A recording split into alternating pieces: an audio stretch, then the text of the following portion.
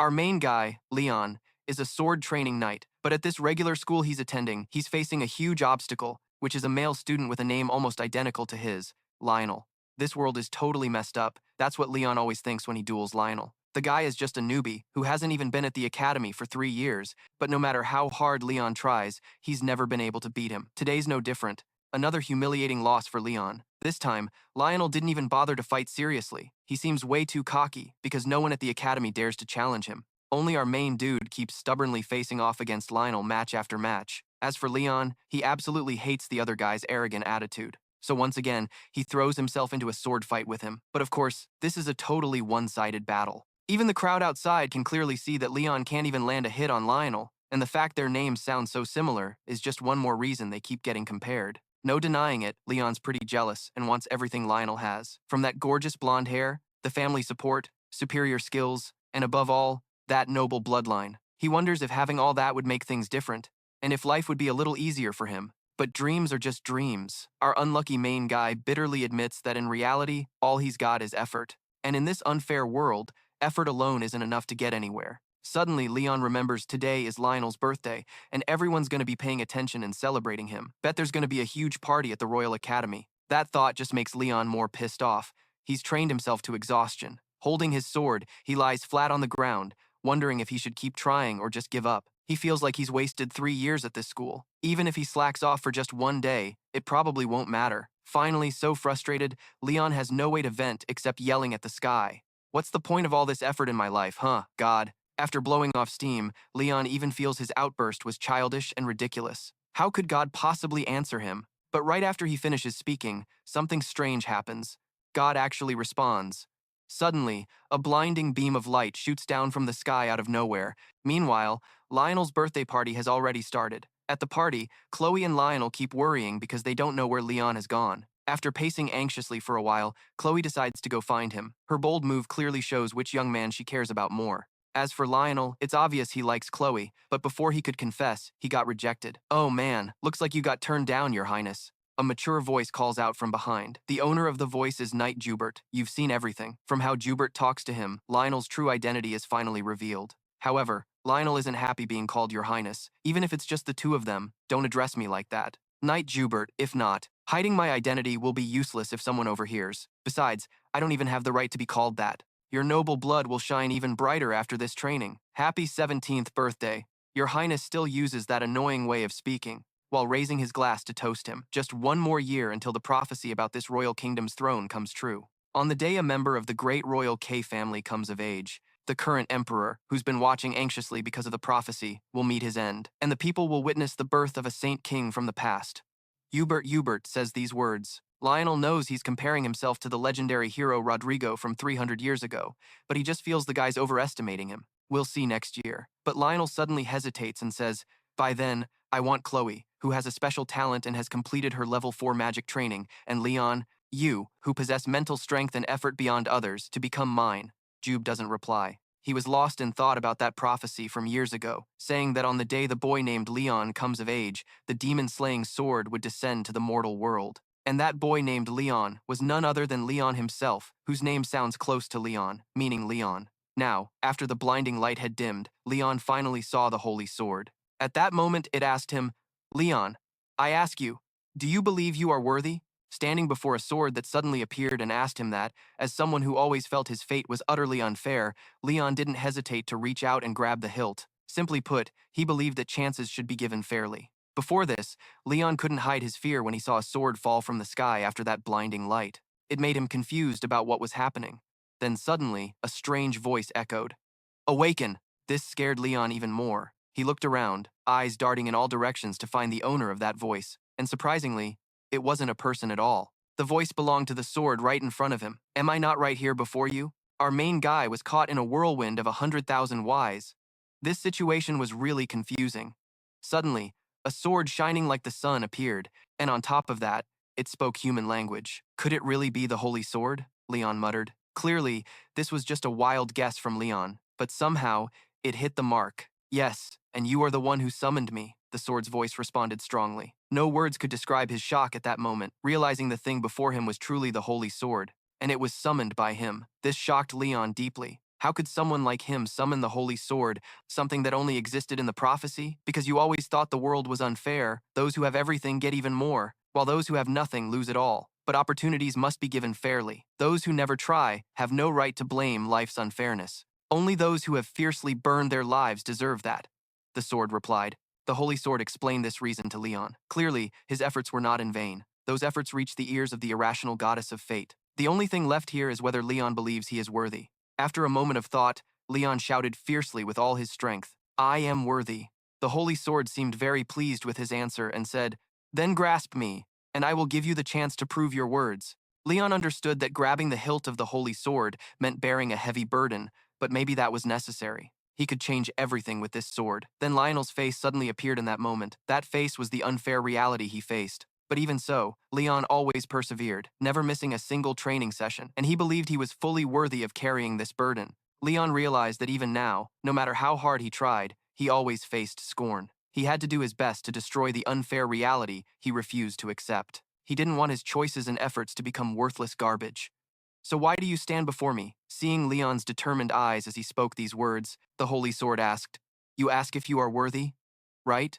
I want to prove my choices and efforts. That opportunities must be given fairly," Leon replied. It sounded mechanical, but it was all because Leon wanted to be given a fair chance. He decided to turn his back and say goodbye to this once-in-a-millennium opportunity. He wanted to prove he could do it without any help, even the holy sword. But that determination proved the hero's integrity, a prerequisite to becoming a hero, and that made the holy sword very pleased. It kept urging him to draw the sword, but Leon remembered only those chosen by the prophecy could pull it out. There was no prophecy at all. Simply it was my will, your strong mindset, one that won't bow to noble blood or even irrational fate, a will showing determination instead of greed for wealth or fame. Those things made you meet all the conditions worthy of becoming a hero. The holy sword gave him an answer beyond Leon's wildest imagination. Just like that, he was chosen by the sword itself. If that's the case, Leon had no reason to refuse anymore. Under its strong urging, he finally mustered all his courage and drew the sword. The immense power of the sword made Leon's eyes widen, and before losing consciousness, he heard its last words. "My name is Elsid. I am a clone of the Holy King Rodrigo Candias Elvina and will be the sword to lead the light of this era. Master Leon, destroy evil with me. Elsid." Leon fell into a deep sleep. In his dream, he seemed to see the human form of the holy sword, and it appeared to be having a conversation with someone. The other person complained that Elsid didn't choose the prince as its companion. At that time, it said that a holy sword going with an ordinary person would be an interesting thing. And to explain why it broke the prophecy, actually, it can't really be called breaking it, because from the start, the prophecy passed down in the K royal family didn't mean it was bound to a royal member. The prophecy only said that on the day the boy named Leon comes of age, the demon-slaying sword will descend to the mortal world. Coincidentally, Leon's name sounds like Leon. Moreover, the other candidate, Lionel, didn't meet the Holy Sword standards. Because to it, that person, though gifted and destined, lacked enough willpower. Some of his talents hadn't truly blossomed yet. But this new master will probably be even greater than the previous hero if he uses its legacy. Alright, it's time for those bastards to pay their debts, so watch closely from heaven. Isn't that your job? Those were the last words Leon heard from Elsid before waking up. When he opened his eyes, sweat was pouring down his back. The panic hadn't fully faded, and Leon thought everything that happened was just a dream. But when he saw the sword standing in the corner of the room, he realized clearly that everything from last night was real. Seeing the glowing holy sword placed in the shabby room created such a huge contrast, and Leon's first reaction was panic and despair. Only then did he realize how reckless he had been to actually hold it. But before he could regret it, the sword spoke up. "Let me remind you again, I am the opportunity you seized, but don't think you'll become instantly powerful just because you possess me. You will have to overcome challenges far tougher than the chance you got from me. A person with a great destiny must live a cruel or harsh life. You might have to sacrifice the woman you love or the friends you trust. You chose this thorny path with the will to live a special life." Leon and Chloe's faces flashed through Leon's mind as he thought about the road ahead, but he understood it wasn't just hardship, it was a special opportunity that only he could have. That explanation made the Holy Sword extremely pleased. It demanded he go to the training area immediately. A test needed to be done first to know what stage Leon was at so it could teach him later. It was still dark. Dawn hadn't come yet, but Leon was very restless. His constant delay in training made the Holy Sword annoyed. It wondered why he acted like that, but clearly it didn't realize how much he stood out in this environment. Normally, Leon only used a wooden sword, but if anyone caught him using such a beautiful sword, he really wouldn't know how to explain. The sword suddenly understood that standing out too much could be a difficulty for training, but no worries. Whatever's hard, leave it to the Holy Sword. Then it suddenly turned into a streak of light and slipped into Leon's palm, leaving only a wing-shaped mark on our hero's arm. The holy sword explained that with this, his hand would be like a sword sheath and he could draw at any time. And because its spirit form can't be seen by anyone except Leon, he could be trained by it anytime, anywhere. Even when I'm sleeping? Leon asked foolishly. I can sleep with you and stay alert. Still, we can't do anything when you're out cold, Elsid explained. Hearing this, Leon suddenly burst out laughing, then teased it. So I guess you can do some useful stuff, like keeping watch while I sleep, for example. That's slander. Elsid gritted his teeth and replied, enough nonsense. Like I said before, show me what you got. After we got to know each other better, now comes the real training phase. The Holy Sword wants to see how far Leon's skills can go, but he's doubting himself, thinking his mediocre level will just disappoint it. I won't disappoint, Elsid answered seriously. Leon, what you've done so far is already impressive given the environment you were placed in. No master would ever blame their disciple for things they weren't even taught to do. Leon recognized the sincerity in Elsid's words. Those were honest words, not empty comfort, and that statement was more than just encouragement. It was an acknowledgement of all the effort Leon had put in. He gradually regained his confidence and grabbed his sword. Then Leon demonstrated all the sword moves he had practiced daily. Suddenly, he felt something different. Leon wondered, what's going on here? I've done these moves hundreds of thousands of times before, but it feels like the power flowing into my hands is just from the fact that someone trusts me. Overconfident and caught up in showing off, Leon only scratched himself when Elsid shouted to stop. He thought he was doing poorly and making the holy sword uncomfortable, so he felt embarrassed. But it said, if you don't stop, the sword in your hand won't hold up anymore. Only then did Leon look down at his hand and realize the wooden sword had shattered long ago. He was shocked because he hadn't noticed the terrifying power hidden deep inside him. You used it without even realizing? Repeating the basics in training will be useful once you master them, the holy sword explained. But Leon still didn't fully understand what had just happened. Elsid didn't want to babble on and decided to just let it be. It thinks you don't need to know right now. Your skills won't improve if you rely on them without reason. I'll teach you until you're truly ripe, Elsid said again. Leon was pessimistic, knowing he couldn't use the holy sword's power yet, but Elsid frankly praised that Leon had practiced the basics so well there was nothing to criticize anymore. So now is the time to teach body movement.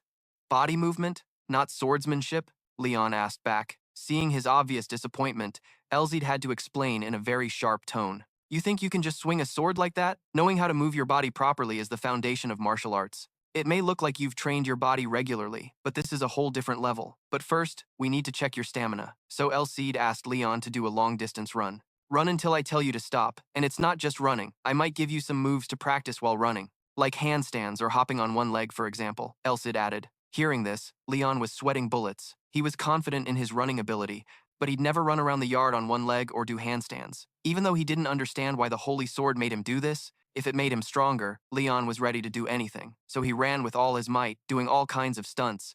Handstands like a monkey. The holy sword watched everything and seemed very pleased to see this was truly a masterpiece it had painted. In the East, there's a saying called late bloomers, people who succeed late.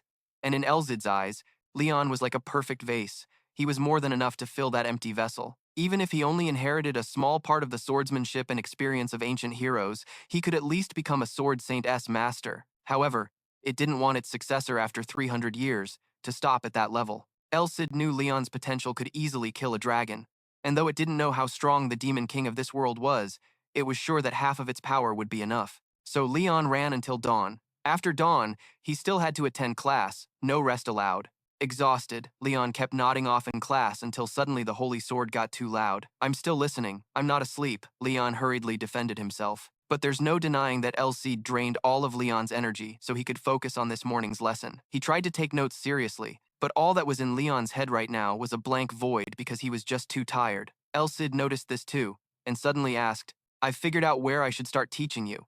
Leon, from your own standards, what do you think you're missing?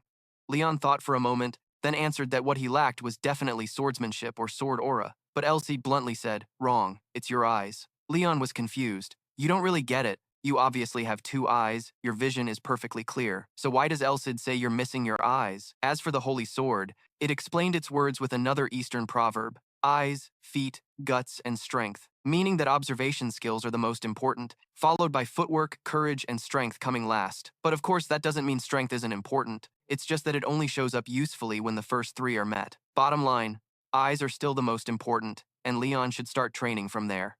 Hearing Elsid talk non-stop, Leon was pretty confused. He had honestly never heard of training the eyes before. Could it mean his vision would gradually improve if he kept moving his eyes non-stop? Thinking that, Leon started darting his eyes around the classroom. But this action caught the attention of the classmate next to him, who saw him as nothing but a weirdo. Leon, from now on, you're going to learn how to truly see. I'll make you understand just how useless your eyes have been since you were born until now, Elsid said. And the two words useless that it emphasized really made Leon feel extremely tense. Leon obediently followed the instructions. First, look straight ahead, focus on the teacher standing and lecturing, then try to remember what you see for 10 seconds. Leon did as Elsid said. He memorized the dark green board, the middle-aged teacher's silver hair and blue eyes, the wooden stick in his hand, even every single silver strand on the teacher's head. After 10 seconds, Elsid asked Leon to close his eyes tight. Then it asked the first question. How many straight lines were drawn on the board? Leon let out a loud sigh. Elsid clearly told him to look at the teacher. Now it's asking about something totally unrelated. I only told you to focus your gaze, not to only look at the teacher. Leon gritted his teeth. You only looked at the teacher, so how could you remember how many straight lines were drawn on the board? You don't remember, huh? Elsid asked, raising its voice arrogantly. The board should have been in your field of vision, but you couldn't remember anything besides the teacher. You focused for 10 seconds but couldn't recall a single thing on that board. Why? Leon didn't dare argue back because Elsid was simply right. You didn't see anything on the board because you only looked at what you wanted to see. When Elsid said this, Leon suddenly realized a lot of important new information. In fact, eyes waste more information than you think. Elsid wasn't sure if eyes filter out unnecessary info on purpose, but it rarely saw anyone who could fully use their vision. Once again, Elsid asked Leon to try again. This time, focus all your vision and memorize everything your eyes see. At the same time, learn to relax your eyes and capture a wider field of view. Later on, you have to always do this. Not just for 10 seconds. Seeing Leon suddenly tense up, his eyes looking like they were about to water, the girl sitting next to him got even more scared of him. But at that moment, he didn't care about anyone's gaze and focused all his spirit on fulfilling Elsid's request. Though he didn't want to admit it, Leon had to accept that he never thought the holy sword lessons would be easy, and even so, he couldn't show any weakness. Alright, this time look at the empty space on the board. Do the same as before for 10 seconds. Elsid ordered again. Leon's face was tense as a tightrope, starting to follow its instructions. And this scene caught the eye of Chloe sitting above. She was a bit worried because she felt his complexion wasn't good at all. That afternoon, after class ended, Leon trudged home looking completely unwell. You feel like your eyes are blurry and your head is about to explode. Elsid seems really satisfied with his first training session and didn't hold back praising Leon for his potential. Your eyes feel tired because they're dry, or in other words, because you've been straining them for too long. But the headache is a different story. Since you unlocked an ability you've never used before, you'll feel pain at first, but it will go away. It's no different from your muscles. Elsid used the example of muscle soreness after intense training to explain Leon's condition to you. Of course, there's a slight difference because the brain doesn't actually feel pain. You just need to understand it roughly like that. Elsid also advised you to stop worrying about it and just train more. And Leon was fired up, ready for the hellish training sessions ahead. On the way back, they kept doing vision training together. For example, Elsid would ask Leon how many candles were on the candle holder hanging on the hallway wall, or whether the male student who just passed by with the female student 3 seconds ago was wearing glasses or a tie. A bit harder was whether the light in the 12th room from the left in the building ahead was on or off. Overall, Elsid asked every question he could during Leon's walk around his dorm. It was the first time his eyes worked at full capacity like that. So when he got back to his room and collapsed on the bed, Leon kept holding his eyes and screaming because of the pain. He did pretty well on the first day. Elsid said, "You deserve extra credit for not asking to rest or quit all day." So if I asked, "Could you let me take a break?" Leon asked back, and Elsid's answer was brutally straightforward. "No.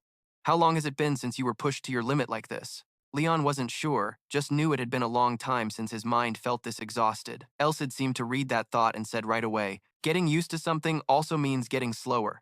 If you keep training the same way, you'll only level up to a certain limit. Training on a beaten path has its advantages, but the biggest problem is the body finds ways to deal with it more easily. That means your body gets used to a training method if you repeat it over and over.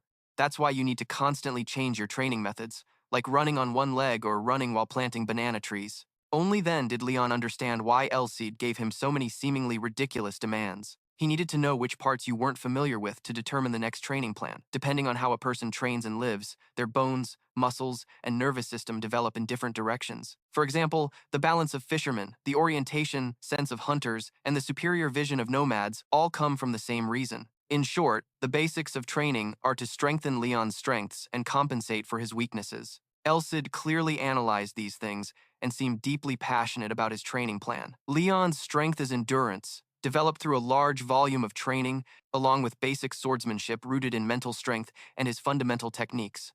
Conversely, his weakness is rigid posture, so he only trains basic moves for now. In other words, Leon lacks physical and mental flexibility. Flexibility? What about swordsmanship or aura? Leon asked. Swordsmanship is just how you use a sword, Elsid seriously explained. If you can comfortably use basic moves depending on the situation, that's swordsmanship. Of course, swordsmanship has great power, but who teaches it just because of a promise of loyalty? As for aura, there's nothing more to say. Didn't that guy named Lionel use his aura to beat you? Elsid hit Leon's sore spot but had to say it. Also, if an ordinary person with no foundation like Leon suddenly learned to use aura, many wouldn't believe he could control it. So Elsid decided to teach you about aura after you leave this academy. For now, the most important thing is to focus on your vision method. Elsid knows Leon is eager to defeat Lionel, and that desire is one of the biggest motivators pushing him forward. Elsid saw that determination, but for him, it still wasn't enough. Didn't I already tell you? Your body will gradually find an easier way as you keep practicing over and over. Although today you managed to focus and learn how to observe more broadly, if you keep training like this all the time, you'll definitely get bored. When Elsid said this, an extremely inhuman smile suddenly appeared on his face, and because of that, Leon had a bad feeling. It seems like this holy sword is about to give you another devilish training plan, and this time, you guessed it right. To stop Leon's body from finding an easier way to adapt to the training method, starting tomorrow, Elsid decided to punish you every time you answer wrong so you'll never forget. Although it's still unclear what kind of punishment Elsid will give, just looking at his expression right now was enough to make Leon break out in a cold sweat from fear. Elsid also said that bothering you isn't without reason. There's a very useful thing called activity regulation. Basically, it means learning how to handle things by avoiding heavy burdens and focusing on the lighter ones. Even though Leon's physical strength is useful, besides willpower, you also need someone by your side. Leon initially wanted to argue, but then he realized Elsid wasn't wrong at all. Achieving everything in just 1 or 2 days is impossible. Sooner or later, you'll have to toughen up and grow through hardship. If that's the case, it's better to let Elsid serve you those hardships right now. That way, Leon can also develop the corresponding recovery ability. After thinking it through, the earlier anxiety and fear disappeared. Leon became fired up, even wanting to go all out right now. Elsid didn't hesitate to let him experience the punishment he would use, which was electric shock lightning. And after tasting this feeling himself, Leon realized it wasn't easy at all. The first time he got punished, he only lasted 5 seconds. It was just the first time, so he couldn't control it. That's totally understandable. I'll go easier from next time, Elsid comforted him, but then immediately followed with a threat. But I'll increase the intensity if you mess up twice in one try, so you just have to do really well. Sounds easy to say, but Leon knew starting tomorrow he'd probably be getting shocked for a long time. He clenched the bed sheets, buried his face into the mattress, not letting Elsid see his expression right now. Holy sword, my ass! He felt it was more accurate to call it a demon sword, because it was even worse than a demon. Early the next morning, as soon as the sun rose, Leon had to train under Elsid's supervision. After boring physical training, it was back to class. During class, he continued to hone his observation skills. After finishing the lessons and returning to the dorm, he still crazily trained his body through very harsh exercises, like doing one-handed handstands. As time passed, Leon's abilities improved impressively. Now he could comfortably handle sudden questions from Elsid. For example, how many pigeons were on the roof, which one flew off first, or how many pigeons were perched on the open window. Okay, although he could only see them when focusing intensely, it was already great progress after just 1 month. Elsid seemed satisfied, but didn't praise Leon too much, only saying he just barely met the standard to be considered passing. Leon was deeply moved. After a month of grinding, he was finally recognized by Elsid, so today's session ended here, and he deserved a break. But no sooner had he relaxed for less than 3 seconds, Leon heard a voice that couldn't be more familiar and annoying calling his name. Without turning around, he already knew the owner of that voice was Lionel, so Leon had to bring back that cold-as-ice expression, turn toward him, and reply, "Long time no see, huh?" Yeah, it really had been a while, because since starting training with Elsid, Leon hadn't seen Lionel even once. Besides him, for half a month, he hadn't spoken a word to Chloe either. Right after eating, he threw himself into training. That's just his style. Lionel didn't seem to have any ill intentions, he just came because he was a bit worried, but after seeing Leon with his own eyes, he felt more at ease. On the other hand, Leon didn't really get it. He asked, "Worried about what?" Lionel found a tree nearby to sit down, then said he was worried because it had been a whole month without any challenge from Leon. He thought Leon would give up just because of the mocking words from others. But today, coming here and seeing his face for himself, Lionel knew Leon still had enough, even brave enough to keep moving forward. Can you really see it? Leon asked, unconsciously clenching his fist. Yeah, Lionel replied with his signature smile. Lionel said the expressions of those who think they can't beat him are totally different from Leon's. So, just a quick glance, he already knows you won't give up. Yeah, you're the real deal. That's why you came to find me after dinner, right? Well then, you've confirmed it, so why haven't you left yet? A teasing smile spread across Leon's face, and he didn't hold back, directly kicking the guest out. You're way too cold. It's been a long time since we talked. Why not chat a bit longer? Lionel felt like Lionel was the one provoking. Two guys like them, what the hell do they have to confide in each other about? Sounds intense, for sure, but Lionel was still determined to talk, and Na said just 10 minutes would be enough. Not sure if it was his smile's persuasive power, but in the end, Leon agreed to sit down next to Lionel. Side by side, the atmosphere instantly grew heavier. Finally, Lionel hesitated before speaking. You've probably heard the rumors already. Some say I'm not just a regular civilian, right? What rumors? Do we even need to talk about that? Look, you don't even try to hide it anymore. Or do I have to start talking to you more formally now? Leon started teasing, but Lionel wasn't angry, not even annoyed. The reason he came today wasn't to argue or brag about his non-civilian status. After a long pause, Lionel finally mustered enough courage to get to the serious point in a very solemn tone. What I'm about to say next, please think of it as coming from Lionel, the guy trying to hide his origins, not from your upper class. Seeing Lionel's eyes, Leon knew he was dead serious, so he unconsciously dropped his playful attitude. You know I always challenge you to fights, right? The other asked again. Yeah. Lionel replied. You know Lionel can refuse any challenge without being affected at all, and he doesn't even need to use his royal status to say no to anyone, including Leon. Yet Lionel still agrees, and all those matches between them happen purely because of his kindness. At Lionel, we describe him as nothing but the generosity of a winner. But today, the guy who always says yes unconditionally whenever Leon demands a duel dropped a proposal that shocked everyone. Let's finish this. Let's fight one last time. Just swordsmanship, no swordlight like before. In exchange, we'll use real swordsmanship, not wooden swords. And if I win this match, you'll become my vassal. Like I told Joubert earlier, Lionel wants Leon and Chloe to be his right and left hands. Today's proposal is like a declaration to decide the hierarchy between them. Sounds like a bet for sure. Leon just wondered what made him think he'd keep his promise. After all, there's no magic contract between them, and promises can be broken any time. So, it's all up to us. But for now, I trust your promise. You're flexible and absolutely proud. I know that no matter what, you'll always keep the promises you make. At this moment, Leon suddenly felt their relationship wasn't just simple rivalry like he used to think, and he seemed ready to accept this challenge. But earlier, Lionel only set one condition. If Leon loses, he becomes his vassal. What if I beat you? Lionel asked confidently. But when he said that, Lionel seemed frozen for 3 seconds, probably because no one could imagine the scenario Leon just mentioned. But then Lionel happily set the opposite condition. If you really beat me, I'll give you anything you want, as long as it doesn't threaten my honor or family. Mysterious sword techniques, spiritual cultivation methods, or even divine elixirs. Anything you want. How amazing is that condition? Even without those, Leon already wanted to test himself against Lionel to see how much he'd improved. Now, with such awesome rewards on the line, how could he say no? And so, he agreed to Lionel's real sword duel challenge, but on the condition that he would decide the day of the fight, and Lionel had no objections. All right, just let me know when you're ready, because I need to prepare the arena, so give me a 3-day heads up. After saying that, he immediately left. At that moment, the wheel of fate began to turn between two teenagers with almost identical names. One was Leon, chosen as the hero by the random selection of the Holy Sword, and the other was Lionel, the prince trying to seize the throne. This was the moment their first real battle began. But at the moment Lionel disappeared, Leon finally dropped his act and revealed his true feelings.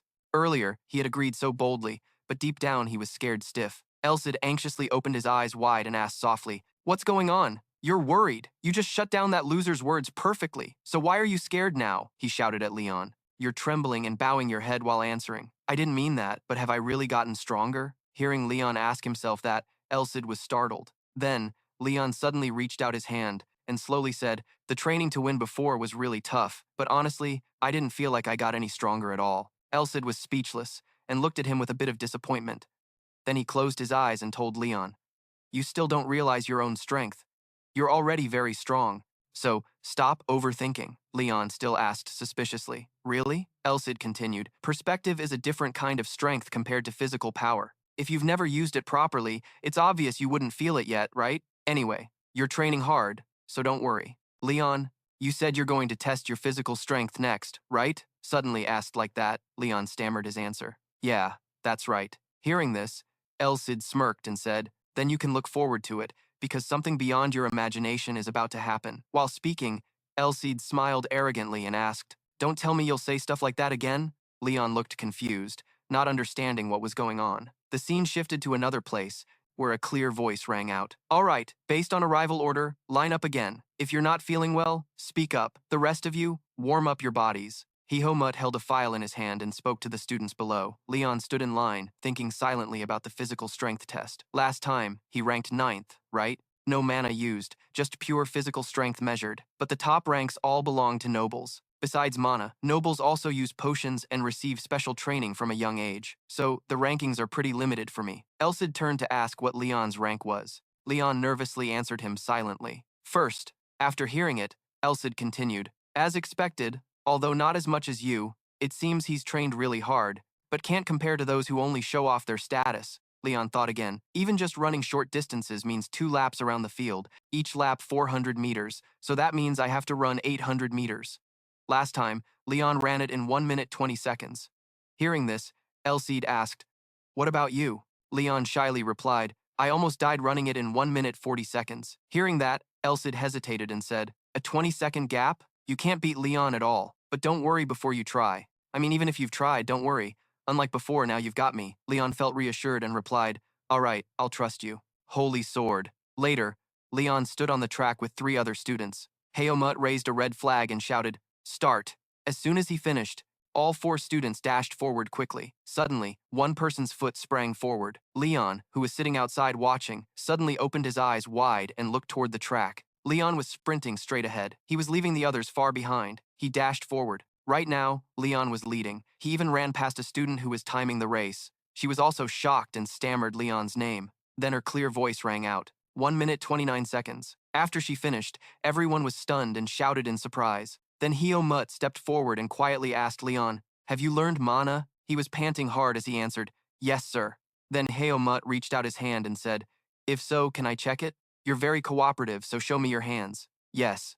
Right after, Hihomut grabbed Leon's wrist tightly. A wave of energy started to spread out. Watching Hihomut check him out, Leon was shocked and thought to himself, does the teacher really test nuclear push force just by transferring a small amount of mana? If I were skilled with mana right now, I'd probably get kicked out immediately. But just moments later, Hihomut pulled his hand back and asked, you really haven't learned mana, right? But you've changed so much in just a few weeks. How have you been training? Leon breathed a sigh of relief and replied, I've only been doing simple exercises. You could also consider that I've had more rest time than before. Hihomut picked up the training notes to check and said, now that I think about it, your training hours lately have been unusually high.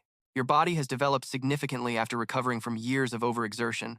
Ah, no, that doesn't make sense at all. Leon ignored him, mumbling, and went back to his spot. Leon had been watching everything too. He narrowed his eyes slightly as he looked at Leon. Leon noticed Leon's scrutinizing gaze and quietly asked Elsid, Elsid, what's going on? Hearing that, Elsid smiled and said, see, just like I said, right? Leon got even more nervous and told him, don't just stand there smiling, explain it. Then Elsid slowly explained, the first thing you need to understand is, biologically, where do you think strength comes from? Leon answered, muscles, right? Elsid agreed. Exactly, he continued explaining. Most training methods in this world focus on increasing muscle size or density. But if you don't understand the neuromuscular system, then you're only halfway there. Do you know anything about the nervous system? Of course, muscles have nerves too. The limit of usable strength depends on the development of those nerves. The reason strength doesn't necessarily depend on physique is because of differences in those neuromuscular nerves. Hearing this, Leon thought to himself this was something he'd never heard before. Not even from the academy coaches. Elsid kept explaining. Actually, muscle density is usually determined genetically and has a clear limit for growth. You're close to that limit with your training. I'm focusing on developing your neuromuscular system. The more Leon listened, the more confused he got. I get it all, but how do you develop my nervous system? I've never trained that stuff before. What did you do while I was asleep? Elsid replied. It's all thanks to the punishment I gave you. Leon was shocked and shouted, what? Then he suddenly realized he'd just yelled out loud in class. Elsid continued, explaining, those parts have been tense for 10 years, but you released them in such a short time. The pain could only be as bad as having your muscles torn by a sword. The pain I felt every time I trained to learn to see was from developing my neuromuscular system. After hearing the explanation, Leon asked Elsid, why didn't you tell me? he smiled and answered. That wouldn't be fair. Leon looked at him dumbfounded. Elsid went on. The reason I laid the foundation for your vision training this past month was to help you escape that pain. But if you knew the reason and that you'd have to go through that pain anyway, would you have focused as much as you did yesterday? Definitely not. Elsid's explanation was clearly very reasonable, and he was so arrogant about it. You don't need to thank me, I'm just doing what's right as the Holy Sword. It's great that after all this time, things have progressed well. Leon gritted his teeth and thought, this guy, after all, I'm the demon sword, not the holy sword, right? The one who holds the soul and personality of the legendary hero Rodrigo. So is the Rack really the supervillain or the legendary hero? Just then, he was startled by the cheers of his classmates nearby. Everyone was cheering for Leon. That's Leon for you. You're amazing. You just broke your own record. Leon must have heard the cheers too, glancing at Leon with a smirk. Leon didn't know what to do except glare back. Later, Leon stood in front of the rankings board and muttered, second place overall, but I still can't beat Leon. He heard Elsid's voice beside him. Isn't it weird that you're trying to beat him in just 1 month? You shouldn't be so impatient. Leon clenched his fist and replied, I know that too, I'm just saying. He glanced back at Leon, who was surrounded behind him, silently thinking he had closed the gap from 1 to 9, now between 1 and 2. Can I win? I will win. Night was falling in Leon's house, and his voice still echoed inside. So, what are we starting to train tomorrow? Elsid thought for a moment and replied, I think you've already passed the stage of training your vision with simple memory methods, so we don't need to improve your physical abilities anymore. Instead, we'll focus on helping you gain more experience, so you can use what you've learned more smoothly. Hearing that, Leon hesitated a bit. Talking is always easier than doing, Elsid replied calmly. That's why I said we have to get out of here. Then Leon suddenly sat up, eyes shining brightly, asking, Can't you teach me swordsmanship first? Elsid flatly refused. I told you not to dream about swordsmanship anymore. If you want to learn swordsmanship, first you have to learn how to use aura. I already told you. Even just basic skills are enough to reach a certain level. Having technique without aura is like swinging a sword for nothing. Even the ultimate move is just a trick to confuse the opponent on the first strike. If your thoughts are read by the opponent, it becomes bait for them to counterattack. Do you think a legit swordsman like Leon wouldn't know your dumb tricks? But it seems Leon wasn't fully convinced after hearing that. He frowned and asked again, So what? Elsid glared and explained, You should focus on your strength. A sword forged with effort over a long time becomes very strong. What he meant was when Leon sprinted to the finish line last time. Elsid's voice kept steady. When your physical ability reaches a similar level, you can hold off Leon. But do you really need more real combat experience? You think I can just find some unreasonable guys to pick fights with you? That's really hard to say. You remember before, there were 2 thugs threatening you. One sneered and asked if you had anything valuable, then take it all out. The other added, You don't want to, right? Leon worriedly reached out to Elsid. Surely the academy can't find some street kids from the slums, right? But then he heard him ask back, Do you think so too? The next day, Leon slowly walked down the hallway, thinking the conversation with Elsid had just ended yesterday. While walking, he suddenly heard a voice calling his name. Are you the commoner named Leon? In front of him stood 3 other students on the stairs looking down. Leon looked up at them, thinking from the badges on their uniforms, they were all noble families. Then 2 of them on either side loudly shouted, Is he the commoner who ranked second? One added, That bastard's got some muscle. They rushed to accuse him. Sure, he cheated and fooled the instructors. We're not fooled by you. Leon didn't want to get involved with them, thinking even 3 years ago or now, these guys are always the same. Then he replied to them, If there's a problem with the rankings, why don't you go talk to the instructors? Hearing that, all 3 got angry and shouted, How dare a commoner like you talk back to us? How do we know you're not up to something? I just find it weird that someone who hasn't sworn loyalty like you ranks second. One of the 3, named Depp, smiled fiercely and said, Finally, you've shown your true colors. What does your family do? Leon got more and more confused, stepping back, thinking sometimes words don't work, huh? No, they never intended to talk anyway. They just came to intimidate the kid who annoyed them. Just then, a voice rang out from above the stairs. Hey, gentlemen, don't get too excited. The person stood high up, flipping his hair back stylishly. Speaking, he stepped down. Although he was a commoner, he was equal to all other students at the academy. Elsid heard that and glanced toward him. That was Mong. Leaning against the wall, he slowly said, So it can be said that as nobles, our duty is to impose an appropriate punishment. Isn't that right? As soon as he finished, the 3 below cheered. Exactly. Knight Mong lives up to the glory of the Bourbon family. Elsid snorted and sarcastically asked, Is he the big boss of these idiots? Doesn't his awesome family know how to raise him?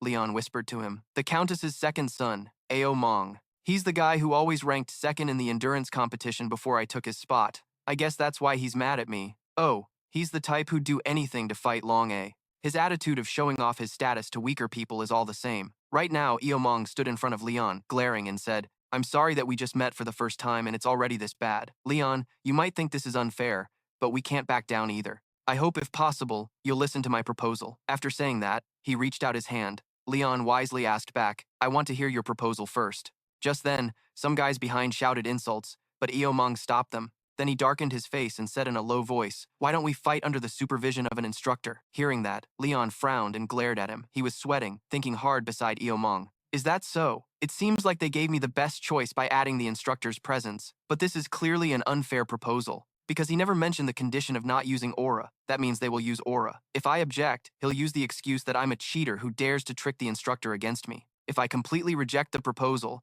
they'll still find other ways to sabotage me. Lost in thought, Leon suddenly turned his head and glanced back. The cold face of Leon immediately caught his eye. Leon thought, if it were Leon, he would definitely have a way to help me get out of this situation. But while thinking, he suddenly clenched his teeth. Leon was scolding himself. Are you kidding me? Expecting help from an opponent is no different than begging on your knees. The insult is even greater than being provoked like this. Finally, after a moment, Leon sighed and spoke. All right. Eomong seemed quite surprised by his answer and asked again. So, you'll accept my proposal, right? Leon continued. Yeah, but the observing instructor has to be teacher Hio Mutt, and I can only fight one person a day. If I win, you have to swear never to make people doubt my ability again. Sir, you can handle such magnanimous things, right? He sharply asked Eomong. He thought for a moment. The devil instructor of the Royal Academy, Hio Mutt? If it's him, no tricks can be used. But he still agreed to accept those conditions. All right, I accept your request. Inside, Eomong was thinking, who the observing instructor is really isn't the issue. The only regret is that I can't beat that guy until he loses consciousness. Back to real time, Leon was still sitting on the bed talking with Elsid. Isn't that what the guy Eomong meant? I didn't think his real combat skills were like this, but he was very relaxed, chuckling and saying, It's okay. Leon still wondered. So what do you think, Elsid? Without using aura, can we beat them? I've never fought anyone who used aura, so I don't know. Elsid fell silent after hearing that. Then suddenly, he brightened up and said, How about I show you how easy it is? Seeing that, Leon became even more worried. Huh? Elsid sneered, raised his hand, and said with a smile, the simplest and most effective method. Right after that, a notification board appeared in front of Leon. The board showed his stats, title and profession, hero who cannot use aura, level 18. Special skill, Holy Sword, highest new level, Rodrigo's Gaze level 1, martial artist body stage 1. Reading this info, Leon's eyes widened even more. Then he asked Elsid, Elsid, what is this? He smiled and replied, What do you mean? This is your current level. And here are the stats of that guy called Eomong or whatever. Title and profession, a kid blinded by inferiority complex, level 18. Special skill, Holy Sword, new level 6. Secret sword technique, level 1. Aura user, new level 3. I made it myself based on my standards, so it's probably not very detailed. After reading both notification boards, Leon gaped and asked, Wait, Eomong is that weak? Being the Count's son, he should have been given a lot of precious herbs. Even with all those hellish training sessions since childhood, his strength should have increased. Elsid slowly explained, no matter how many herbs he drinks, it's useless. If you can't digest them, it's no different from taking vitamins. And those so-called hellish training sessions you mentioned won't help boost your abilities either. Physical strength can show itself without using aura. You could say it tops out at rank E99, but with my help, you can break through that wall. What he means is referring to those hellish training sessions from before. The physical ability of someone who can't use aura is capped at E rank 99. And with my support, you can go way beyond that. It all depends on how hard you push yourself. Sure, you don't have aura, but your strength is still enough to take down those idiots. After hearing such a long speech, Leon propped his chin and asked, So you're saying my physical ability will never increase? Fine, let's do it your way. Elsid seemed a bit surprised by your decision. Leon narrowed his eyes and silently made up his mind. From now on, I have to set goals to move forward instead of falling behind. I'm definitely going to beat that Eomong guy. He clenched his fists, angry as he remembered Emong's contemptuous face. Then Leon asked Elsid curiously, But why is my title like this? Your title and profession are Auraless Hero, yet it just stops there. If you don't like it, then get stronger. The scene shifts to a gate at the academy. Leon was walking down a hallway lined with flags. He suddenly stopped when he heard a voice beside him. You're here already? Seeing the muscular man in front of him, Leon thought silently, the pig instructor. Before Leon could say anything, the man spoke first. It's only been a month, but you've changed a lot. I was going to stop you if you tried anything reckless, but it seems that's unnecessary now. Right, Leon? But Leon didn't quite understand. So he asked, I don't get what you're saying, sir. The pig instructor chuckled and turned away, saying slyly, You're too clever. All right. Just follow your heart. That phrase made Leon even more confused. Yes, sir. Finally, the pig instructor turned back with a smirk and said he wanted Leon to teach those dumbasses a lesson. Got it? It seemed like Leon finally understood, nodding slightly at him. Then the pig instructor stepped into the arena, where many people were already cheering in the stands. Leon followed him, furrowing his brow as he looked toward the field. As he stepped outside, he suddenly heard a familiar voice shout, "Hey, why does a civilian like you make me wait? You've got some nerve." That was Depp standing with his hands on his hips, grinning as he asked Leon, but Leon ignored him and turned to ask the pig instructor, "Sir, can we start now?" Soon after, the instructor stood beside the field, extending his arm between the two and clearly announcing, "Jeff, Herrick, and Leon, you two will face off before me, with honor and your own promises at stake." He then turned to Herrick and asked, "What do you want from this fight?" Herrick didn't hesitate and replied, "That damn civilian. I want him to confess his crimes." After hearing that, Leon's eyebrows furrowed even more. Then the pig instructor turned to ask him, "Leon, what do you hope to achieve from this fight?" Leon lowered his head, exasperated, and answered, "I just want them to stop bothering me after this match." The pig instructor clapped his hands together, shouting, "Good, everyone move forward." Both opponents got into defensive stances, each holding a wooden sword. Chloe and Leon sat in the stands watching the fight, while the crowd whispered among themselves, even though they were just wooden swords, if you infused aura into them, wouldn't they be like real swords? So someone like Leon who doesn't know how to use aura is at a disadvantage? Elsid flew beside him and quietly asked, "Leon, want me to show you this guy's stats?" But he declined, saying, "No need. I can handle it myself. No matter how high his stats are, he's just one of Emong's lackeys. No need to waste Elsid's power on guys like that." It seemed someone had already jumped forward to attack first. Depp swung his sword backward, shouting as he charged toward Leon. Seeing that, Leon silently analyzed the situation. A diagonal sword strike from the upper right down to the lower left. I can clearly see the trajectory. I need to prepare to defend in case this is just a feint. I'll get ready. Standing in a defensive stance, Leon suddenly realized something. Why is this guy so slow? His movements looked like slow-motion film to Leon's eyes. Very quickly, as Z's sword passed by, Leon gently blocked it. The pig instructor was shocked to see this. Aomong's crew was even more terrified. They didn't expect Leon to take the hit so lightly. Chloe and Leon, sitting up in the stands, were also shocked by what had just happened. Z, although the attacker, was hit by Leon right in the middle of his chest and froze in place. But not only everyone was stunned, even Leon himself was surprised. He turned his head, thinking silently, "Wait, that's it? The fight's over already?" He stared in disbelief as that loser collapsed motionless on the ground. The guy lay on the ground in pain, muttering curses like a damn dog. Then he got up again and said, "You think hitting me once means you've won?" "Wrong," he shouted. "Fight me again, one more time." But Hayomut spoke clearly. "Zep Herrick, you lost. I won't let you act out of line anymore." But while speaking, he suddenly heard Leon's voice. Both the loser and Hayomut turned around dumbfounded, unable to believe it. Then the loser laughed, pointing at Leon and shouting, "Even if you're just a civilian, at least you know your lowly place. Good for you. But even if you show sincerity, I won't go easy on you." Elsid hovered beside Leon, glaring at the loser and said to him, "Leon, don't hold back this time." Then the fight resumed. Hayomut's shout rang out, "Begin." Elsid stood beside Leon and slowly said, "This is your first real fight since activating your light combat technique. He's a good training target. Show him how merciful it is to be defeated in one move." Leon smiled and agreed. "All right then." Z swung his sword behind him again, shouting loudly as he attacked first. Leon was on the defensive, only able to brace himself and raise his sword to block. Suddenly, a flash of killing intent lit up his eyes, aimed straight at Jeff. He stared intently at the opponent, thinking, his hands and feet, even his gaze, are so slow I can see through everything. I can even predict his next move half a beat faster. Elsid, standing nearby, muttered as he watched, "You've grasped the origin of his movements, so can you guess what his next step will be?" It seemed Jeff had started fighting with full power because he managed to slice a lock of Leon's hair. Seeing the aura radiating from the loser, Leon thought, "He started using aura, but I can still read his moves like before." The loser suddenly shouted from the other side, "You just keep dodging my attacks forever." But Leon didn't care and kept defending. Elsid beside him spoke up. "He keeps repeating his attacks mindlessly. Even though you're a tough opponent, he doesn't know how to control his strength, just like a newbie with no real combat experience," Leon added himself. "So even if he can use aura, he still has limits. There are openings." Sure enough, Leon saw Jeff's legs start to tremble unsteadily. Taking advantage, Leon swung his sword straight down at the thigh, the leg Jeff was standing on. The loser gritted his teeth in pain and let out a shout, then jumped back several steps from Leon. Holding his injured thigh and trembling, the loser said, "You naive bastard, you should have taken me down already. You can't beat me with just those 3 basic sword moves." Just as he finished speaking, A flash blinded him. The loser was startled and couldn't react in time. It turned out Leon had launched countless strikes while he wasn't paying attention. Elsid beside him quietly asked, "What's up, Leon?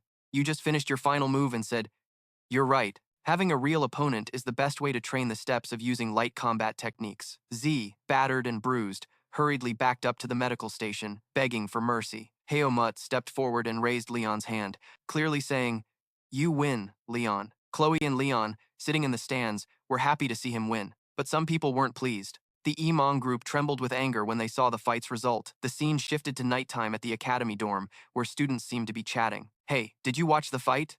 Leon totally crushed the Emong group. Someone else replied, "For real. I don't know how Leon got so good at fighting. I heard he fought them one by one, but in the end, everyone had to go to the infirmary. Now only Eomong is left. Do you think Eomong will lose?" "Back to Elsid and Leon," Elsid coldly told him. "Those mediocre guys look strong, but their sword skills and physical strength are terrible. People like that can actually use aura," Leon cautiously replied. "Ah, today will be a little different." Elsid obviously knew what you were talking about and said, "So you finally get to fight Elmong, huh? Better be careful." Leon stepped onto the battlefield. Elmong had already been waiting there. His whole presence radiated a fierce aura, an oppressive aura that overwhelmed everything. But despite that, Elsid just laughed and said, "He's showing his true colors already." Leon smiled too. "Seems like it." Looking at his opponent, he thought to himself that if Elmong used aura, his physical strength would surpass his own. Moreover, in the status window Elsid showed him, there was that. It was only a first-level secret sword technique, so it probably wasn't anything too advanced. But his opponent's ultimate skill was the real danger. It seemed like something Rodrigo's light combat technique couldn't detect. Elmong spoke first from the other side. "I didn't expect I'd have to fight." But Leon just casually lowered his eyes and replied, "Oh yeah? I was sure this would happen," he said with great confidence. And just as he finished, Elmong's face twisted in frustration. Chloe and Leon, sitting in the stands, were also watching the fight closely. Leon thought to himself, "This really is the perfect opening to take him down. Even though my physical ability is higher, without aura, I'm still a bit weaker. So if he can channel aura into his sword, then a wooden sword won't do anything to him." Leon furrowed his brows and silently made a decision. He was debating whether to avoid a direct confrontation and treat this as a fight for survival. Just then, the shout of the crowd echoed, signaling the start. Immediately, a blast of energy shot straight toward Leon's temple. A scratch instantly appeared on his cheek. Leon was shocked and thought, sword energy. Elmong's blade was aimed directly at him. Sparks even crackled at the tip of his sword. Leon seriously raised his sword and told himself, "I can't counterattack. Our base speeds aren't the same." Leon stared at the fiercely fighting figure before him. Is this the true nature of that noble bloodline? Even though he was just a lousy guy. At that moment, Elmong suddenly laughed. "Probably because we're too weak. If I beat an arrogant commoner like you, things would be different. Or if you had what it takes to join us. If you're thinking about being my underling so I can protect you." No matter how much he talked, Leon silently watched him warily. Elmong didn't stop and said, "I could overlook all the mistakes you've made." But just as he finished speaking, Leon firmly gripped his sword and swung. Elmong dodged just in time. They separated by a good distance. The air current Leon created still swirled there. The next moment, a cut appeared on Elmong's cheek. He muttered curses under his breath. Then Elmong roared, "Looks like you're still acting arrogantly, trusting your so-called talents." Leon on the other side wasn't backing down and taunted back. "Probably." But Elsid, hovering nearby, froze and repeated, "So-called talents." Then it called out, "Leon." You also turned to look at Elsid. Smiling, but with a sharp tone, he said, "What did that rookie just call my technique? Some dog technique?" Now the one who was scared was Leon. He nervously called it Elsid. Elsid widened his eyes and said sharply, "They say time changes everything. Seems like even after 3 years, I'm still being insulted by some brat." Leon started feeling a bit worried. Just then, Elsid's voice echoed in his ear. "Leon, do you see his perfectly aligned teeth? It's normal for a student to deal with insults their master suffers. If that guy's teeth are still intact after this fight, it'll be your punishment." That was Elsid's warning, but Leon silently made up his mind. Whether it's one or two of them, it's not enough. "I'll fight with all I've got." Elmong on the other side, seeing Leon's fighting spirit, was a bit surprised. "What's this?" His spirit suddenly surged. "Looks like Leon wants to rush forward and take the initiative." They continued their fierce close combat, but this time it seemed Elmong was the one being pressured, gradually pushed backward. A trainee in the stands watching the fight was shocked. Elmong was being pushed back, but Leon above said quietly, "No." Leon probably absorbed acceleration force, but Elmong's balance was breaking, he explained. Leon on the field was gritting his teeth and fighting, thinking, "Can this shit still be saved? If only I could use mana." Leon continued with a look of astonishment. "At this rate, This battle is looking bad for Leon. Mong is being pushed back against the wall, screaming out, "I'm done enduring this humiliating crap. I'll just accept defeat." Leon, refusing to back down, shouted, "That's my line." His eyes started to flash brightly. Leon figured he'd compensate for his lack of strength and speed with his eye technique. His after-images could predict the opponent's moves, so if he could see faster, maybe he could somehow turn the tide. That was exactly Leon's plan. Faster, more precise, wider range. Thinking this, he kept swinging his sword relentlessly, until the enemy in his sights felt like they were moving through water. Then both of them clashed swords mid-air. Sure enough, Leon's move was working. Mong was pushed back by Leon's strike. Seeing this, Leon smirked. "It's working." Mong gritted his teeth so hard his face twisted, growling, "You bastard. You really can't use mana?" He mutt, watching from the sidelines, was shocked, thinking, "I still can't sense any mana from Leon, but even so, he's been holding his own against Mong this long. I still can't believe he's pulling this off, even seeing it with my own eyes." At that moment, Mong suddenly bowed his head and sneered, muttering, "Come to think of it, I'll use this against a guy like you."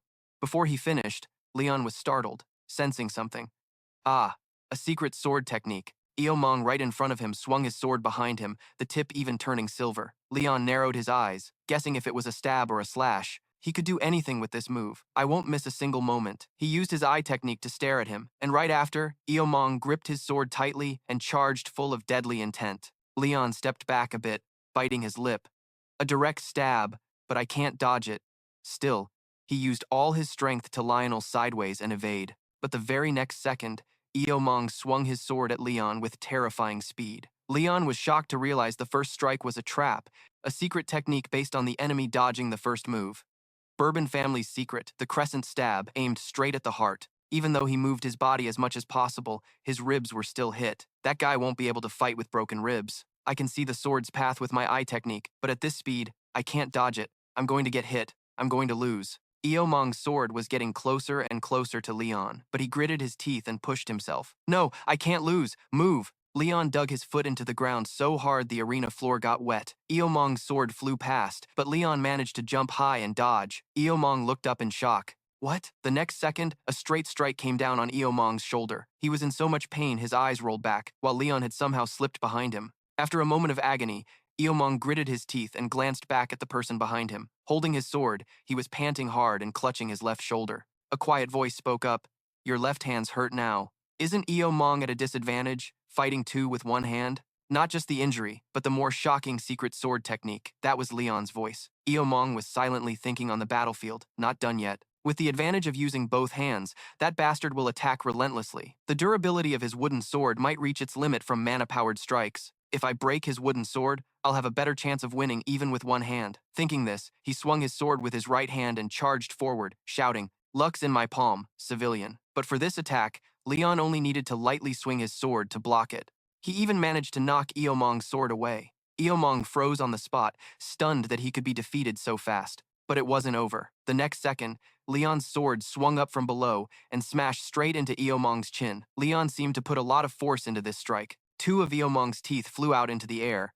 The students in the stands watching the fight cheered loudly, super hyped. Mutt raised Leon's hand high and loudly announced, "The winner is Leon." His name echoed throughout the arena, everyone pumped about the result.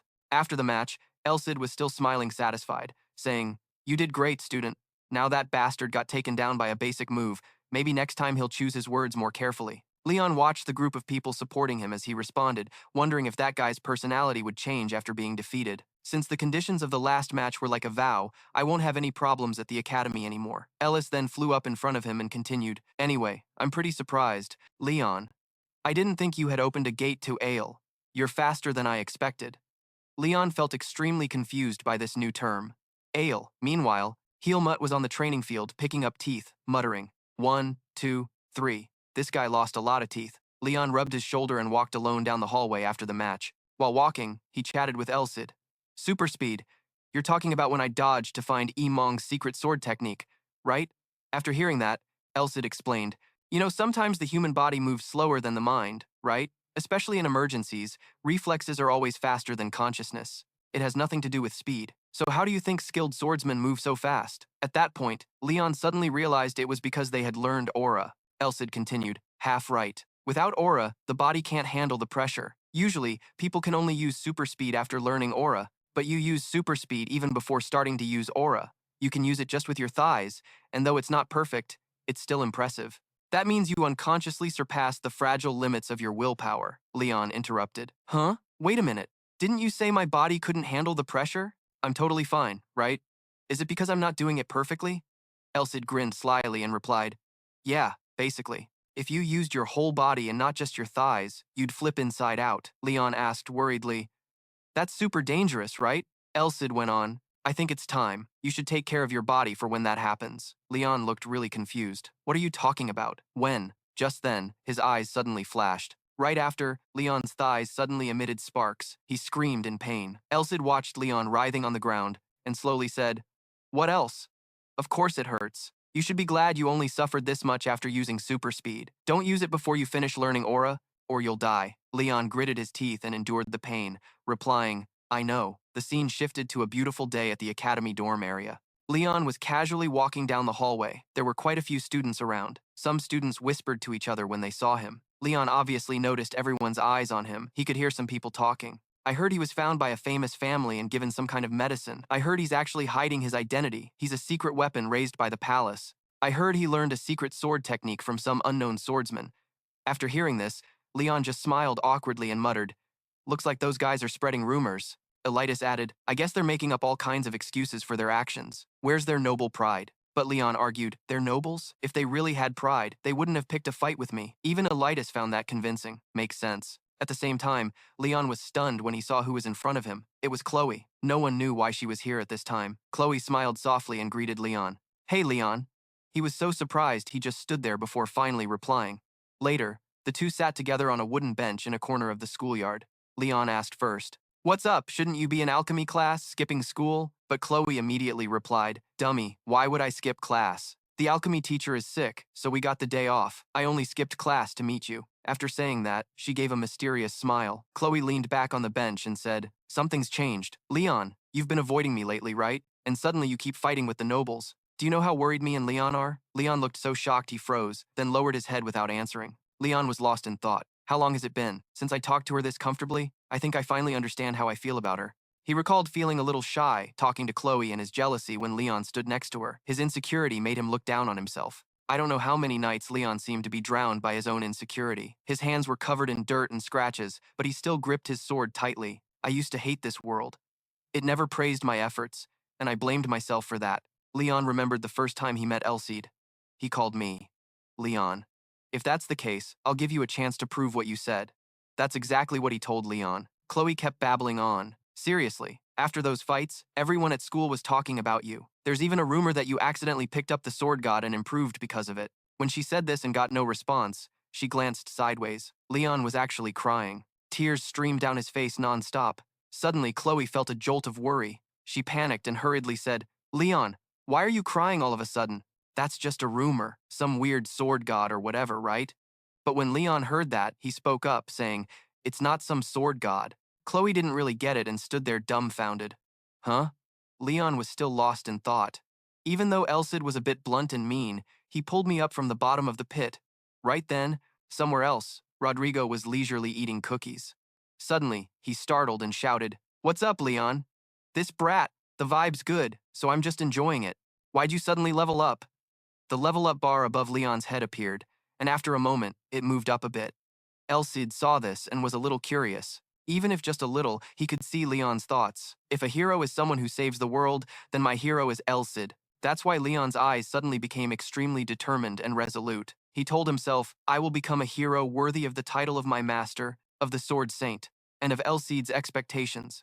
Chloe nearby probably noticed Leon's change. Rodrigo saw this scene and was a bit puzzled, saying, I don't know what's going on here. That brat's talking to a girl and suddenly levels up? Someone perfect since birth like me would know the reason, right? Elsid was hovering in the air, mumbling. Yeah, I don't care about the reason. He finally seems worth nurturing. He smirked devilishly. This look from Elsid suddenly gave Leon, who was sitting there, chills. Chloe worriedly called out to him, Leon. Night fell at the dorm building for academy students. Leon lay on his bed, hands behind his head, thinking about something. He was reflecting on how he really had changed. Leon recalled the conversation with Chloe that afternoon. When she left, she said to him, You've improved a lot now. Leon was a bit surprised and asked, What? Chloe turned back and smiled. explaining that he no longer feared and could calmly accept everything. Though he was very much like Leon, somewhere deep down he was also very different. One always looks upward, while the other only looks straight ahead. After she finished speaking and left, Leon still stood there stunned. After walking a bit, Chloe stopped and turned back to look straight at Leon. Her voice sounded a little sad.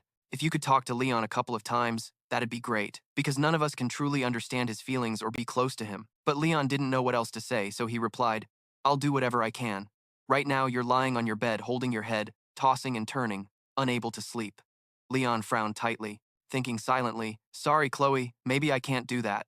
The next match will be the last one before I move to another dorm room, where Leon is standing outside on the balcony, staring into the distance. His gaze was very determined, quietly calling someone's name. Leon! The scene shifted to the next morning. The sun was already high. On the ground, a post was being kicked hard by something and broke apart. Leon gripped the sword hilt tightly, breathing heavily. What just broke was his wooden sword blade. Elsid's voice rang beside him. The wooden sword can't last long, huh? Although this is a good technique, it also puts a lot of pressure on the sword.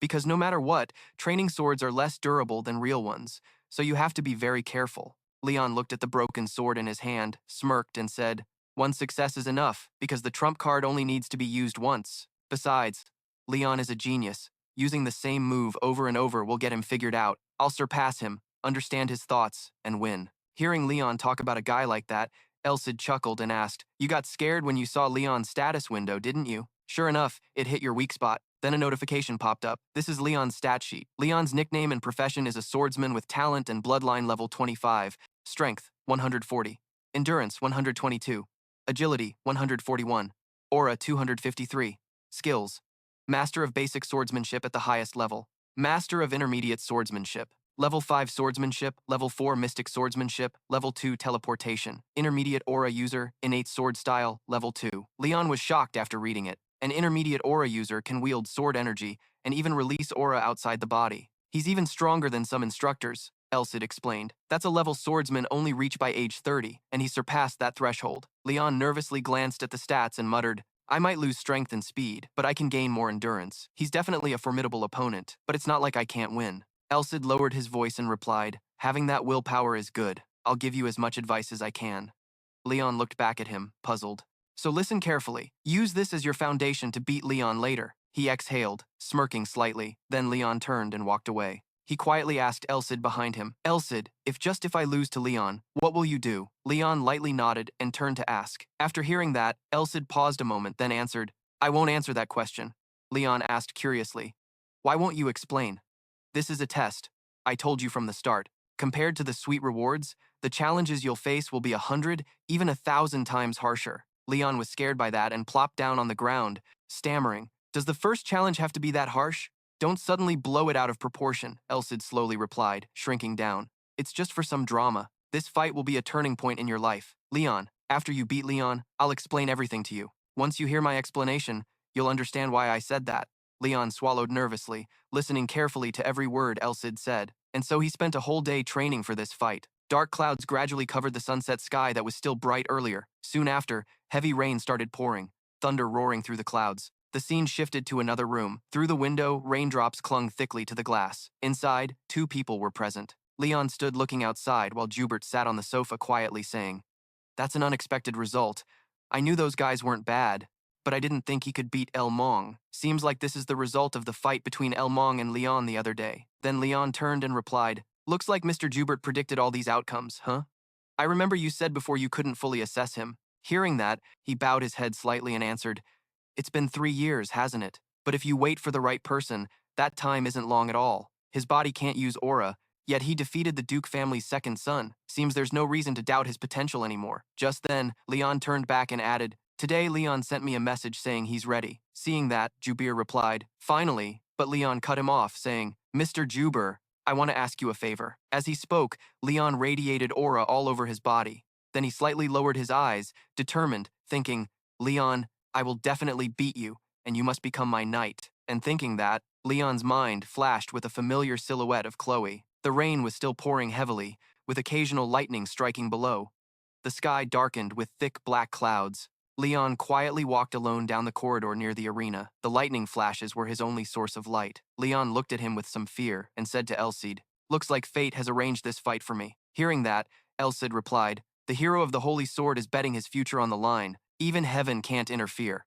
Right? As they walked, someone called out to Leon from ahead. It was Heel Moo. Just in time, Leon, he responded reflexively. It's too quiet today, isn't it, teacher? He smiled at Leon and pointed to someone standing far away, saying, that's because Leon requested it, unlike previous fights. Looks like this time he's ready to give it his all in this match, Elsid muttered to Leon. Totally different from that loser Eo Mong who just wanted to publicly humiliate him, he muttered as he stepped forward, talking to Leon. No audience here, but someone's watching. You know. Hearing that, he froze and asked, watching who exactly? But Elsid caught on and said, ah, I get it now. Leon asked him, Elsid, do you know who it is?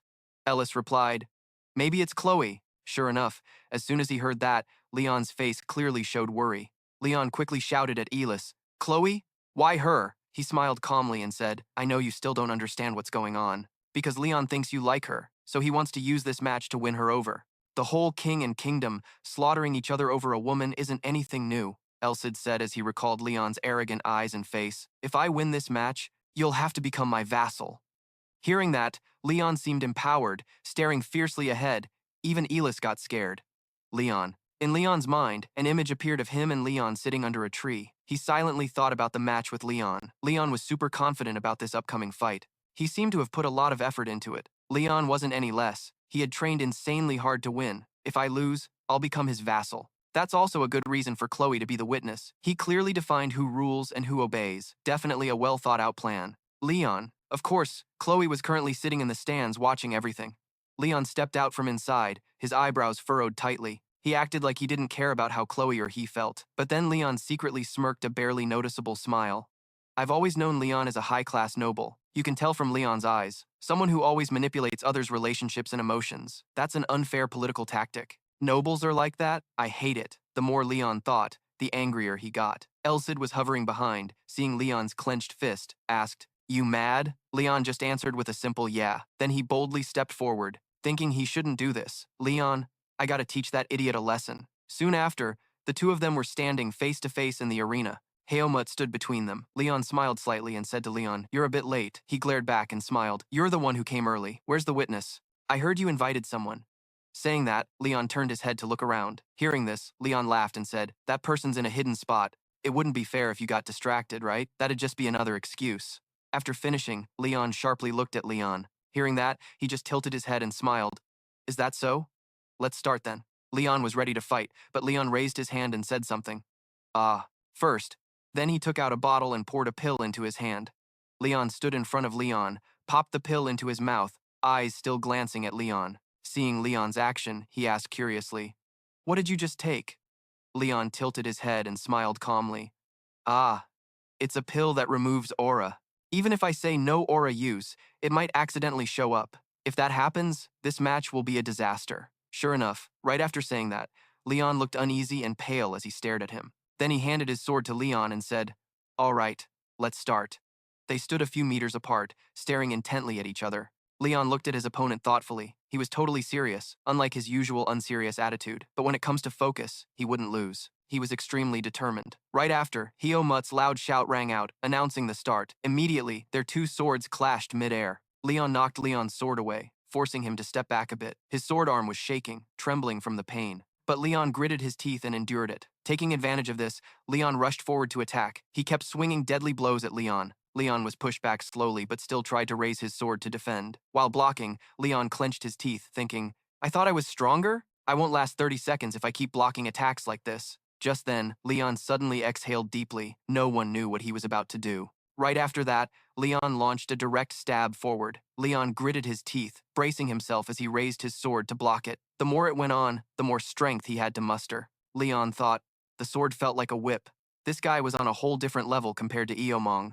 At that moment, Leon's eyes flashed with a green light. Oh, I'm using Rodrigo's eye technique now, but Leon's figure was blurrier and more fragmented than anyone I'd ever fought before. I have to stay calm. The missing parts of his figure, Leon reassured himself, would be compensated by my experience fighting him multiple times. The two fought more fiercely with each strike. Hubert, sitting outside watching, was startled, wondering if this was really a fight between students. Helmut, standing outside, also widened his eyes in amazement. Even without using aura, Their swordsmanship level and close combat skills might be better than knights. Below the arena, swords swung continuously without a single pause. Leon seemed to have regained his spirit and smirked. He was really strong, definitely a monster. Leon also grinned thoughtfully. Leon, when did you get this good? Joubert observed the whole scene, not missing a single move, amazed. Incredible. I knew how strong he was, but I never expected Leon to catch up. He was talking about Leon. It seemed this time Leon was the one being pushed back. The stabs still flew straight at Leon, but less frequently than before. Seeing that, Leon whispered, "A feint?"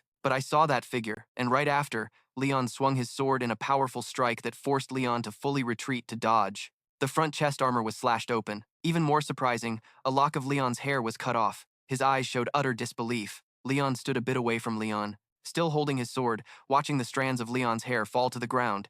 He glared fiercely at Leon and raised his hand to cover the cut hair. Then Leon exhaled deeply to regain his composure. Leon still gripped his sword tightly, lost in thought. I wondered why the attacks after the first weren't as strong. Is he trying to turn this into a battle of endurance? Leon tried to guess Leon's intention. His breathing was a bit erratic now, but Leon smiled and stared straight at his opponent, thinking, "Were you surprised?" Leon gripped his sword tightly, panting as he looked ahead. Leon wasn't much better. He glared intently at the person in front of him. As he raised his sword, Leon thought about sticking close to his enemy to wear down their stamina, then slowly tilt the fight in his favor. This was a strategy that didn't allow any mistakes. It was a risky strategy. He frowned as he thought. Leon also watched Leon carefully, thinking the guy seemed determined to win at all costs. Looks like I've messed up that idea of his. If I don't pull this off, he'll never submit. Leon's steps grew stronger and faster. Joubert outside recognized the move and was shocked. Super speed steps, was he using a signature technique of the Empire's clan? The air currents Leon created headed straight for Leon, making him hesitate. He thought this move was a technique using muscle and blood flow to push the user's strength beyond their limits. Even though it wouldn't be perfect since I'm not using aura, I only need half that power. Leon refused to fall behind, gritting his teeth as he gathered his inner energy, telling himself to raise his eye technique to the highest level. The next second, Leon charged at Leon with terrifying speed, but just as he passed by, Leon glanced back, thinking too shallowly, did he dodge? A few drops of bright red blood had fallen onto the arena floor. Leon clutched his arm, bleeding profusely, thinking, so that's super speed. This guy really isn't using aura? Just then, Elsid suddenly appeared and whispered into Leon's ear, "He's not using aura at all."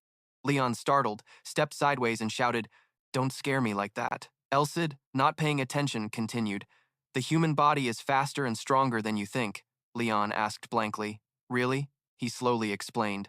"Although there are techniques that boost body strength focusing on speed like super speed steps, there are also techniques that increase strength or endurance. Don't dismiss what's possible just by normal thinking." At that moment, Leon charged straight in, decisively swinging his sword and shouting, "How dare you get distracted? You just chillin' like that?" Leon quickly grabbed his sword to block and fired back. "Here I am, so now you're only using the secret family sword technique, huh?" But right after blocking one strike, he hurriedly dodged to the side, thinking, "Chill out, monkey. I've reached my limit. Damn it, I lost my rhythm," because Elsid suddenly jumped in. Just then, its voice echoed in his ear again. "Don't strike based on what seems possible through normal thinking." Suddenly, Leon realized something. No, Elsid doesn't have a sidecar. After thinking that, his foot froze, scraping across the arena floor. Lionel saw this and narrowed his eyes, staring intently. Leon was being pushed back step by step toward the boundary line of the arena. Just 5 or 6 more steps and I'd be out of the arena. I pushed him away. But at that very moment, the aura radiating from Leon was completely different from before. Joubert, sitting outside, was startled, thinking, did the atmosphere just change? At Leon's level, it's impossible to resist the super speed step, right? He was still frowning, deep in thought. I thought I had a chance to win just by taking hits. To protect my only advantage, endurance, I waited for Leon to exhaust himself after using the super speed step. The worst choice I had was the super speed step, a technique I can't control. Then Leon exhaled deeply and muttered, "Not fun." Leon was shocked and paused for a beat. He didn't understand what Leon was talking about. The person in front of Leon was holding his sword out, radiating a very strange aura. Leon stared firmly ahead, telling himself, the only thing I can rely on is the strength I've stored up. On Leon's side, he was also quite surprised by the scene. This was the first time Leon looked so huge. Then he smirked slightly and sneered, saying, "Yeah, that's how you are." Leon stepped into a defensive stance, determined, "I'll make you my vassal no matter what." Then he used the super speed step again. Joubert, sitting outside, was amazed, thinking, using the super speed step repeatedly without aura, He must have exceeded his limits. Elsid whistled happily at the scene. Leon was pouring all his power into this. If I were really a hero, this would be nothing. Leon stood still, his gaze unwavering. Leon, you don't know the difference between Leon remembering the times he was defeated by Leon. You were born with outstanding talent. And you have to swing your sword every day. Thinking that, Leon opened his eyes wide and looked straight at the person in front of him. The sky was still pitch black, pouring rain, with occasional lightning flashes lighting up the whole sky. Both Leon and Leon used all their strength to charge at each other. Immediately after, a sword blade was shattered and flew up in the middle of the arena. Lionel Ong stood stunned, unable to believe the sword in his hand. His sword blade had been broken and clattered onto the arena floor. Lionel Ong stared at the broken sword handle in his hand, speechless, finally managing to ask, "How?" Elsid smirked and praised Leon. "Your hard work paid off." Then he slowly explained. "What decided the match was the hint I got from Mong's crescent blade. It's a technique that interrupts upper body reflexes. Remember back then, Leon jumped back and swung his sword in the opposite direction toward his back." Leon muttered slowly, enunciating each word. "More importantly, the number of broken sword tips between us was different. Because you're so talented, your body can exceed limits, but you can't compare to me. You know the sword's limits. Yeah, if I used a real sword, the result might be different." Leon stood above, pointing his sword straight at Leon, who was sitting heavily on the ground. Then he smirked and chuckled, saying to him, "I win." Leon Rubis then stood up, clapping and adding, "I confirm your victory."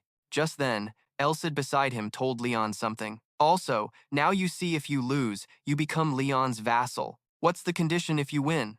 It smiled fiercely at Leon and asked. Leon's face showed extreme arrogance. He said, "As long as it doesn't affect my or my family's reputation, I'll grant you everything you want. I can teach you mysterious sword techniques, how to use aura, or even how to craft potions."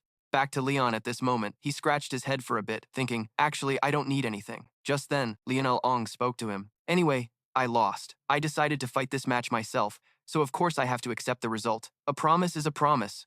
What do you want?" He looked straight into Leon's eyes and asked. You heard that, and were a bit stunned for a moment, not answering right away.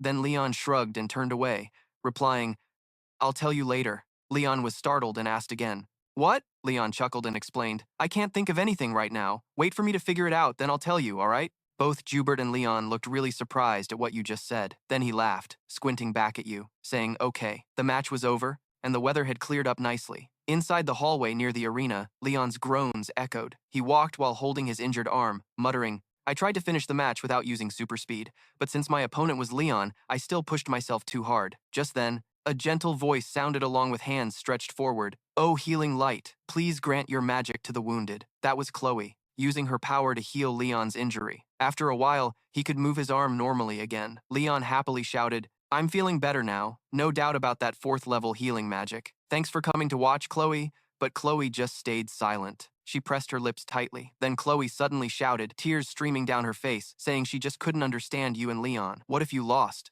Leon was shocked by the scolding and took a step back. Chloe wiped her tears, choking up. "But you've gotten so much stronger. Leon, you're planning to leave the academy, right?" Hearing that, Leon was startled. He was surprised she knew and asked, "How do you know?" Chloe turned away, calmly replying, "I know you like the back of my hand. You're such an idiot." Even though she scolded him, Leon bowed his head and smiled quietly, his eyes carrying a hint of sadness. Then Leon chuckled and said, "I thought you'd stop me." Chloe scolded again. "I never thought you'd dare say that. You never really listened to me anyway. You're always like this. Looks like you've been fighting for 10 hours straight. So brave. You're always pushing limits everyone thinks impossible and succeeding every time. Though it takes time, you really hit Leon's sore spot." He scratched his face awkwardly and replied, "It's that hard? I thought it was pretty fast." Chloe criticized, "Too late, way too late." Both of them pressed their lips to hold back laughter, but then they couldn't help bursting out laughing together. Then Leon turned and left. He told Chloe, "I'm good now, so punch Leon for me, will you?" she asked curiously. "Not Sister Thuong,"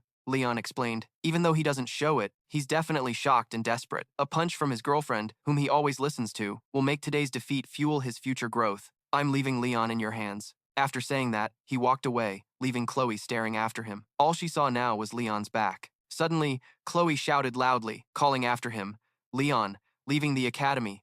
What are you planning to do?" But he only replied with 2 words, "It's a secret," then kept walking without turning back. Chloe stood still behind, mouth open but silent. Then she clasped her hands together right under her chin. She bowed her head, sincerely praying for someone. Elsid saw this and laughed, saying, Never thought I'd see a witch who doesn't believe in gods praying for someone else? Leon kept walking and replied, she's really a good person. Then Elsid asked him a random question. Are you done yet? Leon answered shortly, yeah. I've always wanted to be someone special. Elsid was a bit surprised and asked again, someone special? Leon didn't answer but sank into his own thoughts. I always put all my determination into everything I do because I never want to lose to those two. But in the end, I couldn't overcome barriers like social status or talent. I lost to that outstanding person because I felt I still wasn't good enough. But when meeting Elsid, Leon recalled the first time he met Elsid and the time he successfully rushed to second place on the leaderboard. The moment he was honored in front of everyone during the match with Emong, I broke free from the deep insecurities in my heart and escaped the shadow of those two. From now on, I'll become a hero. And there won't be anyone more special than me in this world. After hearing everything, Elsid froze on the spot, staring at Leon speechless. Then he burst out laughing, teasing him. So practical, huh, kid? Leon anxiously asked again. Are you still disappointed? Elsid replied casually, of course not. What's wrong with chasing money and status? What's wrong with craving fame and glory? Ambition is the core of every person, and dreams are the drive that pushes them forward. As long as you don't go against your conscience, that ambition will make you a true person. That's why I chose you. The real hero won't be you, but Leon. Leon was stunned when he heard that. He asked in shock. What? Elsid continued. The legitimate son of the CL royal family will be the sword that rebuilds this shattered kingdom. His full name is Leon Canum Gladius von Cly. He was destined to become a hero 150 years ago. Leon's eyes widened in shock at what he just heard. Then he quietly bowed his head and said, yeah, a perfect main character. According to Elsid, I, who was supposed to be the main character, am no longer necessary, right? Oh yeah, you said this fight was just my trial, right? Leon suddenly remembered and quickly turned to ask Elsid. He laughed and said, yeah, you did great. There's no rule that only those chosen by the seers can become heroes. Using your strength and will to open a better future for others is also the hero's job. But that lay guy messed up at this step. Hearing that, Leon just smirked slightly. Elsid looked after his back and softly asked, are you feeling guilty for stealing his chance? Leon shrugged casually and replied, of course not.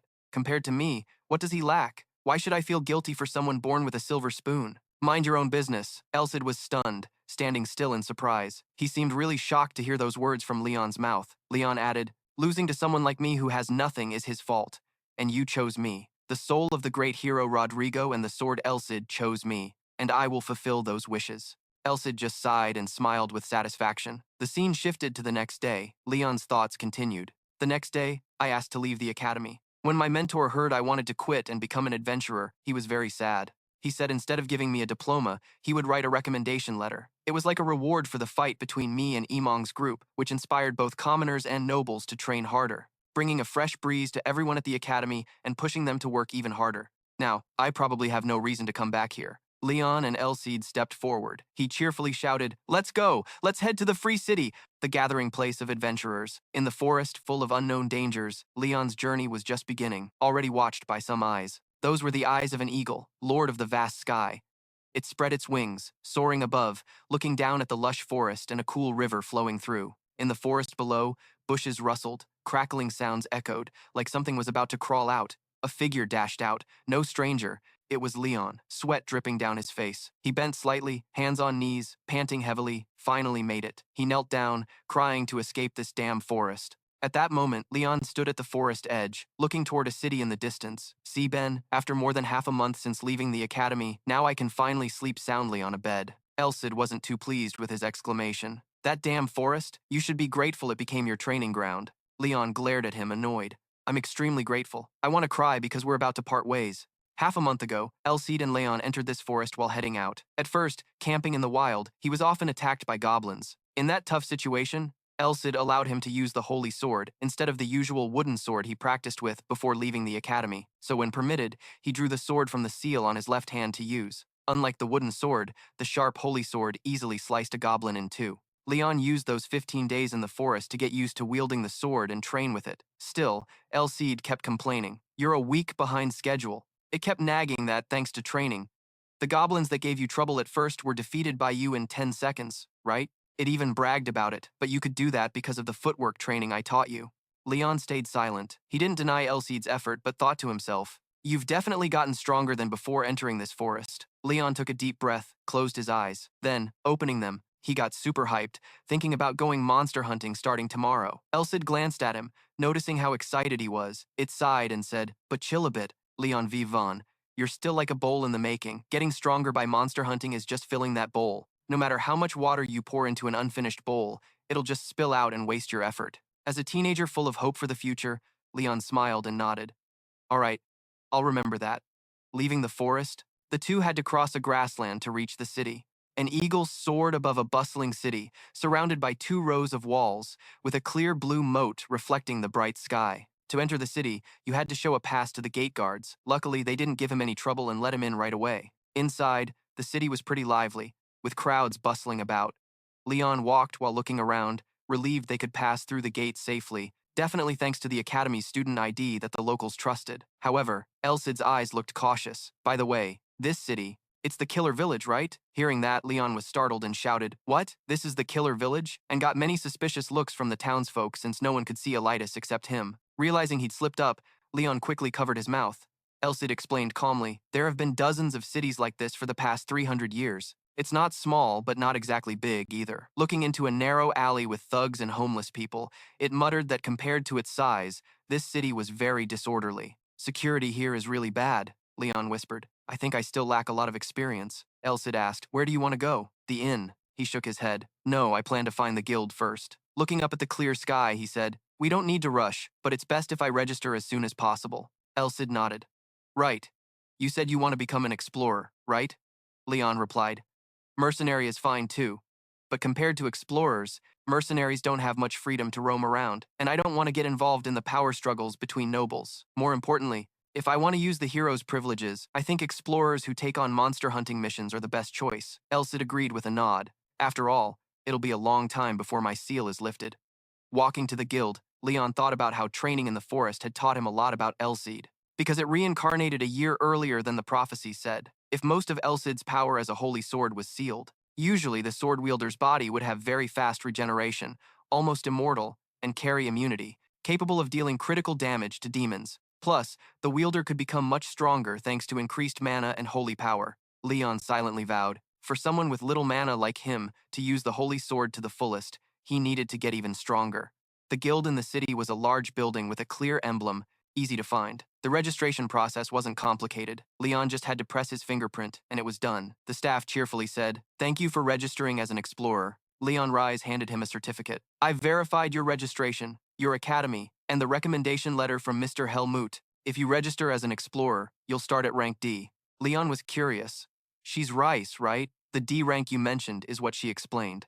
This is the rank where you can take on real jobs, not just trivial tasks, thanks to the recommendation letter. If you can deliver some results, you might level up to rank C faster than usual." Rise shared happily. "Rank B means you have to prove you can use mana weapons. The guild's main force, ranks A or S, might take quite a while to reach." Leon broke out in a cold sweat.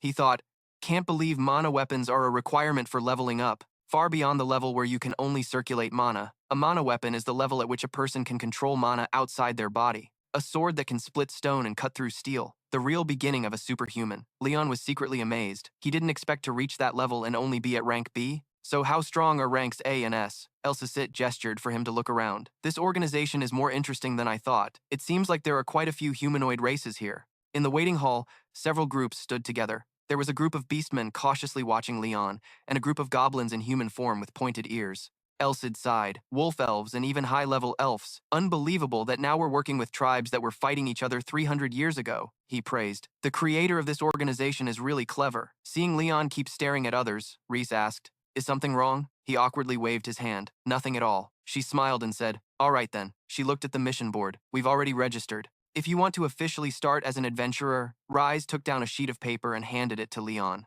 "You need to accept this mission without any reward, or you'll instantly turn to stone." His face darkened. "No reward means working for free," Leon confirmed. "There's really no reward?" Reese laughed. "Exactly. You have to be recognized by the guild to become an adventurer," she explained. "And of course, you have to pay a price to get that recognition," Elsid nearby teased. "This world isn't easy at all," which made Thon so angry he scolded it. "Shut up, it's a beautiful day. Whether you like it or not, Leon still has to take that unpaid mission." He went to the mission location, an area near the riverbank. More precisely, the mission spot was a drainage sewer. Beneath the city, the sewer was dark, water trickling, footsteps splashing as someone ran inside. Luckily, the water level wasn't too high, so movement wasn't affected. This was the hideout of giant mutant rats, and Leon's mission was to exterminate them. He swung his sword decisively, killing the rats in front of him. In the stinky sewer, Leon complained. This is the first time I've fought rats with a sword. Elsid on the side directed. His swordsmanship was quite limited in one-on-one fights. To get through these guys, he had to keep slashing at them. It said there was no better training than slashing all kinds of enemies like ground beasts or flying beasts. But looking at the swarm of rats ahead, Leon felt its advice was not trustworthy at all. I don't think that's the kind of advice a holy sword should give. Elsid crossed its arms and shook its head. It couldn't be helped. The mission he accepted was to clean out the sewer. Leon tiredly frowned. Suddenly, a flash of light appeared. He darted like the wind, taking out 2 rats in front of him. He stepped forward a few paces. Heavy breathing echoed throughout the sewer. Something caught Leon's eye. Only a few rats remained ahead, frantically digging, including one with horns. He asked, Elsid, look at that last one. It's a rat, so why does it have horns? Elsid replied casually. That one has evolved. He wondered. Evolved how? As the horned rat growled and ordered its minions to charge, Elsid explained, they are monsters that have lived for many years or possess some special power because they absorbed a lot of precious resources. They're like Linho Go. Hearing that, Leon looked for a solution. What should I pay attention to now? Elsid shared knowledge. The horns are proof it has a special ability. The bigger or more numerous the horns, the more dangerous the ability it possesses. Just as it finished speaking, the horned rat summoned a sphere of light above its head. Leon anxiously asked, can we tell what kind of skill that is? Unexpectedly, Elsid played dirty, saying it's good for him to experience it firsthand once. But unfortunately, that guy's ability was pretty useless. The more he saw, the less he trusted his companion. What do you mean? Elsid acted mysterious and said, its ability is a curse, holding the holy sword, a sacred weapon that can counter curses. Leon stared at Elsid, thinking it was joking, but it nodded to show it wasn't kidding. At that moment, the rat launched a plague curse at him. Maybe it aimed poorly, or Leon's holy sword was just too powerful. When the plague curse hit the sword, it was instantly dispelled like a balloon popping. The horned rat was full of question marks, while Leon laughed and said, but what good does that do? Today, you picked the wrong opponent. So he swung his sword high, aiming at its horn, his eyes shining as if he had found a treasure, demanding, hand over that horn. After a while, the sun began to set behind the guild building. Leon returned to turn in his mission with a bag stuffed full of quest items. The bag was so big that Race jumped in shock when she saw the twitching rat tails inside, truly giving her goosebumps. She grabbed the bag to weigh it and exclaimed in disbelief, all of this is Ratman tails? And it weighs 23 kilograms? Everyone in the guild was stunned. Leon smiled, secretly calculating that this meant he had hunted down 230 of them. He handed it to little Ree, and this too. He placed it on the table and opened it. Inside were 4 horns from mutated ratmen. Leon picked one up and introduced, these are ratman horns. Since I hunted about 200, there are around 3 to 4 horned ratmen among them. I can sell these too. The girl was amazed again and again. She quickly replied, of course. After a detailed inventory, she handed Leon the money, totaling 13 silver coins and 50 copper coins. He carefully took the money, a bit surprised. More than I expected. Reese said Ratman horns were really expensive. The demand for buying and selling these was very high. She praised him as the first person to get such a high result on our first mission. Truly impressive. Receiving praise, Leon shyly scratched his head. Is that so? Reese said just hunting ratmen alone was already surprising. She admired him but didn't expect he could hunt evolved species. So young, but he must be really good at using mana, right? That's really amazing. The more he was praised, the more embarrassed he got, not knowing what else to do but scratch his head and accept the compliment. Ray turned around and grabbed a box from the nearby shelf. Congratulations, Leon. From that moment, she opened the box, revealing a gold badge. You are now an official rank D explorer of the guild. The mark on this bronze badge is the symbol of the free city on one side. Leon took the badge. I can use it anywhere, right? Reese replied. That's right, but explorers ranked B and below only get second priority when choosing jobs at other branches. Hearing this, he paused for about 2 seconds, unsure what she meant. Reese explained this was a standard to prevent people from only taking missions they liked. He turned to look at the group of explorers eyeing the mission board. Got it, he smiled, looking at the badge in his hand. This item was proof that Leon was no longer an academy trainee, but a full-fledged explorer. Reese didn't hesitate to maintain a good relationship with a promising young explorer like him. She said, Leon, if there's any mission you want to take, please let me know. Although I don't have much authority, I can help you to some extent. He clenched the badge in his hand, thinking for a moment. With that said, Leon left the Brain City Guild shortly after. Elsid walked beside him, laughing nonstop. After laughing his fill, he finally said, That receptionist earlier seemed to mistake you for the Holy Knight. Leon was startled. Why is that? Elsid explained. Didn't you take a mission with no attractive reward and was difficult too? Because in the past, Holy Knights were rumored to always keep their identities secret before officially receiving missions and starting their journey to help others. Under the orange sunset sky, he laughed and said heroes were a kind of Holy Knight too, so she wasn't entirely wrong. Leon only then understood why he was laughing like that. Elsid teased, if she knew the truth, she'd probably faint. He shrugged, but I can't tell her the truth. Elsid didn't care much. Who cares what anyone says? A normal receptionist might become a legend in the Explorer Guild someday. He imagined the scene where, when she's old, she'll tell this story to kids. Kids, please pay attention. I'm going to share an amazing story with you. Even the scene of selling books, she could enjoy life just by writing and selling her autobiography. Seeing his imagination flying high, Leon corrected him. Well, she just misunderstood. I didn't lie to her or anything. Thinking back, it wasn't much different from the journey of helping people. He pictured villagers thanking him. Thanks for dealing with those annoying monsters. Thanks to hard training, now he could really help others. Leon decided, I plan to stay here for a while, so this is 100 times better than living in suspicion. He shared with Elsid, I only plan to leave after reaching at least rank B. He was surprised to see the determination in your eyes. Leon looked at the badge in his hand and muttered, but rank B, how long will it take me to reach that level? Elsid jumped in fast like lightning, laying out a plan for you. 100 days is enough, Leon thought he misheard. What did you just say? Elsid suddenly turned sour. At first, I wanted to give you more time, but that wouldn't be effective. He got mad at you. Even if it's for training purposes, I can't believe my successor is out there cleaning sewers just to level up. That's insulting. Leon really couldn't keep up with his train of thought. For you, that mission is just normal. Well, it's because he's loaded. Inside, he was totally judging. But what kind of reason is that? Seeing Leon's clueless face, Elsid felt annoyed inside. What kind of reaction is that? He set a goal for you. You have to become as strong as possible and kill at least one dragon, Leon shouted back in protest. The difficulty jump for monsters is way too big. From rank D all the way up to SS rank dragons, Elsid analyzed. You've learned the basics of clairvoyance and footwork. Through real battles, you'll improve rapidly. One of the hero's privileges is that you can absorb the power of monsters you defeat, then store it, Leon recalled. After every time cleaning the sewer and killing rats, he held their tails to absorb their power. So this is the connection between monsters and the energy Elsid mentioned? During training in the forest, you felt energy surging inside your body. At that time, Elsid smiled and wondered whether to tell you the reason. Leon pondered. Before, he knew clearly that magic potions and training methods from a famous clan were extremely effective for cultivating energy. Elsid revealed, honestly, anyone can absorb monster power and convert it into energy. But nobles and royalty in the past hid this truth so they alone could use it. And now, those people are all gone. Elsid is the only one left who knows this truth.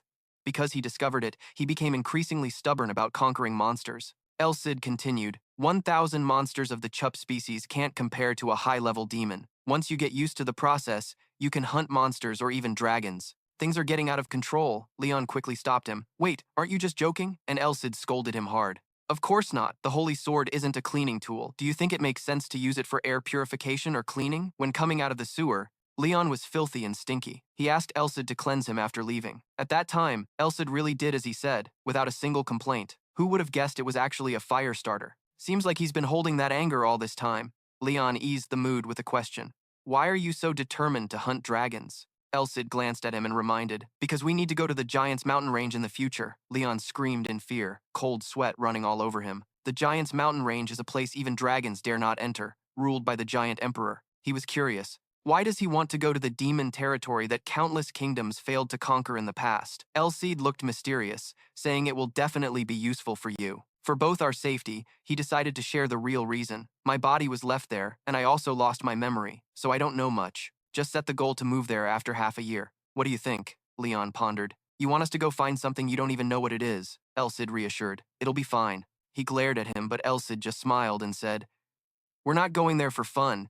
You just need to protect yourself well. Elsid confidently instructed. Trust me, I am the Holy Sword. Leon smiled. It's good to have a companion like that. He shrugged. All right, nothing has gone wrong since I put my trust in you. Elsid's eyes lit up. So now, let's start hellish training. Hearing that, Leon knew he had trusted the wrong guy. Hell, a few days later, blue sky, white clouds. At the City Guild, a punk saw him and teased. Hey kitty, even a one-eyed rat hunter gets teased. Going rat hunting again today? Clearly, that tease upset some beastman. That bastard just called you a cat. How stupid. A blue-haired elf said, I heard that guy builds a mountain of rat corpses every day. Maybe because Leon became famous for rat hunting, his nickname in the guild became Kitty. You walked up to the reception desk and placed a bag of items down, not as big as the first time. Rise opened it and counted fewer items than usual. Leon felt awkward and didn't dare to look her straight in the eyes. You shyly explained. I couldn't find the rat guys, and the number of attacks on me wasn't many. I think they're scared of me. Reese smiled faintly and nodded. Rats might be dumb, but they still have some brains. You spoke up, so I want to check out other missions. Race quickly pulled out 4 mission papers and placed them on the table. Her eyes lit up. I knew this day would come, so I carefully picked out 4 commissions. Leon carefully read through them. Even Elsid flew back and forth reading the mission info. You didn't know which mission to pick when suddenly one commission caught your attention. Looking closely, you saw this commission document was pretty old.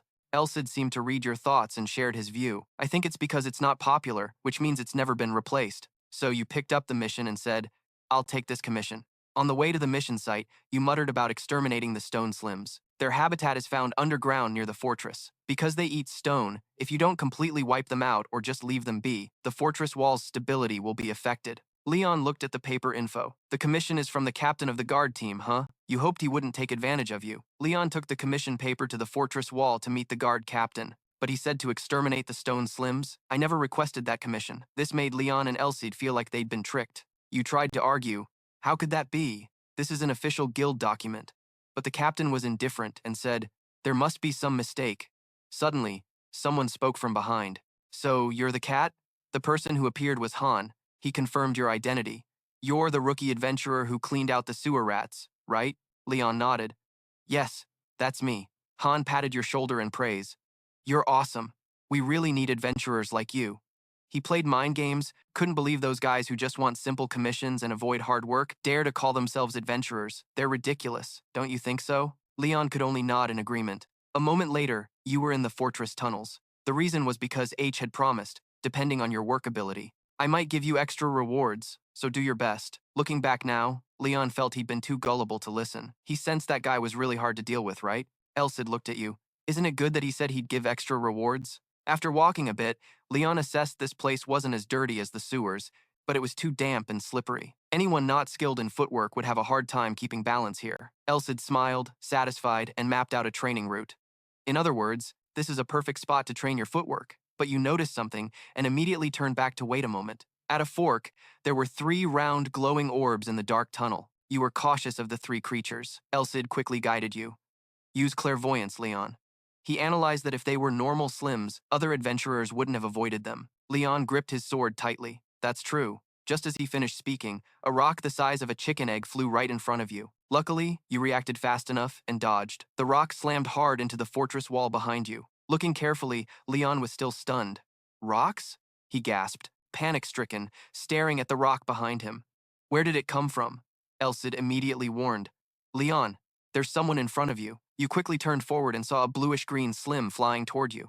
You mustered all your strength and swung your sword hard down on its head, but it was really tough to deal with. Its body was elastic and bounced your sword back, nearly throwing you off balance. Feeling the difficulty of this stone slim, you sweat nervously, thinking, is this why they're called stone slims? Elsid reminded you, yeah, maybe you already know. The main weakness of slims is their core. If you can break the core in the middle, no matter what abilities the slims have, you can still defeat them. However, all that just now was meaningless when he added one last word, but Leon didn't need him to finish. He already understood what he meant. There are countless rock fragments inside the stone slim. You silently felt this mission was quite difficult, equivalent to having many layers of armor protecting their core. The monsters know that well too.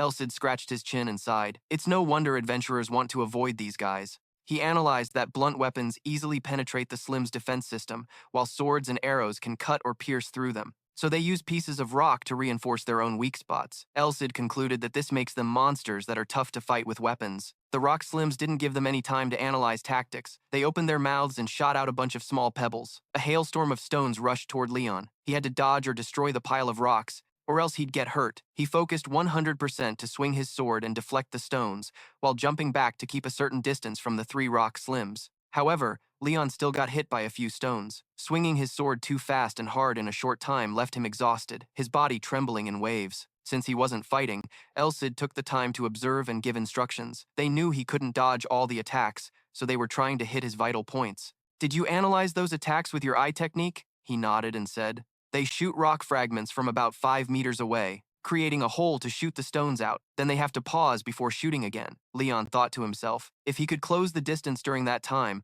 maybe he could land 1 or 2 hits. The problem was, he silently complained, he couldn't break through the rock slim's defense. He needed to find a way to dodge the stones and cut their cores. Suddenly, another thought popped into his head. No, did he really have to cut it? Elsid was obviously a bit surprised to hear his unique idea.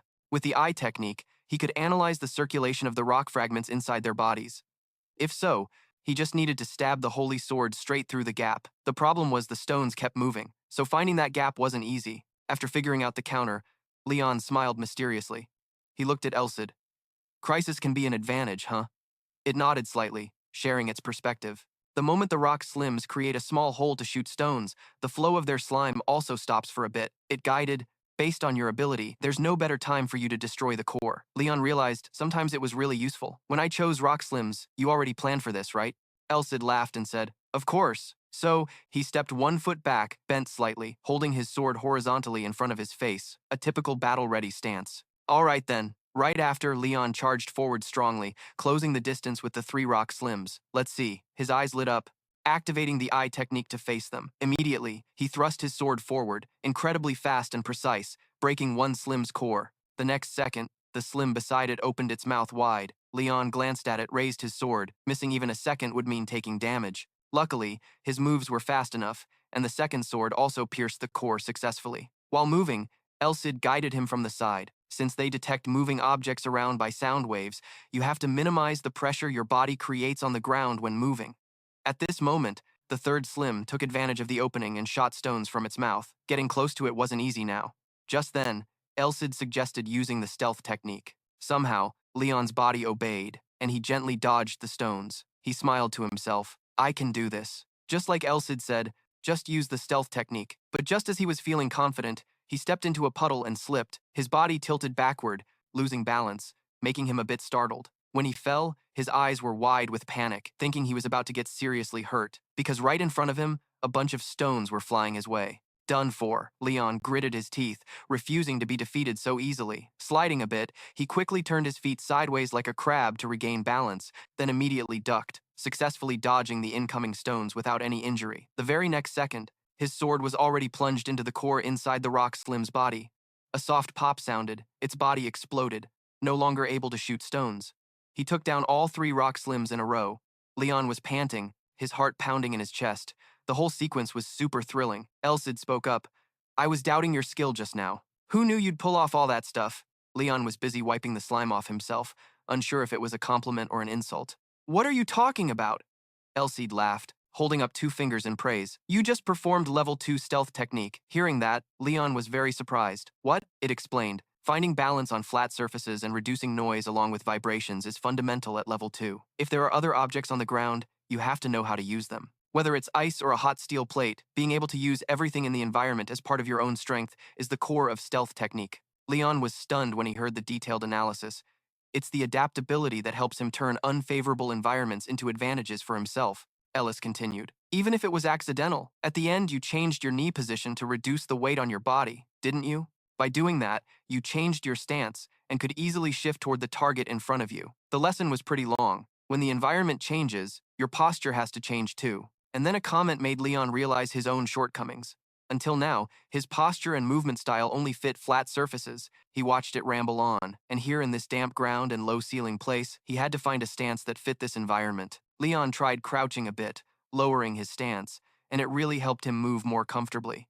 Elis smiled and started to get serious. You don't think the training has improved just because you got to fight on a living body, huh? Suddenly he muttered, Damn demon sword. Elsid really hates being called that, it replied irritably. What? Leon felt a bit annoyed. After all this, it's only level 2? Unbelievable that it's just the beginner standard.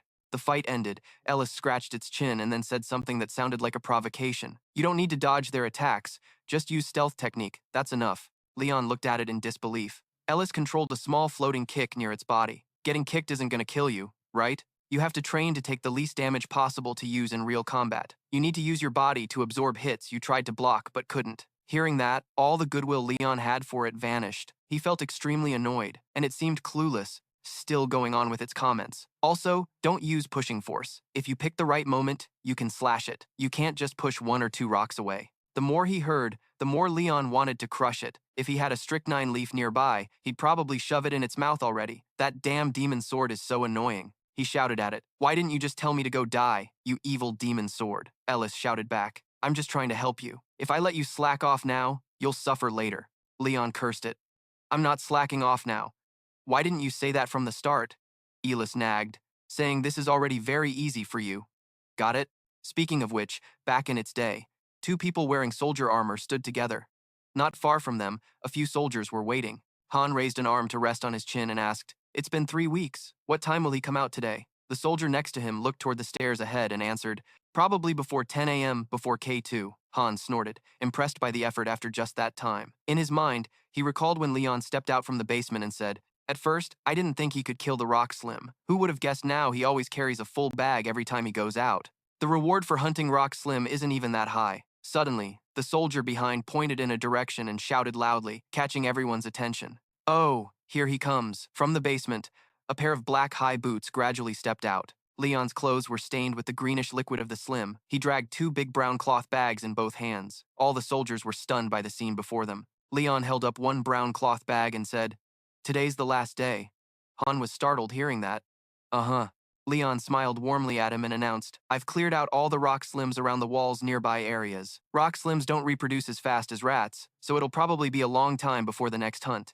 He put the 2 brown cloth bags down and directly requested, These are the last 2 bags of rock slim. Please update the mission status as completed with the guild for me. After handing them over, Leon put his hands in his pockets. These are the last 2 slim jelly packs. Update the mission status as complete for the Adventurer Guild for me, will ya? After handing them over, Leon shoved his hands into his pants pockets. Suddenly, he walked away. A soldier opened the brown cloth bag, and seeing it packed full of slim stones, he broke out in a cold sweat. Leon stepped forward while asking, So, I'm done with the job, right? Elsid's voice echoed. Answer me. Yeah.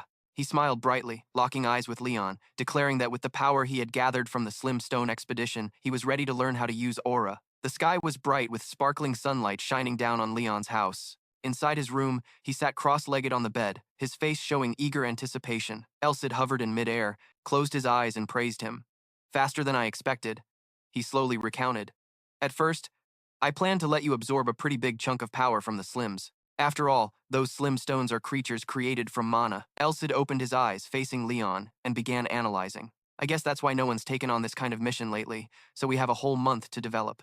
Anyway, you've reached the minimum power needed to learn aura. He squinted and asked, Leon, compared to others, you're starting to learn aura pretty late. Are you ready? Leon's face turned extremely serious. His eyebrows furrowed as he nodded in confirmation. People born into prestigious families like Leon's are baptized the moment they're born to expand their circulatory system. The Aura Foundation is also formed with countless medicinal herbs. That's why your background and social class determine your abilities. Training aura without baptism was nearly impossible for Leon before. Elsid raised a finger to illustrate. There's one more thing. If someone uses baptism to clear blockages in their circulatory system caused by impurities in the body, they could suffer anaphylaxis and lose their life. Leon's eyes widened. His whole body shook from the words he just heard. Elsid smiled to reassure him, saying he had absorbed a lot of mana recently, and more importantly, he still had Elsid and the Holy Sword. He explained further that the Holy Sword's power would protect his circulatory system, and it would also heal his injuries. Still, he'd have to endure extreme pain. Elsid concluded that if he lost consciousness, the baptism process would fail. Basically, whether this works depends entirely on his willpower. Leon clenched his lips tightly, nodded several times to show he understood. Then Elsid flew up high, the yellow symbol on his forehead glowing, and dazzling swords appeared around him. Leon looked up, sweat pouring down his face, thinking, the light sword. A glowing sword hovering in the air suddenly started moving. It then plunged straight down, stabbing its sharp tip into a spot on Leon's back. His eyes turned completely white, his mouth opened wide, screaming in extreme pain, spitting out a mouthful of blood. The sword blade shone white, piercing deeper into Leon's body. The swords hovering to the left trembled and pointed downward. The remaining swords on the right did the same, moving together toward one spot. Finally, all the swords in the air stabbed hard into Leon at once. Blood spilled from his mouth even more, but he clenched his teeth, trying to endure. Elsid observed the number of light swords piercing Leon's body and marveled. You're enduring 10 swords at once? Leon bowed his head low, his clothes and face stained dark red with blood. Elsid glanced out the window. murmuring that with Leon's aura awakening, it seemed the hidden presence of humans in this world was becoming clearer. No one knew how much time had passed. The sky outside was covered in darkness. A voice came from inside the house. There was a blinding light shining straight into his face. Leon let out a shout, "Aura!" He looked at his hands, silently telling himself he could feel the circulation flowing inside his body, a pure power running through his heart. Leon clenched both fists, excited, thinking as if he had a different body containing a new strength beyond his physical ability. He felt like nothing could challenge him now. Elsid seemed to read his thoughts and bluntly denied them. "You're wrong." Their eyes met in midair for a long moment. The entire space fell completely silent. Inside the holy sword, a yellow light flickered in a dark area of space. Rodrigo tilted his head, extending both hands outward, praising. He was truly amazing. Even though I knew he would awaken through his own willpower, he still exceeded my expectations. He slightly opened one eye, hearing Elsid's question by his ear. "Why do you look so happy?" Rodrigo shrugged confidently, pointing at himself. "I told you I'd take charge of the hero's mindset during training. Finally, everything's settled, right? The stronger the hero, the more it benefits you, doesn't it?" Elsid's curious voice echoed again. "The question is, how did you do it?" Rodrigo patted his chest, asking back. "You used magic to shove me into the holy sword, didn't you? Do you even remember I am the holy sword?" He pointed forward with one finger, affirming that Leon is my successor. Elsid was left speechless, so he reminded him again. "Can you keep your own thoughts to yourself? Remember to consider everything in heaven carefully." Stepping outside, he let out a long breath, pointing forward. "Anyway," Elsid's eyes widened as he said, "I thought you could only endure 5 sword strikes." His whole body seemed to expand, crossing his arms and shouting loudly, "So I only used baptism to unblock the aorta. If you want to use aura immediately, you have to unblock the veins too. That's why you're just a kid with a tiny bit of power." Elsid closed his eyes, concluding, "You still have a lot to do." Leon scratched his head and replied, "I know." Sweat dotted his face now, thinking to himself, even though my physical abilities haven't changed, I can still feel the abundant energy surging and enveloping my body like I've been reborn as a new person. Elsid beside him spoke up with guidance, sensing the aura. "If you focus and use that flow, you'll be able to analyze your surroundings." Leon's eyes sparkled as he stared at him. "Sounds cool." And instantly, Elsid took on the look of a teacher pointing at a blackboard.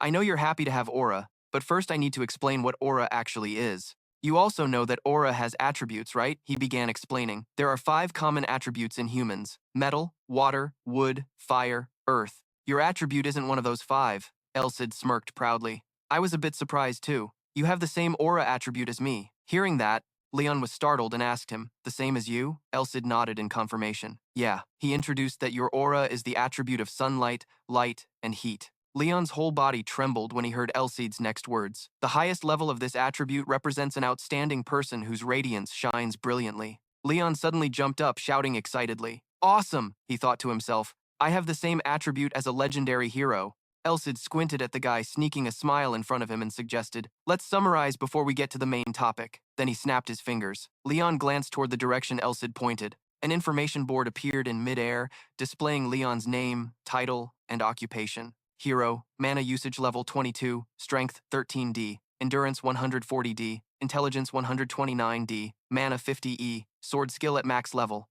Rodrigo's eye technique level 3, Rodrigo's stealth technique level 2, martial arts level 2, innate mana user level 3. Leon was a bit stunned reading his own info, silently wondering, this is very different from before. Not only that, I just learned how to use mana and I'm already level 3? Elsid raised a finger to explain.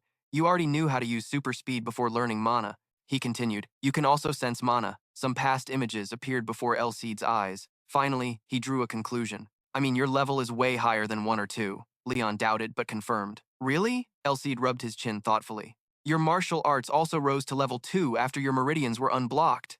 Now he smirked, waving his hands wildly as he declared, I want to teach you some sword techniques. Leon stood beside him, energized and smiling. He clenched both fists, bowing his head silently, cheering. Awesome. I get to learn swordsmanship from the great hero Rodrigo. Leon's eyes shone brightly as he turned to suggest, let's start right now. Elsid evaluated with a sentence.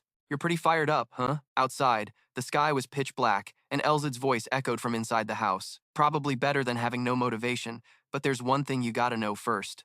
Inside the room, his face turned serious as he pointed firmly out the window. There are enemies of ours in this city. Leon's expression froze, and he could only utter one word. Huh? Elsid emphasized again. Somewhere in this city, I can feel them. He confirmed these enemies are sworn foes of heroes. The traitors are plotting to hand this world over to those from another realm. Elsid's face darkened, grinding his teeth as he cursed. The vermin always wriggle in the hero's shadow. Seeing his expression, Leon got a bit scared and stammered.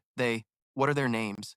Elsid's face bulged with blue veins, filled with hatred as he answered, those trash don't deserve a name.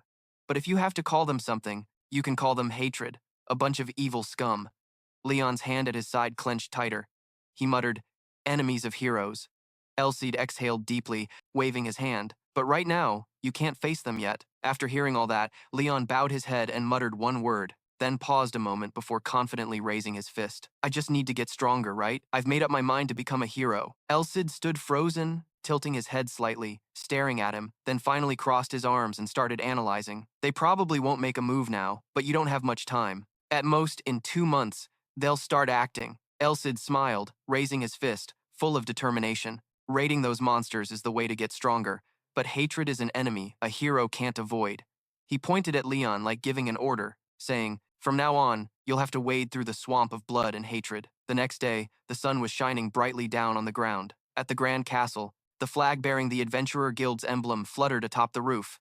Rise looked at the person standing before her and spoke, I got a message from the guard team, but I'm worried because you've been absent for 4 whole days. Leon scratched his head, embarrassed, asking, did I keep you waiting? Rise's cheeks flushed slightly pink. She nodded and replied, yeah, you looked kinda different. Leon nodded back as if responding to her, then gave a simple reason. I got enlightened about a few things after defeating those monsters. Rise clapped her hands happily. I knew it! Looks like there's another reason to congratulate you. Both Elsid and Leon looked puzzled and asked her, another reason? In the large room, many flags with the Adventurer Guild's emblem hung as Leon's voice rang out. Another reason for what? Rise smiled, holding out the item in her hand toward him. That's right, congrats on ranking up to C, Leon. In her palm was a card with a shiny golden C emblem. Leon took the card, curious, and asked, isn't ranking C supposed to require a special evaluation? Rise answered, usually, yes. She raised a finger and continued, but since you defeated the mutant rat and Slim Jelly, it was highly praised, so no special evaluation was needed because we already got a thank you letter from the Lord and the guard captain.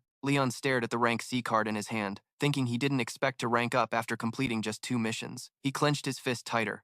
Elsid beside him smirked in approval. Not bad. If you can get more missions from this rank up, it'll be easier to find hatred. Leon turned to ask Rise. So I can accept C-rank missions now, right? She enthusiastically raised some sub-documents. Yeah, you can start right now. Rise watched, Leon reading the documents and silently admired. He started looking for missions right after ranking up. A true holy knight is on another level. Elsid noticed her admiring yet exhausted expression and whispered to himself, she must be misunderstanding, since holy power is different, like sunlight mana. Leon tilted his head, asking for Elsid's opinion. What do you think, Elsid? He gave his opinion. Some are useful for training, but I don't see any related to hatred. Leon seriously proposed. Then let's just focus on training until we find a lead, okay? Racer doi dien doi ko dang noi chuyen vikong kiti trong do hien lendoi doi chom hoi. Ko ainon lai tai liu resoi lo lang hoi. De toi tim choko kakniam vu er mukakne. Only taking on simple missions is a bit boring. Leon shook his hand and replied, no, that's not it. He raised his hand to his chin, as if thinking about something, and stayed silent for a long moment. Finally, Leon reached out and made a request. Can you show me the missions related to the slums? Or missions in areas with bad rumors? Joy's face immediately turned pale. She clenched her teeth and repeated the 3 words. The slums. Slums are usually for poor people, but the slums here are a bit different. Thieves, informants, escaped criminals, smugglers, assassins, and so on. The slums are a hideout for criminals from various countries. Leon silently calculated in his head. If it's in a large, lawless area, then Rise lowered her head and announced that there are no missions directly related to the slums. When she looked up, a smile was on her lips, but sweat was pouring down her face, because this is mercenary work, not adventurer work. Leon glared, silently swearing. Damn it, adventurers don't get involved in human conflicts. Most riots in the slums are just disputes between people. Leon rubbed his chin bored and said, I can't be a mercenary with so many restrictions after coming this far, and if I dig around the slums without a specific reason, they'll definitely be on guard against me. Rise pushed a document that was already on the table toward him, asking, what about this mission? Leon took the document and read its contents. It was about living armor in an abandoned mansion. Rise explained some problems. The armor left in an abandoned mansion has turned into living armor and become a real estate nightmare that can't be sold. She added that the reward is not only low, but also that not many D-rank people can defeat the living armor. Leon lowered his head, silently judging that his holy sword could probably handle that. Rise was still enthusiastically persuading him because the mansion is near the slums, so he could roam around that area while doing the mission. Hearing her words, Leon's face froze a bit. In his head, he started rearranging everything. That's right. The important thing is having a legitimate reason. No matter how strong the forces in the slums are, there's no way they'd pick a fight with the Adventurers Guild, because they'd have to face high-ranking adventurers if they mess with the guild. A-rank or higher people are the powers controlling this country, and those A-rank people can easily use their power to deal with the forces in the slums. Rise kept a bright smile on her face, patiently waiting for the answer from the person in front of her. Leon glanced away, avoiding her gaze, looking extremely confused as he scratched his head. After who knows how long, he spoke. Thanks, Joe. I'll definitely repay you later. She replied, Don't worry about it, this is my job. Rise handed over a brown cloth bag that was puffed up. Take the reward for the mission to conquer the Slim Stone, too. Captain Leon of the Guards also added a little extra. Quite a bit, actually. Leon took the brown cloth bag filled to the brim with rewards, lightly shook it a few times. Suddenly, he exclaimed, Oh, and also, Elsid flying nearby was looking at you curiously. Leon raised a finger. Can I ask you one more thing? Rise, standing opposite, answered friendly. Go ahead and ask. Immediately, Leon's face turned serious as he asked, Can you show me the way to Church B? After hearing his question, Rise's eyes widened, sweat pouring down her face. She stammered and asked back, House? Church? Leon closed his eyes, tilted his head, and waved his hand to confirm.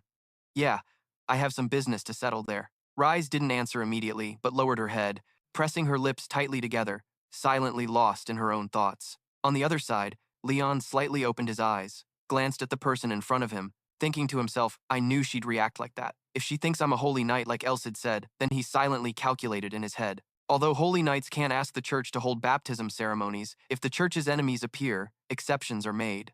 Heretics, or in other words, those who oppose the goddess, no matter if they are gangs or factions, the church gathers all its power to defeat them. That's the only reason why the infamous brutal holy knights are sent. After who knows how long, Rise finally spoke directions. It's located in the northeast of Prima District, building number 13. After getting the information, Leon waved at her while turning to leave. Thanks. I'm off then. When there was only one person left in the room, Reese was still in a daze, standing frozen in place. After a moment, she suddenly snapped out of it, raising her hand to cover her mouth, whispering, If the Holy Knight is looking for the church, it means the church's enemy has appeared. Rise hurriedly ran outside so fast that she fell flat on the ground, but her mind kept repeating, This isn't something the guild can ignore. I have to report it immediately. Meanwhile, Elsid hovered in the air, smirking with a knowing look. Truly, a legendary name. He started analyzing. This is definitely the most effective way without revealing his identity. No way the guild would dare act without caution. A D rank? No. Even a C rank adventurer isn't a holy knight like you. Leon's face was extremely calm as he asked. Isn't that the right move? Once she reports it, the guild will handle things themselves. He closed his eyes, pursed his lips, thinking he should have brought Elsid to the church if it was necessary, but he'd keep that as a last resort. Meanwhile, Elsid leaned on his cheek, muttering that it made sense. Leon clenched his fist tightly, a glowing symbol appearing on the back of his hand. He silently vowed, Elsid's seal hasn't been fully lifted yet, and I need to train harder to claim myself as the master of the holy sword before the church. The sky above was crystal clear and open, with white clouds drifting lazily. Leon's voice rang out. Let's put that aside for now. The mission is about walking armor. Those monsters are using armor to move around, right? Elsid flatly denied it. Huh. No. Leon stared blankly at him like a flag. Elsid slowly explained. Walking armor is an extremely rare natural phenomenon. The whole armor can move thanks to the power of magic or a wizard, or by the thoughts of someone who has infused it. He concluded. They have no self-awareness. They're nothing but piles of metal guided to repel intruders. Leon proposed an idea. So wouldn't a wizard's banishing spell solve everything? Elsid rejected that again. They weren't created by magic, so it won't work. The principle of a banishing spell is like demolishing a building by removing its pillars. It doesn't destroy those pillars on its own. Leon thought, then wizards are useless in this matter. He clicked his tongue and confirmed that what we're facing isn't anything serious. He pulled out a sheet of paper with a diagram of iron armor and said, they're suits made from silver-plated iron alloy. Elsid crossed his arms and asked, if it's that easy to deal with, then why hasn't the crusade been completed yet? If it was a mandatory mission, it should have been handled long ago. Hearing that, Leon felt like an electric shock ran through his body, freezing him in place. His face darkened as he stared intently at the paper in his hands. Leon frowned and read a line of info. The armor's regeneration speed is unusually high. Even after destroying all parts of the armor, it can fully restore itself in less than 10 minutes. 10 minutes later, the shattered armor on the ground is completely repaired. Leon continued, their weapons can't hold out till the end. So they give up. Elsid smiled and asked a question. Got it. So how strong is this walking armor made from that iron alloy? Leon rolled up the paper, closed his eyes, and signaled as he stepped forward. Well, you'll find out soon enough. Let's go. Night had fallen, painting the sky pitch black, with stars twinkling above. On a street in the city, a lot of people were gathering and passing by. Leon walked down the street, glancing around. Slums or whatever, it's way busier than I thought. Elsid also looked around and replied, definitely. Suddenly, Leon called out, Elsid. It looked confused and responded to the name.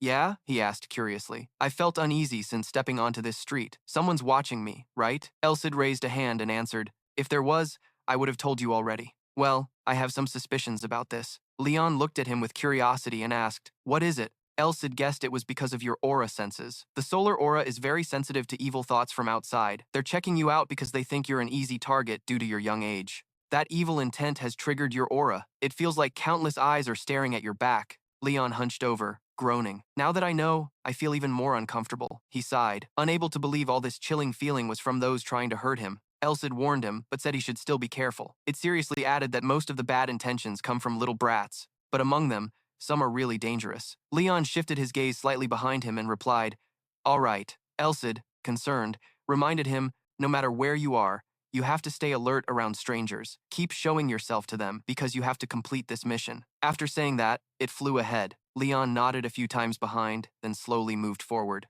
The full moon in the sky was casting a yellowish glow.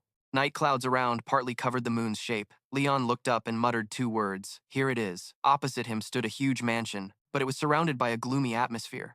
Outside, black crows perched on some dead tree branches. Their red eyes glowed in the dark. The brick walls of the mansion showed cracks of age. The window glass was shattered, no longer intact. Elsid's voice echoed in the space. If it weren't for the walking armor inside, it probably would have been sold already, Leon agreed. That was true. Inside the mansion, spider webs were everywhere. Each iron armor was covered with a thin dust cloth. The iron armor earlier looked like a normal object, as if sensing something. Its eyes flashed red light. The wooden door of the mansion was pushed open by someone. A pair of legs wearing tall black boots appeared. Leon stood right at the mansion's main door. The outside light cast his black shadow long.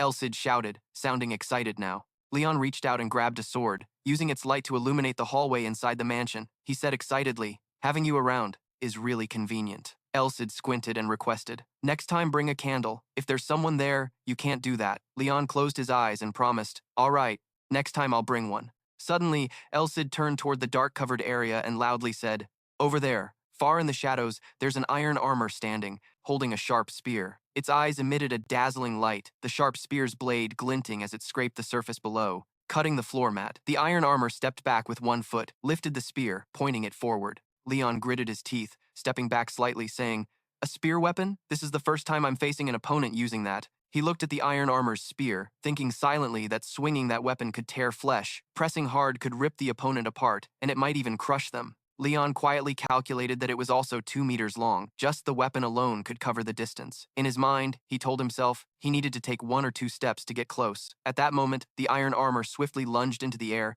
preparing to strike with the spear.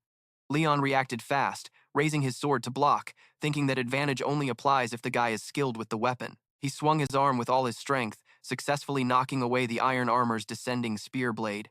The sharp spear quickly shattered. Leon thought, no matter how strong the spear is, there's no way a hollow armor weighing 20 or 30 kilograms can fully utilize it. He frowned, then shouted loudly as he charged forward. This is the price you pay for closing the gap. Leon slashed, directly cutting off one arm and the iron armor's spear. A curve pulled at the corner of his mouth as he said, that's far enough.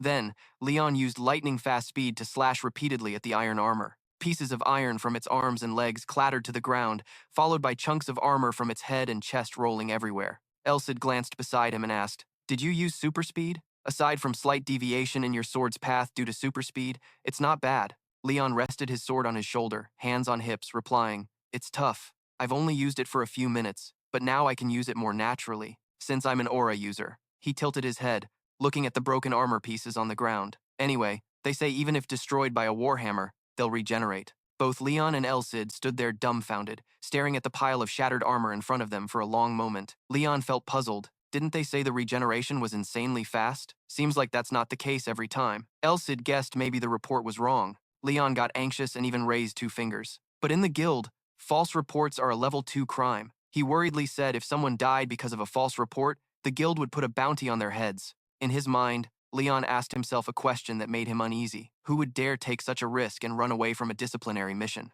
He started thinking. Looking back, it was weird from the start. No matter how furious that armored guy was, a well-funded guild should have handled it without any issues. Elias rubbed his chin and asked, I can't figure it out. Could it be that they have personal differences? Leon agreed. Could be. He bowed his head, gripping his sword tightly. I think we gotta take care of a few more of them. Elsid crossed his arms and said, Looks like no need for that. They're coming. In the distant darkness, pairs of red glowing eyes slowly approached them. A group of armored soldiers holding weapons moved forward stiffly. Leon squinted, staring hard at them. Suddenly, he shouted, I can't see them clearly. Can you make it brighter? Elsid snapped back, annoyed. What do you think I am, a sword saint or a flashlight? Then, a blinding golden light burst from the sword in Elsid's hand. He stretched out his arm, and the intense golden light completely filled the space around them. Leon admired the glowing sword, silently impressed. Awesome. Super bright but not blinding. The light was easy on the eyes. Suddenly, a loud scream echoed through the space, grabbing Leon's attention as he turned his face. For some unknown reason, the armored suits covered their eyes with both hands and screamed wildly. Chicken freak! Leon stepped back, confused, and asked, Huh, what the hell? What's wrong with them? When the armored suits lowered their hands, white smoke rose from their red eyes. Then, all the armored suits simultaneously leapt into the air, raising their weapons to attack Leon. They moved with lightning speed, taking turns striking, and Leon immediately reacted, swinging his sword to block them. He gritted his teeth, cursing silently. These bastards are coordinating their attacks.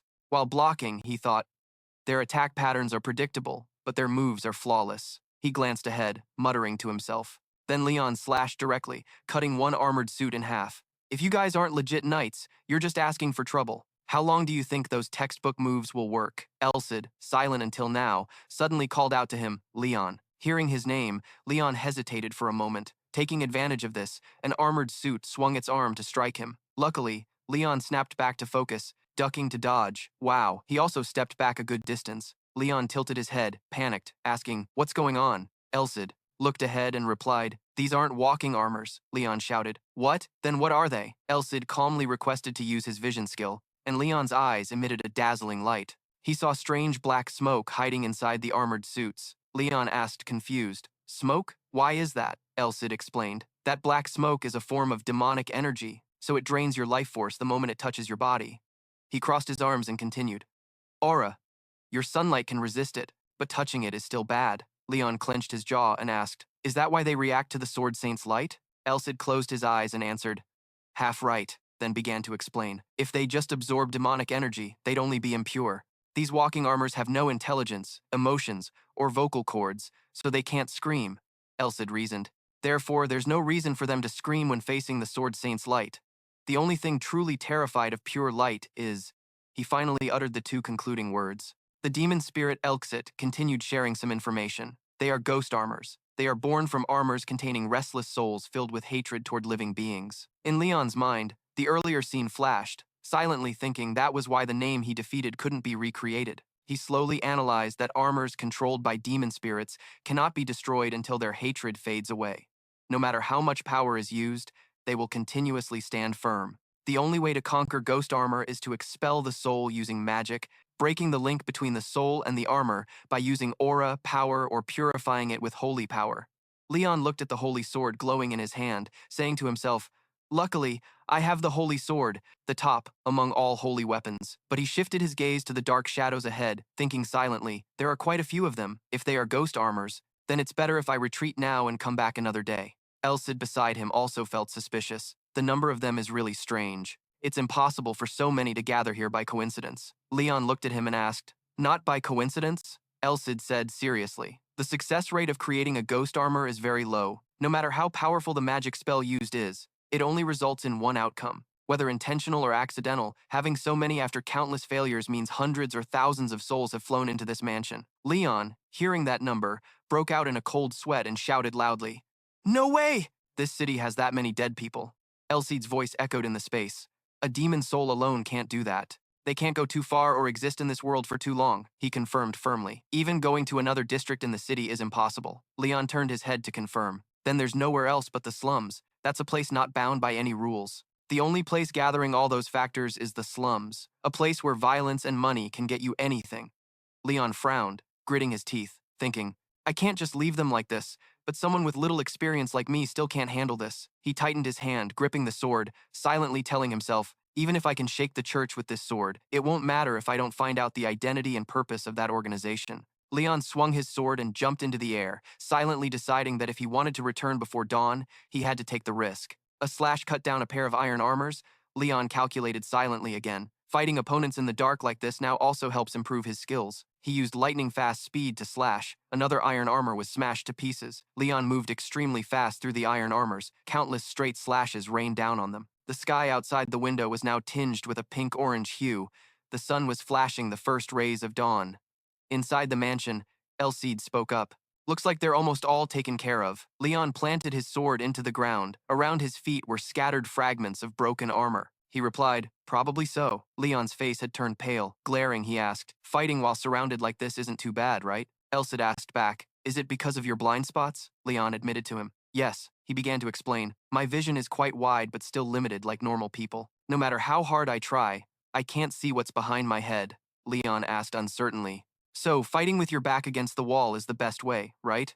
Elsid answered him. Yeah, that's true.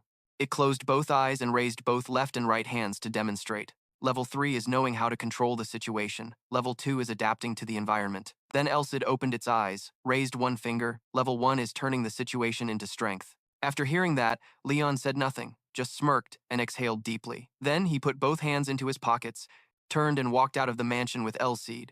Man, that's something I have to overcome myself if I want to have enough ability to fight in the slums. Leon silently analyzed in his mind that the danger level in the slums is obviously much higher than in the drainage and tunnel areas. Everywhere is carefully trapped, just waiting for prey to fall in, and surely the assassins who specialize in ambush will target my blind spots. He raised his hand to cover one eye, silently thinking to himself, if I keep relying on this narrow perspective, I'll fall into their trap with no way out. In the morning, the sun hangs high, casting dazzling rays of light. The sky is painted a clear blue. White clouds seem to add to the openness of the weather. In an old, run-down neighborhood, everyone on the street wears dark cloaks that almost completely cover their faces. At the corners of the walls, elderly people silently sit slumped on the ground. For some reason, a little boy stands in the middle of the street, looking up at the sky, rubbing his eyes non-stop while crying loudly. Wah! At that moment, a pair of feet wearing high-top boots slowly step forward. A shadow of black falls down. The little boy who was crying suddenly senses something and stops crying, his eyes wide open. Just 1 second later, he panics and uses both hands to tightly cover his mouth. His face turns pale as if all the blood drained out, and his whole body trembles with fear, hoarse with a cold and fierce face passing by him from behind. Everyone present here is frozen, stiff by the intimidating aura of that guy, too scared to move. Only after Khan and his gang of thugs leave, leaving just their backs turned, does anyone dare to call out Khan, the leader of the strongest gang of thugs around. In a huge mansion, voices echo from inside. Subordinates have been monitoring districts 23 and 25 as ordered, but no slave has come in or gone out yet. At the center of the shiny, bald head is a pink-haired boss, slicked back neatly. The thug grimaces and reports, the people around that area are very dangerous, so subordinates can't get any closer. But should we dig deeper? Khan sits in his chair, resting his hand on his forehead, ordering them. No need, just keep watching from a distance. If we're not careful, we might alert them. He shouts once, then the thug continues. Subordinates have checked the water flow from districts 23 and 25. He begins to recount, besides the stinky sewage, there's human blood, rotten organs, and a lot of mixed filth. I can confirm at least 30 people died today. Khan waves his hand and asks, what do the mages say? The thug respectfully replies, they say some strange things. Clearly that black magic festival inside isn't as simple as it looks. Khan frowns, glancing sideways, grinding his teeth, making a clicking sound. One eye squints as he points and assigns tasks to his men. Gather everything I told you to investigate and compile it all for me, with evidence if possible. Stop here, let those guys handle the rest. The thug hurriedly tries to stop him. Big bro, even though we still don't know what they're doing, the money we get from the slaves will be cut in half if we don't act fast now. Before he finishes, a splash of fresh red blood sprays onto the scarred thug standing next to him. He tilts his head and sees the reporting thug is completely motionless, lying face down in a pool of blood. Khan smiles wickedly, warning, once you can't tell when the enemy strikes, that's when you die like this bastard here. The scarred thug and the others tremble in fear, silently thinking, this move is terrifying. I didn't even realize what happened, like we were just snapped at. Khan continues instructing the thugs. These bastards are different. We can't use them. Better not try. Provoking them only brings harm to us. He points at the scarred thug and says, whether they're fanatics or spies from other countries, we absolutely must not touch them. Khan lectures again. Once they decide to start their plan, it won't benefit us. Even a single gold coin. They'll hunt us down to the last man. The thugs all silently bow their heads, his words ringing in their ears. So let their leader, the Holy War Knight, handle it. Khan leans back in his chair, closes his eyes, waves his hand, and asks, we'll put this aside for now. Any new intel? The scarred thug answers. Yes, sir, he reports enthusiastically. At the abandoned mansion near the district gate, subordinates heard there's a guy who frequently comes and goes there on missions. Khan squinted his eyes, his face now serious, and shouted twice, oh ho. The scar-faced mutt continued, I heard it's been more than a week already. That guy added some more details. He was named because he specializes in collecting chute monsters and slim stones. Outside, the sky had turned the orange-yellow of sunset. The scar-faced mutt's voice was still echoing. First called a cat, later known as a scanner, he guessed it was probably because he always took on missions nobody wanted. After hearing all the info, Khan's eyebrows furrowed tightly as he commented. This guy is pretty interesting too. The scanner snorted. He rubbed his chin, a sly smile creeping on his lips. The guy who takes on cheap-ass missions, we might be able to use him. Elsewhere, night had blanketed the sky in darkness, leaving only stars twinkling. In the city, some houses had their windows open with lights shining inside.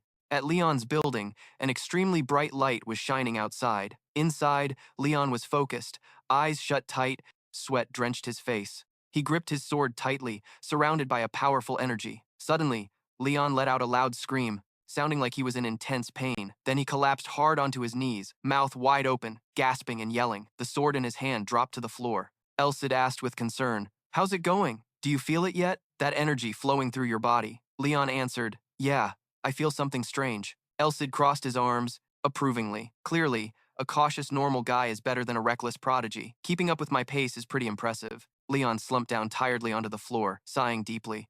Every time I get through a challenge, it feels like I die and come back to life. But I don't feel like I've improved much, and I'm still not confident. Elsid snapped his fingers. Keep pushing. A status board appeared. It showed Leon. His title, profession, the one who dares not start. Level 23, STR, 14D. Santa 140, D. Dedix 131, D. Aura 76, E. Sword Saint Skill Intermediate Level 2. Rodrigo Martial Arts, Level 3 Activating Martial Body, Rank 2. Low Mana User, Level 5. Leon couldn't believe the info on the board and asked, what? Next to the Intermediate Sword Saint skill, why is there a low-level Mana User? Isn't this the beginner rank from before? Elsid exclaimed. Looks like your development speed isn't bad. Wow, just as expected. All thanks to a great teacher. You've learned something others take hundreds of days to realize. Leon turned to look at him, but his hand pointed at the info board, asking, but why isn't the 7-star sword listed here? Elsid flew close, pressing his face to Leon's, then angrily shouted, of course, because you haven't even learned the basic skill of that move yet. Do you even have a conscience? The 7-star sword, also known as the Great War Spear, is a sword technique Rodrigo invented in his early days. Rumor has it, a person can only truly call themselves a master once they can consecutively use all 7 forms of that sword technique. Leon resolved to speak up. I want to learn at least one of these forms before facing my revenge. If I add the 7-star sword to the Holy Sword, could I gain the upper hand, no matter who my enemy is? Hearing this, Elsid casually teased, they'll die if they're not at master level. The next second, Leon snapped back, annoyed. That's enough. It's impossible for me to become strong enough to dominate anyone in the slums within 2 months. I need a trump card I can use in emergencies. Even though I know how to summon mana weapons, if I can't use them properly, it's pointless. Leon's words made Elsid look at him differently, ignoring his own gaze. Leon eagerly said, then let's start right now. I'll keep training until I succeed. Suddenly, Elsid threw cold water on Leon. I'm glad you're so fired up like that, but today's training ends here. Leon looked confused, asking why. Elsid slowly glanced out the window and replied, because we have uninvited guests. Right after, Leon looked down below. Uninvited guests? With a firm tone, Elsid calmly answered, yeah, they're definitely not tenants. After thinking for a moment, Leon asked, so, they came here for me? Elsid carefully observed the Mutt gang and said, I don't sense any traces of monsters or enemies. I couldn't sense any real tough guys among them either. Judging by their looks, they seem like thugs. After a moment, he guessed, could they have come from the slums? Ellis answered slowly, their faces showing no friendliness. But I don't think they came here to start a fight. Then, Leon made a decision. I guess I should go meet them. Maybe they have some clues that could help us find the grudge. His door slowly opened, and in a flash, Leon appeared in front of the mixed gang. Seeing this, John immediately spoke up. "Are you the so-called sweeper?" Leon calmly replied, "That's me." Without a hint of regret in his tone, Nicky said, "We apologize for coming to you without warning." John quickly added, "We only came because we were ordered from above, so please understand." Then, Leon calmly asked back, "From above?" Nicky eagerly confirmed, "Yes, we're members of a gang called the Mixed Breed. You've probably heard of them while gathering information. The gang is led by a man nicknamed Kan Jiangnan, the top dogs who divide the slums into 3 parts." After striking a pose, John aggressively continued, "The boss is looking for you. We were ordered to leave you alone if you refuse to come with us, but I suggest you obediently go with us." Before he could say more, Leon cut him off and led the way. His calm demeanor left the mixed gang dumbfounded. Khan wouldn't call Leon over like this if he was planning something with him. At the same time, Leon already had a plan in mind. As long as he mentioned the name Kan Jiangnan, most people would clear the way for him. This was his chance to get deep into the slum's headquarters. Nearby, Ellis gently spoke. "I can say for sure what he's planning. Looks like Leon's thinking the same thing." "Right. Khan must be considering giving me a job he can't ask the guild to do. If Khan plans to use Leon," thinking that, Leon smirked with satisfaction because he would use Khan too. After a while, Nicky stood in front of an alley and signaled to this side. Just as he finished speaking, a small collision happened. It turned out a fruit knife guy bumped into Nicky and fell hard to the ground. He stammered in fear. I'm sorry." As soon as he saw Nicky, the fruit knife guy recognized him. Mixed breed. He angrily beat him as if venting his rage. "Damn sneaky bastard. Why don't you open your eyes and watch where you're going, huh?" This bullying scene made Leon unable to hold back his anger. Looks like Ellis had already guessed his reaction. "Hold on." Hearing that, Leon got even more pissed and shouted, "Why stop?" He gently advised, carefully managing Leon's emotions. "If you give off a bloody vibe like you just did in front of that con guy, this will end with nothing good for you." In just seconds, Leon calmed down. "I'm good now. I'll be careful." After moving for a while, he reached the mixed gang's base. Following Nicky, Leon whispered, "So this is the mixed breed's base." Ellis didn't hold back and criticized, "Don't they know what cleaning is?" The next second, he saw it. Is that blood? Against their wishes, Leon saw through this dirty trick. "Looks like they purposely didn't clean it up." Then, Ellis exclaimed, classic posturing. At that moment, a fierce voice came from behind him. "Are you the one they call the sweeper?" Without hesitation, Leon quickly drew his sword. He boldly swung a powerful slash at Khan. With just one hand, Khan blocked Leon's attack effortlessly. Khan excitedly said, "That nickname doesn't suit you at all, sweeper." The power radiating from him was overwhelming, freezing Leon. While Leon was still stunned, Khan took momentum to punch him in the face like a goat waiting to be slaughtered. Leon couldn't move even an inch. He thought, "I'm gonna die." Just as he thought that, Khan's punch hit his face. Luckily, it seemed Khan only wanted to scare him, not finish him off. Still, Leon's nose bled heavily, drops falling to the ground. Leon couldn't believe his eyes and was terrified inside. He couldn't even dodge, and the wind pressure alone was that strong. If Khan hadn't stopped, Leon would have been knocked out cold. Although he was extremely panicked, he still curiously spoke up. "Are you the one they call Fang?" Leon's question piqued Khan's interest. "You're brave, I'll give you that. I heard you were some low-tier nobody, so I thought you were trash. But this is enough. Fine, I've made up my mind." Khan's sudden change in attitude confused Leon. "Made up your mind about what?" Khan immediately replied, "About my offer. You came all this way because you had doubts, right? I'll give you what you want." Hearing this, Leon grew even more confused. "What I want? What exactly is that?" The next moment, Khan flashed a fierce grin. "Sorry, but I've already investigated your entire background." Khan looked intently at Leon as he spoke. "The Royal Academy, where commoners are always second-class citizens, the one who landed a punch on those nobles through sheer effort. After that, you joined the guild, taking on missions nobody else wanted, but you became famous throughout the city because of it. The slum leader, Khan, continued. And under me, there are plenty of spies, right?" Ignoring Leon's surprise, Khan went on, "I more or less understand why you gave up on that academy. You don't want to become a knight, nor do you want to bow down to those rotten nobles." Khan's guess made both Leon and Elsid widen their eyes in shock. Moments later, Khan loudly declared as if he knew Leon well, "That's why you fought those nobles and decided to become an adventurer. Unlike those self-righteous heirs who only care about themselves, you see a bigger picture of the future by becoming an adventurer. That's why you managed to reach rank C after just 2 missions." As he said this, Khan imagined Leon fighting passionately, then Joe happily handing him the rank C card. A moment later, Khan excitedly asked, "Was this all just a coincidence?" Both Leon and Elsid were stunned by Khan's surprisingly accurate guess. "No, definitely not." Despite Leon's blank expression, Khan stubbornly continued, "If you were just money hungry, you wouldn't have done this. From the start, you had one goal, right? I saw it right away. It's fame, something those nobles can't touch, and something that can raise your status no matter where you come from. Fame, Khan said. I'm sure that's why you came here as soon as I invited you. Even though the slums are a complicated place, that's why, right? If you agree to my terms, your wish will come true. Hearing this, Leon didn't argue but replied calmly, got it. At the same time, he thought to himself, what the hell is this guy? He's wrong but keeps going anyway. Elsid, standing nearby, also spoke up. He's a bit of a weirdo, but he's not wrong. Looking at your past and the missions you've completed, anyone would think you did it for fame. The next moment, Leon fell into deep thought again. Khan completely misunderstood his plans, but Leon saw no need to correct him. Because this guy might become an enemy someday. If he's mistaken, then just use that misunderstanding to your advantage. After about 2 seconds, Leon calmly said, at least I've heard everything you said. Leon's composed demeanor made Khan even more interested. At that moment, the moon hung high in the pitch-black sky. After a while, Khan spoke while drinking. People in the slums are always cautious of outsiders, but they don't reject or hate them. This place is just right for survival. Many don't realize their own status and want to come here, seeking power. I wiped them all out 3 or 4 months ago before they could act. So, don't talk about districts 23 or 25. 200 bodies in one day is my way. Leon immediately thought in horror, how? Could Malice have teamed up with the demon armor? Ignoring Leon's surprise, Khan quickly said, there are 3 power players ruling the slums here. One is a businessman called Golden Pigass, an assassin nobody has ever seen guards the fat one. Saying this, he proudly pointed to himself. Of course, Khan is the top among them. Seeing this, Leon felt helpless inside. If he hadn't met Khan before, he wouldn't have thought anyone fit that name. Right after, Khan continued. Districts 23 and 25 belong to Simong, but after his recent losses, he's furious. Finally, to balance that, Han Thue, Raiset in Yelindan, Tue tu Bukde den Bukbe, Bon Hodeu. Jiong Noi Kwa Khan Chart Trenen Nim tu Kon Bao Jerhit, Chet Hate. Leon Gep Gap Dat Kawoi, Ve Bon Shung Tuksula Ai.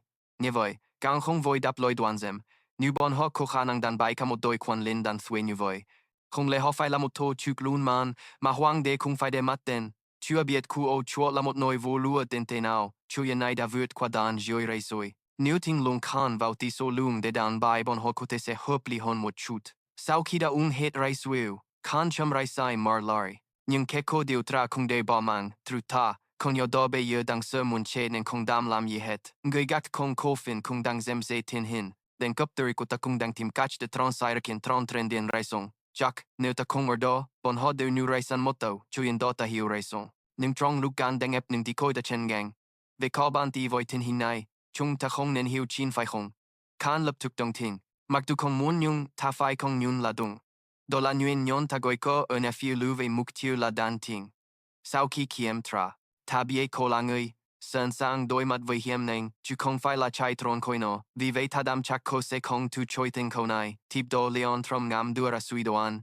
Tu nyung gi ong vu noi. Zemran yem vu ong duara la nai. Kong fai la de chet chok ma la dung toi. De tu hut su chu iko dam nui kia. Kahan Chung no mut nu kuri dai hai long. Jai sao do, ga kong tiek loi ken ngroi. Tong min lam. So voi 100 gantin nu kakti koko tro tan ngui kutoi la du rai soi. Chi trong chirp mat, Leon da tu choi dai dut kwat. Shin loi, nyung matoi kong mungia nyop bang dang dao.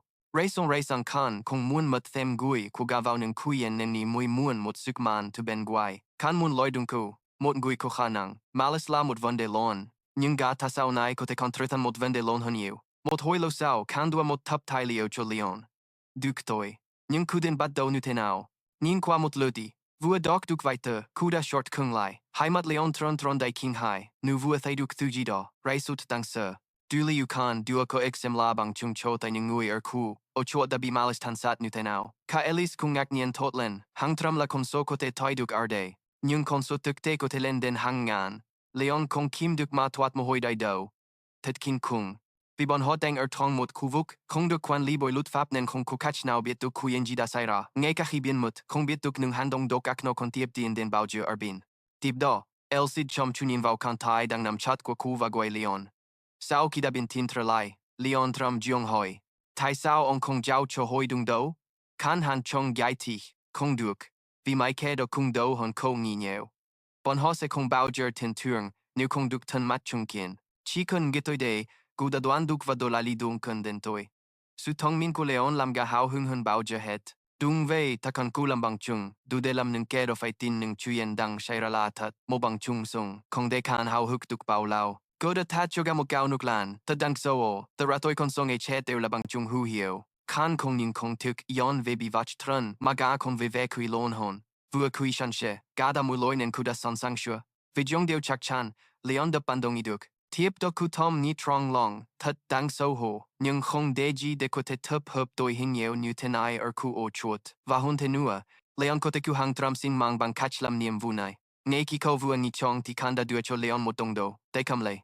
Ko tomo mordaugam ra, kaijidai. Ngeve gabin tantraloy, mot kondaugam ve kondo kutatrenno. Dunoratro kenao mongoi honve ngui ti kong tang konao dam ho hijido. Neu kong thi kwantai murai songdai, maket loi ku kan, leon dai chebai vut daugam kwa mopen, ong du toi kai kwai jidai, kong kun. Ve get ba ko kokin gang tuk dien len. Koncho. Mot luk sao, kan tiep tuk jai thik, kontrong tui lanun kun fib. Surdung luk kon tiet wak bandi. If you want, just think of it as paying for mutual benefits. Then Leon lowered his voice and said, "Let me ask you one last thing." At this point, you suddenly remembered Khan's fierce image from the start. His powerful punch was something Leon could never forget. Even his own stunned look, when he hadn't even been hit yet but was already bleeding from the nose, was etched deeply in his mind. The next moment, Leon wondered if Khan had planned to stop that punch from the beginning. This strange question made Khan fall silent, then in the blink of an eye, he smirked in response. Of course, their conversation only lasted a few hours.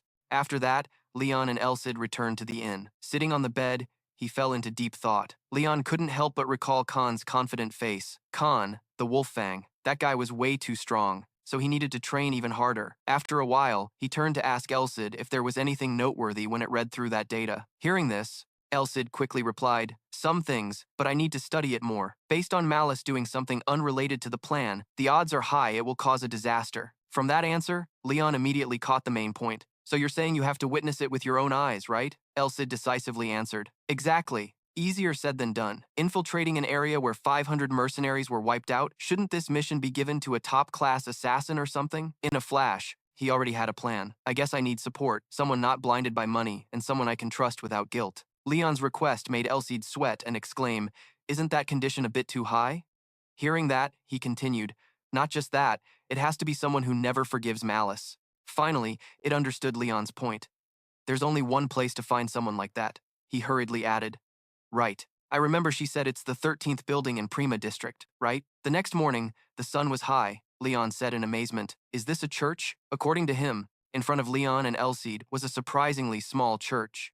Looking around, he puzzled over why they'd build something like this in such a poor district. Without hesitation, it explained, churches always send clergy to places with unfortunate lives, those who would be blinded by profit and easily subdued, and those who become slaves to ambition are easy to control. But clergy won't fall into that, because they must always be righteous. They only respect their faith and the orders from above. They never lose their way. Leon finally understood. In other words, they won't fall for lies anymore. In just a moment, he made a decision. "I have no other choice, so I don't want to draw attention as an inexperienced hero. But I guess I have to tell the truth. Besides, even if Leon presents evidence, most of the teams here are clergy. They never reveal anything if you ask them to keep quiet. At all costs, everyone here wears shabby clothes like in the slums, but their eyes are always bright, even without light shining on them. They're not suspicious of anyone around, even looking into others' pockets, proving they still trust others." Leon wondered if it was because of this church branch. He wondered who managed this church branch. After a moment, Leon began knocking on the church door. From inside, a gentle voice called out, "Who's there?" Though a bit shy, he introduced himself. "I'm Explorer Leon. I have something to ask the bishop." As soon as he finished, he was shocked to find his aura reacting to the aura of the person behind the door. While still startled, a tall cleric figure appeared right behind the door. Cesare gently spoke, "I am the bishop in charge of this place." Cesare. Both Leon and Elsid had the same thought. An elf. After entering, he quickly offered Leon a glass of water. As expected, Cesare spoke, "You must be surprised that the bishop is an elf." Leon stammered a denial. No. Still," he calmly explained, "an elf in my position is quite rare.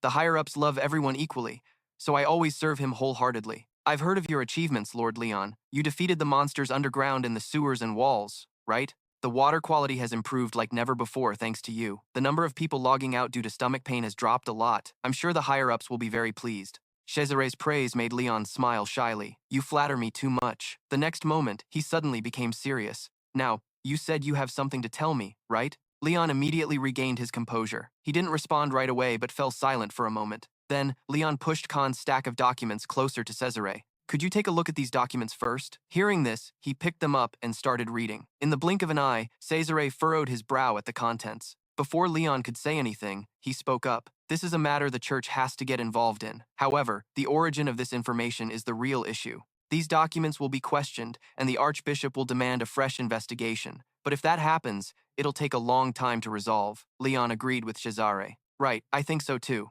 That's why I want to find someone to investigate zones 23 and 25 with me. Can you recommend someone? After a moment of thought, he spoke sadly. I'm sorry, but our branch doesn't have anyone who can fight. A few have learned summoning and support magic, but I don't think there'll be much help on this mission. Cesare's words made Leon visibly disappointed. Is that so? This is the last place then. It seemed like he was angered by the document's contents, but there was still one way. I'll join you. The moment Leon and Elsid heard this, they were stunned. Huh?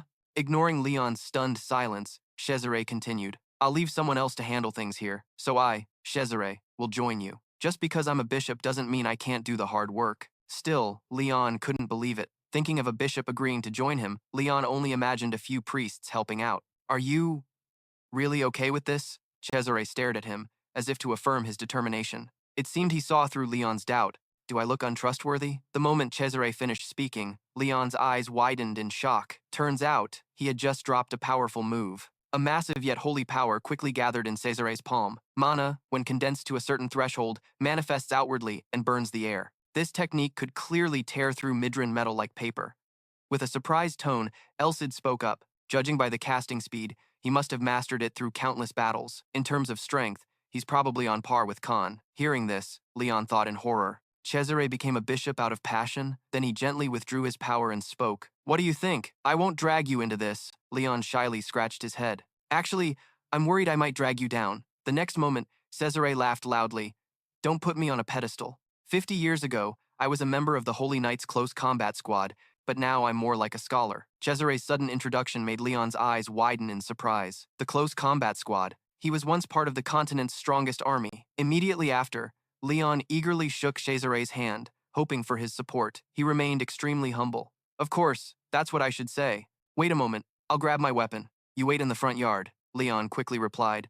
Oh, sure. As Cesare left, Leon happily thought, just thinking about teaming up with someone from the Holy Knights Close Combat Squad made Leon feel like he had an entire army backing him. Plus, the weapon he carried back then was probably a badass bow fitting for an elite from a hunting tribe. Before Leon could dream on, Elsid quickly spoke up innocently. Don't you see the calluses on his hands? After a while, a heavy spiked mace slammed hard onto the church's backyard. As expected, Cesare's weapon was a fierce spiked mace. Despite careful observation, both Leon and Elsid couldn't help but break into a cold sweat. Before them, he wielded the spiked mace lightly, as if holding a toy. Moments later, Cesare spun the mace in the air, then without hesitation, threw it forcefully forward.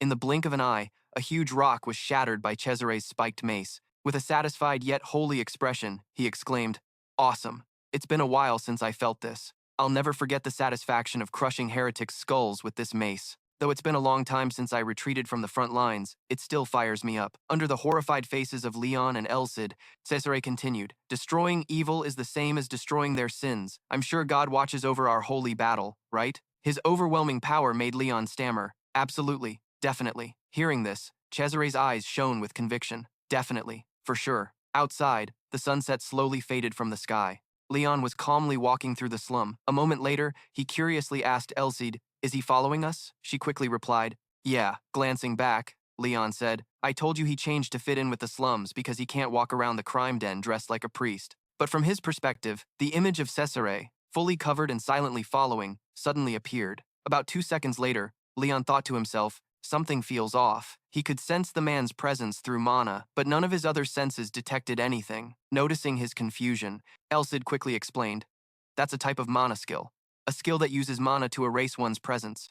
It's hard to use while moving, but he's pretty skilled. Suddenly, a drunk guy bumped into the man. The drunk angrily turned around and shouted, but the drunk was surprised when he saw no one there. Hey, watch where you're going! What the hell are you looking at? After seeing this, Elsid continued, He must be really experienced in these infiltration jobs. Leon still wondered, but I can sense him with mana. He's basically invisible. Then she guessed it was probably due to his mana attribute. He shouldn't be able to sense him when he uses mana to hide. But those limitations can be overcome based on mana characteristics.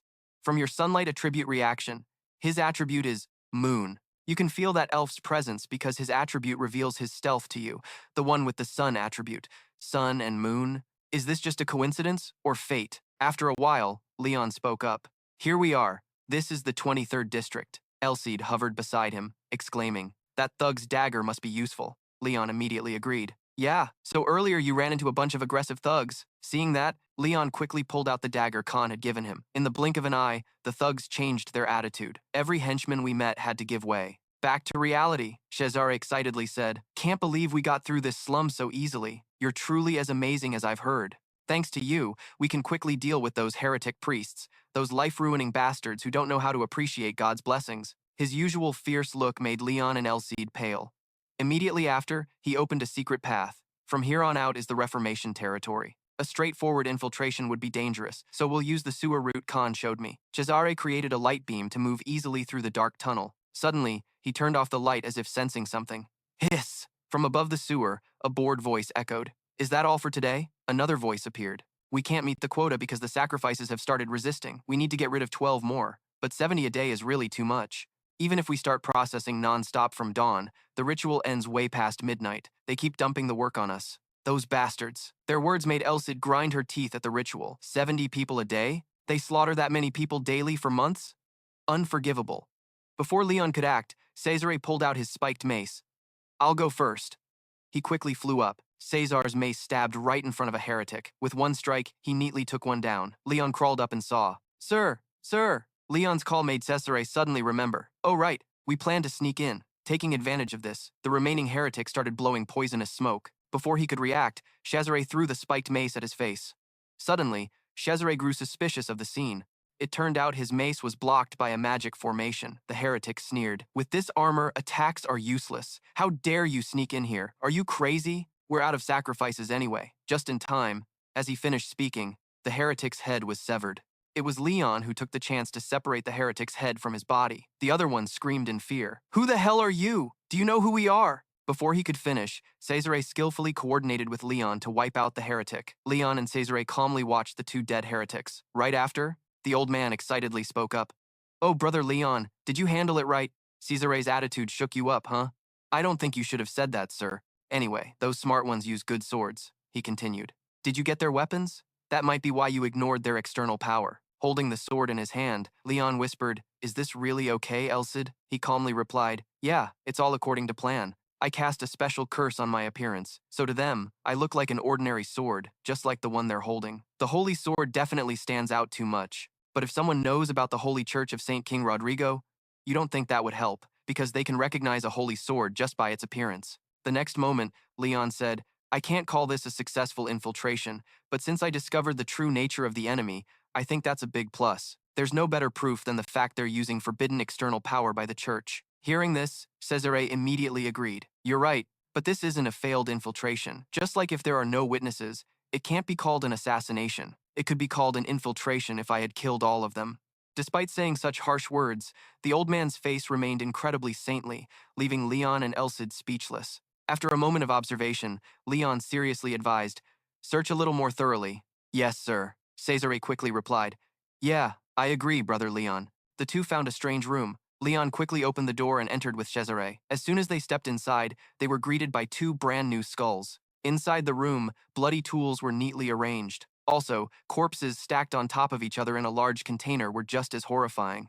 Leon couldn't stand it and covered his mouth. This nightmare scene, how many lives were sacrificed, and how much suffering happened here. At the same time, Elsid calmly told him to endure it. "You're not used to these terrible things, but you can't look away from misery. Even if no one remembers, a hero must remember. This tragedy is the true form of the enemy you sacrificed your life to fight against." After a moment of reflection, Leon asked in a low voice, "Isn't it the Demon King?" His tone was full of disdain. "That usual Demon King. How could he be your enemy? The world isn't green enough to be saved just by defeating one bad guy." Saying this, Elsid became more serious than ever. For the poor, poverty is their Demon King. For the sick, disease is their Demon King. Do you really think those misfortunes have a reasonable cause? Can you slash poverty with a holy sword? Can you destroy disease with it? Compared to those, a demon king you can cut down is nothing. The one who brings a brighter future is the true definition and duty of a real hero. And that's why you have to fight to the end. No matter how bad it gets, you can't avoid it. You can only eradicate demons by facing tragedy head-on. After his mindset was cleared, Leon sighed deeply. Then his eyes shone with unprecedented determination. Cesare noticed this scene. He wondered what Leon had been telling himself all this time, but the guy managed to calm down in just a few seconds, despite the horrific sight. He has a strong will. The next moment, Leon called out, "Yes, sir." Cesare quickly answered, The place we passed through seems to be just a dumping ground, and from here looks like the real base. The enemy here is at least double digits. They'll be in big trouble if they keep infiltrating blindly." Suddenly, he remembered Khan's words, thinking of them as bounties and doing whatever Leon wanted with them. If possible, he didn't want to use them. But in a flash, Leon unrolled a paper that Khan had given him. Seeing this, Cesare looked puzzled. "Brother Leon, what is that scroll?" Leon didn't answer, but silently felt the power radiating from the paper. Immediately after, he used the clairvoyance technique. Seeing it, Elsid recognized it as temporary magic, granting the user the ability to see through, right? He even added it to his vision. Then, Leon saw through the entire structure of this base. A moment later, the power from the paper gradually faded. When the magic of the paper wore off, Leon started bleeding. Cesare anxiously rushed to Brother Leon, but didn't want him to be distracted. He quickly reassured him, "I'm fine, no problem." Then, Leon recounted what he had just seen. "I don't think this underground base is too big. There are 24 people who can be considered enemies, arranged in order east, west, south, north, 10, 5, N5, and 4. There's a room in the middle that I can't see through, and its entrance is on the east side. I wonder if there's a key there." Hearing this, Cesare lowered his voice to make a guess. Maybe there is, or it could be a trap aimed at those who think that way. The key element of any strategy is to catch the enemy off guard. The most common trick is that the place considered the weakest spot is actually the strongest. Maybe that place is just an empty corpse room, and the real important spot is in District 25. Still, Leon was stubborn. "You might be right, but I only want to move after officially confirming that. Security won't be as loose as it is now if we come back later. So, today is our best chance." Luckily, Cesare didn't reject your plan. "So now that we've achieved the basic goal, should we handle them quickly and cleanly?" In another room, two freaks were both guarding and chatting. Suddenly, the chain from Cesare's spiked flail wrapped around them. With just one strike, he wiped out the two freaks. Inside the base, the agonizing clang of steel kept ringing out, but not loudly enough to draw attention. And there was another freak foaming at the mouth in pain from the same technique. As he fell, Cesare spoke up. "This is the 12th guy. My body's finally heating up. I've reached the age where I'm no longer as fierce as before." Then he curiously looked at Leon. "Is this the wall you can't see through? After touching the door, you immediately said you didn't know how to open it. There's no door handle, and neither pulling nor pushing moves it. The writing is unclear, and the blood-red light looks like blood dripping from a cut." Suddenly, Leon felt a chill down his spine when Cesare excitedly instructed, "Can you step back a bit, Brother Leon?" At that moment, Cesare forcefully swung his spiked flail forward. The next second, it bounced back without causing the door a scratch. Leon couldn't believe it. Eyes wide, did it really bounce back? Even Cesare was surprised and serious. In Leon's mind, flashed scenes of him fiercely using the spiked flail in the past. The horrifying images made it hard to believe. That iron ball should have crushed stone to dust. Thinking this, Leon paused for about 2 seconds and searched his memory. After a moment, he kept thinking, so how could there be not a single scratch from that last strike? In a flash, Elsid appeared and said, "Antimatter. It's a gateway to open matter particles, a substance based on a theory that has never existed in this world." Leon immediately caught the key point. Antimatter? Without hesitation, Elsid quickly explained, "Exactly. Based on what I remember, cold objects become hot, and hot objects become cold. This gateway seems made of antimatter, which nullifies all physical interference." After hearing Elsid's explanation, Leon silently added in his mind, "And not only that, since Leon couldn't see through it with his magic scroll, could it be that this door isn't affected by magic? If physical and magical power don't work, then there's only before he could think further." Cesare groaned. "Damn it, I'm focusing magic. Please focus on my hand. Oh, light of enlightenment." Seeing this, Leon was amazed and said, "Is this holy magic?"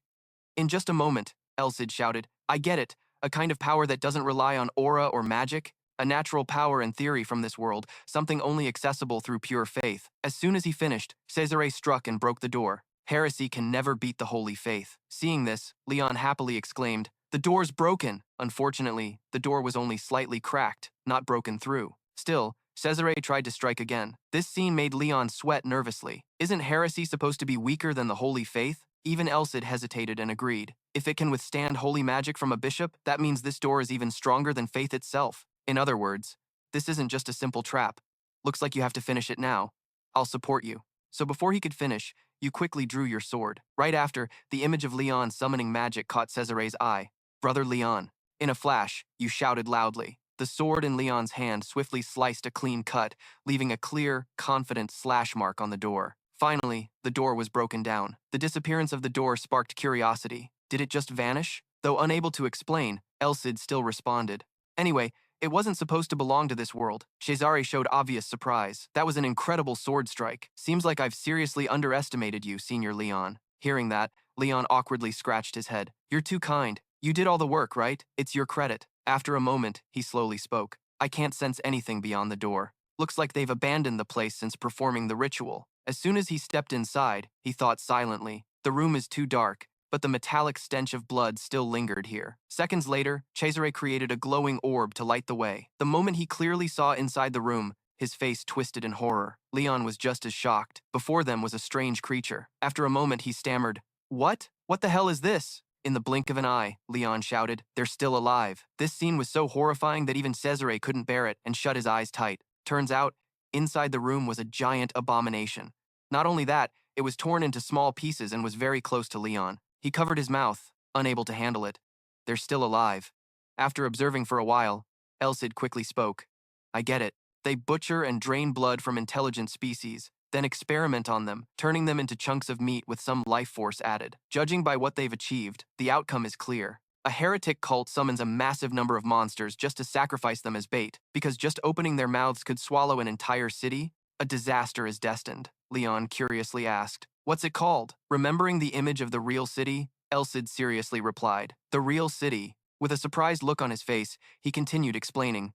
They need a lot of time and effort to prepare, but once started, nothing can stop it. An entity from another space that even the holy gods dare not face will be summoned to this world and will return to another space easily once it finishes devouring a city. Hearing this, Leon immediately thought of the free city. This city's outskirts will become a full meal. Yeah.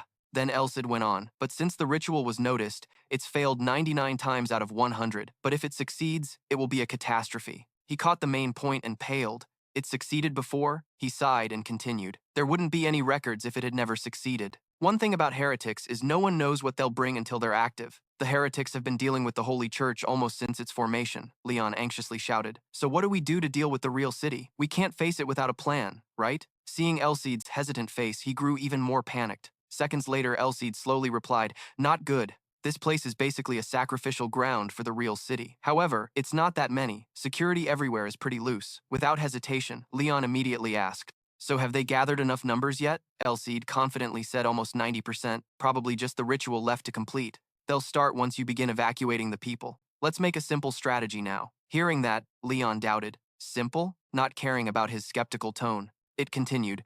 Gather all forces to strike District 25. A mutant like the real city will need a very large place to perform the ritual, so I'm sure we can handle it if we attack before they start the ceremony. Leon repeated Elsid's words, full assault, and Elsid immediately confirmed. Right, the turtle will pull its head into its shell if cornered, and that'll be where it takes its last breath. The scary thing about heretics is their defense capability. Because their skills are based on theories from another space, they have power completely different from holy magic.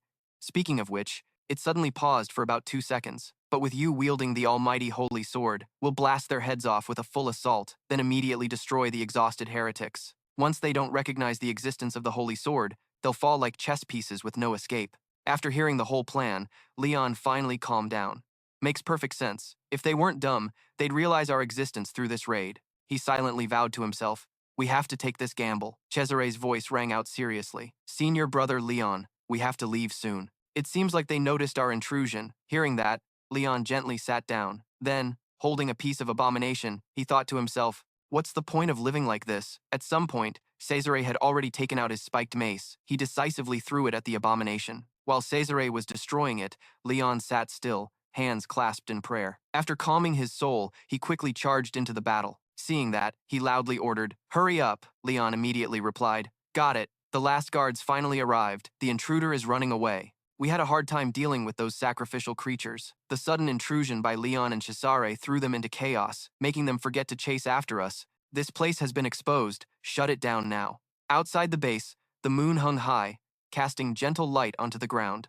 Leon gasped for breath and said, "It seems they're no longer chasing us." Cesare calmly responded, "Yeah, those chasers are far behind now. When I was younger, I poked a beehive and felt just like this. Even in danger, he stayed calm. Back then, I just had to jump into a nearby pond, but this situation is a bit more dangerous. There's no pond for me to jump into here. This place is full of creatures that bees can't compare to. I have a feeling reinforcements from the church will arrive too late. What do you think, senior brother Leon?" Leon didn't answer but fell into deep thought. To carry out the plan, Elsid said he needed someone with enough authority. Leon thought about using the holy sword as a last resort, but Cesare seemed to have enough power already. He wanted to keep it hidden from everyone's eyes. Although it seemed like he had figured something out while fighting alongside Leon, if Cesare really wanted to hear his opinion, Leon silently confirmed after a moment and spoke up. He would comply. "I've come up with a great plan." Right after, at his house, both Leon and Cesare were seriously discussing together. After hearing him explain the plan, he stroked his chin thoughtfully. Then Cesare spoke. "There are some uncertainties, but it's worth a shot. Anyway, we have nothing else to try." Hearing that, Leon stammered excitedly. "Really? Really?" He immediately replied, "Yeah, thank God." That explanation was hard for others to believe. If a real strategist heard it, they'd definitely laugh out loud.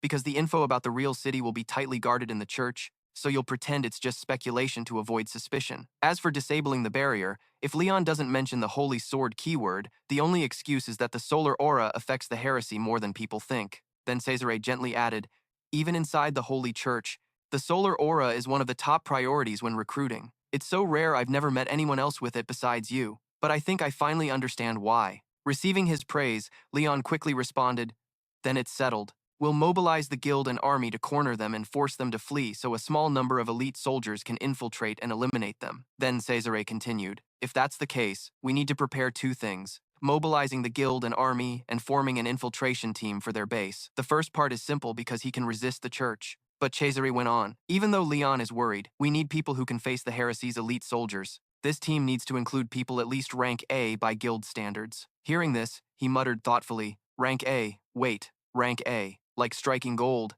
Leon jumped up excitedly. "Sir, what do you think about recruiting strong people from the slums?" His bold idea shocked him. He said, "The slums?" Noticing Cesare's confusion, Leon quickly explained, "Even in the slums, there's at least one or two people at the same rank. The snakehead and the coffin guard will do, right? Since they tried fighting fire with fire, they'll definitely cooperate." Still, he wasn't too sure. "But will they agree to join?" With strong confidence, he firmly stated, "I'm sure they won't have any other choice if you talk to them yourself." In a flash, Cesare suddenly paused as if he understood something. The next moment, his eyes lit up. "I get it. It's mandatory, isn't it?" Leon was also burning with confidence. "Give them a chance to serve the church. I'm sure they'll agree as soon as you show them the Crusader's mark." The scheming look on those two left Ellis speechless. If the people you're talking about heard this, you'd get stabbed. That warning made him recall the scene of Khan's attack in the past. Remembering Leon's messy look with a bloody nose, he cracked a creepy smile. "I'm definitely not getting revenge for him making my nose bleed."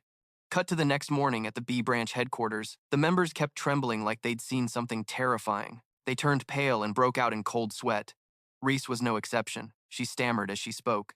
"Hello, Lord Leon." It turned out that Leon and Cesare's appearance in armor scared everyone in the guild. The fierce look on the old man made Reese even more panicked. The members only dared to watch from a distance. "Isn't that the Crusader? What business do they have with the guild?" Trying to calm her down, Leon quickly spoke. "Race, I'm here on business today." As he removed his mask, Cesare calmly introduced himself. "I am Cesare, Bishop of the Holy Church. I request the guild's full cooperation under the Crusader's name." The information he just gave made everyone shout in unison. "What?" A moment later, inside the meeting room, Bernard spoke seriously. "I am Bernard, head of the B branch. Although we haven't worked together before, please take care of us." He was even higher rank than Khan. I heard Bernard was once an A rank in his prime but retired due to a leg injury. He looked about 2 seconds old. Bernard continued, "I fully understand the urgency of this situation, since it's so important that a retired Crusader member requested this meeting." Maybe because the hall was experienced, the discussion went quickly, though his expression froze when hearing about the short time left and estimated losses. According to Head Bernard, among the 4 active A-rank members here, only one can be mobilized for this risky mission. The others are all on duty. They left the mobilization to the head, then the bishop and Leon headed toward the slums to force Khan's snakefang. Well, Cesare and Khan's meeting was full of threats. Maybe he had murderous intent even for a moment, but Khan had no choice but to obey the pressure. Cesare aggressively threatened him. If you refuse, I'll put every one of you on the heretic list. You'd better run to the end of the continent and hide in some hole. The excitement in his tone made Leon pale. No. Khan probably obeyed because of that threat. Ignoring his thoughts, Khan held his head in frustration. Damn it, trapped myself. I thought this was a chance to destroy them and throw the guild into chaos. Seconds later, Cesare growled, this offer isn't just for you, but also for the coffin guard. If you don't want to struggle alone, send that message to him too. Hearing this, Khan asked in surprise, Huh, just me and the coffin guard? He calmly replied, 2 are enough. The others will evacuate the civilians before the attack starts. Without hesitation, he clenched his teeth and exposed their plan. You want to send the snake's head flying with so few elite soldiers? Cesare didn't even deny it. You're pretty smart for a thug. They can't eliminate Khan. They have to unite to fight the real enemy. Whatever happens, it's better than all of them dying. With a surprised tone, Leon hesitated and said, even if we said that, yet that many people still gathered in just 2 days. According to you, the armies from many places have fully assembled. From above, Leon and Cesare seriously observed the troops below spreading out. Rise excitedly spoke up. We sent urgent requests to all member guilds ranked C and above. Most explorers decided to join. Then Bernard also spoke. The total is about 1,500 people. This is truly what you should call an all-out war. We managed to convince Lord Brain thanks to the preserved evidence. The garrison troops have completely surrounded District 25. Close combat will be assigned to explorers and mercenaries. As for squads lacking solo combat ability, they will support rear defense and ranged attacks. After hearing the plan, Elsid smirked in praise. A wise decision.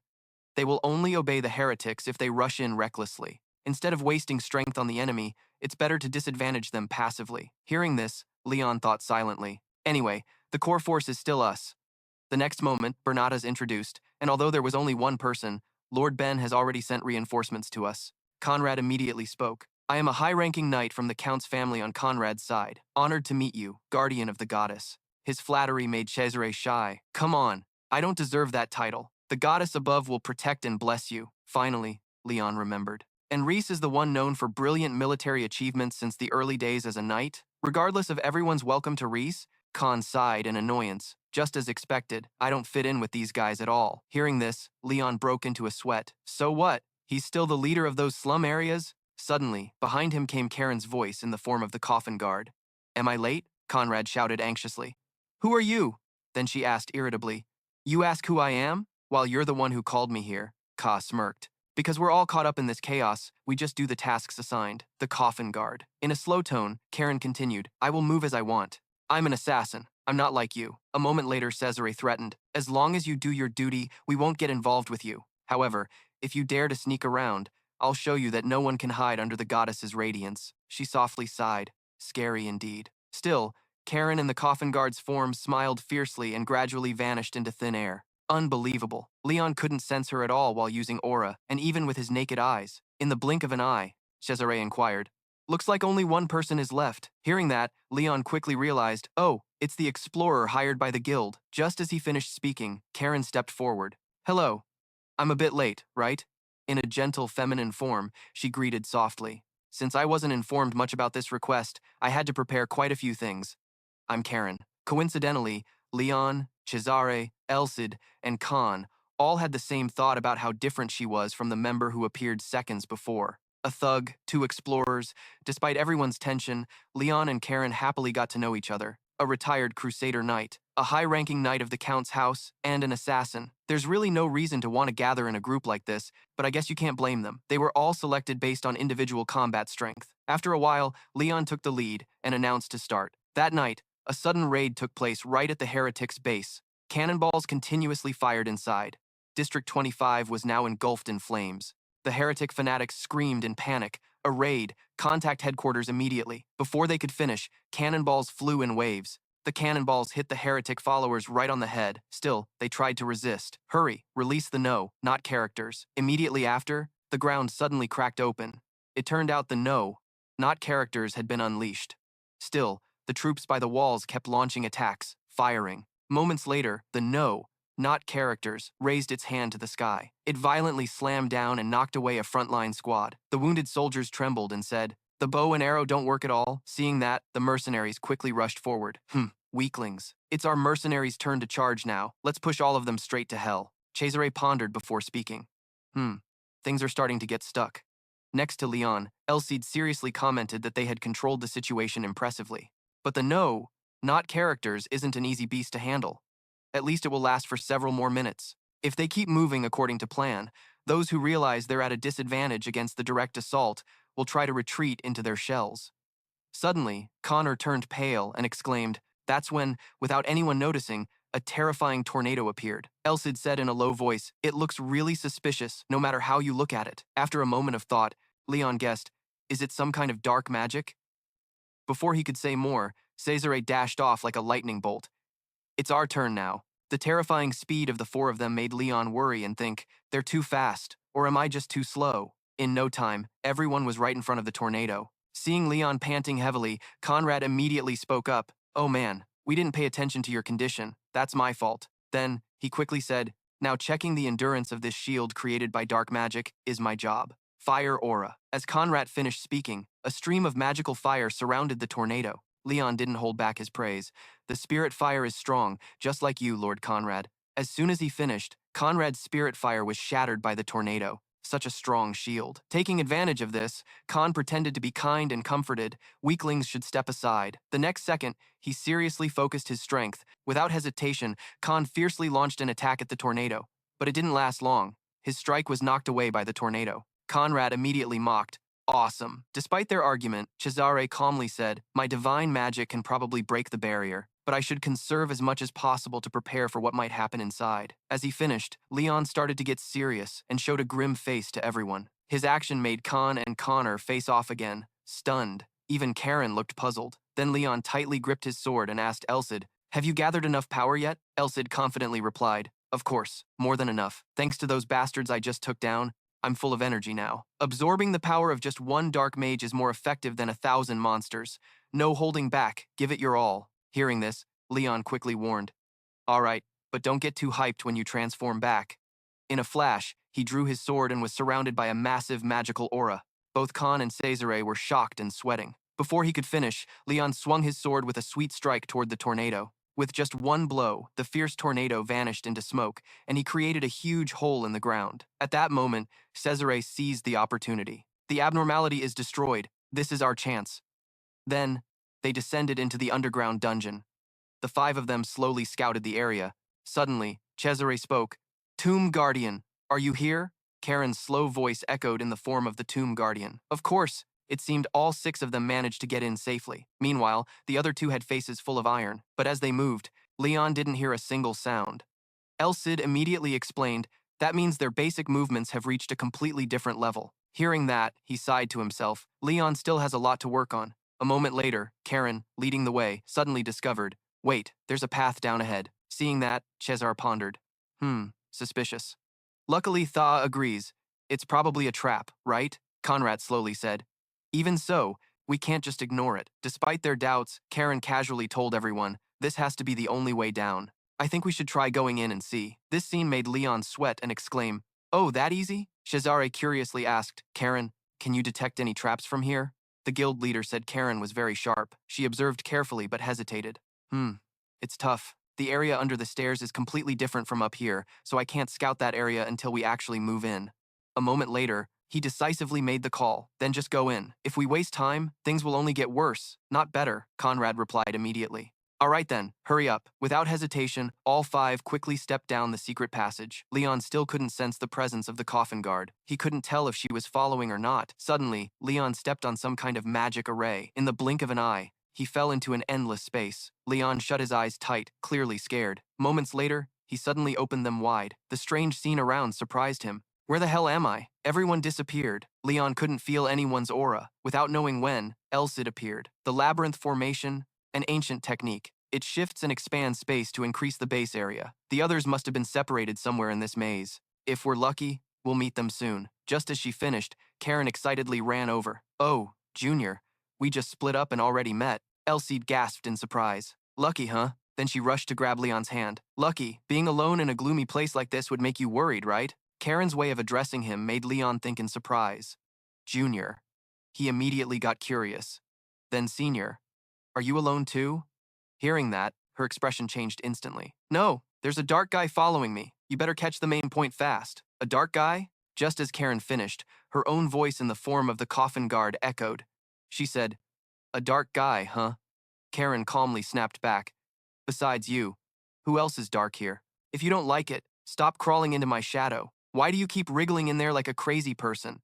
The coffin guard aggressively replied, "I stay wherever I want. Lucky Leon can meet a sharp person like Karen. Honestly, you don't even need to worry about President Khan or Lord Ran." After a moment, Leon interrupted the argument between Karen and the coffin guard form. "Let's go then." Karen praised loudly. "I like your confidence. Can I trust you?" Junior, without hesitation, he firmly confirmed, "I won't disappoint you." They quickly started exploring the maze, and in no time, they found 5 doors in 5 different directions. Karen chose without thinking. Wow, she's rushing in faster than even Meech's intuition, right? Is it really okay to just follow Karen like this? Elsid quickly comforted Leon. She hasn't been wrong even once, so just follow her. Karen's navigation skills are better than the forest spirits. His comment shocked Leon. "She's that good?" Elsid's calm tone echoed. "Dad, maybe it's because of her aura attribute. The darkness covering everywhere is actually working in our favor." Karen quickly raised her hand to stop Leon. "Wait, I sense enemy energy nearby. There are 3 of them. No way to get past. What do you want to do?" Leon had a feeling they were much stronger than the enemies in District 23. Even with the power of the Holy Sword, Leon wasn't sure he could beat them. The next moment, Leon spoke seriously. "Let's take them out." Hearing that, Karen smirked and said, "Someone like you, a rank C, doing that is a bit bold, isn't it? You know, charging in and then acting all tough, but needing help later is just embarrassing." Leon wasn't scared by her threat. Instead, he provoked her. "Look at you. If you're worse than your little brother, that's even more humiliating." As expected, Karen calmly pulled out a hidden weapon. "All right then, should we try fighting each other?" Seeing her focus her power, Leon thought silently. Green aura. In a flash, Karen hung upside down from the ceiling. Leon asked in amazement, "Is that an aura skill too?" Then Elsid quickly answered, "Yeah, she uses aura to cling to walls." Seeing her so skilled, I bet she's been through many brutal training sessions. Now you need to focus more on your lightness skill. If you want to keep up with her speed, you have to run at full power, Leon replied. "I know." At the same time, a cultist suddenly caught attention as a stone fell from the ceiling. He looked up in surprise, as if seeing something. It turned out Karen was happily waving hello. The fanatic screamed in panic. Someone broke in. Before the freaks could even react, her hidden weapon stabbed straight into their heads. Seeing that, Leon didn't hold back his praise. "Awesome. How does she throw so fast?" Even so, the freaks weren't completely wiped out yet. "How dare you? Do you even know where you are?" Even after seeing their true faces, Karen wasn't scared at all. What's there to fear? It's just a rundown slum with no management. Looks like her words pissed off one of the freaks, making him babble nonsense. While he was focused on Karen's hidden weapons, a rope suddenly wrapped tightly around his leg. Moments later, the octopus freak was dragged across the ground. While squeezing his body tight, Karen excitedly said, "If you focus too much on counterattacking, this is what happens to you." Meanwhile, Karen, disguised as a coffin guard, chopped off the head of the second freak. This scene quickly caught Leon's eye, making him silently admire. Scary as hell, lucky too. They got wiped out so fast, they didn't even have time to call for backup. Speaking of Cao Cao, just as he appeared, Leon was attacked by the remaining freak. "So, what about your opponent?" In the blink of an eye, Leon got slashed across the face. Elsid calmly remarked, "You must be really unlucky. That's the strongest one out of the 3. Its late warning left him speechless. After the fight ended, Elsid could have said that, using both of Leon's eyes and unleashing his aura to the max on the freak. Wait a minute, but what did that freak just throw at me? After clearly seeing the freak's hidden weapons, Leon couldn't help but use himself. Suddenly, he remembered. He had fought monsters with the same attack before. Right, the slim stone guys. Just as he realized this, the freak quickly threw a dart at Leon. He didn't hesitate, focused his power, and charged forward. With just a few basic slashes, Leon shattered the darts. In a flash, he closed in on the freak so fast it was unbelievable. The freak screamed in anger. "No way he could slash all my darts?" While the freak was still shocked, Leon sliced him in half like cutting a watermelon. If he hadn't used his eyesight, he wouldn't have reacted in time to those attacks. Not to mention, without this holy sword, he couldn't have sliced through the freak's body. Moments later, Elsid boldly claimed, "No, it's all thanks to your hard training that you could beat him." Well, still not perfect yet. But then Karen's amazed voice rang out. "You're done already? Even if you're a few seconds slower than me, that's still awesome. A rank C guy in this dungeon who can take down a freak like that alone? You don't look like a newbie fighter at all. Though you look like a rookie. That's good enough." Even though she was complimenting him, Leon was sweating cold looking at the scene ahead. What the hell is that? An octopus? No, it's more like an octopus tree, right? Think whatever you want. Then he suddenly froze. What's this feeling? The cuts from those 2 thrown darts look exactly the same. Somehow it feels strangely familiar. Looking closer, the cross-section and depth of the wounds all show the same force and speed. Could it be? This discovery didn't surprise Elsid at all. Oh, you finally realized it. Yeah, that's right. What you're thinking is totally correct. Karen had no clue about his guess. She winked excitedly. Damn, looks like having you here made it easier to handle them. Forget about that gloomy guy. I don't think you can keep up with me. You sure know how to judge things. After a moment, Leon whispered, "Show me." Following his words, the system screen gradually appeared. All of Karen's information popped up. Karen, title and profession. Coffin Guard Assassin, level 45, Strength B, Stamina C, Stealth A, Aura A, Master Skills, Throwing Knives, level 5, Master Throwing level max, Illusion level 9, Phantom level 7, High Mana User level 7. Karen, title and profession, Coffin Guard Assassin. Reading this line, Leon was shocked, mouth agape.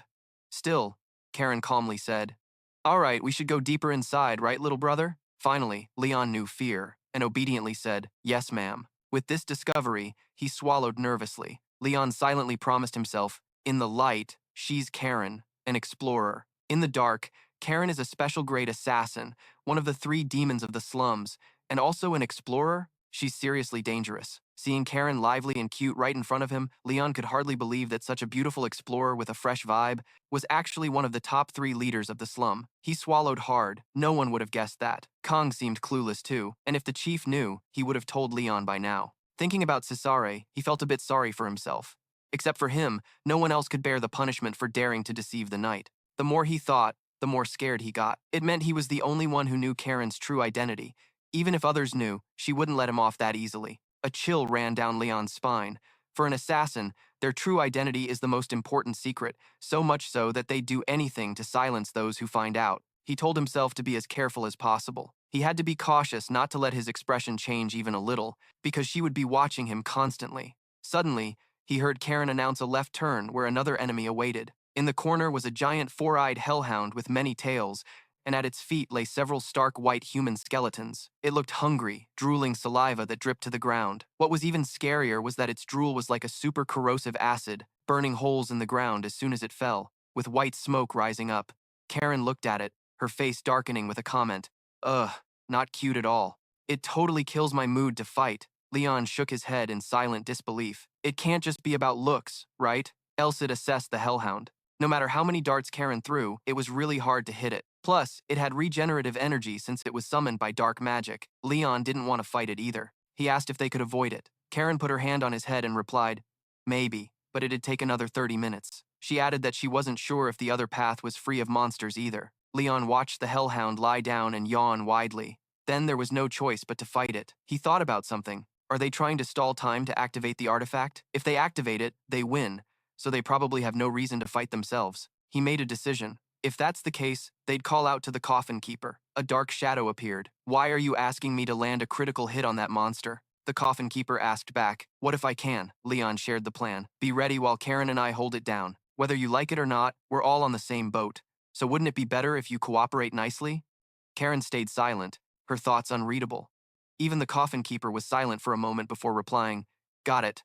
Leon calculated that the stamina spent running here had been restored. Now you just have to give it your all. On the other side, the hellhound lightly sensed movement. It opened its eyes, and in front of it was Leon. He charged straight at it with his sword. The dog growled. It opened its mouth wide, gathering dark energy. Then a cloud of ominous black smoke shot toward him. Leon raised his sword in front of his face and called out to his companion, "Elsid."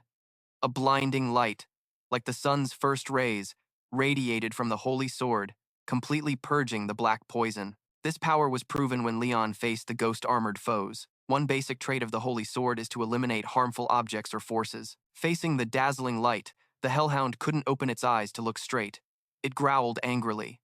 Leon swung his sword, slashing across its neck. Though it couldn't see the path, it instinctively sensed danger and retreated. Still, its neck was wounded, a fairly small cut. However, Leon wasn't satisfied. Damn it, not enough yet. At that moment, the hellhound started to counterattack, its 3 tails aimed at him. Leon immediately jumped back, successfully dodging its attack. He gritted his teeth, thinking he couldn't dodge the next strike. His vision, facing the monster, calculated he had to block at least once. Suddenly, Karen ran over, signaling him to cover her back. Once again, she slipped past him, flashing a bright smile, hoping he'd trust her. Leon glanced at her, feeling restless inside. Trust or not. In the end, he decided to trust her. After all, they were on the same side. So, he charged forward. By then, the hellhound's three tails had swung toward Leon. At the same time, several darts flew in the same direction as his charge, aiming straight for the dog's tails. Three clangs rang out as the dart stuck its tails to the wall. Leon seized the momentum, swinging his sword, continuing to aim for its neck. When the sword nearly touched it, the dog opened its mouth and growled. Just as he thought he could successfully take its head, the dog swiftly dodged its head to the side. Leon silently got angry, once again failing to reach it. He should have been faster and swung the sword harder. The hellhound lowered its body. Its tail was already fixed in place. It growled angrily, but suddenly its body twitched slightly, as if someone had grabbed it. It startled, turning its head back, wanting to see who could possibly control it. Leon noticed something unusual about it. He thought silently, the monster's movements. He didn't know when. Its shadow had been pinned down by dark throwing daggers. Not just one dagger, but dozens, easily restricting its movement. And this was the work of the coffin keeper. Her eyes lit up, her voice cold and deadly. The shadows turned into sharp thorns from the ground, piercing through the hellhound's body. It growled, but the growl weakened, no longer as strong as before. Then it collapsed to the ground, breathing its last breath. Leon was amazed, thinking, awesome. An A rank can do that? Elsid also found it hard to believe. It couldn't heal its wounds by itself. He guessed it was beyond its healing ability. Leon admired. A critical strike attack to eliminate an entity. Then he looked at the coffin keeper. Definitely an assassin's attack move. Suddenly someone placed a hand on his shoulder from behind. We're an unlikely team, but we work pretty well together, huh? Leon turned to look at Karen and nodded in agreement. You're right. I didn't expect you to throw daggers at its tail. I never thought of that. Thinking back to that scene, he still felt it was incredible. Who would have thought those tails could be controlled by a few throwing daggers? Then Karen glanced at the coffin keeper. She was modest, saying it wasn't a big deal. Nothing compared to that guy. I didn't expect an assassin to be able to use that skill. Leon looked at the hellhound's body, full of holes, nodded approvingly. Truly worthy of the assassin's ultimate move. Karen smiled and said, being one of the lords of the slum cult isn't just for show, right? Let's keep moving forward. We don't have time to rest. Leon smiled. Yeah, let's go now. Elsid teased. So touching, huh? He thought silently. This is a race against time. Everything depends on whether he arrives before the ritual starts or not. After walking for a while, Karen stopped, hiding behind a wall to check the situation ahead. There was a group of people dressed in black. She counted 1, 2, 3, 4, 8 cultists. He asked, are we too early? Karen didn't answer but said, this time it looks tougher. Leon looked at her, talking about comparing the difference in strength between us and them. Maybe she was the best in the team. He looked at the cultists, silently judging, each one strong enough to give him goosebumps. The ones from earlier would have been tough to handle if he had to face 2 or more at once, Leon planned. Since it's like this, we should choose between standing here, waiting for them, or going to find them ourselves. Karen shook her head. Neither option was good. She was confused. They might arrive too late, or both might miss each other on the way. She leaned against the wall and sat down, unable to believe that after getting this far, they still had to gamble. Karen's reaction left Leon a bit speechless. She looked just like a normal explorer. It was strange knowing her true identity. Suddenly, he felt the maze tremble. His body shook. Even Karen was startled. What the hell? On the wall, dust and bricks cracked and fell. Leon guessed it wasn't far away. Elsid said it was the shockwave from 2 massive energies colliding. He nervously glanced at Karen, a suspicion forming in his mind. Someone's fighting? The girl looked at Leon and nodded slightly, confirming the suspicion in his eyes. The cultists looked at each other, exchanging something. Then a few left to check the situation. The others stayed behind to guard the place. Leon glanced over, a thought flashing. 4 were moving toward the source of the noise. Another option appeared. He hesitated between helping his teammates, who were fighting or defeating the remaining enemies, and moving inside. He thought for a moment, swallowed, then suggested, I think we should go find them. If they win and come back, they'll appear right behind us, and we'll lose most of our strength. He clenched his fist, showing confidence. We have to gather as many people as possible. Karen breathed a sigh of relief.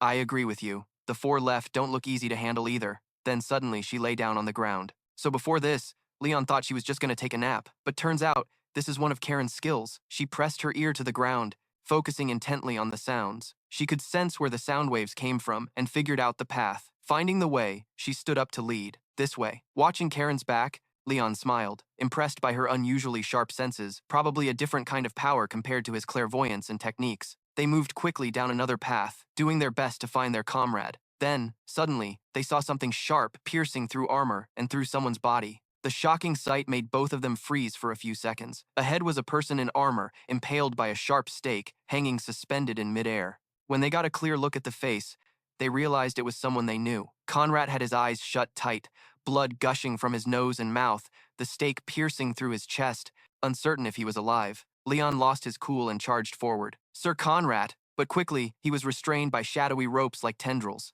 The enemy is one of a kind. The summoner appeared right in front of him. I'll take care of this one. Leon glanced back anxiously. Only then did he calm down a bit and realize he'd been too worked up. He assessed the situation. One enemy targeting him, two targeting Karen. Several others lay sprawled on the ground. It seemed Sir Conrad had defeated the ones on the ground. Elsid warned in time, "Don't worry about her." It watched the summoner warily. This enemy was strong. "You need to focus on the one in front of you." The summoner raised his hand to form a seal, chanting a spell in Russian love and justice under his name. Then, a stream of blue smoke poured out, shooting toward Leon. He looked around cautiously. "Blue smoke?" The summoner boomed. "Consider it an honor." He was supremely confident in his power. "You'll turn to dust with just one strike from me. I'm being merciful using my wandering fury on you.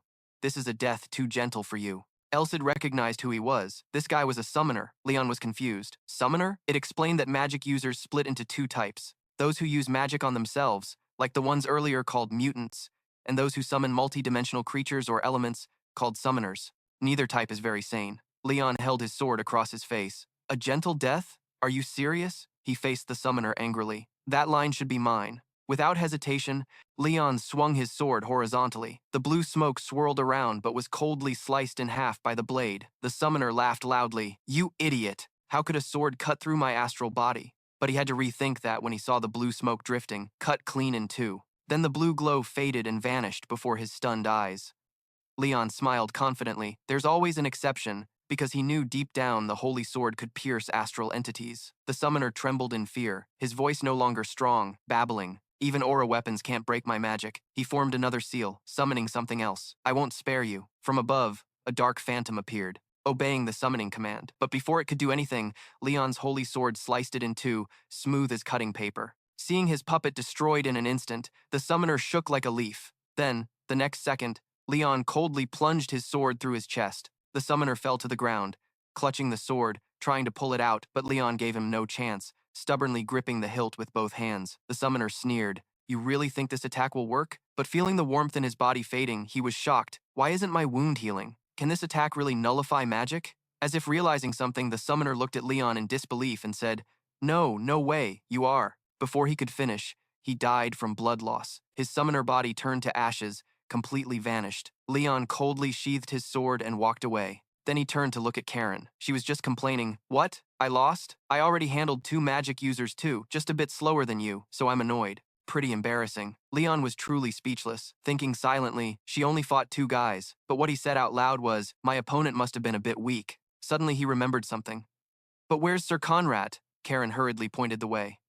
"This way." Conrad was weak, leaning against the wall, his body trembling. He clutched his badly wounded body. Though Tao said, "I'm sorry you had to see me like this. I don't think I can go on with you anymore. Don't worry, just let me go." He tried to persuade Leon to leave first. "I'll just be a little behind. I'll catch up with you once I heal a bit." However, Karen caught on to his plan. "Lord Conrad?" she asked, seriously. "How much time do you have left?" He was silent for a moment, then closed his eyes and sighed softly. "Well, you already know." Karen's mood sank a bit. Someone like him couldn't even stop the bleeding, so it had to be like that. Hearing their conversation, Leon realized just how critical Conrad's condition was. His pupils shrank as he held the still bleeding wound on his chest, his voice breaking as he said, "I can hold on for about 1 hour more. After that, I'm not sure." Leon clenched his teeth and frowned, thinking silently for 1 hour. Can you handle all of them within an hour? Even if you make it, will there still be time to treat him? He gripped the sword hilt in his hand, ready not to overthink if he was truly powerless. But now he had the holy sword. He hesitated and asked Elsid's opinion. It nodded in agreement. Yeah, it signaled him to place his hand on Conrad's wound and instructed, "Just repeat after me, activate the holy healing spell, and close his wound." Leon's sudden action made Karen's eyes widen in surprise. She didn't know what he intended. Suddenly, she heard him recite the incantation. "O noble goddess." Leon seriously repeated Elsid's words. "Illuminate those devoted to justice. Please don't let them be cold from the east wind in the valley of death." A golden light radiated from his hand, covering Conrad's wound. The warmth of the healing magic made him open his eyes wide in shock and awe. Karen was also incredulous. This magic had to be at least bishop level. In just a moment, Conrad's chest wound closed, leaving a large scar marking where he had been injured. He joyfully grabbed Leon's hand. "I get it now. I heard you were the one who planned this attack." Now I understand. I see why Lord Cesare trusts you so much. You're the cardinal candidate of the Holy Church? Elsid found the imagination of these people amusing. From knight to cardinal candidate. Huh? Before Leon could answer, Conrad coughed softly. Oh man, I lost my cool. I'm not fully recovered to fight yet, but now I can heal myself. Leon was about to say something but was cut off by him. You probably didn't want your identity revealed. He winked promisingly. I, Conrad, will keep silent until you're ordained. Elsid laughed and said, You're totally mistaken. Leon was too lazy to explain and just brushed it off. Thanks, sir. Karen handed him a medicine box. Wait here. I'll bring you the elixir. Let's head back to where we want to go, Leon nodded. Yeah, quick. Then the two said goodbye to Conrad. After a while, Karen still led the way. Leon followed cautiously, looking around for any lurking danger. Suddenly, Karen turned and looked at him, her eyes shining like stars, clearly wanting to eavesdrop. She was the strong type and immediately pinned him against the wall to ask. Karen beamed like an innocent, cute girl and asked, Is what Lord Conrad said true? Someone this young is already a cardinal candidate? I've never seen that before.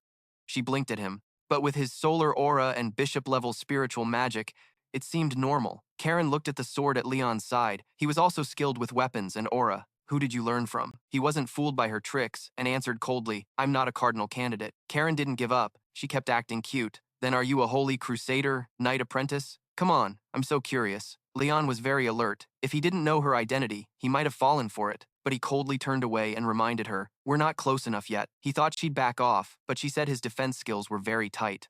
Are all church knights like that? When he looked back, Karen was tying her hair. Most men spill the beans when I ask something. Though she was pretty seductive, Leon stayed sharp. He kept telling himself, I won't be fooled. Then he quickly changed the subject. Stop joking and think about what we should do. His attitude made her feel totally defeated. Leon seriously asked, Should we go find the others or go alone? Karen tidied her hair and replied, Oh, you don't need to worry about that. Leon was puzzled, not understanding her meaning. Huh? Why? Karen didn't explain. She winked, and you'd know when the time came. So the two of them kept moving forward, walking through the dark maze. Suddenly, a figure in black collapsed right in front of them. The scene before them was bloody and terrifying. Cesare raised his spiked mace and spoke. You're here already? Senior brother Leon Khan sat on the body of a mutant mage and let out a soft "oh." It's those kids. Leon suddenly broke into a cold sweat, secretly scared. I actually feel sorry for them. Cesare smiled at them. Glad you two are okay. The coffin keeper appeared from behind the old man's shadow. Aren't you happy for me? But the old man turned away abruptly, like he was sulking. I don't even know who you are. The coffin keeper had nothing more to say. Got it. In the deep, endless maze corridor, Leon shared Conrad's situation. Lord Conrad was seriously injured and can't keep fighting. After an hour or two of treatment, he'll be fine. But we don't have that kind of time. Cesare stroked his chin thoughtfully upon hearing this. Then there's no other way. We should go with just this many people. Cog glanced at Karen. Hey, you're a stealth assassin, right? You gotta have some useful tools. Hurry up and pull them out if you don't want to die, she sneered at him. Why don't you show what you're hiding first? Why do you keep sucking the poor dry? Ka got angry. What did you just say? Cesare stepped in to calm things down. Chill out, guys.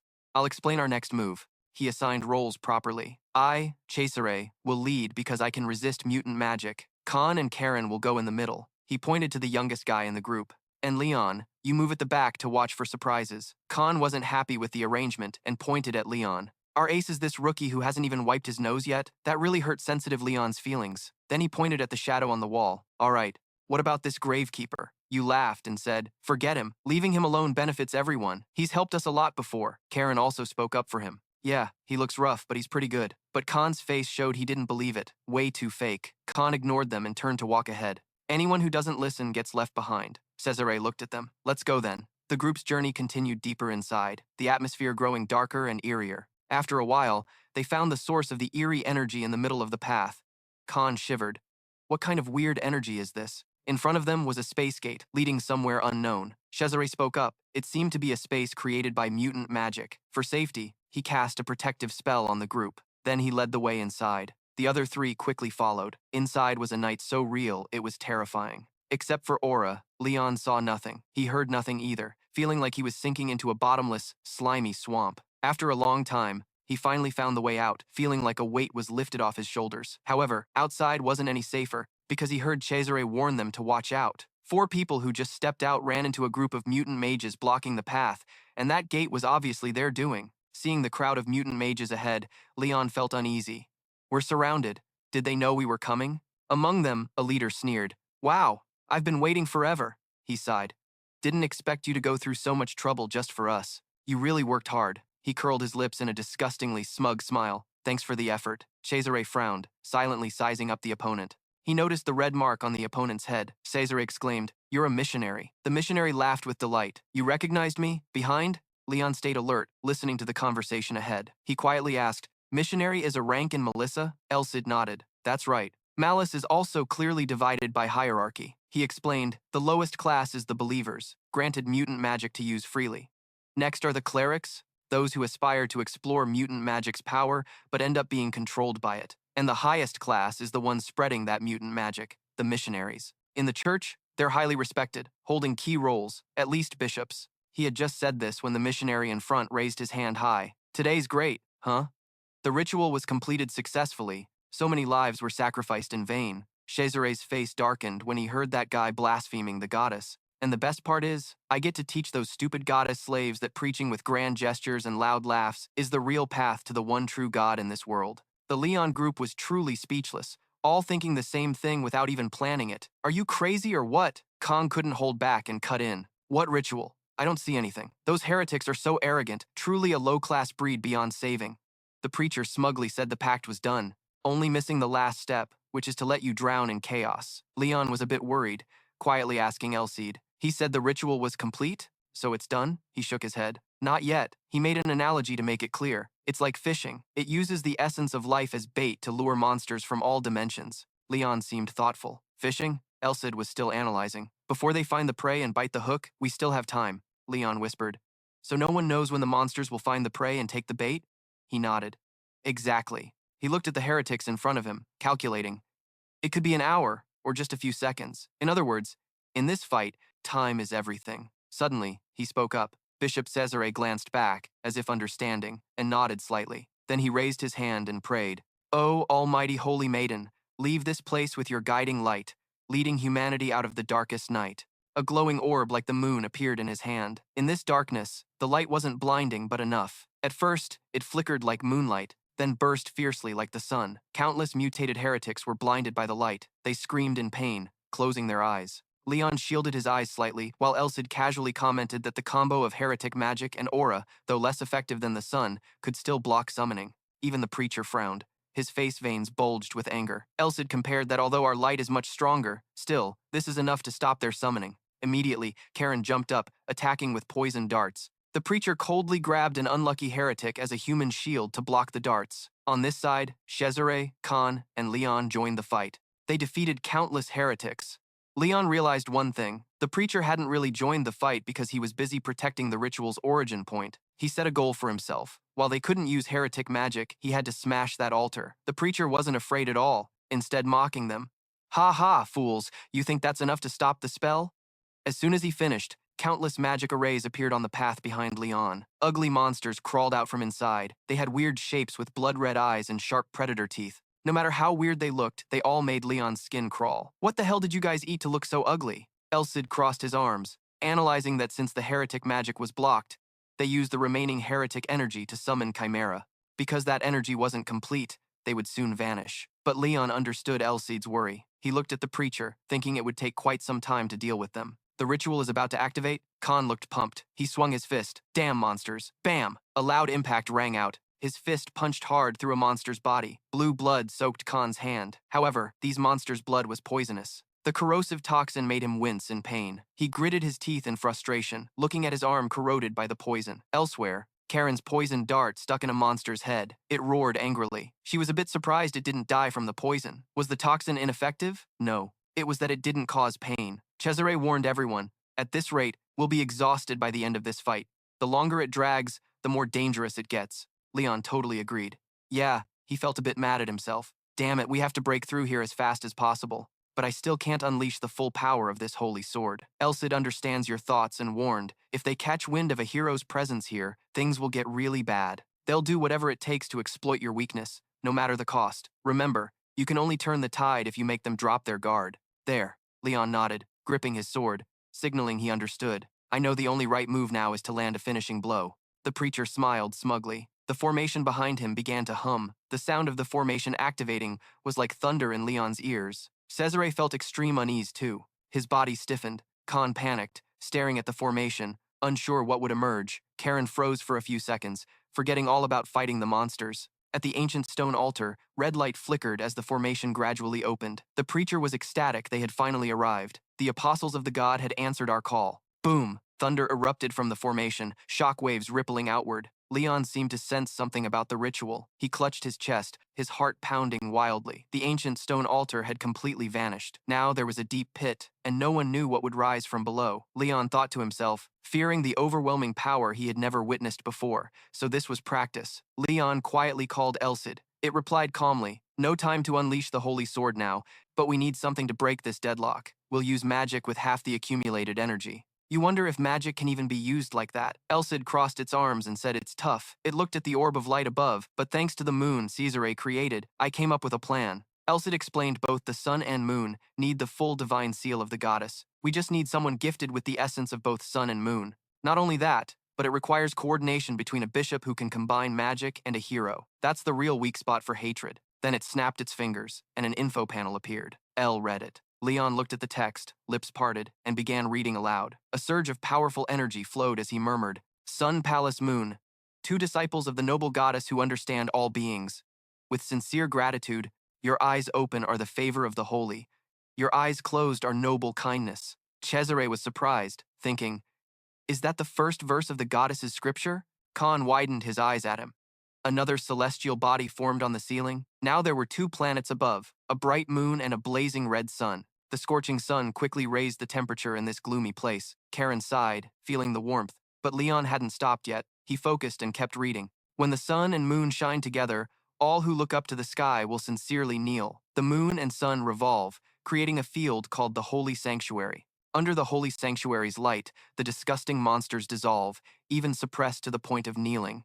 Elsid cheered proudly. The holy ground is truly the bane of dark magic. The field rejects all foreign laws and creatures. Cesare immediately seized the opportunity. He swung the spiked mace in his hand, killing a monster. Now, everyone. Karen and Khan quickly jumped in to help. They swiftly took down several more monsters. The preacher saw this and clenched his teeth in anger. Blasphemy! They're just the goddess's little pawns. He snapped his fingers and threatened, "I will slaughter all of you." At the snap, two priests who had turned into monsters suddenly froze. Before they could understand what happened, two hearts flew out of their chests. The preacher caught them. He was the one who stole others' lives, but cried and wailed, "Damn it. Thinking that I had to sacrifice the lives of devoted sheep and the noble congregation just to care for you, little shrimp." Finishing his words, he squeezed the hearts in his hands. His body was gradually engulfed by a dark power. "Just watch. You fools, this is what you call the glory of the god." Darkness spread. Even the holy sanctuary's light dimmed. The preacher's body slowly transformed, a sharp red horn growing from his head. Leon and Cesare watched cautiously, both feeling the pressure radiating from him. Hidden in the black mist, he smiled smugly.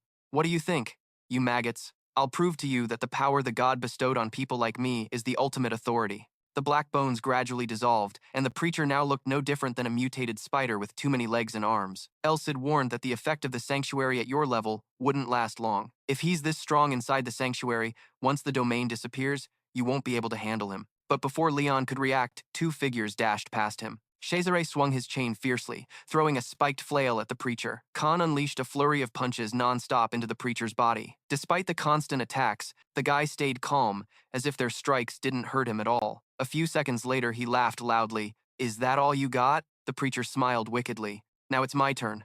His sharp legs slammed hard into the ground, causing a quake that threw Karen and Khan backward.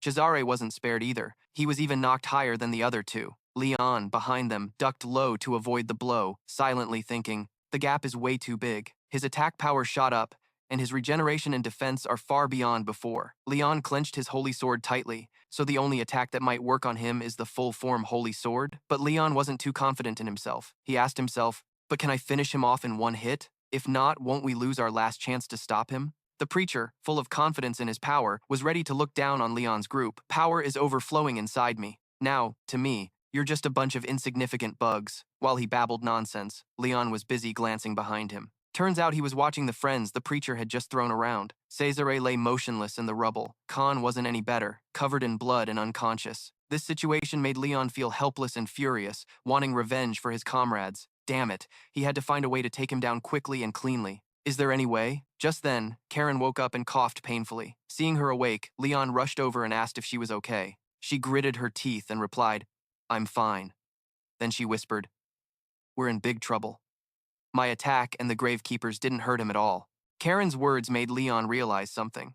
Just as he silently called her name, the system suddenly popped up with information. Karen was listed as a level 45 assassin gravekeeper with B power, B endurance, A agility, A aura, master level dagger skills at rank 5, intermediate master of throwing weapons, maximum level phantom footsteps, 9 clones, level 8 advanced aura, and more. All this info seemed to hint at something for Leon. Phantom footsteps, level 9, instant phantom footsteps. Leon lowered his voice and begged, "Sis, help me out a bit. I need your strength." His words made Karen happy, and she immediately asked if he had a plan. His eyes were fixed on the altar that had empowered the preacher. Then he said, "I'll sneak behind him and destroy that altar to stop the ritual. Facing him head-on right now isn't smart." Obviously, Karen thought this plan was impossible. "Go behind him, huh? What do you think? You think you're a wizard or what? Do you even know how to teleport?" Her rejection made Leon angry, insisting, "I can just blink over there." But she still refused to believe teleporting was possible. Karen's constant denial made Leon grind his teeth in frustration. Then suddenly, he pointed at her face and shouted, "Gravekeeper, you can do it, right? Help me this time, and I'll keep your secret." His words hit Karen's dark spot, making her freeze and sweat like she was showering. Leon kept yelling, "I know you have your reasons, but if we fail now, everyone dies. Me, you, and everyone here." Hearing this, Karen stepped back a bit from him. Her eyes now held only a terrifying coldness. Obviously, Leon was scared pale by that look. After a moment of thought, Karen agreed to help, but with conditions. "Fine, I'll help you, okay? But," suddenly shy, she asked, "how do you know? You knew and didn't tell me?" That secret must be crazy for her to act like a love-struck teenager. So embarrassed, she probably felt like dying. "You already knew but didn't tell me?" That secret is pretty shocking, which is why she acted like a love-struck teenage girl. So embarrassing. I'm probably dead meat. Leon knew Karen's stubborn streak too well, so even though he saw her act that way, he knew his limits and warned her. "Say it out loud. Would you kill me? I know you too well." Instantly, Karen flipped her expression and pointed a knife at him, her lips smiling but her words full of warning. "Of course, secrets are what make a woman irresistible. Got it?" Meanwhile, Cesare was still unconscious. Khan had somehow arrived at the old man's place and was waking him up. "Hey, Bishop, how long do you plan to lie there like a slug?" Plus, he took the chance to taunt, even though Cesare's whole body was weak and broken. Hearing that made him furious. Just as he yelled and hit Khan, Karen and Leon were getting ready to execute their plan. "I'll kill you." Karen brought Leon close to the altar and said, "From here on, you're on your own." Her eyes looked toward the missionary and she said, "If I suddenly disappear, he'll definitely catch up."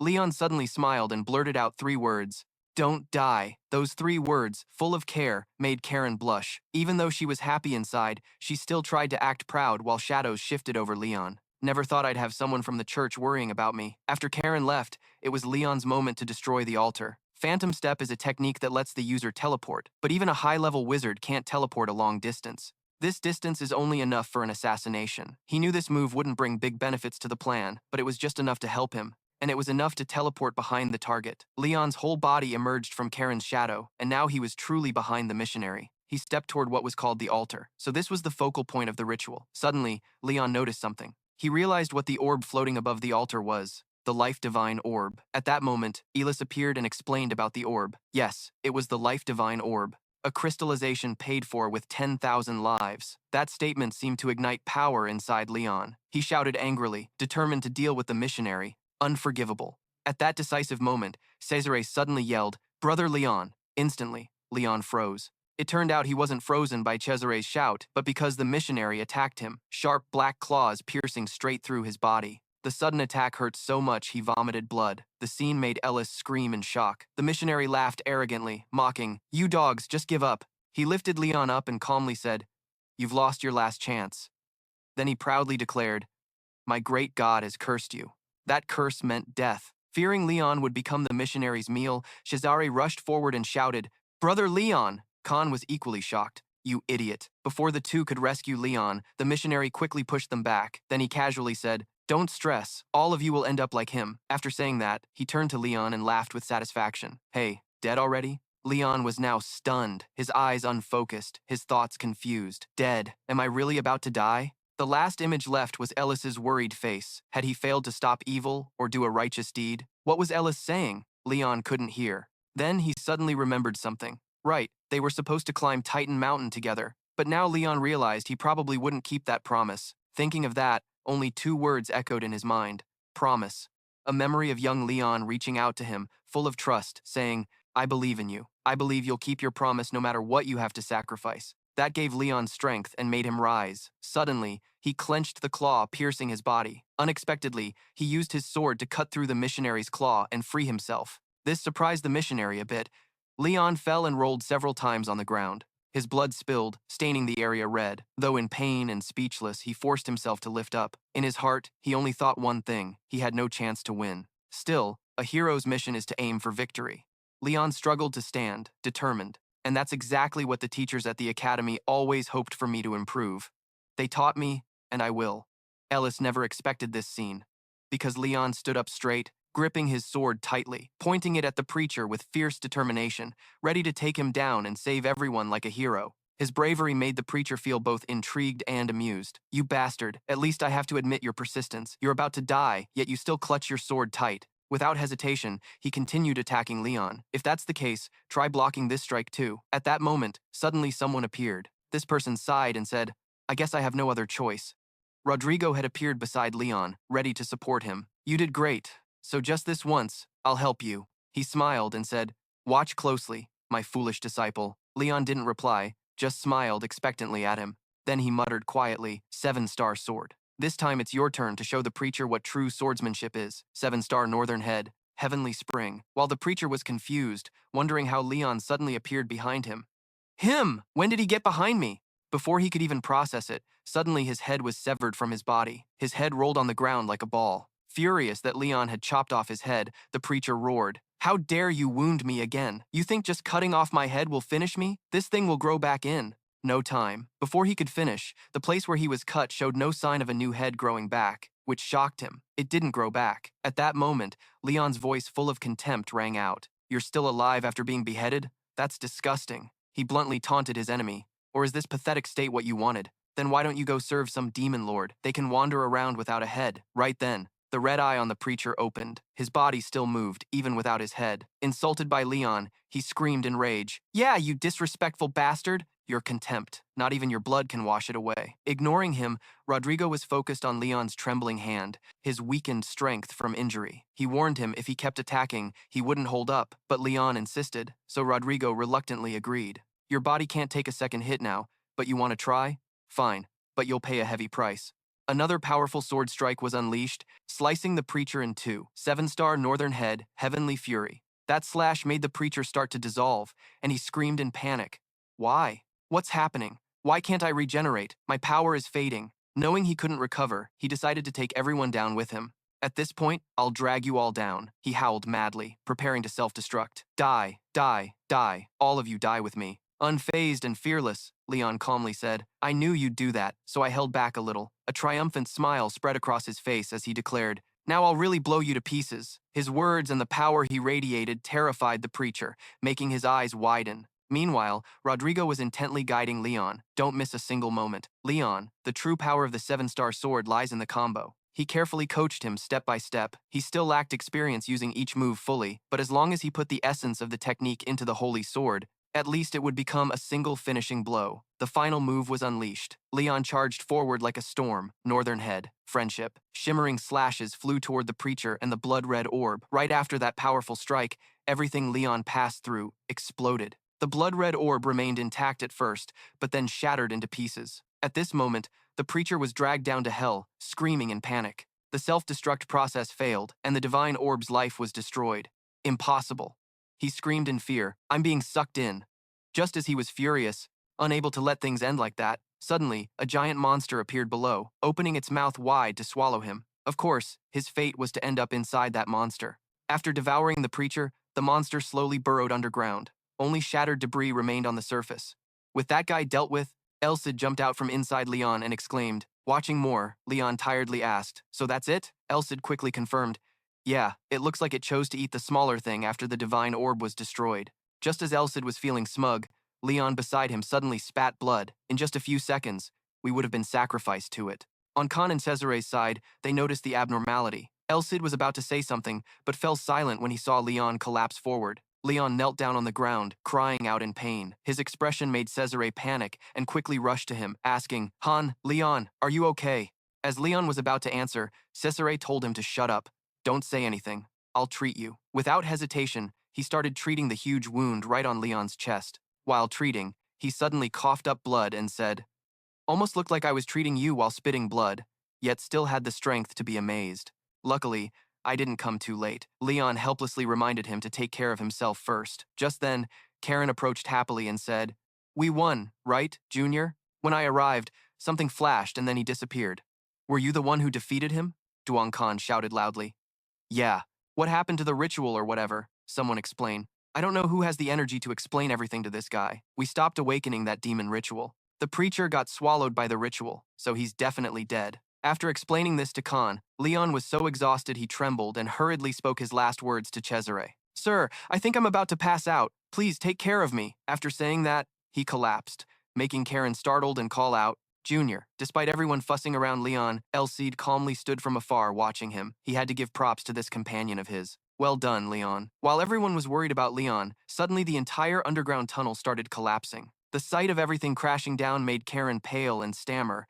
Isn't this place about to collapse? Cesare nervously guessed it was likely because the creator was dead. Seeing these two still having energy to talk, Khan angrily roared. Instead of standing there analyzing, think of a way out of here. Suddenly Karen remembered something. We still have to pick up Sir Conrad. Her reminder made Khan suddenly recall that guy's existence. Damn it. At the same time, in some Area 25, bright sunlight shone down. Rodrigo was talking to someone. This time things were a bit dangerous. He really had to face a plot to sink an entire city. While still not knowing how to materialize aura, you should have helped instead of just watching. The one gossiping with him casually mocked, you're just doing it for fun anyway, since you're too bored, right? That made him unhappy, and he asked back with 3 words. What? The other raised his tone, scolding him. You idiot! What can a saintess do after the hero is dead? The hero should be the priority. Not caring about those questions, Rodrigo calmly said, yeah, well, everything's over anyway, so forget it. Danger like this is everyday stuff for a hero. Besides, I'm pretty sure this is a valuable experience for Leon.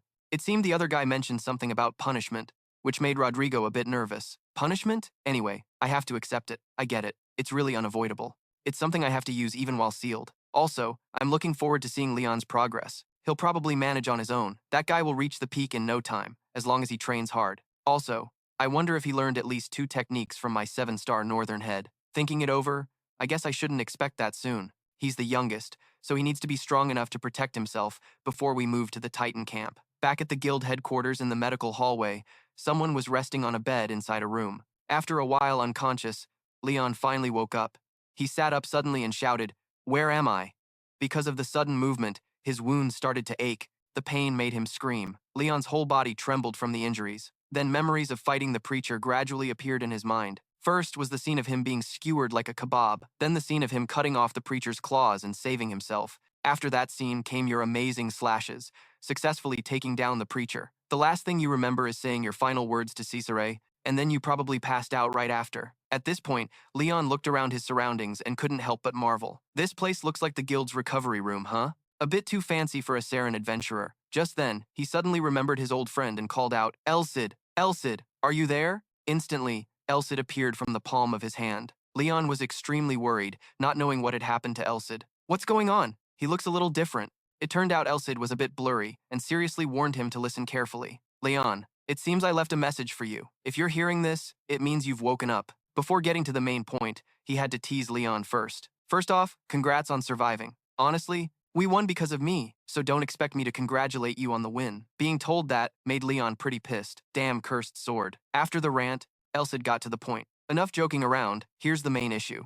The first announcement caught Leon off guard. You won't be able to talk to me for 1 whole month starting now. Then he explained why Leon couldn't contact him during that month. Do you feel sad about that? Even so, I can't do anything else, because I unleashed my power without permission. The power of the Holy Sword is now blocking my consciousness. Hearing this, Leon immediately realized the problem. Because you used my body? Elsid confirmed casually. Yeah, trying to act cool sometimes brings its own problems. Leon felt something was off at this part. But how does this have anything to do with you acting cool? Of course, Elsid didn't know what Leon was thinking and kept talking. Anyway, you get the situation, right? For a full month, he even gave detailed advice. You better learn how to materialize your aura by the time I'm back. Got it? Just as things got serious, he suddenly switched back to teasing. Since I personally showed you the 7-star Northern Strike, try copying it, but don't push yourself too hard before you're fully healed, unless you want to get cursed.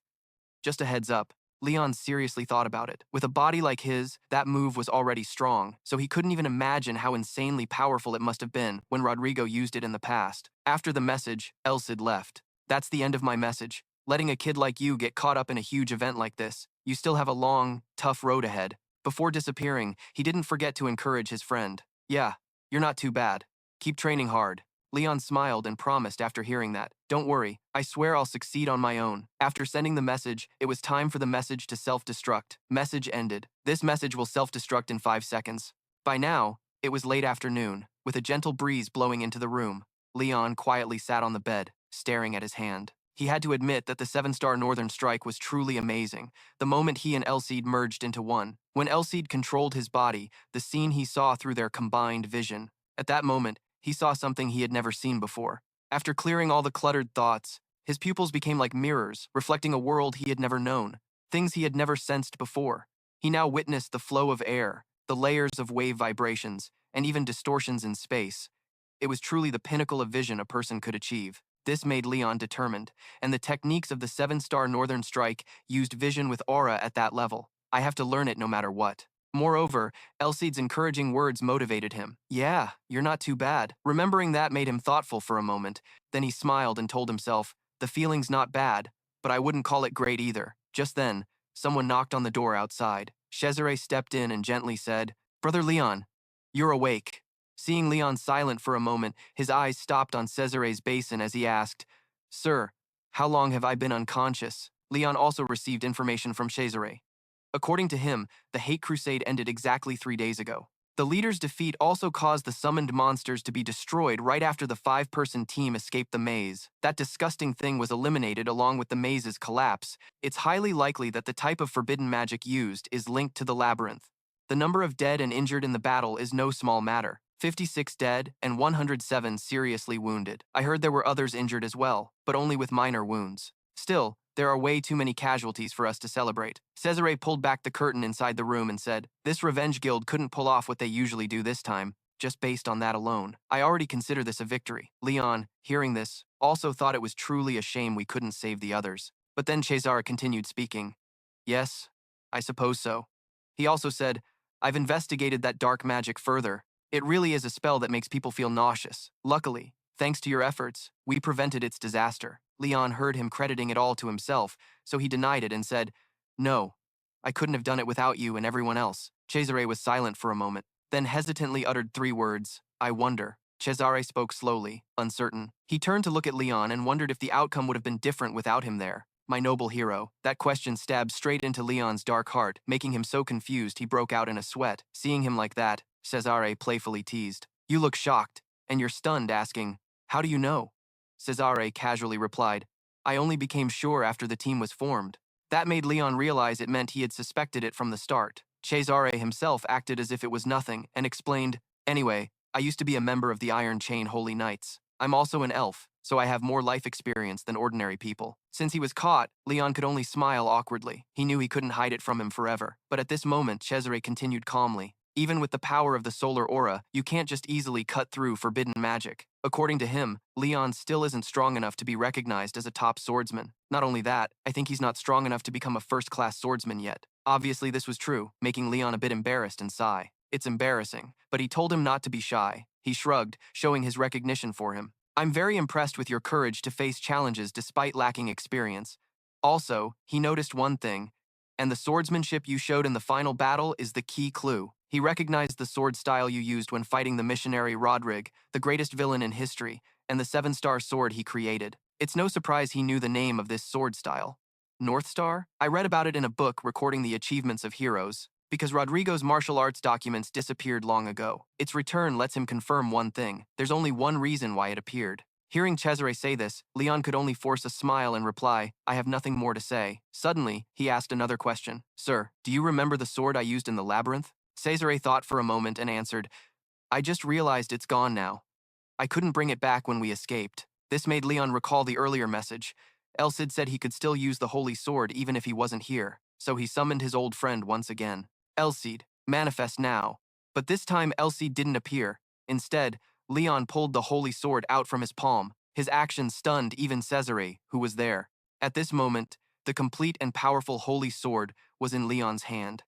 That scene made Cesare exclaim. He suddenly knelt down and earnestly said, "Oh goddess." The current scene is Cesare, kneeling very respectfully before Leon and the holy sword. Then he spoke with guilt. "It's shameful. Please forgive me for not recognizing the goddess's holy power." Leon replied awkwardly, "I should be the one apologizing for hiding it." Seeing him put the holy sword back, Cesare curiously asked, "Hero, are you still planning to hide your identity?" Leon honestly answered, "Yes. The holy sword hasn't fully lifted its seal, and I still lack experience. Besides, you also strongly declared that when I can bear the hero title, I will automatically reveal my identity." His words were met with Cesare's satisfied smile. Then, he was the first to speak up. "In my eyes, you're already a hero. You're very humble, so I'll keep your secret. However, he had a small condition. But can I tell just one person?" Leon hesitated a bit but was curious. "Who?" Cesare didn't hesitate to reveal the identity, the Saintess, and the reason he wanted to share this secret was to give her more motivation. "The succession ritual isn't finished yet, but I'm sure she'll be energized when she hears this news." Leon just let out a single, "Oh." After thinking it over, he figured it wouldn't hurt to tell the Saintess. So he allowed Cesare to say it. "It's up to you." Leon's agreement made Cesare happy as he replied, "Thank you so much, my hero lord." Just then, a knock sounded at the door. The knock startled Leon, but Cesare stayed calm and reassured him. "Don't worry, the sound inside this room is completely isolated from outside. Our conversation won't be overheard." Then he said, "Yeah, come in." It turned out to be Karen. "Hey there, Junior. It's been 3 days, hasn't it?" Her appearance suddenly made Cesare and Leon fall into an awkward silence, which confused her too. "What's up with the vibe in here?" Thinking she was interrupting their talk, she shyly said she'd come back later. "Am I coming at a bad time? If so, I'll come back later." It turned out Leon was silent because he suddenly remembered something he forgot during a mission. He recalled Karen's mysterious identity. Karen's true identity is the Coffin Keeper, one of the big villains in the slums, and even Kan Jiangnan doesn't know her real identity. Plus, he had promised not to reveal her identity to anyone. "I said I'd keep quiet about her identity, but that was just a verbal promise that could be broken any time. But the current situation looks like he's already gotten himself into trouble. She definitely wants a more solid promise from him. But she came at the wrong time. Just as the bishop was here, and it seemed like Leon was about to get punished, Karen spoke up to confirm. "It's fine, Junior. He already knows everything." That blunt statement stunned Leon, who stared at both of them before panicking and yelling. Then Karen explained why Cesare recognized her identity. "It was because of my aura. Also, Leon was involved because of his temples." And finally, adding Cesare into the mix. "Our moons resonate together, making us sensitive to anything interfering with that connection." At that point, Cesare looked at Karen with a calculating expression that made her look away. The odds of two beings with dark traits in the same place are pretty low. It's really strange. After a moment of silence, Leon spoke up, thinking the bishop probably realized when I jumped space. He also asked with some guilt, "Are you not going to scold me, even though I know her identity but didn't tell you?" Cesare didn't answer, but instead asked back, questioning whether telling the truth or giving someone a chance to turn over a new leaf was the right thing. His words made Leon freeze. Cesare continued speaking. "Assassins usually don't have comrades, but Karen is different." Trusting his judgment, he confidently said she fought alongside us, even if it meant bloodshed. "Though I can't forgive her crimes, I can trust her as a teammate. Besides that, there's another important point. If she were truly a cold-blooded assassin, she wouldn't act like that." Karen, standing in a corner listening, couldn't help but feel touched. Such a good atmosphere. "So I'm off the hook." Then she hesitantly asked, "Sorry, but what are you two laughing about? You're not secretly plotting my death or something, right?" At that moment, Cesare suddenly called out seriously, "Karen!" His serious tone startled her as she replied, "Yes." Then he sternly questioned, "Tell us your story first. Why did you become an assassin, and why do you hide behind the identity of an explorer?" His question shocked Karen so much she froze. Sunlight shone through the window and curtains. The three of them looked at each other and fell silent. After a while, Karen slowly asked, "What kind of person do you think is the most looked down upon in this world?" Her question left Leon and Cesare speechless. Then Karen answered the very question she had asked. "Orphans, especially those of mixed blood." Leon himself realized that the past she shared was no light story. From Karen's tale, he learned just how miserable her life had been. Forgetting about food, clothes, and shelter, she didn't even have parents to protect her. Some situations were even worse than a disabled homeless person. She was truly at the bottom of society, in the darkest moment of her life, living a dangerous life in the slums. Someone reached out to Karen, but that hand pushed her back into the abyss once again. Someone saved her, but unfortunately, That saving hand carried nothing but dark intentions from start to finish. Karen told her dark story in a low voice. Clearly, it was all too common. They adopted orphans because no one would care if they died anyway, and they trained them to become assassins. Even if the success rate was 1 in 1,000, it was worth it. When Karen was trained to become an assassin, she became aware of her own abilities and honed them. Even her guardian didn't expect much from her. She was a half-breed between human and shadow demon, early on realizing her talents and succeeding in countless assassination missions, earning herself the nickname the Coffin Keeper. Based on her assassination skills, her status rose steadily. The organization grew stronger as Karen's skills became faster and more precise. Her assassin career kept advancing until the only person above her was the boss of the entire organization. At this point, Karen expressed both helplessness and pride. Not many. I didn't even take 7 seconds to kill him, and when I got unbelievably strong, Karen climbed to the top herself. She eliminated the entire assassin organization, including the boss. Then she rose to become one of the 3 strongest people in the slums. The reason Karen wanted to become an assassin was something Leon found hard to believe. It turned out she became an assassin just to repeat unwanted killings. However, Karen no longer wanted to live forever under the guise of the Coffin Keeper. She personally freed the children taken to be trained as assassins. After purging that trashy organization, she liberated the orphans who were captured for the same purpose as her. After finishing those tasks, Karen made an important decision for her life. Those days, I rarely acted as the Coffin Keeper. Because I couldn't live a normal life under that assassin identity, I became an adventurer to live like a regular person. However, at this moment, her plan suddenly changed, catching her off guard. But unfortunately, I guess the plan is over. Karen's words made Cesare frown thoughtfully, and even Leon fell silent. Suddenly, Karen raised her hand and said, "Now that my identity is revealed, I don't even think I can escape the holy city." It turned out she was putting on a pitiful face, begging the two not to drag her into trouble. "Please consider my contributions during the last conquest. I don't want to go to jail, so please convict me of something else, like community service." Her state made Cesare and Leon, who had just been worried about her, change their expressions to helplessness. Suddenly, Cesare called out, "Brother Leon." The call startled Leon a bit, as Cesare's face suddenly filled with kindness when addressing him. That guy scared me because he already knew what Cesare wanted. Could it be he wanted me to say something? Cesare's expectant look left Leon no choice but to comply. "I understand. You quickly realized what you had to do." He wanted me to decide? Not Leon, but the hero. After hearing Karen's story, he realized she didn't want to be an assassin, but she had to be. Moreover, Karen's personality was nothing like other assassins. Everything she showed us was a good person with honor. In the end, what Karen hoped for was different from greedy people. She wanted to live a better new life as a normal person. From all this, Leon could confirm one thing. Not everyone has the right to judge her, nor is it necessary to raise a sword against someone who is repenting for the sins they caused. After a moment of deep thought, he casually called out. Karen, hearing him call, gently replied, "What's up?" Leon smiled and said nonchalantly, "I'm going to give you 2 choices.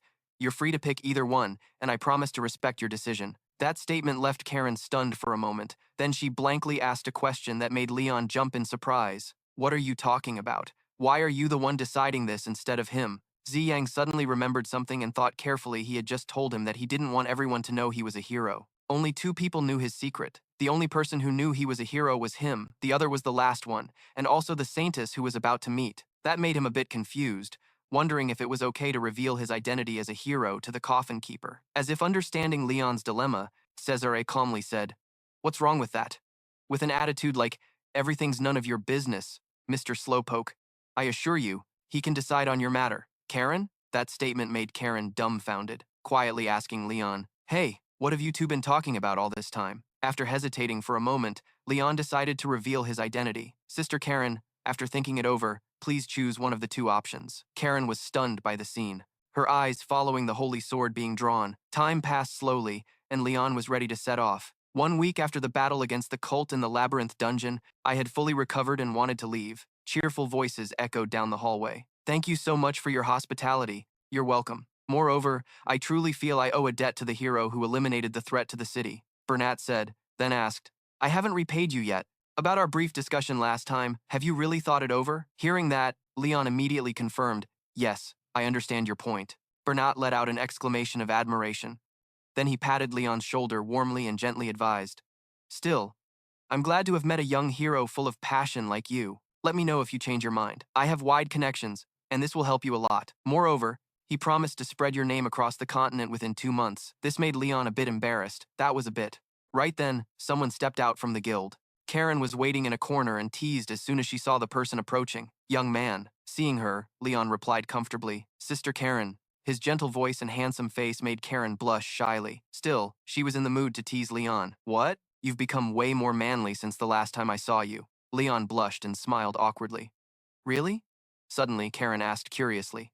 About that, you talked with the guildmaster after you recovered, right? Leon hesitated and answered, Yes, about my reward after the contest, and because it was so different from previous conquests. That's why. His hesitant words made Karen very interested and probe. What was the reward? He honestly replied, He wants to promote me and spread my fame to many other kingdoms. Also, he added, but I refused. Karen was shocked and froze. After a moment of stunned silence, she finally mustered strength to say, What?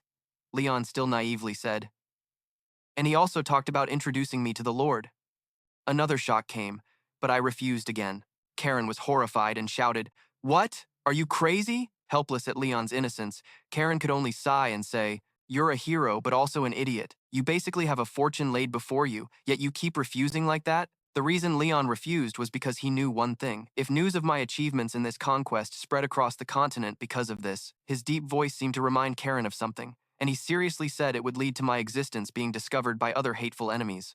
I almost lost my life fighting the heretics by borrowing the power of the Holy Sword. But my fighting ability is still too weak. I need to keep training and become strong enough not to disgrace the Holy Sword. Karen hesitated and said, so she smiled and asked, So this is why you made that proposal to me? Back on that day in the sick room, Leon had straightforwardly proposed, I am the hero of this era, chosen by the Holy Sword. Can I ask you to become my companion in the name of the Holy Sword, Elsid?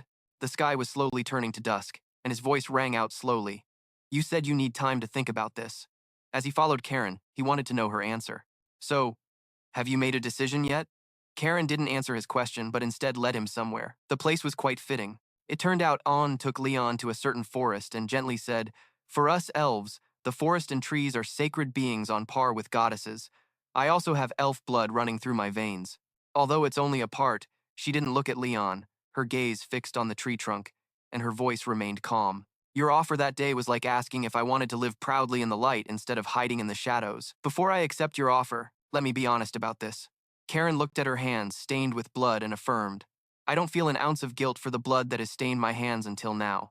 I wouldn't have survived this long if I did. Saying this, her hands clenched tightly with determination. For someone born at the bottom of society like me, their death and suffering will never fade from my memory. Her voice was slow and carried a hint of sadness. That's why I don't want anyone to live like I did before. Born without parents, living without love, and desperately training skills just to use for killing. Karen only had one wish. I hope no one has to live a life like that anymore. Her words surprised Leon so much that his eyes widened. Suddenly, Karen knelt down and said, Kid, no, heroic knight, if you can make this wish of mine come true, if you can promise me just one thing, I will sincerely respect you and vow to do everything for Leon. While he itched at her actions, willing to dedicate this life to you. Leon himself recalled what Ellis once said, that is the definition and responsibility of a true hero, someone who brings a brighter tomorrow. That made him reach out to Karen with faith in a future where even one less person has to suffer like she did. They both clasped hands as if sealing a pact. That day, the coffin keeper died, and only Karen survived. Now, both were sitting resting under the tree. Leon finally spoke up, curious. Thinking back, what happened to Khan? He was somewhat curious about Khan after the battle. I haven't heard anything about him. Did he return to the slums? Karen heard this and gave a sly smile, saying, You don't know anything, kid? He ran away. She knew exactly what that bastard did after the battle. One day after the purge ended, he gathered all his assets in the slums and fled the city. No one knows where he went. Khan's actions even caught her off guard. He was so fast I couldn't even tail him. Leon just smiled after hearing this because he realized and understood why he ran away. Khan himself, despite his merits, had already gotten involved in that heretic plan. Half the slums collapsed during the purge, and what remained was to be wiped out. Not only that, even though he participated in the purge, as long as there's a record that he cooperated with the heretics even for a moment, if he stayed here, he would definitely be punished. He wouldn't escape punishment from the ironclad holy knights. As Karen said, he would have to do hard labor or spend at least a few years in prison. Thinking about it, Leon didn't expect it either. Still, I can't believe he ran away the very next day. Karen sat beside him leisurely and said that people like him, who have so much to lose, usually hesitate with decisions like that. But he abandoned everything without hesitation. Then they both recalled Khan's arrogant face, his smug laughter, And finally, the scene of Leon teasing him. Remembering those things made him a bit helpless and wonder, am I imagining things when I feel like I'll meet him again? After chatting for a while, Karen stood up. So now you're curious, huh? What are you planning to do next? I still haven't heard your plan. You're not going to move recklessly, are you? Then she called Leon by the title, Oh Hero. That title made Leon freeze for a moment. You already had a plan beforehand. Of course, I have something like a plan.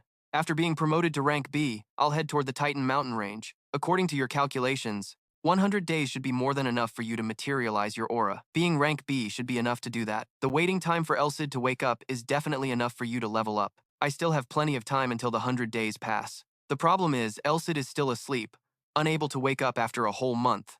Just then, Karen suddenly turned to look at Leon. Seeing his pleading face and the familiar tone in his voice gave her goosebumps. Senior, she shivered slightly and asked, What do you want? You're scaring me. Leon didn't answer but thought silently about a rank A thief and a skilled assassin like Karen. He recognized Karen's amazing abilities, her detection and tracking skills. He had noticed those skills of Karen's for a long time. Moreover, Karen had other incredible abilities, like using the environment to her advantage, her movement skills, and many more. These could help Karen move in any situation. Those abilities could definitely assist Leon, so he was excited to ask for her help. I'm going to have to rely on your care a bit. His pleading attitude scared Karen so much she almost vanished, while he was pumped up and ready to head somewhere. Let's go to his church. We'll need a spacious place. Karen had no clue what the hell was going on, so she quickly shouted, Wait, what care? I'm really worried here. Tell me what's going on. Are you doing this on purpose? You know how I am. According to the time Elsid had told Leon, there were about 3 weeks and 2 days left until Elsid woke up. I can only face him then.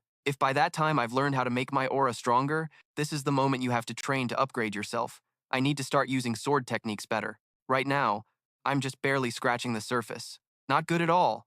You're determined to prove your abilities to Elsid. Just wait, Elsid. Later, in District 13, the happy townsfolk told each other, Thank God, at least we have food. They were grateful to Cesare for providing supplies, all thanks to the church and the bishop. The people lined up neatly to receive aid. The distributor kindly wanted to give extra food to a mother and child. Take some more. You have a child. It must have been hard for you to evacuate from District 13. This made the mother extremely thankful. Thank you, sir. The aid distributor gently handed bread to the child and said, These aren't things I brought. Here. He pointed toward the church and said, If you want to thank someone, go to the church over there and pray to the goddess. You wouldn't get favors like this without the church. The mother looked toward the place called the church. The church had a small flag hanging. It was both solemn and sturdy. While everyone respectfully faced the church and expressed their gratitude, it was so different from District 23, so warm. Suddenly, a loud explosion came from inside the church. That scene made the townsfolk pale and terrified. A moment later, a thunderous blast erupted behind the church. At this moment, Leon clenched the sword hilt tightly with both hands, his whole body tensed, eyes full of murderous intent, grinding his teeth fiercely. In an instant, Karen's hand twisted lightly. A sharp dagger gleamed.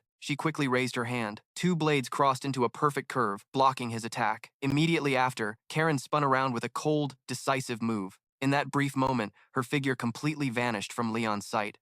He was stunned, unable to realize she had appeared behind him. Only when the cold blade brushed his cheek did Leon snap awake. Without hesitation, he stomped hard on the ground to gain momentum, the earth cracking sharply beneath his feet. Leon swiftly turned, leaning far back and then leaping away, just in time to create distance from Karen. Opposite him, she landed slowly and spoke. You have, Karen continued, her voice cold with a hint of sarcasm. Stealth skills better than I thought. You're more suited to be an assassin than a knight.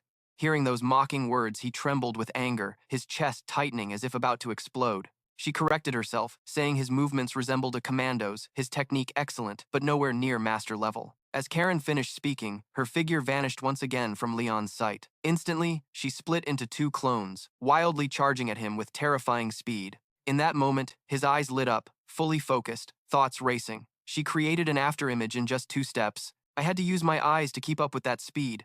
Very fast. Leon pinpointed Karen's exact location.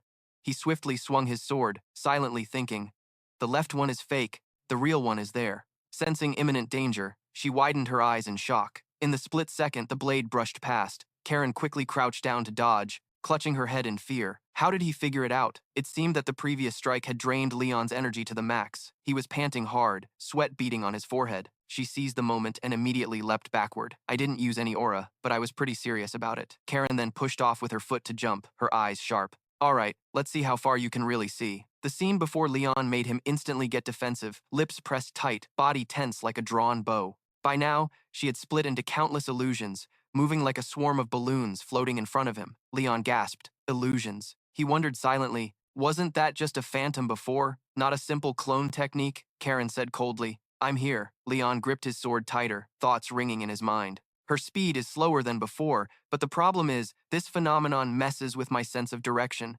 It scrambles my perception of distance and orientation. His eyes burned red from extreme anxiety, darting back and forth, with only one idea flashing through his head. Left or right, hand extended or pulled back, the muscles in his eyes working so hard he felt like they were about to atrophy. In a blink of an eye, when Leon realized she was closing in on him, it was already too late. The tip of the sword had touched his skin. Karen spoke triumphantly, stabbing. You're dead, rookie. She taunted, emphasizing, this is win number 102 out of 102 matches, right? Leon dropped his weapon, raised both hands. I surrender. Bullying rookies without even reaching B rank is fun, huh? Karen replied casually. Of course, she explained.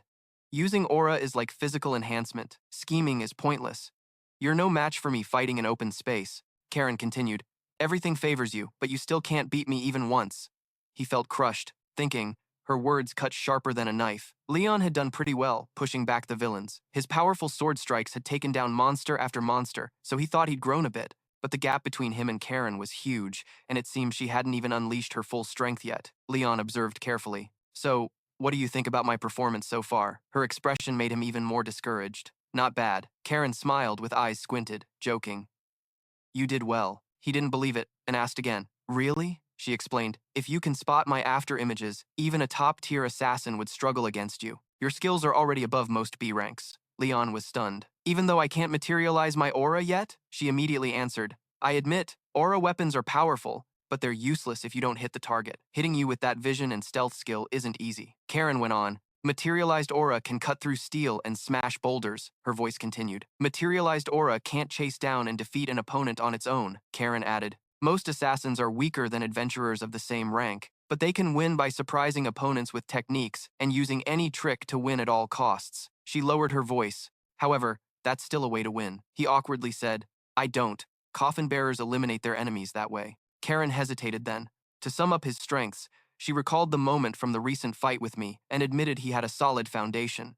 At that time, Karen was extremely shocked, unable to believe his speed. Only by reacting in time and crouching to dodge the attack did she save her life. Karen confirmed he had good eyesight so he didn't fall into traps. But that's all. You just didn't get fooled. You don't have the knack for deceiving opponents. In other words, you'll struggle to regain your advantage once you lose it. He went silent, listening intently, his eyes showing clear shock. Leon lightly rubbed his chin, thoughtfully repeating each word as if reminding himself, provoking the opponent. Suddenly, Karen unexpectedly threw her arm around his neck, squeezing tight. Don't overthink it. Tricks are just to make up for skill gaps. They're just groundwork for counterattacks, she calmly stated. I don't know who taught you, but it must be a genius nobody understands or a dumb monster. Feeling the deadly aura from Elsid, Leon immediately turned pale, cold sweat pouring down like a shower, his spine stiffening with fear. Karen kept speaking, basically saying you lack creativity in your attacks and movements. She emphasized, you don't have to copy me, but try increasing the number of secret cards you hold. Hero, you fell silent, thinking. Karen was right. If I had a trump card to secure victory, it would be a whole different story. But Leon's hand clenched into a fist, because since I don't have one, I need to increase the number of cards I get and strengthen them. Suddenly, a sharp claw slammed hard on his shoulder, making him jump. At that moment, Karen had transformed, loudly urging, all right, that's enough practice for today. Let's move on to something else. Leon panicked. You scared me, she reassured him. Don't overthink it. Let's go. Practice tangible aura weapons. Soon, the two of them were in a room. Golden sunlight streamed through the window, shining straight inside. Karen's voice echoed through the space. What were we talking about last time? Leon answered. The relationship between aura and training methods? She nodded. Exactly. Then Karen explained. Aura is the power created from the refinement inside the user's body. Basically, it's the essence of the user. He felt enlightened, mumbling. Essence, she answered, it's about experiencing life, the user's thoughts, and similar things. Karen continued, in a specific situation, some will fight, some will hide, and some will run away. She went on, but that doesn't mean you can judge good or evil based on essence. Even if someone pursues justice, if they go off track, they'll become arrogant. Training your aura, means enhancing the purity and power of your essence, Karen added. For example, training a fire-type aura might involve destroying something, fighting someone, or unlocking your own potential. Her voice rose. Most fire aura actions lead to refinement. Leon marveled. That's scary. Then Karen sat beside him. The difficulty of training depends on your type. Completing missions is also training for dark-type auras like mine. She looked straight at Leon, her tone serious. As for the solar type, it's one of the systems representing the goddess. It only appears in the greatest warriors across generations. Her full figure before him made his face flush, heart racing. Karen took off her glasses, speaking softly. When you think of the sun, what essence comes to mind? Leon awkwardly turned away, hesitating to speak. It lights up the world with endless light and banishes dark shadows. A thought suddenly flashed in his mind. No, wait, that's brilliant. Seeing Leon stand up, staring intently at his palm, she exclaimed in surprise, looks like you figured something out. He wasn't sure if it was because he was obsessed with the earlier fight, but the aura inside his body was burning hot, boiling and flowing through Leon like lava beneath a mountain. If he directed the flow with his mind, Leon could feel it gathering at his fingertips. Seeing the magical energy accumulate on his hand, he was confused, not knowing what to do, thinking, I feel like I could burst into flames any second. It's good I gathered it, but how do I release it now? Leon frowned, eyes full of determination. If it's the sun, I'm sure that in a flash, a blazing golden magic orb will light up in my hand. The sight surprised Karen, eyes wide open. Leon thought in amazement, a light orb, but this still isn't enough to use as an aura weapon. Anyway, being able to do this much in such a short time is impressive, but the power was too intense for him to control. In a flash, the orb shattered, magic shooting out. Seeing Leon crouch down, clutching his arm in pain, Karen worriedly asked, Junior, are you okay? He gritted his teeth, trying to suppress the pain, while blaming himself for borrowing Elsid's power without knowing how high the level of tangible aura really was. Her gaze softened as she looked at Leon. Great job, Leon. The foundation of tangible aura is controlling your aura when releasing it outside, just like how you do inside your body. Karen's voice continued. You can only emit light, but even for a few seconds, you manage to maintain it. She praised. That's already close to an aura weapon. It would be perfect if you could make it bigger and more stable. He glanced back, mumbling. Bigger and more stable. Karen placed her finger on her chin, thought for a moment, then said, think of aura as your lifeblood, and you're pulling it out of your body, she explained. Because aura is a weapon that drains a lot of energy, stable circulation is super important, but using a form just once and then stopping is a huge gamble. Suddenly, the door slammed open, making Karen jump. Cesare stepped in, his deep voice tinged with reproach because they couldn't use those powers for long despite creating great strength, like fire-type aura weapons that explode or erupt. Leon raised an eyebrow and said, looks like you finished your patrol already. He hung his cloak on the rack and replied, yeah. But right after, Cesare's face darkened, his eyes burning with anger. I just got the repair estimate for the facilities you two destroyed. Hearing that, both Leon and Karen froze, cold sweat pouring down like a shower. He turned around, slowly walking toward them. Now, let's talk about compensation costs. And we should also discuss an important matter. Cesare quickly pulled out a letter. I brought a letter from the Saintess. He widened his eyes, completely unable to believe what he was hearing. Shocked, he exclaimed, Saintess. Inside, a wave of indescribable shock stirred. A letter. He guessed that the succession ceremony must be underway now. Scene shifts to a remote place, a towering building hidden among sheer cliffs. The icy wind howled fiercely against the stone walls, creating a bone-chilling sound. Suddenly, from two high windows, strange lights flickered. Those two beams quickly grew stronger, glowing brightly, illuminating the entire snowy sky. At the same time, inside, Ihan seemed to have just completed a ritual, sparkling lights swirling around the talisman enveloping her body. The scene stunned all the witnesses. Murmurs erupted throughout the great hall. It was hard to believe she alone received holy power equal to that of 10 bishops. Even as a master-level person, she shouldn't have been able to suppress and contain it, but it was unimaginable that she surpassed the power of the previous saintess. On the high throne, Sar watched, missing no detail, a slight smile curling her lips, her face full of pride. Sarah declared, the 8th saintess, Elahan, the strongest saintess, would support the warrior who was born. At that moment, her gaze was strangely calm, no surprise, no excitement, only a clear understanding of the heavy responsibility waiting ahead. Then, the crowd shuffled toward another room. In the center of the room stood out a mace planted straight into the ground. Sarah recounted, 300 years ago, the great hero, the previous king, Rodrigo, and the first saintess realized their helplessness on that journey. She prayed behind the warrior. She kept begging to draw strength from everyone's kindness. She continued, and the monks needed her power to eliminate the demons. The will of the previous generation was forged by the Iron Chain Saint. They built the strongest cavalry of the continent, and under the Saintess's name, the strongest Saintess would become deputy commander. She went on, the position beside her is reserved for the warrior, and so, your fate has been blessed. You will fight alongside that person. This is what every Saintess wishes for. She bowed slightly, politely replying, yes. Sarah immediately shouted to urge. Now comes the final test. Elahan, prepare to fight. Without hesitation, Elahan swiftly removed her cloak. Instantly, magic burst from her body, glowing like a white flame in the dark room. Soon, that light crystallized, forming a solid armor that hugged her body. She didn't hesitate, reaching for the mace planted in the center. Elahan lifted it decisively, her eyes shining brightly with determination, a powerful aura radiating that silenced the entire room for a few seconds. Witnessing that, the man was stunned. It was the strongest combat weapon, the great mace. The man beside her stammered, almost speechless. Amazing.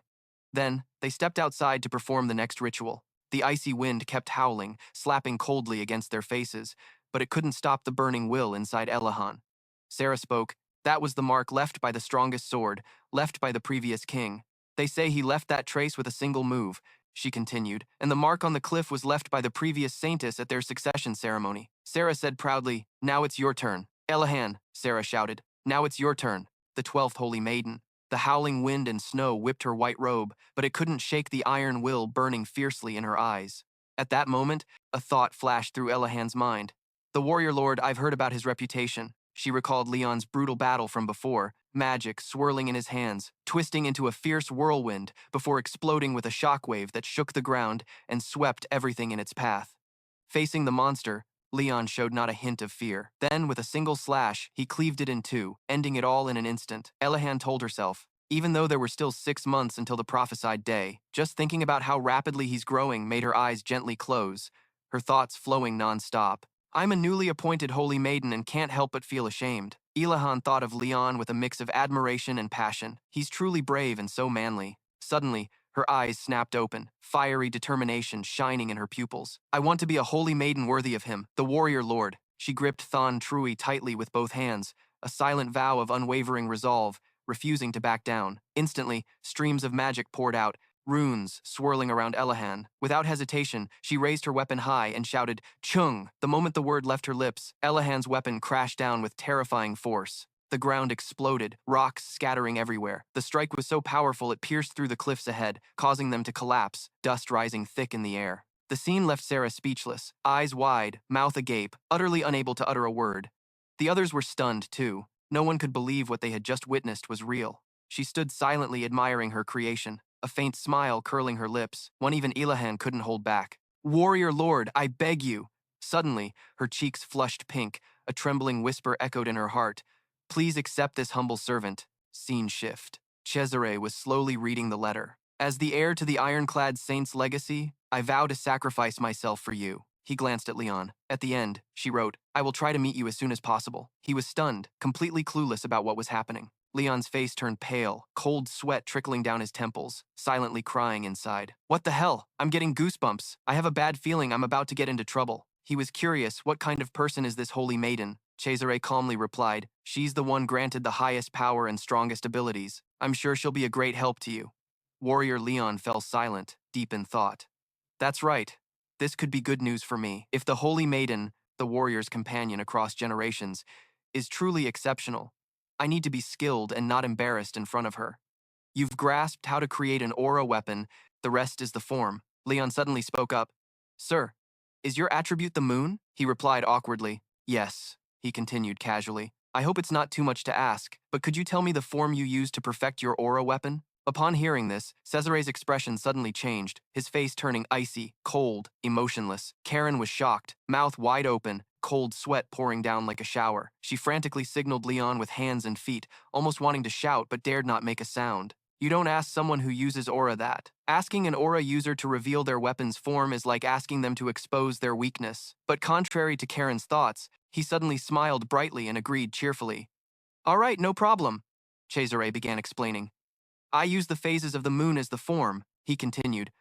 When I release a small amount of power, it's a crescent moon. Cesare's voice rang out. When I strike harder, it takes the shape of a half moon, he went on. When I unleash my full strength, it becomes a full moon. There are also forms like the new moon and lunar eclipse. Leon's eyes widened in amazement. 5 forms. Karen was completely surprised. He told him without hesitation. Does he really trust me and Leon that much? Leon seemed to realize that. 5 moon phases, he silently thought. But unlike the moon, the sun doesn't shift into different states, so I can't build a perfect form like that. Suddenly, a thought flashed through Leon's mind. His eyes slightly widened as if he had just found a way out of a maze. However, blocking the sun was totally possible. The corner of his mouth curled up slightly. If I use the solar eclipse as a form to accumulate power, the sun will keep burning bright if I find a way to maintain its essence. Seeing Leon's excited expression, Cesare exclaimed joyfully. Looks like you've made a breakthrough, huh? Leon was fired up, his voice firm and mischievous. Yeah, to engrave its shape deeply in my mind. I want to try it right now. Right after, the two quickly went outside to practice. He gripped the sword tightly in his hand, each strike sharp and decisive. Let's get started. Without hesitation, Cesare immediately spun the chained flail in his hand. Relaxed mindset, huh? Show me what you can create. Magic quickly flared around Leon's body, the swirling light responding to the determination inside him. Aura classification. All right, let's do this. He swiftly swung the chained flail. The powerful strike showed no mercy. I'm coming. Leon immediately raised his sword to block, deflecting its trajectory. The chained flail grazed past him and slammed into the ground behind with tremendous force. Rocks and dust exploded everywhere, filling the air. Magic continued to blaze around Leon's body, swirling into faint circles as if gathering something unpredictable. Leon suddenly sensed something was off, letting out a cold snort. He was sure this feeling meant it was still very difficult to use it smoothly, even though he was dodging the attacks. Leon silently confirmed. And the warrior wasn't even using full strength. The attack from the chained weapon carrying aura power could wound him with just a light graze. He quickly regained his will, facing the incoming chained flail once again. Dodging endlessly wasn't a good idea, Leon thought to himself. I have to watch its trajectory and find a way to counter. To use a weapon like a chained flail, you have to keep a certain distance. Then, he immediately charged forward. If I shorten the distance, it'll be less dangerous. The thought kept flowing in Leon's mind. First I have to shoot. But just then, the chained flail suddenly spun violently, creating a roaring steel vortex around him. In the blink of an eye, Leon was completely surrounded. No way to dodge. Cesare sneered. You think you can dodge that? Warrior. Leon gritted his teeth in anger. No way. Leon stomped hard. The ground beneath cracked instantly, a steel wool rising inside him. No, I have to do this.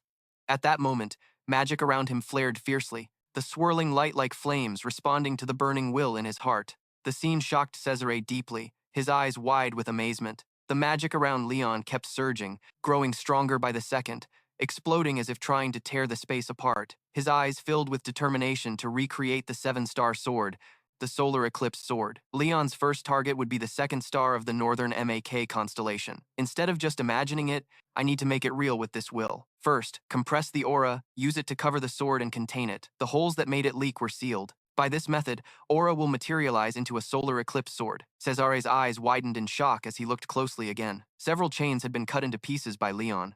Cesare panicked. Hero. This technique isn't even complete yet. Meanwhile, Leon was still thinking it would be a long way before forming the full 7-star sword. This is just a temporary method. You could say it's a stopgap solution. Even though it's an unfinished technique, it will still be Leon's trump card against enemies. Cesare continued to marvel. Unbelievable. I really treasured it. Leon replied as well. That's something I truly treasure. Suddenly, Jaren called out, Excuse me, Leon, you have a visitor. Rise took off her hood to surprise him. Lord Leon, long time no see. Leon turned to look at her, smirking. Rise. Cut to the scene where they rest and go to the room to talk. Rai spoke up. This is our first meeting outside the guild, right? Are you feeling better? Leon answered politely. Yes. Thank you for worrying about me. Race expressed her sincerity. I was really worried about you, so I brought some high-grade medicine here. Also, here's a reward from the Count. She showed it to Leon and explained. This bracelet contains inter-realm space magic. Although it can't hold too many items, it will still be very useful to you. Karen was startled upon hearing this, suddenly asked back, The inter-dynasty magic, it's worth hundreds of gold coins. If its design looked better, I'm sure its value could reach 1,000 dong. Reese saw Karen's expression and immediately encouraged her. That's Karen for you. She really knows her stuff in this field. Karen took the chance to brag a little. She pointed to her ear. My earring is the same type. It can only hold a little, so I use it as a purse. Leon broke out in sweat, thinking to himself, Have I always wondered where those daggers came from? Then Leon took the treasure that the Count had gifted him and put it on his wrist. He brought his arm close to the potion bottle and commanded it to retract. Instantly, the potion bottle flew up to Leon's hand and slipped inside. Leon exclaimed happily, This is truly a convenient magical item. The Count is more generous than you'd think. Then Rise shyly spoke again. The second reason is that Sir Leon has ranked up to Class B. Now you meet all the conditions to rank up. If you show me your aura weapon, I'll give you this badge. Leon's eyes widened at the thing appearing before him. One day.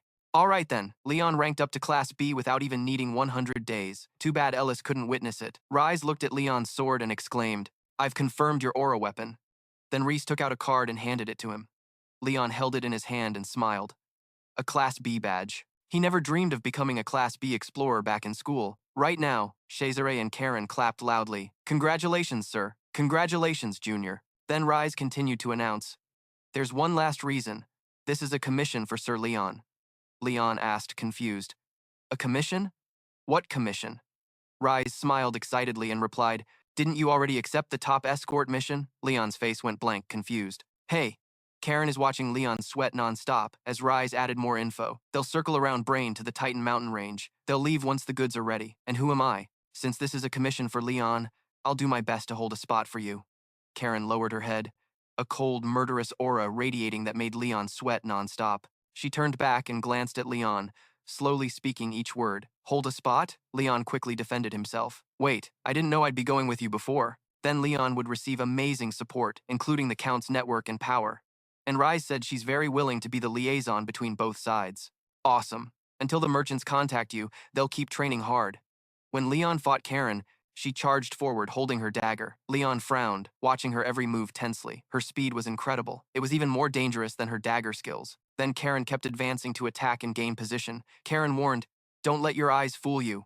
Leon's eyes turned red. It was time to decide that he couldn't rely on sight. From the start, this was an exercise to improve his vision limitations. To do that, Leon needed to learn how to use aura intuition to master the solar eclipse technique better. Focus. Leon sensed Karen's power, the wind's fluctuation, then below, the ground's vibration. He focused and squeezed his eyes shut. Meanwhile, Karen was behind him. Leon suddenly had a twitch on his face. He could feel it. Quickly, he glanced back. Karen looked surprised, face to face. Then she had to retreat to defense. Karen encouraged, Impressive. Who would have thought you'd learn aura intuition so fast? Leon smiled proudly. All thanks to you, Senior. Thank you. Hearing that, Karen blushed embarrassed. What's that about? Then she grabbed Leon's head and scolded. So arrogant. Meanwhile, Leon kept thinking, if this feeling keeps sinking into his body, he'd become much stronger than now. Cesare also appeared, clapping in praise. Congratulations, Sir Leon. You've made another breakthrough. Leon saw him and responded politely. Ah, hello, sir, Cesare hinted. I bring news for both of you. I have a meeting with the merchants this afternoon. They're not far from here. If we meet them, I think everything will go smoothly. Both Leon and Karen were thrilled as if blessed by the gods, clasping their hands and looking up at Cesare. Scene shifts to the left sky. Leon appeared looking down from above at the village, finding this place easily.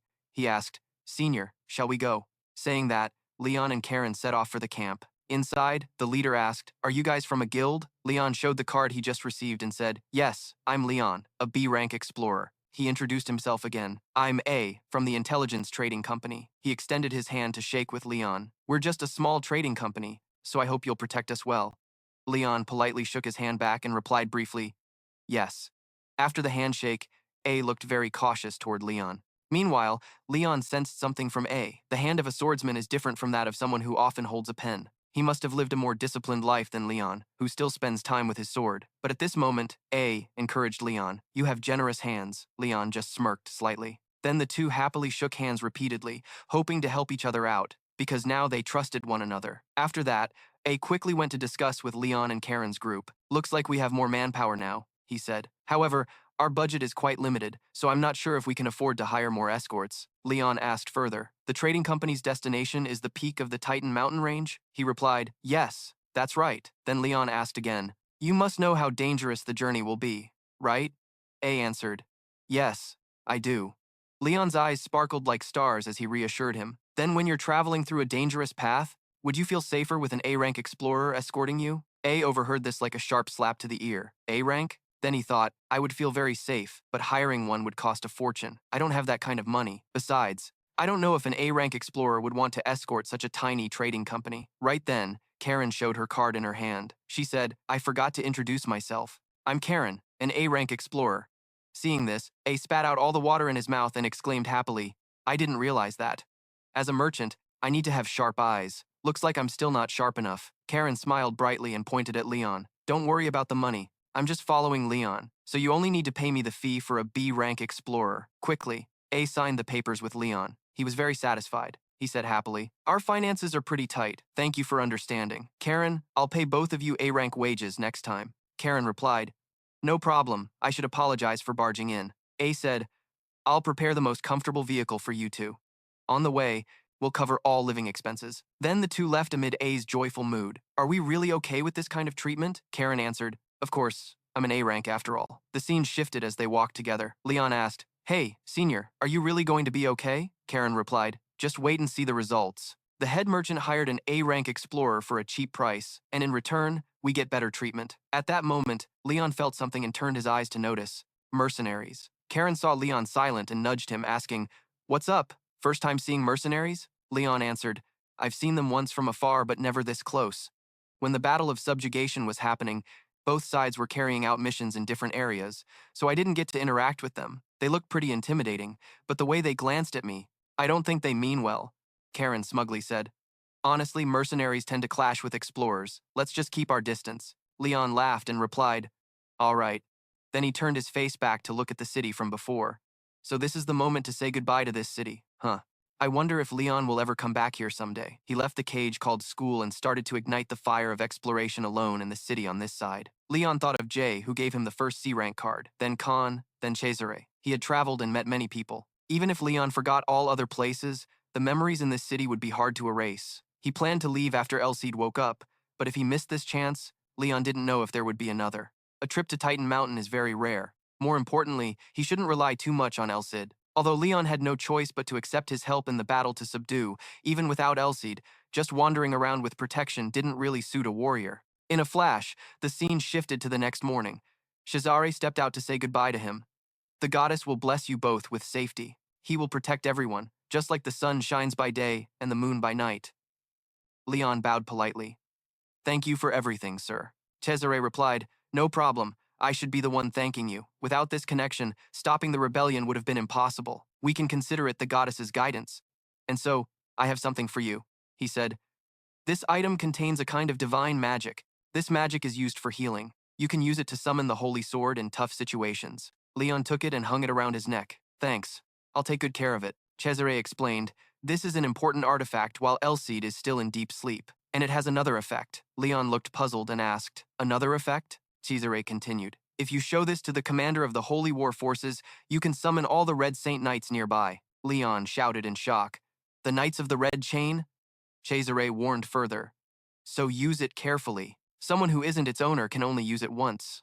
Leon stared at the pendant in disbelief. He replied, thank you, sir. The power to summon the Red Saint Knights, even if only once, is still very valuable. If something goes wrong, it will be a huge help. The scene shifted to a beautiful morning, with horse carriages already sent by Anat. He cheerfully called out, good morning.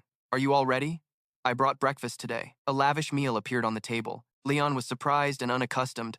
You didn't have to be so thoughtful. Meat for breakfast? But hey, when invited, I'll still eat it all, Leon exclaimed. Too much. This is still way too much. Karen lightly touched his arm and said, this seems like the first time you've been treated like this. Your face looks like you're used to suffering and can't handle feeling good. Huh, Leon replied. That's because of you, big sis, senior. Then Karen turned serious and said, we're in a bit of trouble, aren't we? Leon looked at Karen confused and blank. Then he turned to see a group staring at them with eyes full of hostility. Leon smirked and nodded in agreement. Yeah, this is pretty annoying. Karen spoke slowly. I think we've got some troublemakers nearby. Hearing that, Leon looked visibly surprised. Later, it was late afternoon in a vast cloud field. Karen's carriage was moving steadily. Sitting inside, Leon said, this is much faster than I thought. She gently replied, because it's a magic-powered carriage. He asked in surprise. Magic? Without hesitation, Karen explained, weight reduction magic is the most effective and common method, easy to perform and long-lasting. It's very convenient but not perfect. The wheel's shock resistance is very weak. We'll have to remove this magic in rough terrain like the Titan mountain range. That's why we need to save as much time as possible now. In the sky, the sun was casting its last rays on the ground. Seeing this, they stopped and began setting up camp under Leon's watch. Looks like we'll camp here, Karen replied comfortably, because it gets dark too fast. Curious, he asked, are we going outside too? Without hesitation, she quickly refused. I'm fine, not hungry, you can go alone. Call me if anything happens. Seeing Karen's laziness, Leon was speechless. Yes, senior. After stepping outside, he spotted a woman cooking a delicious dinner. Elsewhere, a man was feeding horses after days of travel. So they were preparing to camp without interruption, watching how smoothly they moved in such large numbers, like they were one body. You could say they had worked together for a long time. The next moment, Leon glanced and saw Hansen's group storming toward them. Did he know they'd come when he was alone? Leon had guessed early on, so he wasn't surprised. What do you want? Hearing this, Hamelo replied with contempt. Want what? You talk like you're our boss. Without hesitation, Leon snapped back. If you think so, then go ahead and think that. Leon's attitude made Ham-Mio burst out laughing. You act all high and mighty just because you're with an A-rank explorer, but you're still green and inexperienced like you look. Leon asked back, confused. Who just messed with Trin Thuong when you all surrounded me while I was walking alone? Just say it straight. You're jealous because you didn't get treated like I did and got pushed aside for a younger guy who's way more skilled and experienced. Leon's blunt words quickly drove Ham-Mio crazy. You bastard. He gritted his teeth and glared hard at Leon's face. After a moment, Karen's calm voice rang out. All right, that's enough. You guys are grown adults and still yelling like kids? If you don't believe in his skills, then just let him prove it. The moment she spoke, both Hansen and Leonic panicked and shouted, Rank A, are you serious? Karen asked seriously. Why do you think I'd side with him and interfere in the fight? Hearing that, the two turned pale with fear. The next second, Hansen slowly said, No, if you referee fairly, I'll fight him. Like she was waiting for that, she cheerfully changed tone. Good, you don't mind going up against him, right? Leon calmly replied. No problem, everything's going exactly how Karen predicted. Leon suddenly recalled Karen's words. If the mercenaries misunderstood him, he just had to knock some sense into them with his power. Skill is everything here. What would Ellis say at times like this? Nah, no point thinking about it. Then he turned to watch the trio, Hansen, Hamel, and Leonic, and thought, mercenary veteran rank B, huh? Leon didn't think he'd lose. The conflict between explorers and mercenaries had been an issue for a long time, because the guild split into two professions. They clearly hated a new rank B mercenary, rolling with a beautiful rank, a female explorer. It wasn't that Leon didn't get them. In a flash, Karen started the betting, only taking bets for 10 more minutes. Everyone, place your bets. The team rushed in to join. 5 coins on Hansen, 3 coins on the mercenary. I'm betting on the young explorer over there. Not stopping there, she taunted. If you're men, bet everything you've got. This scene immediately made Leon fall into thought. And now she's running a gambling den. Like a pro gambler, Karen said. Rank B explorer versus rank B mercenary. Who's gonna claim the glory? You're betting too, merchant? A asked, surprised when she called him. Me? For a moment, he whispered to Karen. Well then, as soon as the deal was made, they both turned to back Leon, making him sweat bullets. So obvious. Why are you guys still pretending? After a while, Karen loudly announced, All right, the match starts now. Explorer Leon versus the Steel Claw Mercenary Guild rep Hansen. Amid the crowd's cheers, she began explaining the rules.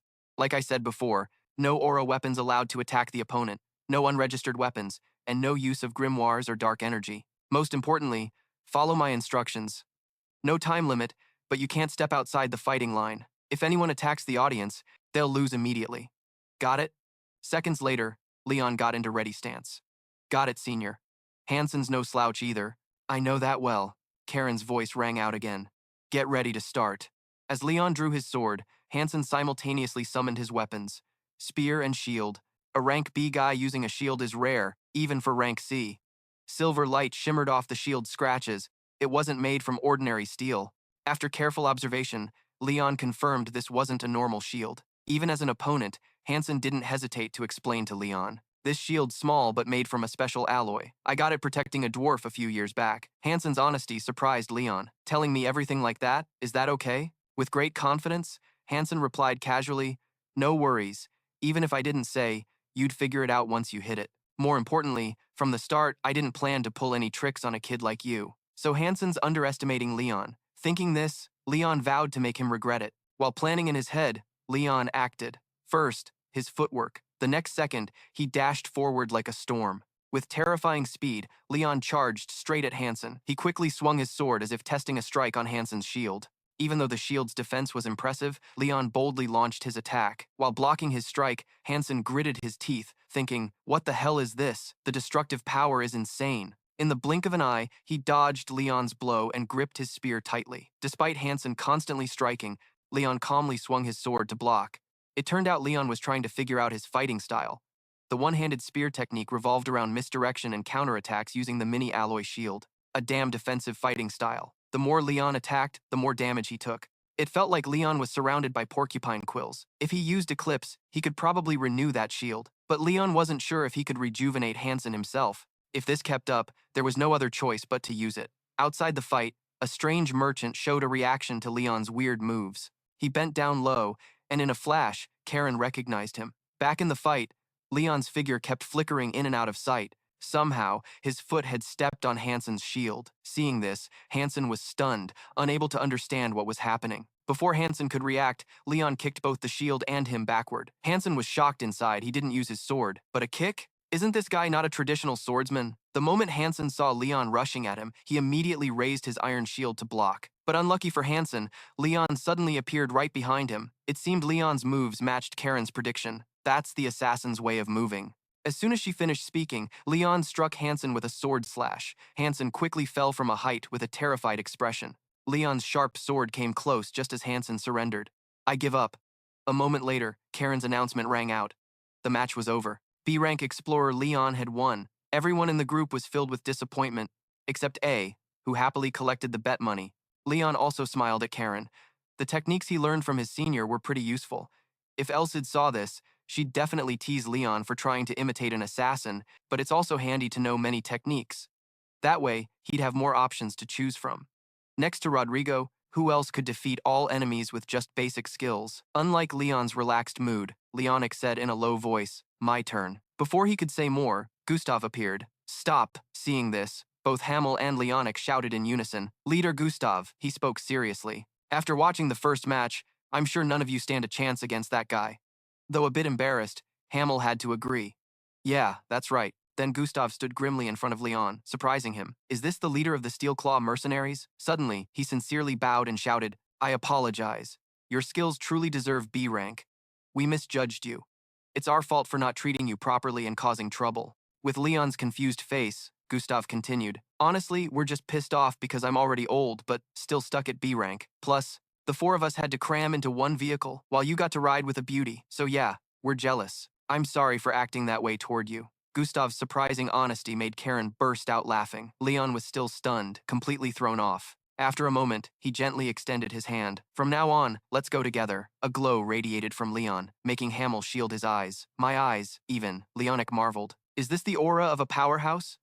Then Gustav quickly shook his hand with a formal tone. "I swear, I truly owe you.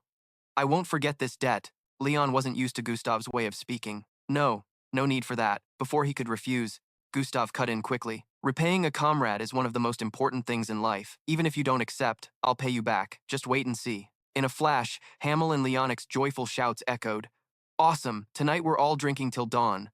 Under the gentle night, the sound of clinking beer mugs echoed across the field. Soon after, Gustav and Hamel kept urging Leon to drink more. Finally, he agreed to join the party. The sound of beer glasses clinking echoed across the field. Right after, Gustav and Hamel kept persuading Leon to drink more. Finally, he agreed to join the party. After just a few drinks, Leon was already tipsy. Karen sat quietly on the side, watching the lively scene unfold, and before they knew it, it was already the next morning. Seeing Leon groaning and lying there, Karen teased him. If anyone knew he ended up like this because he overdrank, they'd probably burst out laughing. It seemed like last night's party had messed him up so badly, he didn't even know what was going on. After making peace with some mercenaries, the merchant group's atmosphere became a lot more relaxed. Surprisingly, the profit was pretty small, but Leon had learned how to fight off the mountain trolls. According to Hansen, this merchant group came from the north, where they often had to face trolls multiple times, so Leon needed to gather more info. Not just Hansen, every mercenary Leon met bragged about their tricks for dealing with the monsters. After asking around, he slowly spoke up, thanking them for their answers. He gave the best answer he could, even though the question was tough. Without hesitation, Leonic lowered his voice and said,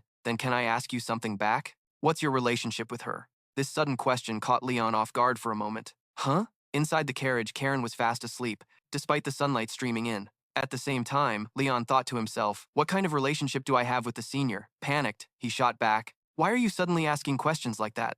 Leonic teased loudly. "Why hide it? It's obvious when a guy and a girl are sitting together in a carriage." Hansen quickly joined in. "Yeah, if you say so." Just hearing that made Leon blush and shout awkwardly, "That's not it." While Leon was still blushing, Hamel quickly cut in. "So, should we call that a close relationship between senior and junior? That's because both of them move in almost exactly the same way. It doesn't look like they're just showing respect. and neither seems affected by rank or status. Isn't that Hamel? Before switching jobs, he was a ranger, so his observation skills are pretty sharp. Just thinking about how he could spot the similarity in their movements with just one glance. After a moment of thought, Leon calmed down and explained, "We got close after doing a mission together. We don't have feelings like you guys think." As if to tease him more, Leonic, Hen, and Hamel all said in unison, "So, still nothing?" Leon tried to deny it. "That's not it." Their conversation reached Karen's ears, making her so embarrassed she covered her face with a blanket. After finishing the chat with Hamel's group, Leon quietly told himself, having an A-rank adventurer involved, and the mission still isn't guaranteed safe, but getting tangled in rumors that a new B-rank soldier has a romantic relationship with a senior. No matter who saw us, I look like a total pushover. No doubt, Leon would be misunderstood as hiding behind a girl's skirt and getting help to get through this mission. Then he thought to himself, is that the only way? I don't have time to slack off. Leon's time to get off the carriage was limited to meal breaks and camp rest periods. To make the most of that short time, in the quiet atmosphere, suddenly, a very noticeable sound rang out. At the same time, a few drops of bright red blood appeared on the ground. It turned out Leon was bleeding from blocking a strike from a giant sword. Finally, he managed to shove Gustav's huge sword off his shoulder. The people in the merchant group gasped repeatedly. What? Fencing with leader Gustav?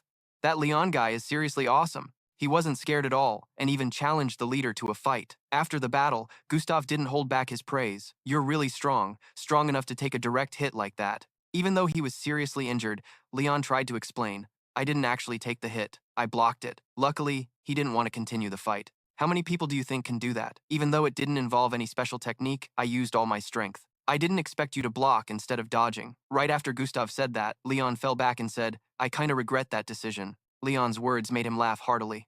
What? The more I get to know you, the more I like you. Using strength and speed to fight strength and speed, that was a pretty dumb move in sword fighting. If this were a real battle, in the next split second, you wouldn't have time to defend and you'd be done for. Watching Gustav's back, Leon softly spoke, thanking him for accepting my offer. That was a lesson well deserved. He's an extremely tough opponent. Gustav is a high-ranking B-class mercenary and a low-ranking A-class. Seconds later, he immediately replied, Don't worry, I've got plenty of free time. Fighting a seasoned guy like you helps me learn a lot. I don't have much time to mess around anymore. After today, we're heading into the forest. If we make too much noise in there, those annoying bastards will swarm us. Leon's tone instantly turned serious. How long will it take to get out of the forest? About 2 seconds, Gustav calmly answered. Who knows? Maybe 4 days, if everything goes smoothly. At most 5 days. Curious, Leon asked. So we can fight monsters then, right? Without hesitation, he confirmed. Of course, but I'm not sure if they'd attack a small caravan like ours. That forest is moderately dangerous. If there are mid-level monsters in there, they'll definitely ambush us. Hearing this, Leon caught the main point. What if they're mid-level monsters? After a moment of thought, Gustav slowly said, In this area, they're probably the Chan. That name made Leon visibly worried. To make him understand better, Gustav continued describing. Mature Chan stand about 4 to 5 meters tall compared to other species. Their bodies are pretty agile, unlike their appearance and the beer belly described. Some Chan are excellent climbers. The next second, Leon shouted in panic, Chan climb trees? Too familiar with that reaction, Gustav calmly said, people who haven't seen them firsthand might not believe it. The Chan living in the forest often look quite human. Leon already had some knowledge about the Chan, but the info Gustav shared was completely new. Instead of fighting alone, they travel in packs and use goblins as their minions. This kind of info is really hard to gather unless you've experienced it yourself. This is something you can't learn in any academy. After thoroughly learning, Leon silently admired inside. He was really lucky to have come here. A few days later, Anne spoke seriously. From now on, the caravan will enter the forest. Those assigned to escort, please fulfill your duties. As they entered the forest, Leon thought to himself, finally, out of those boring plains and into the forest where monsters hide. Awesome. Focus up. Even though he was ready to fight, Karen remained calm. What? Is it time to work already? Leon cautiously looked around. Slow down. Now we're entering the forest. We don't know what kind of monsters might jump out to attack. Seeing this, she explained comfortably. Junior, we haven't gone deep yet. Nothing will happen. It won't be until dawn tomorrow or sometime in the morning. So just rest. After hearing Karen, he shyly replied, Sorry. Okay. Then, Leon started to relax. If Karen said so, he was still affected from the fight with leader Gustav. He had to get back to perfect condition before fighting monsters. After a while, the dawn gradually appeared in the sky. The caravan kept moving steadily through the forest. In the quiet space, Karen suddenly called Leon. At the same time, Hammeo was resting with his eyes closed on top of a wagon. Suddenly, A strange scent hit his nose. Hamel quickly opened his eyes wide and raised his alertness. In a flash, he stood up and drew his bow. Without hesitation, he shot a glowing arrow into the sky. The bow immediately exploded and radiated a brilliant light. This light made everyone in the caravan clearly see goblins gathering nearby. An ambush. The next second, Karen told Leon, "Let's go, Junior." Like the wind, he followed her closely and replied, "Yes." On top of the wagon, Hamel powerfully drew his bow, each arrow glowing with aura, and in a blink, he shot 3 arrows at once. Each of Hamel's arrows quickly took down several goblins. Seeing this, Gustav seriously praised, "Nice, Hamel, now it's our turn." The next second, he loudly ordered to charge. Hearing that, the members of the Steel Claw team immediately rushed into battle. The scene before Leon made him think, this time it's totally different from that sneaky raid before. Until now, he'd always fought enemies alone, but now they had to fight side by side. This is a totally different attack strategy. Suddenly, Gustav turned around and saw Leon's confused look. He called out to him worriedly, "Leon," like he couldn't believe it. Gustav held his head in frustration. "Is this your first time fighting like this?" Then, Gustav loudly called out to Leon, "To the right." Leon immediately snapped back to focus. Without hesitation, he charged forward. Yeah, that's right. If you've never done it before, just try it." In the blink of an eye, Leon flew past the goblins. With a single sword strike, he wiped them all out. Right after the attack, Leon suddenly recognized the feeling. Back when he trained in the forest, he had fought goblins alongside Ellis, but compared to then, now Leon could slash them way easier. His eyes lit up with excitement. "I've leveled up." After a while, Gustav's voice rang out, "Hold the line. Wait for the ones up in the trees to hand it over to me." "Ah," the squad quickly responded. "Boss, we'll cover the rear." Another member of the group coordinated accordingly. "Good, then leave the rest to us." Their team spirit made Leon silently impressed. Awesome. Top-tier national team. So cool. But above all, about 2 seconds later, he turned and saw Gustav fiercely taking down a huge number of goblins with a single slash. Leon's surprise was obvious. That sword sweep, he could swing it so easily in this dense forest. So sick. Should I? While he was thinking, Leon suddenly bumped into Rasco. "Sorry." Seeing that, Ben rushed over to warn him. "Rasco, be careful not to bump into each other. You'll just get more flustered." "Sorry." Not only that, Leon kept bumping into others. "Sorry." His embarrassed voice kept sounding. "Sorry. After a while, Leon sulked and shrank into a corner. "I'm just useless. So inexperienced. It sucks. If I keep fighting like this, I'll just get in everyone's way." He had to learn how to keep the right distance from teammates. Would just focusing on maintaining his mana sense be enough? He needed to focus on not blocking others and find opportunities while keeping distance. The next second, Leon seized the chance to make a move to protect everyone. "There's the chance." Ben hesitated and said, "Thanks. Sorry for scolding you." Without hesitation, Leon replied casually, "No problem." This scene caught Karen's eye. "Getting better again, Leon." The glow from Hell's arrow in the sky faded. The last goblin's color lay sprawled on the ground. Gustav happily announced, "Great job. Looks like we wiped them all out. Killed all the goblins. No one got hurt just because of this mess, except this one. Those of you in the recon team will need you to cover the rear, so get on the wagon and rest. Leon, can you stay a bit longer? There's one more thing for you. Join us." With a curious tone, Leon asked, "Yeah, what is it?" He answered immediately, "A goblin hunt." Still not understanding what was going on, he repeated blankly, "Goblin hunt?" A moment later, Karen stepped forward and joined the conversation. "Looks like the escort team wants to catch a goblin." Although Gustav was a bit scared of her strength, he tried to explain. "Yeah, we discussed it and got permission from the caravan leader. But you know, goblins act very differently toward the strong and the weak. For example, when facing someone like you, a warrior, they'd clearly run away fast." Before Gustav could say more, Karen spoke in a low voice, "So, I don't have to do anything." Her serious attitude made him pale with fear. "I was just giving an example. If you don't want to, we can drop this hunt." Then Karen turned to ask Leon, "What do you want?" Leon asked, surprised. "Why are you asking me like you want me to understand better?"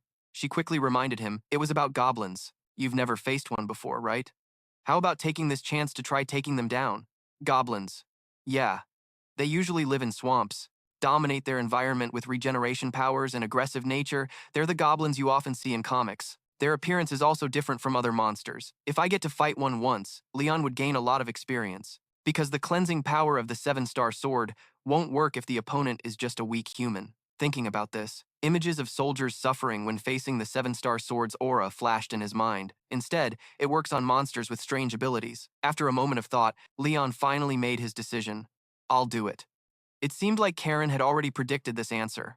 "I knew it."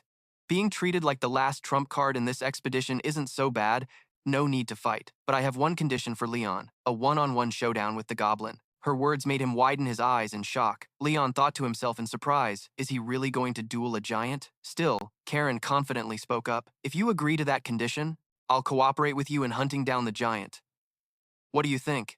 If Leon takes down the giant, let him pay the price for it too. Gustav heard this and replied comfortably, fine, because I already talked about this with the merchant leader. In the dark forest, flashes of light flickered from the caravan, and they were still tirelessly moving out of this forest. Sitting on the cart, Leon spoke, it's been 4 days since we stepped into this forest, encountering goblins on day 1 and 2, then Chal and Kos. At this, the aggressive image of the goblins suddenly popped into his mind. Then, Leon sighed softly. I don't know what kind of monster will attack us next. Hearing this, Karen slowly responded. No matter how you see them, their forms will always be bizarre. Even though they are monsters, at least they know fear. He immediately agreed with her. Right. Because they often attack day and night, we haven't even made it halfway through. According to the plan, could the giants be ordering them to do this? All the monsters in the forest are behind them. Although their attacks aren't too threatening, the best thing now is to defeat the one controlling them. Suddenly, Leon curiously asked, but is there any chance the giants won't attack after all this? Without hesitation, Karen answered, that's unlikely. Before she finished, she widened her eyes as if she saw something terrible. Maybe.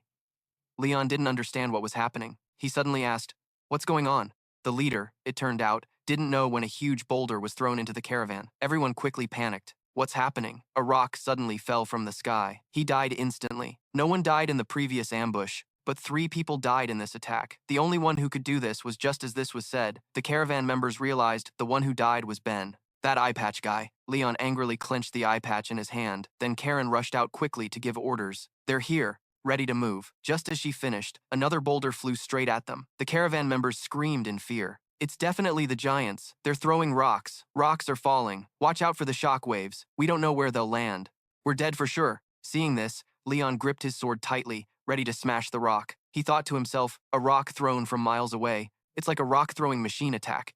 At the same time, Gustav's voice rang out, scatter, as far as you can, move fast and dodge. Leon was lost in thought and didn't hear him. Can the eclipse cut such a huge rock? Maybe. No, definitely not. Before he could even draw his sword, Gustav flew over and scolded, you guys are way too noisy. In a flash, he used his giant sword to block the rock. Gustav gritted his teeth as if using all his strength. The next moment, he sliced the huge rock in half. Everyone was stunned by the sight. As soon as they saw Gustav fall to the ground, they shouted worriedly, Leader Gustav! Still, he had the strength to give orders. Plan C. Blue Falcon, Blood Sword, Perfect Sharpshooter. The merchants hide, then find a place to take cover quickly. Explorers, be careful of monsters. They can attack from any direction. Seeing this, Leon didn't hold back his praise. Amazing. Gustav quickly calmed everyone down instantly and moved them perfectly in order. Just as he thought this, footsteps suddenly pounded from nearby bushes. It turned out to be the goblins. Cha and Kobos had arrived. Their arrival immediately made Gustav worried. Damn, at this rate who knows when this will end. We have to prioritize killing the giants first. No time to waste, he shouted orders. Hamelo, Hansen, take 4 mercenaries and find where the giants are. Once you find them, attack immediately. Make sure they can't throw any more stones. Attack each one and take them out. Hansen and Hamel quickly followed the order. Yes, Thuong Hai. With a serious tone, Karen calmly spoke up. Hey leader, we're heading to the farthest place from here. As soon as she said that, Gustav understood. The farthest place. So you know where it is? Fine, I'll leave it to you. She rushed off. Let's go, Leon. They had only run a short distance when a few goblins recklessly appeared. Karen showed no fear. Instead, she was more pumped than ever. Trying to block my way? These little monsters are really bold. Under Leon's panicked gaze, she aggressively wiped them out. Then they dashed forward like the wind. A few seconds later, Karen calmly announced, we're almost there. Get ready. Hearing that, Leon looked visibly worried. After a moment, they both stopped. In front of Leon and Karen stood a goblin holding a giant rock. Karen quickly said, I'll cover you from behind, so just give it your all. One-on-one with a giant, you have to be careful. At that moment, Leon was planning in his head, using mercenary tactics to adjust and control the distance between them. He would get into the goblin's line of sight before it noticed, then exploit its blind spots. With a plan in mind, Leon launched an attack, a purifying light. The glow from his sword made the goblin clutch its head in pain. Taking advantage of this, Leon flew forward like a gust of wind. Good job, you'll finish him off in no time. But unfortunately, somehow, Leon had been hit by small stones. It turned out the goblin had escaped his purifying light attack. It aggressively threw dirt and rocks at Leon, blocking his vision. The goblin used sand to stop him from advancing. While defending, Leon silently vowed he had to get through this no matter what. Whatever it takes, he was determined to defeat it. Suddenly, a slash cut across Leon's cheek, startling him. He focused on the goblin's blazing red eyes. Had it recovered its sight already? The recovery speed was unbelievable. The goblin looked as if nothing had happened, full of vitality. It pulled out a huge club from behind. Leon stood still, sword pointed at the goblin. He carefully examined the crude weapon. Is that a club? Although it was a rotten wood color, if it hit you, you'd be dead.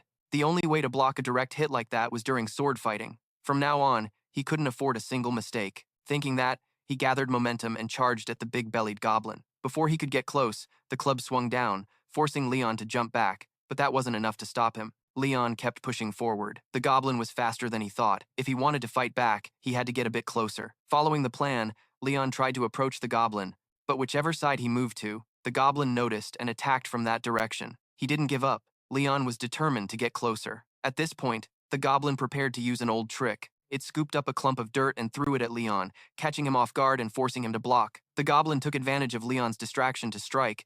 Luckily, Leon jumped away just in time. Damn, it was wielding the club with one hand and throwing dirt with the other. Ugh, so annoying. Leon couldn't get any closer. He was 2 steps away from touching it with his sword. Leon had no choice. He hadn't used this technique because it wasn't perfected yet. Leon finally decided to try the move he hadn't fully mastered. The goblin saw Leon closing his eyes, focusing his aura. Seeing this, it gave Leon a puzzled look. But whatever, its job was to move forward and attack, to eliminate the target in front of it. Leon was still concentrating deep in his mind. He was sure the goblin aimed to attack while Leon was gathering aura, using its large body. But that was exactly what Leon wanted. Seizing the moment as the goblin moved closer, Leon unleashed the eclipse move. One of its legs was severed and flew into the air. Then its arm and leg dropped to the ground. Leon was pumped. The solar system was his aura weapon system. Among the techniques representing light and heat was eclipse, a physical attack with superheat. The goblin screamed in pain from the severed leg. Seeing it couldn't fight back, it fled quickly. Leon gritted his teeth. You're running away after going too far? They used weaker demons as distractions. And you're just bragging about your destructive power without realizing you could die? With someone like you, do you think I'll just let you go? Even though it hasn't been long since we met. Leon started remembering the good times with his teammates. No one should die so uselessly. Thinking that, Leon's whole body flared up, his aura power gathering rapidly into his hand. He shouted angrily, "That bastard!" And with lightning speed, he charged toward the fleeing goblin. He unleashed Morak, a streak of light stretching across the forest, then a huge explosion. The goblin split in 2, the front half the most beautiful part, the other half unforgettable. Then Leon slumped down, panting heavily. He did it. Thought he might miss? Thank goodness he didn't. But unlike the eclipse, where Leon only needed to focus power on his sword, he didn't expect that Marek would consume so much aura when releasing his power. Even if Leon's body was in perfect condition, he wouldn't be able to use it a second time with the current amount of aura. Karen appeared and exclaimed, "Dude, you really beat him. That's solid, our badass. I blocked his escape route just in case," Leon replied. "Are you trying to say you did that for no reason?" Karen answered. "Of course not. Good job, kid." Then Leon kept thinking, it's not perfect yet, but using the Elsid technique she taught him with just his own power and no help from anyone else, Leon pulled it off. Just thinking about it made him happy. But suddenly Leon fell backward, then he collapsed onto Karen's lap. She smiled at him, looks like he was exhausted after that technique. "Don't worry, kid, your senior will take over the rest." Karen rubbed his forehead. Leon silently encouraged himself. "Good job, Leon." In that drowsy state, Leon wondered when he had fallen asleep. This comfortable feeling hadn't come in a long time, but suddenly Leon's eyes snapped open. No, he started an inner struggle. Leon didn't have time to lie down now. Time wasn't on anyone's side. He gritted his teeth and frowned. Leon was sure Marek was getting stronger. At that moment, Leon's image appeared right before his eyes. He couldn't lose. Seeing that figure, Leon instantly snapped awake. His eyes looked far away, breathing heavily like he'd just survived a nightmare. Leon looked around and wondered, this is inside the carriage. Right. Yesterday he had just jolted awake, all his joints cracking, his body aching like it was struck by lightning. Leon couldn't bear the pain and collapsed again. He probably couldn't recover in one day. Leon's trembling hands tried to reach inside his shirt. He had this. His lord had given it to Leon for moments like this. A holy pendant. Leon clenched it and closed his eyes, reciting a healing chant. Instantly, his whole body felt restored. Leon was amazed. It worked better than he thought, removing all fatigue from his body. Leon remembered Cesare, who said it was just an ordinary item. Thank you, sir. Karen appeared just then, looking down at Leon. You're awake?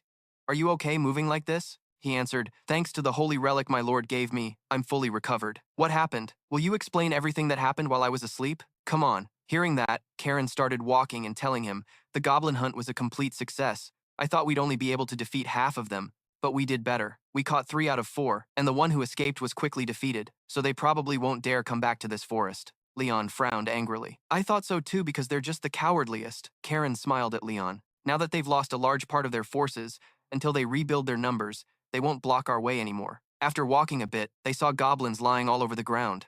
Oh, Karen replied. The goblin corpses, including the one you killed, total 3. If we exchange them for gold, it would be about 90 gold coins. Leon exclaimed in shock. Goblins are worth that much? Karen explained. Their blood is a basic ingredient for high-grade poison, so mages often buy their bodies. Now we're talking about that. The goblin my subordinate caught might be worth only half the price. Their bodies were cut in 2, and the most valuable blood part was all lost. Half of 30 gold coins.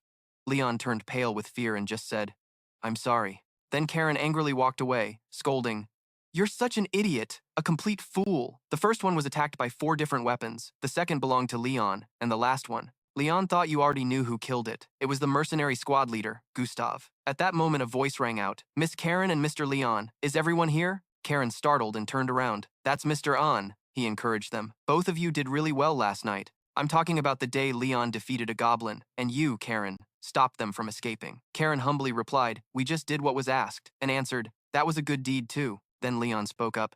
How many casualties were there? Hearing this, both just stared at him without saying a word. Just then, An bowed his head quietly and replied, 8 dead and 21 wounded. None seriously injured, but a few will stay behind in the next village. Hearing that, Leon clenched his fists, trying to hold back his anger. The guild will help organize the funerals, so everything will go smoothly. Sir, what about the money for the goblins? Seeing Leon bow his head in endurance, Karen also felt a bit hesitant. He noticed that too, to ease the tension, and quickly said, of course, I'll give it to both of you, because one goblin is worth about 30 gold coins, but their bodies were cut in half and didn't have much blood left. I'll still give you 30 gold coins. Karen bargained down to 15 coins, and awkwardly replied, sorry, no. Karen stood firm. I usually don't like to haggle, so 15 coins is enough, and tried to negotiate, okay, but I can still give you 25 coins. Seeing him like that, Karen finally agreed. All right, and they left with bags full of money. But Leon was still suspicious. What's up? Are you refusing to take that money? I think we could get more, Karen confidently replied. Idiot. Why do you think they offered a good price for them? If we owe someone, we have to repay them later. Because now I'm traveling with you, Leon. There's no reason to owe anyone else. Just then, a hand reached out. It was Gustav. You've made up your mind, huh? I'm glad you weren't hurt anywhere, Leon shouted. Leader. He looked at Leon affectionately and said, when we're off duty, just call me Gustav or brother. Anyway, Leon, about the goblin you killed, what technique did you use? The cut looks very different from a normal sword slash. I was curious, so I waited until you woke up. Leon replied, it's just a simple, unfinished skill. Gustav blushed and awkwardly said, I see. Forgive me. Leon heard that and let it go. He asked, how are your teammates? Hearing Leon's concern, Gustav was a bit surprised. He told Leon about his teammates' condition. They're fine. Hansen and Hamel only got minor scrapes. Leonic is still as strong as ever. Then Gustav patted Leon's head to reassure him, don't overthink it.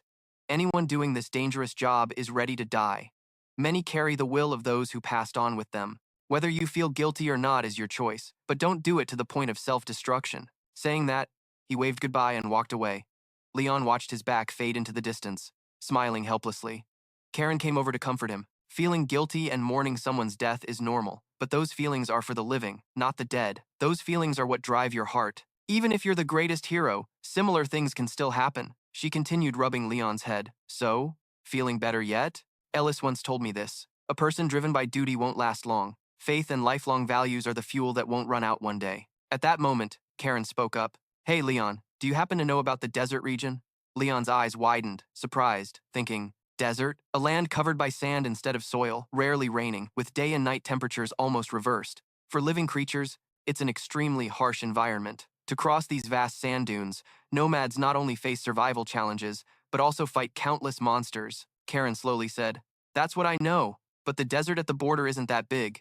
We can cross it in a week by horse carriage. Hearing that, Leon curiously asked, so, it's not exactly a desert, right? Then how many days does it take to get from here to the desert? We don't need to stay in the village too long. A moment later, she replied gently, yeah, at this pace, probably about 5 days. He immediately fell into deep thought. 5 days? By then, Elsid would be awake, right? Leon hadn't heard a sound from him this whole month. Honestly, he missed him a bit. The next moment, Karen happily shouted, oh, finally we're out of the forest. After a long journey, the caravan stopped at the desert. Inside the carriage, Leon was intently searching. Where did I put the map? Suddenly, his sword emitted a noticeable magical aura. This power grew stronger and stronger, and in just a moment, Elsid flew out from the sword. Ah, you're back. Its sudden appearance made Leon panic and shout loudly. He couldn't believe it and stammered, Elsid, like it had been 3 seasons since they last met.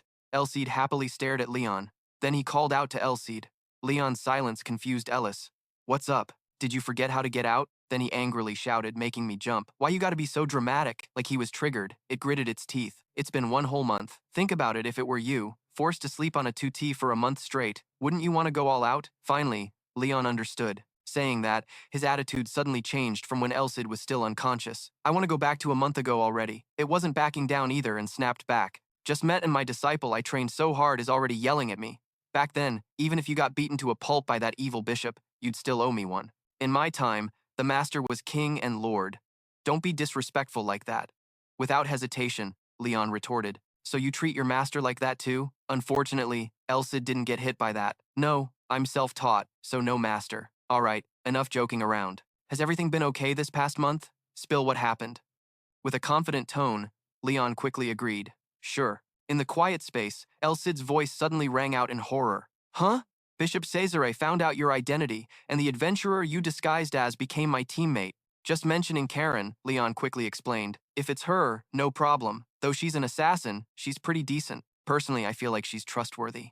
Elsid agreed. If what you say is true, then she really has no reason to betray you. For an inexperienced warrior, assassins are the most dangerous enemy. She can make up for your lack of experience and skills. And you? Have you improved at all? You haven't just been sitting around winning, right? Like he'd been waiting for this moment, he decisively asked back, why don't you check for yourself? Leon's attitude made Elsid curiously confident. After it snapped its fingers, a notification popped up. Leon, nickname Bully Master level 28, Strength D, Endurance D, Agility D, Aura D, Intermediate Sword Mastery Skill level 7, Rodrigo Vision level 4. Martial Phase 3, Intermediate Aura User level 3, Northern Head Secret Sword Technique level 1. The info on the screen made it widen its only eye. Even Leon was surprised. Its stats had surpassed Leon's. They'd have to fight to really know their true strength. But no, Leon hadn't just been sitting around these past few months. He told himself that experience from the academy always has limits. Leon didn't think his training could be harsher than his own. Despite Leon's worries,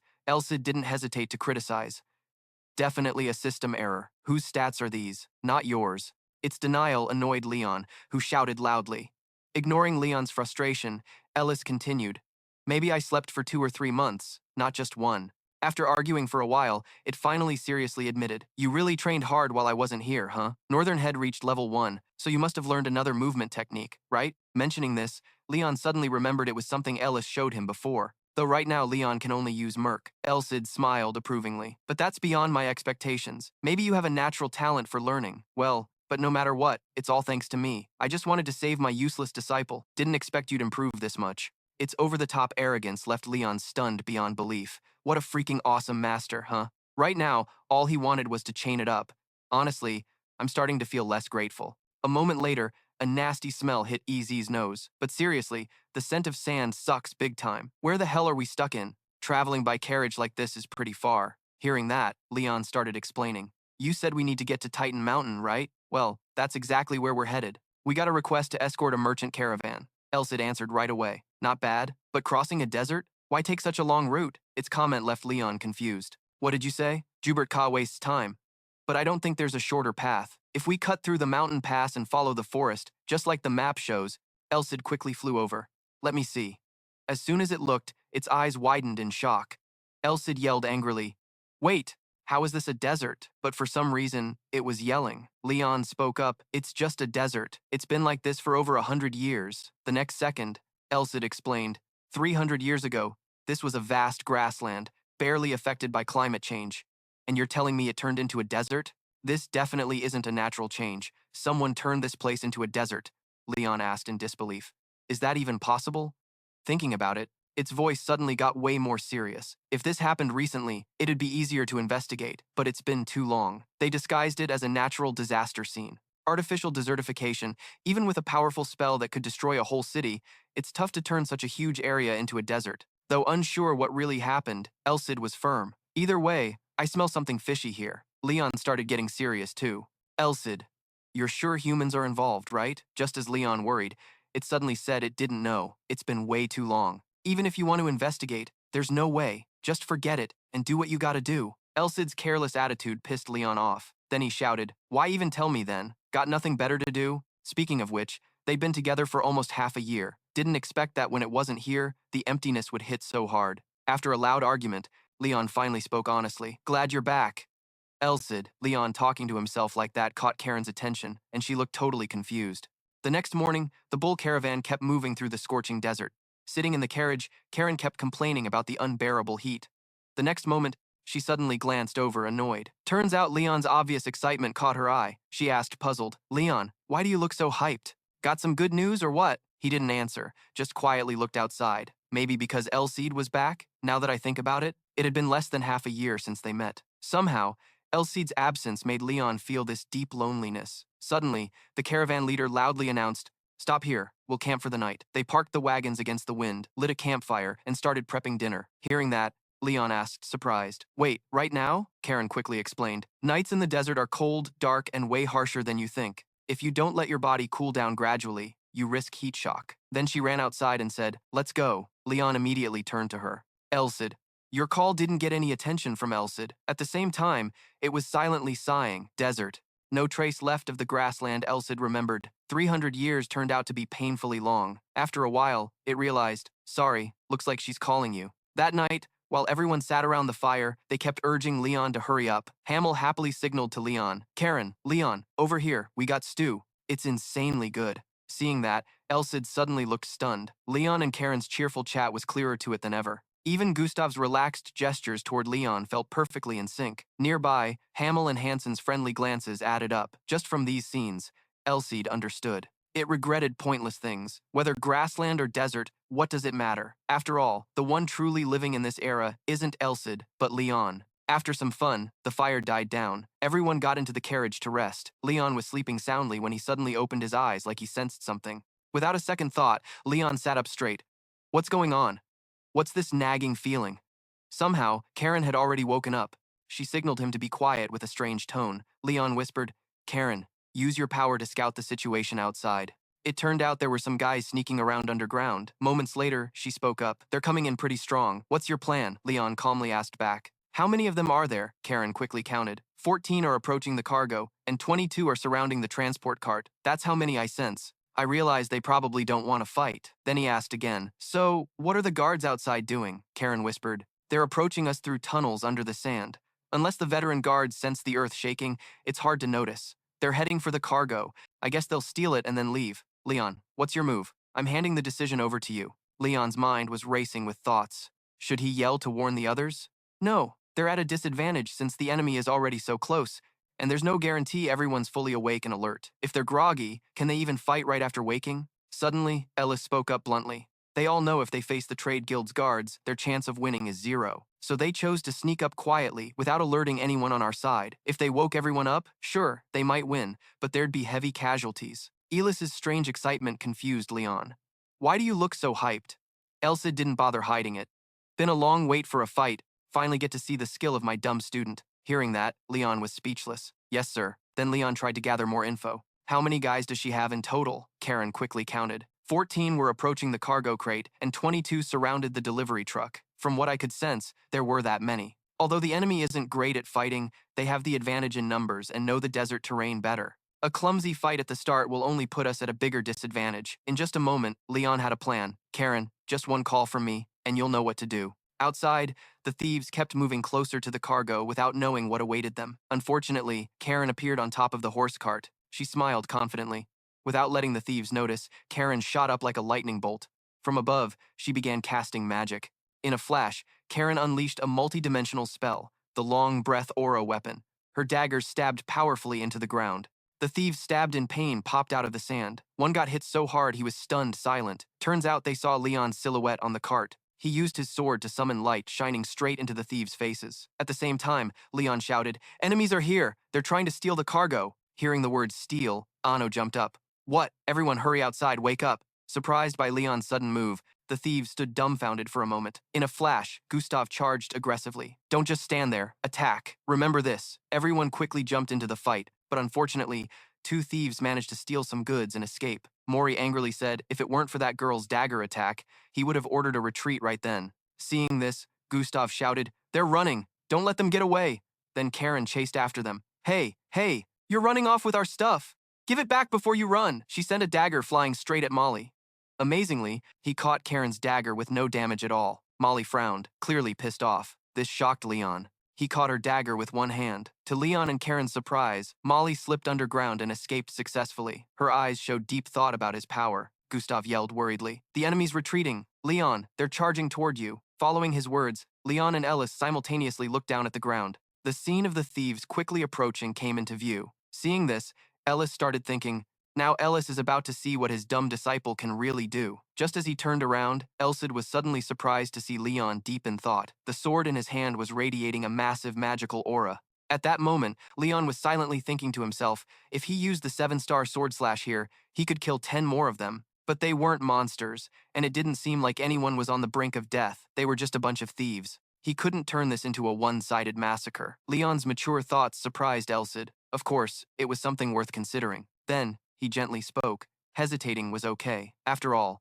there was no clear answer to this. He was a hero, not a killer. Whether killing them or eliminating demons in the name of justice, he had to find his own answer. There were general standards of right and wrong, but Leon couldn't create his own standard about who should or shouldn't be punished. Killing them because he couldn't forgive these thieves, to catch them without killing or enlighten them through words and actions. If all this came from an honest mind, the right thing to do was just a matter of how people thought. After clearing his mind, Leon sheathed his sword. He told himself, Leon's value was still incomplete, and he would find his own answer. In just a moment, the thieves were blinded and forced to kneel on the ground.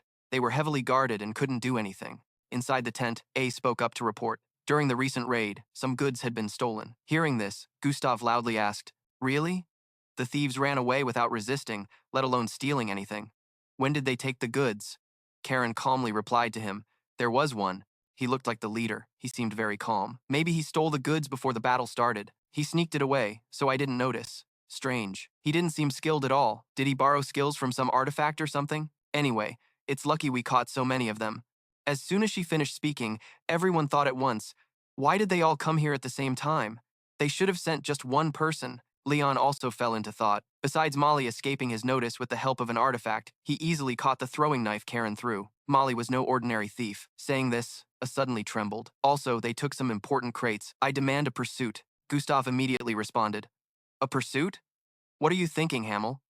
Despite everyone discussing, he remained dazed, as if his soul had been drained. If you can't bring it back. After a moment, Hilo worriedly spoke. The trail in the desert disappeared instantly. So, if you accept that, we'll depart before sunrise. Being a rider, bidding farewell to the team on the desert mountain is a vague territory. For me, even if we start now, our chance to catch them is halved.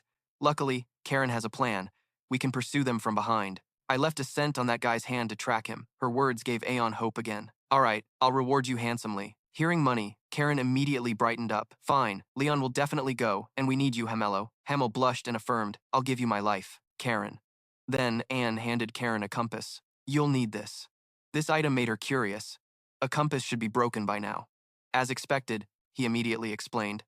The stolen crates can't be distinguished from normal crates. This compass is enchanted only to react to the crates we're looking for. The needle will point accurately if the crate is within 10 meters of you. Without hesitation, Hamel was ready to set off. This will become a race against time until sunrise. Let's go, Karen, Leon. The three of them dashed through the desert like a whirlwind. From behind, Gustav thought to himself, they have an A rank with them, so they won't be at a disadvantage in a fight. Everyone was fired up, whether they caught them or not, as if trying to boost morale. He loudly ordered, all right, we can't repeat this mistake. Guard, 100%.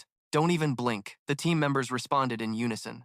Yes, sir. After traveling a long distance, Karen began to use magic. She looked in the direction the magic was pointing and noticed the scent was fading. Let's speed up. Upon hearing that, all three of them moved even faster than before. In the heat of the moment, Elsid suddenly threw out a compliment that felt more like a jab.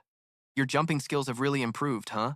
You're actually keeping up with her in this desert terrain. Leon, panting, snapped, "Shut up, I'm about to die here." Suddenly, Karen signaled for him and Hamill to stop. It turned out they were standing in a strange mountain crevice. "We're here." After landing in the crevice, Hamill marveled in amazement, thinking about how there could be such a crevice in the middle of the desert. Noticing Karen's silence, Leon curiously called out, "Senior." As expected, after just observing for a moment, she realized this place wasn't naturally formed, but man-made, and it seemed to have been made a very long time ago. Both he and Hamill said in unison, "Huh? Made by people?" Karen slowly explained, "That's right. It might be 100 years old. Look, there's something different on this wall. It's worn down, so I can't tell exactly what it says." A moment later, Leon had an idea. Wait, 100 years ago? That means Elsid quickly confirmed what he was thinking was probably right.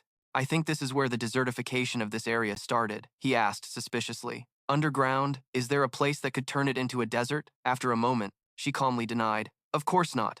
Are all mining areas deserts? This isn't just some place. This is the heart of the veins running through this grassland. The ones who blew it up turned this land into a place where no seed can grow." Realizing the seriousness of the situation, Leon said in a low voice, "Who destroyed these veins, and why?" Elsid also became serious. "That's what you need to find out right now." Then, the three of them continued scouting inside the crevice. In the blink of an eye, Karen spoke up. "Do you feel it, Leon?" Leon nodded immediately. "Yes." With a serious tone, she announced there were 3 enemies in front of them and over 100 behind them. "Leon, what do we do now?" Observing the destruction around, she saw the expansion of the bandits' influence here. "I think the bandits found this abandoned place and are using it as a base to expand their power." Karen's gaze turned to the heavy door in the distance, where danger awaited. Behind that door, a few guards stood watch, and there were hundreds more of them. Karen's mocking smile appeared as she asked a question she herself needed answered. "Should we just take them all out?" Hearing that scary number, his face mixed worry and confusion. 100 people, huh? A heavy thought crossed Leon's mind. "Do you have to kill them all to complete your mission? Then isn't that just carrying out a massacre?" In the harsh silence, a rude complaint cut through his thoughts. "Hey, I heard today we're just wasting our energy? Oh, don't tire me out anymore." Then, regret was noticeable in their words. "Half our troops died, and the big boss, in anger, killed 2 people. Of course, we shouldn't have touched the merchants. Groups of 5 or 6 travelers are best." In the voice of one guy, a hint of recollection, as if trying to dig up memories. "Was it a few days ago? There was a family, and they begged at least to spare their child." The image of the surviving child standing over the cold bodies of their parents appeared in his memory. He continued joking weakly about their tearful decision that day. "Then we spared the kid." The other guy seemed disappointed. "Huh? Really? That sucks." The other guy snapped irritably at the pointless complaint. A scolding voice shot out bluntly. "What are you talking about? If you leave a kid alone in the desert, wouldn't it be interesting because they'll slowly die of thirst under the scorching sun?" Their words carried cruel laughter. "Got it. That's way more interesting." Maybe those words accidentally reached Leon's ears and became a stimulant. He had tried to find a reason not to kill them, but now, no need anymore. Leon recalled every word Elsid had said. Hesitation is fine, because in the end, there is no answer. Massacre them or eliminate evil in the name of justice, he must find the answer himself. Just as the two were chatting loudly, it seemed they noticed something. Leon gripped his sword. A perfect strike finished them off. Eclipse, his gaze froze, and his heartbeat changed. "This is my answer." Elsid smiled with satisfaction seeing Leon's reaction. A firm, decisive voice rang out. "This is the start of what's coming. All right, let's charge in." Karen assessed the enemy was still numerous, though weak, reminding everyone to take them down quickly before getting surrounded. Even though they were just minnows, they were still many, so at the start, let's try to reduce their numbers as much as possible. She took the lead boldly. "I'll lead. Follow me." Without waiting for a reply, her figure vanished into the dust. Watching Karen fight with excitement, Hamill half joked, half admired. "Karen looks like she's having a blast." To the stunned eyes of the two, Karen darted like a sharp blade, swift and agile. The obstacles in her way were like sacks for her to execute. Dust clouds rose thick and heavy. Wherever Karen went, if there were people, they immediately disappeared. A robber noticed Karen's arrival. Panic and surprise showed on his face. "What? Isn't that the skirt girl from before?" His panic made him mutter curses. "Damn it, gotta report to the boss fast." The painful screams of the robbers echoed before they could react. Moments later, silence returned. Only Karen's soft sighs remained. Enjoying the moment of freeing her body from fatigue, she exclaimed with delight. "Feels so good. My body's stiff from sitting in the carriage too long," she continued. "I treat fighting like keeping my skills sharp. I have to move more, or risk losing my edge." Hamill looked at Karen and said helplessly, "Has she always been like this?" Leon just nodded slightly. "Yeah, he teased you. Good luck, young master." Seeing blood on the senior's face, Leon gently reminded as a caring habit. "Senior, You have blood on your face. He reached out to wipe the blood off Karen's face. Her eyes immediately flickered with a slight emotion. Without warning, she turned her head, leaving Leon's hand hovering awkwardly in midair. Though embarrassed, she didn't hesitate any longer. Karen ordered the two to follow. Let's go. Hamill teased him half-jokingly. What's this? You're quite the ladies' man too? Nice. He was startled and confused. Why am I dragged into this? Suddenly, he asked. What are you talking about? He just smiled mysteriously. You'll find out later, young master. Much later, nearing their destination, they saw a door and two guards standing beside it. Karen hid behind a large pillar, peeking inside, eyes calculating how to approach. The compass was reacting and pointing that way. The stolen goods must be there. I'll sneak in quietly to check. She ordered the other two to handle the perimeter before entering. You two go in after dealing with the guards. Without hesitation, Karen moved swiftly like a blade. Let's go. Hamill silently rated the girl's level. He couldn't hide his respect. I knew A rank was great, but she's truly extraordinary. He took a deep breath, prepared himself, and signaled the start. All right, time to begin. Each arrow Hamill fired contained an explosive bomb flying toward the door. The bomb's appearance stunned the two guards. Meanwhile, some others were struggling to open a box lid. Why can't it open? M shouted angrily at his clumsy subordinates. What? You useless bunch, open it faster, the others replied fearfully. Yes, sir. Instantly, the door exploded, sending dirt and thick dust flying. Lai immediately sensed something was wrong and realized the bad situation, crouching down. Damn, are we ambushed? His eyes looked toward the blown-up door, wanting to know who ruined his plan. Suddenly, Leon appeared, holding a sword in his hand. Mori looked at the two in front and tried to guess their identities. Are you from the merchant group? Hamill replied to him. Hey, you thieves, we're here to reclaim our stuff. Mori carefully calculated in his mind. A swordsman and an archer, they got here without a scratch, both at least B rank or higher. He couldn't just fight them like this. Finally, he decided to run first to save his life, not daring to risk it, but behind him, the coffin guard appeared out of nowhere. Better run first. The coffin guard struck Molly right at his feet, stopping him from escaping. Molly's painful scream echoed in the air as he fell. The coffin guard's dark, terrifying voice rang out. The sword in his hand plunged straight into the ground. Dodge that. The coffin guard's eyes flashed with icy sharpness. I was planning to kill you. You're in this mess because you kept going around stealing. If it had been 4 or 5 years ago, I wouldn't have missed. Molly immediately panicked upon recognizing the familiar tone in those words. What? He felt a terrifying truth being unearthed, something he thought had been buried long ago. This guy knows about his past. No way. Everyone who knew about his past is already dead. Wait, there's one person, someone who knew him 4 years ago and is still alive. The coffin guard slowly removed the mask from his face. Long time no see. The robe gradually fell away to reveal the real face of Molly's coffin guard. Molly's eyes went wide as he screamed in disbelief. The coffin guard. Elsewhere, behind Leon, two guys tried to ambush him from behind. With quick reflexes, he took them all down with a single sword strike. Surveying the battlefield ahead, Leon said slowly, I think we've taken out almost everyone. Hamill looked around cautiously, still watching for the leader. Suddenly, Leon's gaze was drawn to the scene near Karen. Molly cried out, trembling in pain. Karen's cold voice rang out, repeating the earlier ignored order. Hey, didn't I tell you? Wash your hands clean, or I'll kill you myself. She gripped the dart tightly, aiming at Molly like a death sentence, steady and unshaken. That's why Karen's expression was emotionless, her eyes razor-sharp, her voice merciless. Die. Facing imminent death, he still couldn't believe she was serious. You're serious? The coffin guard. M gave a stiff laugh, trying to act like the threat wasn't real. Don't kid yourself. He jumped up, channeling energy to escape. I'm not who I used to be. Looking at Karen, Molly realized the undeniable truth about her power beyond all limits. Just as the coffin guard guessed, she was still like when she ruled, a terror of the underworld. Seeing no way out, he decided to give it his all in this final moment. No matter how much he'd changed, the gap in their abilities was too huge. No matter what he thought, he was about to die.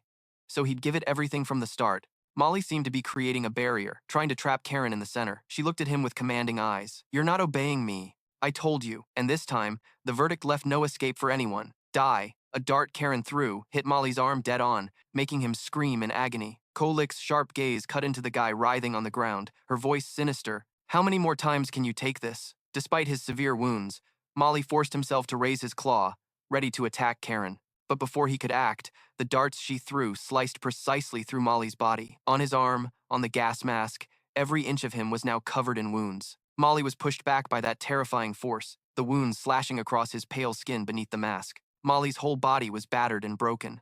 From afar, Leon and Hamel's eyes were fixed on him. Molly collapsed onto the cold ground. Though weak groans escaped him, Karen's cold stare never wavered. Mori was now barely breathing. She whispered, "I'm bleeding too much. You must be a monster." In his dying moments, he tried to ask why everything had come to this. But why? Why did you do this? He struggled to recall the past, hoping to cling to some fragile logic. You didn't have a good life, right? It's not like your parents were killed, not like you were kidnapped. M mentioned what he believed he had given the kid back then. You were an orphan. I raised you and made you strong. He still couldn't understand the deep hatred behind it all. Why do you hold such a grudge? Molly tried to explain everything from a selfish perspective, the disgusting leader, so you killed him, but he still didn't get why everything had to fall apart like this. But why did you need to dismantle the organization? Karen's cold reply came sharply. You never made me strong. Mori smiled crazily, thinking the organization had given her a home. Bastard. Didn't many groups take you in? Otherwise, you'd be dead somewhere. But the answer was the bitter truth buried under years of suffering. That's true, but escaping that extreme trap doesn't mean our lives get any better. Molly just let out a helpless sigh. What? Karen slowly recalled the past, a past she never wanted to remember. Life pushed all the misfortunes onto her, born as an orphan, raised to be an assassin. Even this source of power wasn't something I wanted, which is why I decided to hold on to what belonged to me, Molly shouted loudly, bursting out a curse. What the hell is that damn thing? Karen's answer cut through the night sharply like a blade. It's freedom. And those two words hitting Molly's ears left him speechless. He couldn't believe what he heard and immediately asked in a raised voice, "What? Freedom?" Molly yelled angrily. "You can have that damn freedom for yourself, so why share it with us?" He admitted bitterly. "We don't need it. We can't be like you." In despair, he spoke about the only thing left in the dark life. The only thing left was a dagger. Besides that, we have no hope and no other way to survive. Molly sighed bitterly. In the end, it's just a vague darkness. While Molly was drowning in despair, a hand reached out to him. It was a hug from Karen to Molly. This time, the apology came from Karen's mouth. "I'm sorry." She quietly accepted everything and admitted her mistakes. Maybe this is the result of me turning a blind eye to everyone. Her eyes met Leon's worried figure. Karen's thoughts appeared, a wish she wanted to come true the most. "You too. I wish you had a chance like me." Karen stood up, looked at Molly, and said, "This is a new order. Live well, Molly." In the darkness, she sent him the last thing she ever longed for. Live and find yourself again. Then Karen left, running toward Leon and Hameo. When she returned, he greeted her with a slightly embarrassed tone. "Senior," Karen said, panting. "Sorry, I'm a bit late, right? What about the goods?" Leon glanced at the loot box they found and confirmed it clearly was the one. "Take everything with us." "Got it." After finishing, she signaled to return immediately. "All right. Now let's head back." Suddenly, the whole space shook. Everything seemed to stir. All eyes turned to one side in panic. The red button buried deep under the sand was dug up and pressed by someone. Mori looked at Karen with a crazed gaze. He had chosen his own path. "Look closely. This is my true self." Leon sensed the danger and shouted loudly, "That's a self-destruct. We have to get out of here." The bunker suddenly exploded from multiple sides. Molly's figure sat slumped amid the bomb rain, abandoning everything. Even the trail exploded as if cutting off the survivors' retreat. A desperate call from Leonic rang out when he discovered the shock cause. The leader was Gustav, who looked that way and then smiled with satisfaction. From afar, the silhouettes of 3 people appeared in the dust. According to Gustav, they had returned. After assessing what remained after the explosion, they bitterly mentioned the irreparable damage. Besides, we can no longer investigate the internal structure of Javan. Molly's explosion destroyed everything. We were lucky to survive. Elsid sighed softly, reminding that place had been buried for centuries and full of mysteries. Anyway, it had been hidden for hundreds of years. Even though we don't know who created Javan, I don't think they left any traces. Leon sighed softly, reminding that place had been buried for centuries and full of mysteries. Really? Then, with determination, Elsid said, "Next time we will find out." Karen's call echoed. "Come here, Leon," his voice replied, a bit confused. "What's up, senior?" She pointed ahead, where a majestic new scene was unfolding. "Look, we've arrived." Before them appeared an ancient landmark, the old city of Van Cass. Leon's eyes showed undisguised awe when he saw the ancient city. He marveled at the towering walls beyond all imagination. "This is the first time I've seen walls this tall," Karen explained the might of this place. Of course, this city guarded the border and was governed by a marquis. She added about the special military privileges of the old city, so this place was allowed to have its own army. The scene shifted to a trading area inside the old city. While Karen and Leon were waiting, a voice A sounded. "We'll stay here for about 4 days, so get ready." He turned his head back toward the two. Curiously, he asked what the two planned to do. Leon hesitated before answering, meaning that A mentioned the reserved place, but still gave them the freedom to decide. "You guys can stay in the room we reserved, but if you have other plans, Please return before we depart. Karen smiled happily and said, We're looking for something, so we'll use the reserved room. She asked for the location. He pointed out the way for the two of them. If you go past the 3 rows of houses on the left side of the main road, you'll see the bar called Sunduang Ka. We've already reserved a spot there, he clarified Karen and Leon's accommodation. The two would use the largest room upstairs, the one with the double bed. Those 2 words echoed in their heads, making them awkward as if they couldn't believe their ears. The bed, he tried to confirm what had just happened, meaning they'd be in the same room. Anne seemed confused, seeing Leon's embarrassed expression. Yeah, not like that. More comfortable, right? The embarrassment made his heart skip a beat thinking about staying next to Karen. Sharing a room with his senior, she teased him lightly, making him even more flustered. What's up? Why so shy? Karen deliberately made things difficult for him. Were you expecting that? Leon seemed rushed and ran off right after speaking. I won't do anything. Anne was startled by Leon's sudden action. Oh man, did I just do something stupid? Meanwhile, she laughed heartily and replied, It's okay. She announced she would leave to calm down before nightfall. Anyway, I'll be out until dark. Karen turned around and gave a brief goodbye. I'm off. Suddenly, the question from him made her pause. Miss Karen, should I book another room? The atmosphere seemed to freeze. Karen appeared to be thinking about something. She replied curtly, No, then dashed off like Leon. See you later. Karen's heavy breathing echoed in the air. She leaned against a stone pillar, her gaze thoughtful. Inside, Karen was overwhelmed by the fear of being replaced at any moment. Everyone in Hung's group always had strong allies, simply because she was Leon's first teammate. She reminded herself not to rely on her current position. That didn't mean she'd be by his side forever. What if someone better appeared? Karen motivated herself to grow stronger and more mature. I still get to be with Leon, right? I have to try harder. Karen. This city was where her skills and value could shine. It was her chance. She would make Leon think he couldn't do without her. She traced her memory to confirm the location she needed to find was nearby. Finally, Karen spotted what she was looking for and whispered softly, Found it. Elsewhere, Leon was struggling to understand the difference between school rules and the current situation. Seniors were really something. Even at school, boys and girls were separated. Being in the same carriage was unavoidable, but in the central room, Elsid was helpless against Leon's stupidity. You idiot. And appeared and apologized for making him uncomfortable. Sorry, Mr. Leon, he continued apologizing. I'm terribly sorry for putting you in an awkward position. Leon scratched his head, a shy expression showing. It's okay, no need to apologize to me. He asked about the item they risked retrieving. But what exactly did we buy back? It doesn't look like ordinary goods. A's voice turned serious. What's inside is a secret. Seeing Leon's eyes sparkle with curiosity, he hesitated a bit, and then moved closer to him, eyes cautious. But I can reveal a little to the one who risked their life to get it back. You can't tell anyone, okay? Leon whispered. Of course, he whispered into his ear. What's inside is a treasure, Anan said. Black quartz. It's a top-grade item without impurities. A piece of jewelry worth millions of gold.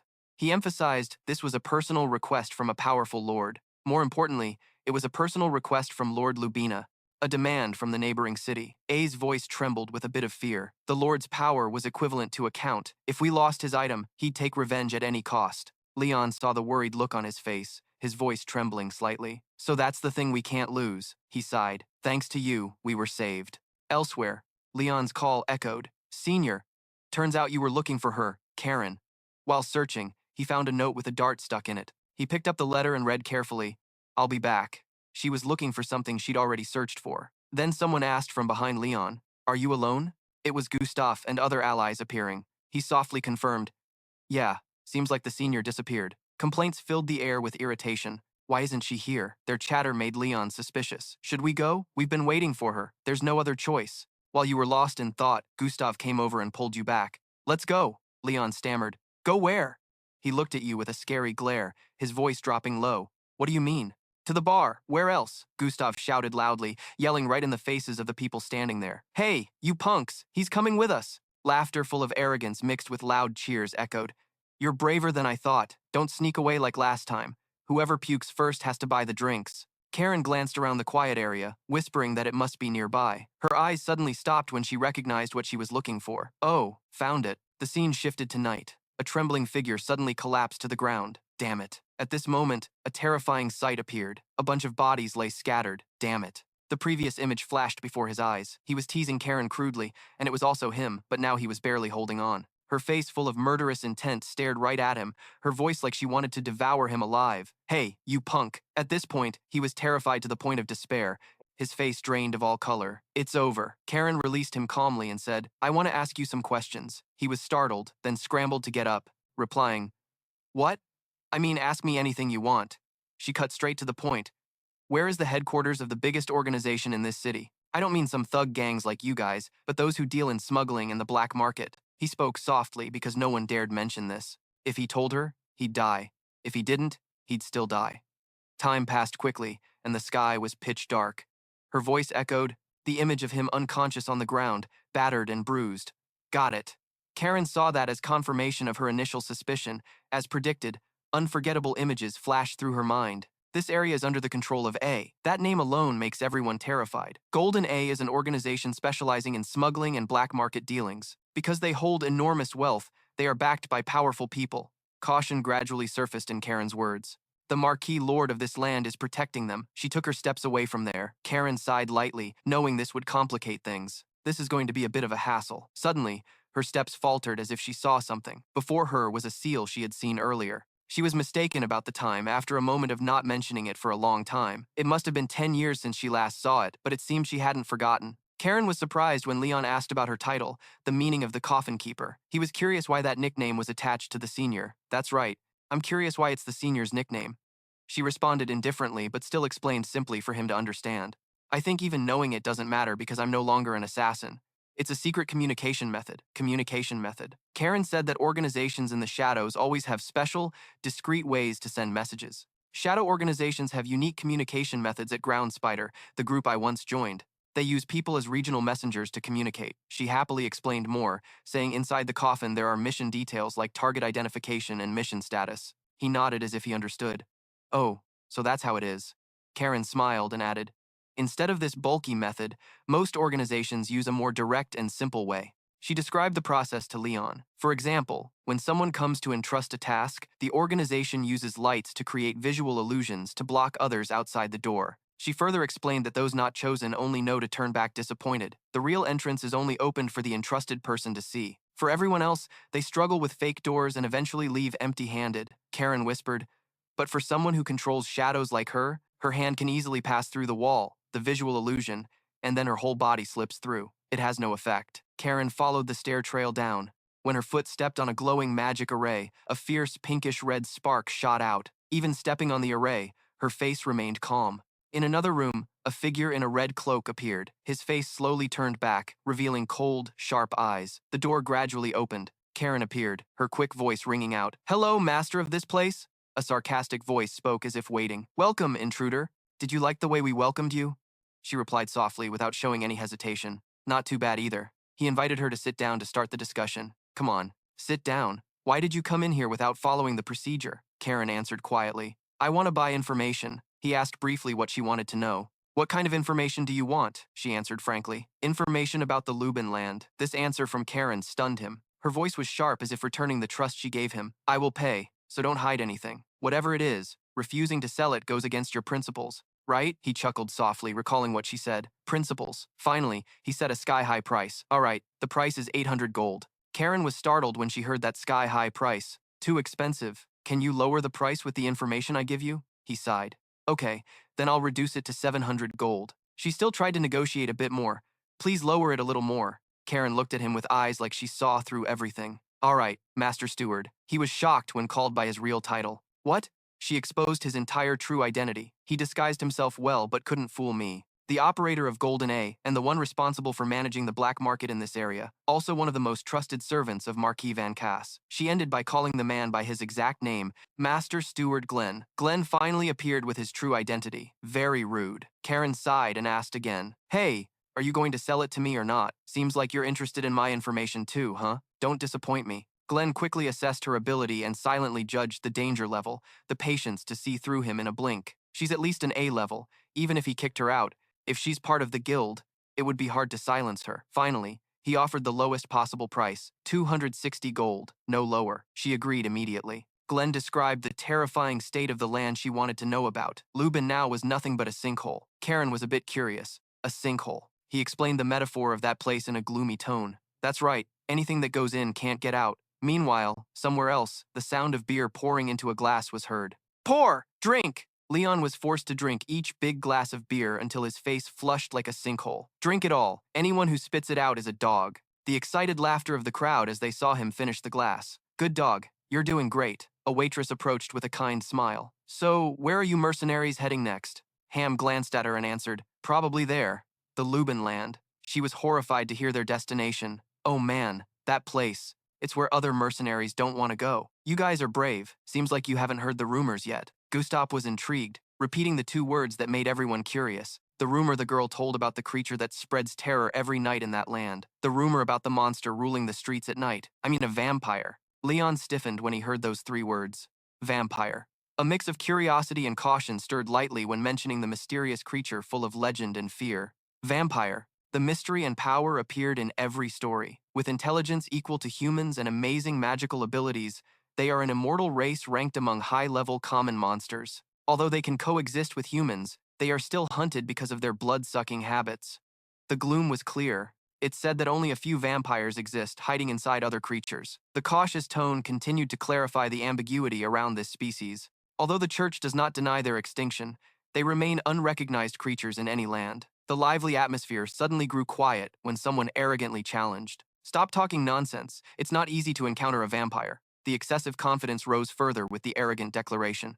If it wants, let it come here. We'll snap its neck in 1 minute 30 seconds. Leon thought for a while.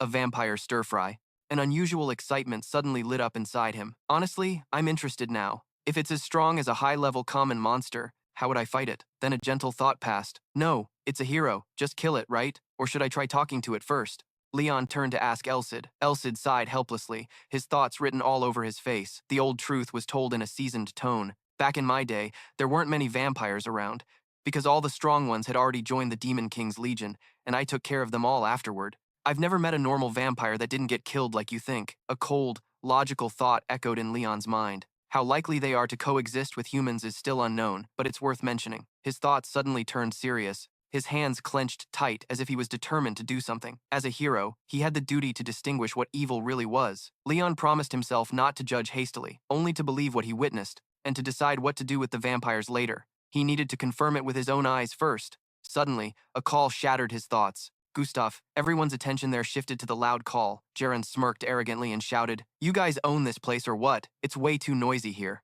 Everyone immediately recognized the presence of a familiar person with a bad vibe. It's Jerome. He's here too? Looks like things are about to get wild. Gustav slammed his beer mug on the table, making a loud noise. He spoke in a low tone, warning the troublemaker.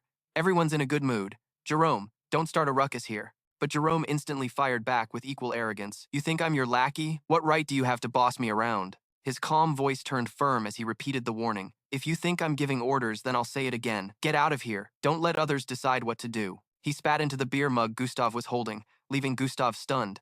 Not just Gustav, but everyone present shared the same shocked expression. Jaron grinned with contempt, challenge dripping from his words. What if I don't like it? Gustav slammed the table and stood up, his voice deepening. Aren't you tired of this crap yet? He smiled defiantly. Get outside. Let's talk. I guarantee you won't act like this again. The moon rose, the sky darkened, and the group headed out to the front yard. Leon curiously whispered, Elsid, do mercenaries fight a lot? Elsid calmly whispered back. Yeah, that's part of the job, proving yourself with strength. If you don't do anything when someone disrespects you, you lose your value. So they can fight any time to get revenge. Gustav and Jerome's eyes flashed coldly. A fleeting thought crossed Hamel's mind. Something's off, like Jerome came here on purpose to stir trouble. This time he's really reckless. Leon was still confused. That guy's weird, he explained. This isn't Jerome's first time challenging someone, but he's never actively demanded a fight like today. Anyway, if it's serious, it's clear who'd win. Leon wondered about the skill gap between them. Is there a big difference in their skills? Hamel confirmed firmly. Yeah, not many can match up to our boss. Doubt appeared seeing Jerome's unusual attitude. He's known for taking simple missions, but his behavior changed drastically today. Could he have someone backing him? A vague unease crept in. I'm kinda worried. Something's not right. Leon, though worried, tried to reassure Hamel. No way. Captain Gustav. Gustav just sneered, throwing a contemptuous glance. Don't worry, I'll definitely beat these chickens. Jerome's arrogance radiated like he wanted to swallow the whole group. That arrogant bastard. What's the rule? Gustav responded casually as usual. Die or surrender. Elsid urged Leon to focus on the rare fight. We're about to watch a battle between two top mercenaries. Watch closely, Leon. And as the air seemed to freeze with every breath, a soft but piercing signal sounded. Now, let's begin. Jerome dashed like a slash, attacking Gustav. Surprise was clear on his face. Without hesitation, he swung a sharp strike. The blade cut Gustav's face and one shoulder. That pushed him back against the beam, just touching the blade. Jeron let out a cold laugh. How's that, Gustav? Am I still easy to handle? Outside the fight circle, Elsid noticed an unusual detail on Jerome's sword and whispered cautiously to Leon. Jerome's sword is a fanat, right? That sword's balance is front-heavy, judging by how easily he controls those two swords. This fight's not normal.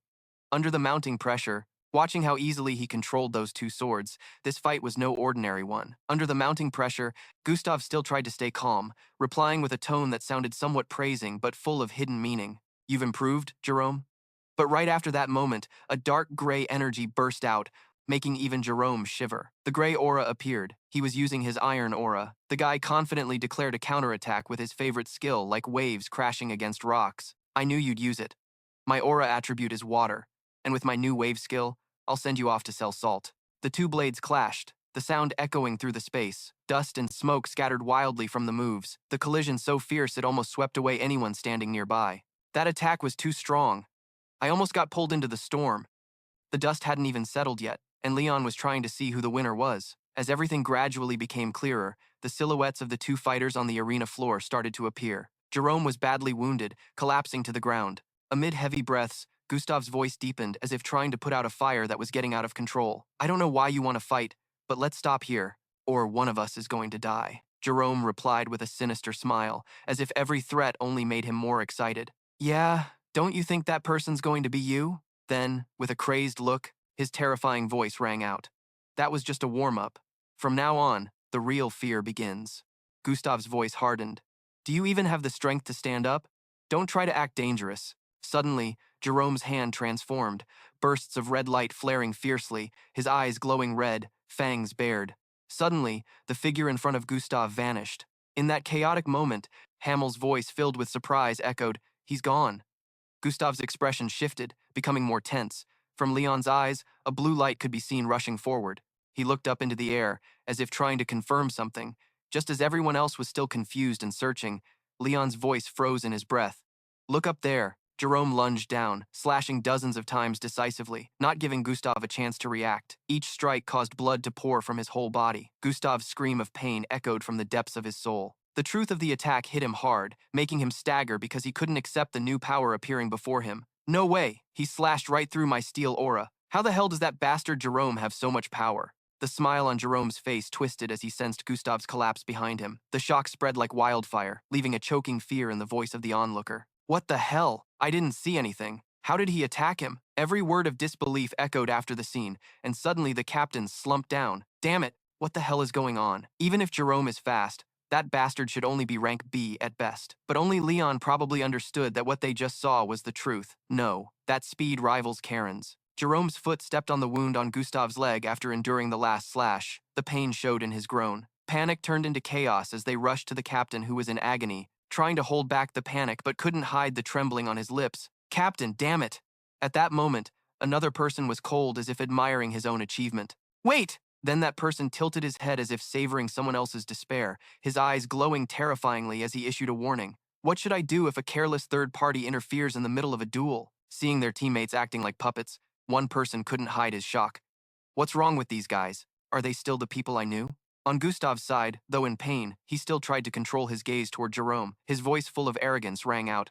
All right, say it. Gustav's voice was soft but sharp like blades hidden in every word. You're already on your knees. The cruelty became clearer as Jerome demanded one last thing to prove his great power. Beg me to forgive you. Suddenly, white foam poured from his mouth. Elsid seemed to realize something. He shouted, ordering, Leon, quickly draw your sword and point it to the sky, then release your aura light. Though still confused about what was happening, he acted immediately. All right, a golden light shone from Leon's sword. Jerome froze, staring at the light. His scream as he was burned echoed, his breath ragged in extreme panic. My body is burning.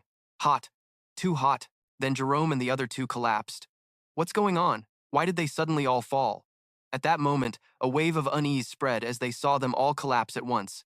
Elsid, could it be these guys? Elsid's voice rose in amazement, unable to hold back. That's right, they're all half-vampire demons. Leon, standing nearby, was confused, his voice a bit naive. Half-vampire demons? Then he blinked and asked again, "What do you mean? Not vampires?" Elsid calmly explained. Half-vampire demons are those who drank serum containing vampire blood. Simply put, they're half human, half vampire. He also recounted the origin of vampires. They weaken in sunlight, and their power doubles at night. Their regeneration ability also becomes stronger, though not as much as a normal vampire. On the other hand, if wounded by silver weapons, their lives are threatened. They also can't use dark magic, but by midnight, they become very hard to deal with. You could easily defeat them because of the holy sword and the sunlight aura. Finally, Leon understood the truth. So they're related to vampires? Elsid answered briefly. Exactly. Gustav stepped closer and spoke. Leon, this matter? Leon asked about his condition. Captain, are you okay? He answered shortly. I'm fine. But Leon knew the reality was far different. He wasn't okay, badly injured for sure. Taking care of him was the top priority. There was no time to waste. When the tension thickened, Leon's voice rose. They're vampires. The fear of the people there spread when they heard it. Huh? Vampires. The sky was darkening. The moon was high. Jerome suddenly showed signs of waking up. He opened his eyes wide, struggling to get up. Jerome woke up just in time, only to face those he couldn't avoid. Hey, Jerome, you awake now? The other guy's voice was calm but laced with deadly intent, despite the fear in every breath Jerome took. Let me have a little chat. His voice was full of panic. Wait, this is against the rules. Jerome's scream echoed through the space, somewhere else in a building. Leon sat dazed on the bed, thoughts suddenly flooding his mind. According to Jerome's confession, Count Lubena is the root of the problem, right? The next target of the brutal campaign is Lubena. He recruited mercenaries and adventurers from everywhere, turning them into his subordinates and building an army. Leon tried to guess what this powerful man might be planning, turning them into subordinates and building an army. What's he scheming? Leon pondered. Also, he's trying to get black quartz through this brutal campaign. A mix of exhaustion and a bit of hope for rest showed on his face. I'll meet the general merchant with Captain Gustav early tomorrow, so I gotta sleep now. But where's Senior Karen? What's she up to? Still not back? She should get home and sleep soon, or she'll be exhausted tomorrow. Elsid smiled helplessly, with a hint of teasing that was hard to hide. Of course, are you two planning to sleep together? The misunderstanding almost made Leon choke. Huh? What did you just say? Elsid, what do you mean by sleep together? The thought in his head was so honest it made the listener even more awkward. A super comfy double bed. Leon immediately shouted in embarrassment, his face burning red from that terrifyingly innocent statement. What the hell are you saying? You punk. I'm just stammering trying to explain. I was just sitting here worried about her. Karen arrived just in time, looking at Leon with a bit of curiosity and suspicion. So, you're here. I've been looking for you. She smiled brightly, contrasting with Leon's stupidly flushed face. But what did you say you were waiting for? Waiting for who? Then he quickly waved his hand to avoid Karen's suspicious gaze. No, I wasn't waiting for anything. At night, the whole sky above was completely covered by darkness. At the Duung Son Ka bar, light from the window spilled outside. In the largest room on the second floor, Leon sat propping one side of his face on his hand on the spacious bed, thinking, from what I've learned, Lord Lubina is the source of all problems. He started analyzing. The next target of Storm Minchi's campaign is probably Lubina. He recruited only mercenaries and adventurers, leading them to become his subordinates and forming an army. Leon rubbed his chin, squinting his eyes, wondering, if they find out about this, they'll definitely strike the church hard. What's he plotting? He looked up, rubbing his neck, feeling curious. Where's Senior Karen? What's she doing? Hasn't she come back yet? Just as Leon finished speaking, Karen, who somehow appeared at the window, called loudly, Leon, so you're here? I've been looking for you. Her face lit up with excitement as she said, listen, this is really important. Leon's cheeks inexplicably flushed pink as he shyly asked her, damn. Karen held her cheek, closed her eyes, lost in her own joy, mumbling a warning to him. Don't be surprised, okay? No, don't freak out. Leon looked at her calmly and agreed. All right then. Karen opened her eyes, confidently thinking to herself, these are the info I got from Golden Out. I'll show Leon how top-notch my info-gathering skills are. She gestured widely, loudly telling the story that in Lord Lubena's territory, there's a vampire. Her arms spread wide, eyes shining as she stared at Leon standing in front of her. After hearing what Karen just said, Leon just stood silently, without any reaction. The whole room fell into silence. The two of them stood completely still, face to face. After who knows how long, Leon finally calmly exclaimed, oh, what a surprise. Karen angrily pointed at him and asked, what's with that expression? Awo showed a completely opposite expression from Leon. He held his head, screaming. A vampire? Karen bowed her head, tears streaming down, silently thinking, this is the reaction I wanted. Leon stood beside her, curiously watching. The next morning, sunlight shone outside. From inside the Duung Son Ka bar, a voice rang out, saying there's a vampire infiltrating Lubena's territory. Ao sat on a single chair and said if that's not enough, they'll find a way to seize all power. He frowned deeply, seriously asking again, but the one behind all this is Lord Lubena.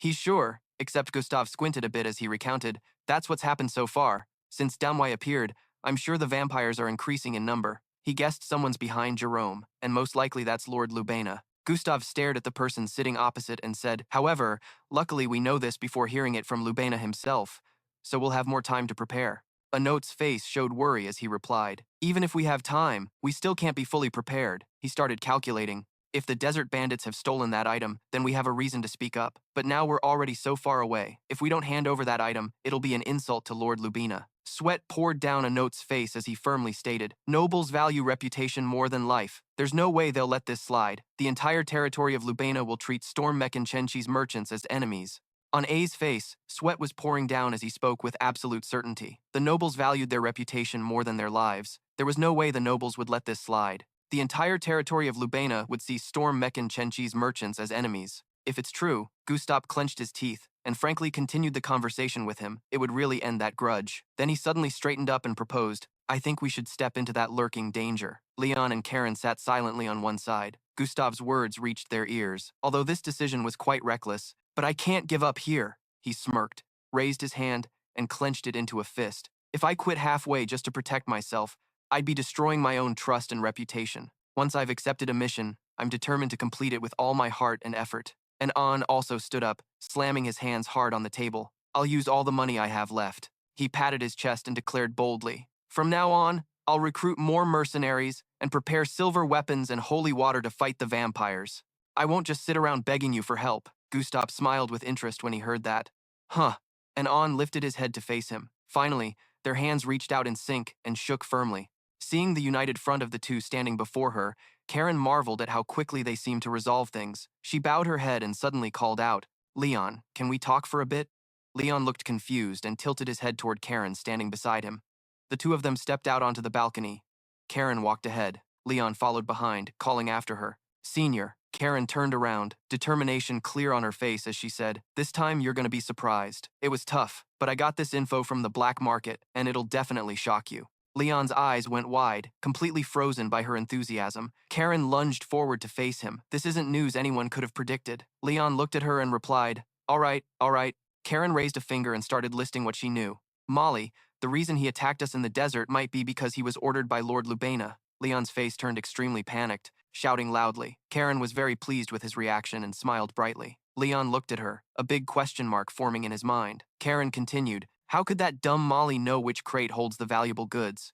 Besides, if a big gang of robbers is operating, they wouldn't know each other's whereabouts. Even if it's just a rumor, they couldn't know for sure. However, they didn't seem to meet any resistance. Leon was stunned, repeating the words she just said, then suddenly headed straight to that crate. Karen added, that's what I wanted to say, she guessed. They seemed to be acting on Lubena's orders, doing dirty work. Too bad they ran into me. Karen drew her conclusion. So Lord Lubena, Leon seemed to share her thought and continued, doesn't want us to get there. Karen added, this is just my theory. No matter how vast the territory is, suddenly having a caravan join is tough, and anyway, the guards there are very loyal. She turned her head and asked with a hint of meaning, he can't just kick out merchants he invited, so wouldn't the best way be to cause some kind of trouble? Leon frowned, thinking to himself, if Lord Lubena is plotting something in his territory, he'd plan something to avoid drawing attention, so that's why he hijacked the goods he ordered.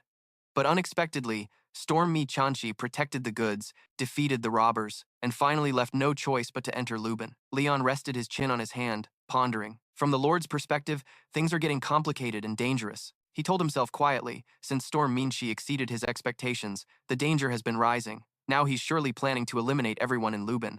Leon held the shining golden pendant in his hand, thinking, so I can't hesitate anymore. It's time to use the symbol of the Holy Assassin organization from the bishop above. Then he called out to get Karen's attention. Senior, Leon said seriously, there are some things I need to handle. At night, a full moon shone brightly in the high sky. At the entrance of the Yang Sun Kabar, mysterious black smoke appeared along with a voice. The conditions are pretty good. Evening in Lubina, the black smoke drifted into the window of a house. Its voice echoed in the space, truly fitting the nickname of the City of Shadows. Inside the room where the black smoke entered, a long-haired young man sat on a wooden chair by the window, holding a book in his hand. The black smoke gathered, forming the silhouette of a person. Teps didn't turn around but asked, you're back already? Roman. The black smoke dissipated. Roman respectfully replied, Yes, Your Highness. Tepes asked him, What do you mean, Your Highness? For a failure like me, you don't have to speak so respectfully. Roman chuckled twice, then said, In my heart, you're always Your Highness. Tepes glanced at his flattery. And the noble dragon, heir to the Wallachian bloodline, one of the three great bloodlines of Nosferatu. Your Highness, TPES. Roman looked out the window and reported, Within a 1-kilometer radius, there are no subordinates of that lord. We can stay here for at least 5 days. Tepes answered him. All right. The hand resting on the armrest clenched into a fist again. Why did I end up on this path? Our clan is down to just the two of us. Tepes gritted his teeth and spoke each word carefully. I have committed a grave sin. I never expected that the place where we decided to settle would bring so much disaster to our clan. Roman stood behind, disagreeing and rebutting. Your Highness, that sin belongs to the villain, Tepes stated firmly. Even if it's not my fault, the responsibility still lies with me. I will do everything I can to save my clan no matter what happens. Suddenly, his pupils contracted, and a dazzling red light flashed from within. Huh. Seeing that, Roman worriedly stepped closer. His Highness Tepes covered his face with one hand, while the other arm stretched out to stop him. When he lowered his hand and looked up, his eyes had completely turned red. 2 strange blood vessels appeared around his eyes. Roman frowned, thinking silently. He's using the demon eyes, the power that allows him to share the chambers with those he has given blood to. He thought to himself, even if the blood isn't shared directly, they will unify everything with Lord Tepes. In Tepes's mind, countless images appeared, including someone who seemed completely drained, kneeling in a pool of bright red blood on the ground. Next was the scene of Gustav, covered in wounds, stabbing his sword into the ground to support his body. Then came the image of a sharp sword stained with blood being raised, its shiny blade reflecting the smiling, delighted face of Jerem. Switching to another scene, Leon stood among a crowd. He raised his sword high, a golden light enveloping the surrounding space. Leon's face appeared, his eyes radiating danger. Staring straight ahead, Tepes opened his mouth and let out a laugh, revealing sharp fangs. Suddenly, he tilted his head back and laughed loudly, muttering repeatedly, Good, very good, Tepes called out. Roman, looks like fate still leaves me a way out. He felt confused and asked, What are you talking about, sir? In the high night sky, a large full moon shone. Tepes recounted, I saw the Lord's spy, Roman confirmed. You mean the demon hunter? Tepes denied and continued. He was defeated by someone with divine power. He began analyzing how that person wiped out my hybrids in an instant. Seems like he holds a high position in the church. If so, he would know a lot about me. After hearing everything, Roman was uncertain and muttered a few words. That means Tepes glanced at him and gave a concluding statement. This is the beginning of my counterattack. He raised a clawed hand, veins bulging with blood, cursing Andre Lubena, You bastard, look me in the eye. Tepes gritted his teeth and declared, With my claws, I'll tear you to pieces. Elsewhere, the sky was now daytime, the sun casting dazzling rays. Elsid's voice echoed in the space. What a mess. No, wrong topic. Where am I? Inside the carriage, his face paled slightly, answering his own question. Ah, right. I'm talking about the vampire battle, right? To catch all the Demon King's soldiers, they attacked Rot's fortress with just a few vampires. Leon remained silent with no reaction. But Elsid's words kept reaching his ears. The battle killed 90% of the vampires, including Roz, and since then, they disappeared from the records. But a few survived and escaped. Who would have guessed they'd return 300 years later? Leon's face turned purple. His ears felt like they were bleeding from too much information. He couldn't take it anymore and spoke up. All right, this is boring as hell. Leon covered his ears, rolling on the wooden floor, sighing. So boring. Seriously boring. This story has no spark at all. I can't train in the carriage while listening to you ramble on. He held his face, wondering, why is the road to Lubena so peaceful?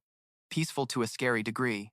Elsid slowly closed his eyes, silently asking him a question. So where am I? Leon, completely desperate, opened his mouth wide and screamed pitifully. All right, shut up. At that moment, Karen popped her head down from the carriage roof, smiling as she announced, Leon, we've arrived. Elsid looked at her and replied, Thanks. Leon happily clenched his fists. Really? Outside, their caravan was approaching the city gate. Karen answered him, We've entered Lubena territory. The carriages got closer to the city gate. Karen kept explaining, although this place can't compare to a fortress like Van, it's still large compared to other border walls like this. Inside the carriage, Leon looked out curiously and froze. Huh? He saw the castle ahead wrapped in a shiny veil and wondered, am I the only one seeing this? The castle is sparkling? Elsid also stared outside and said, That's a trap. Leon's expression turned cautious upon hearing those 2 words. Elsid explained they used a large amount of silver just to create this matrix, and the magic applied on the walls was only to repel vampires. He squinted, guessing. I think they might have other plans, but I can't figure out what. Leon silently questioned. Is that a vampire trap? Could it be different from what I think? In his mind, he wondered if Lord Lubena controls vampires. Why would he do that? When Leon's caravan reached the city gate, a guard raised his hand signaling, "Hey, stop," the lead soldier asked. Which merchant group is this? A stepped down and told him their identity. I am Anne from Storm Minchi. The soldier responded after receiving the info. Finally, you guys have arrived. The Lord has been waiting for you all this whole time. Then, the city gates opened. The lead soldier waved his hand, signaling to go inside. Hurry up and get in. A nut's voice responded with a respectful yes, echoing in the air. Yes, the caravan of horse-drawn carriages moved through the magical veil to enter the city. The magic shimmered over Leon's body. He sat cross-legged, straightening his posture, whispering softly, "Is this the power of the trap? It's completely different from divine power." Karen's face turned pale, sweat pouring down. She asked worriedly, "What is it? I have a bad feeling." Across from him, Leon used a voice only the two of them could hear to ask Elsid, "What if I were a vampire? Would I get burned?" Elsid echoed his question. Anyway, the guards at the gate weren't hybrids or vampires. Leon looked at the figure in front of him, praising, "Really, well done, Elsid." Elsid seriously warned, "From now on, we need to be more careful. We can't know when the enemy will strike." Elsid observed the man walking down the street and concluded,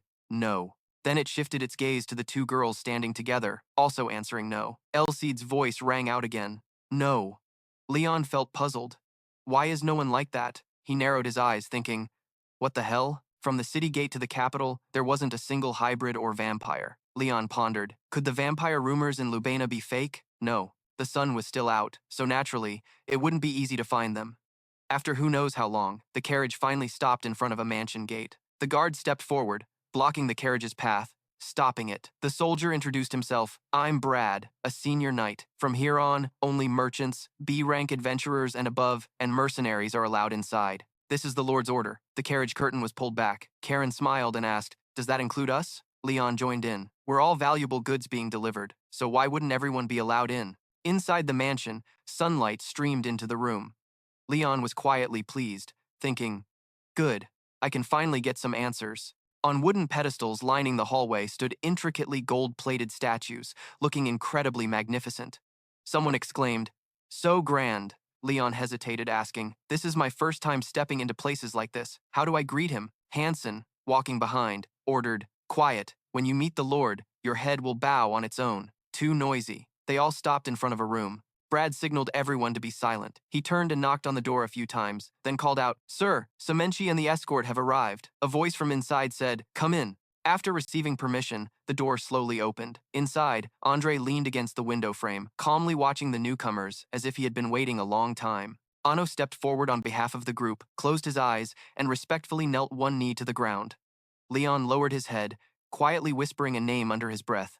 Elsid. Elsid understood and squinted at the front for a moment before answering, no, the Lord is not a vampire. Leon froze, sweat pouring down his face, asking again, the Lord isn't a vampire? Elsid looked at Andre's half-lit face and confirmed once more. Yeah, it curled its lips with a meaningful smirk. He's something more troublesome. Its voice reached Leon's ears. The guards in the room were the same. Leon wondered, if the Lord of Lubena and his people aren't vampires, then is the information about vampires hiding here fake? Andre signaled, come here, Lord A Nut of Storm Me Chenchi. A nut nodded in response to the call. Leon silently noted that in his speech, he didn't sense the arrogance of a noble, and his eyes were unusually warm and kind. Anyway, he didn't look like a bad guy. Andre made a request. Before we talk, I want to receive the item I ordered. A nut carefully handed over a box with both hands. Yes, sir, here it is. Inside the box was a glowing black-purple crystal, sparkling brightly. A hand reached out and grabbed the crystal directly from the box. Andre held the crystal up parallel to the light, examining it closely. Good, very satisfying. As promised, worth 1,000 gold bars that day, and all items you buy in this territory get a 20% discount. A nut remained kneeling, eyes closed, bowing his head in reply. Thank you, sir. Andre chuckled. Ha ha, no need to thank me. Then he suddenly stopped halfway, making A Nut open his eyes worriedly and look up. Andre's gaze turned dangerous as he looked down from above. Now, let's put business aside. Leon and the others standing behind tensed up as he continued. What I'm about to say next, I hope you won't be too shocked. Andre's serious face declared, there is a vampire hiding in Lubena.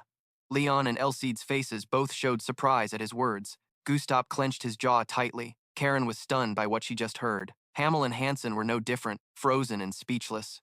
Only A-Nut reacted. He seemed extremely panicked, clutching his head and shouting loudly. But just seconds later, A-Nut quickly shook his hands, apologizing to Andre. I beg your pardon.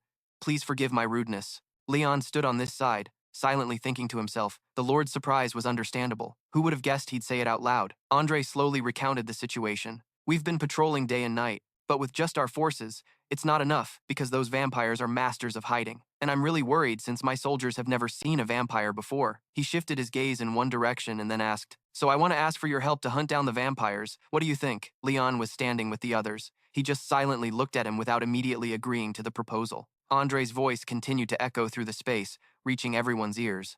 I guarantee you'll be rewarded for your efforts, and I'll provide silver weapons and holy water. Leon squinted, silently calculating in his mind. We can't just stand here and watch. Anyway, I only have one option left. That night, in the upstairs room of the mansion, light spilled out from inside. Someone spoke up. He arranged for me to stay in the guest mansion reserved for honored visitors. I have a feeling he's plotting something. Karen sat on the sofa, speculating. He wants to monitor all our actions. Ano rested his chin on his hand, thinking, besides accepting, I have no other choice. Gustav closed his eyes, rubbed his chin, and raised a question. I don't know if the Lord is telling the truth. He's the one who dragged me into the vampire topic. Then another member analyzed, making both Leon and Karen turn their faces at the same time. I think he's suspicious, but I don't have any proof to back it up. And Owen saw the situation was getting out of hand and quickly waved his hand to remind. Please, I hope what you guys say is true. What will happen if he finds out we're investigating him because of suspicion?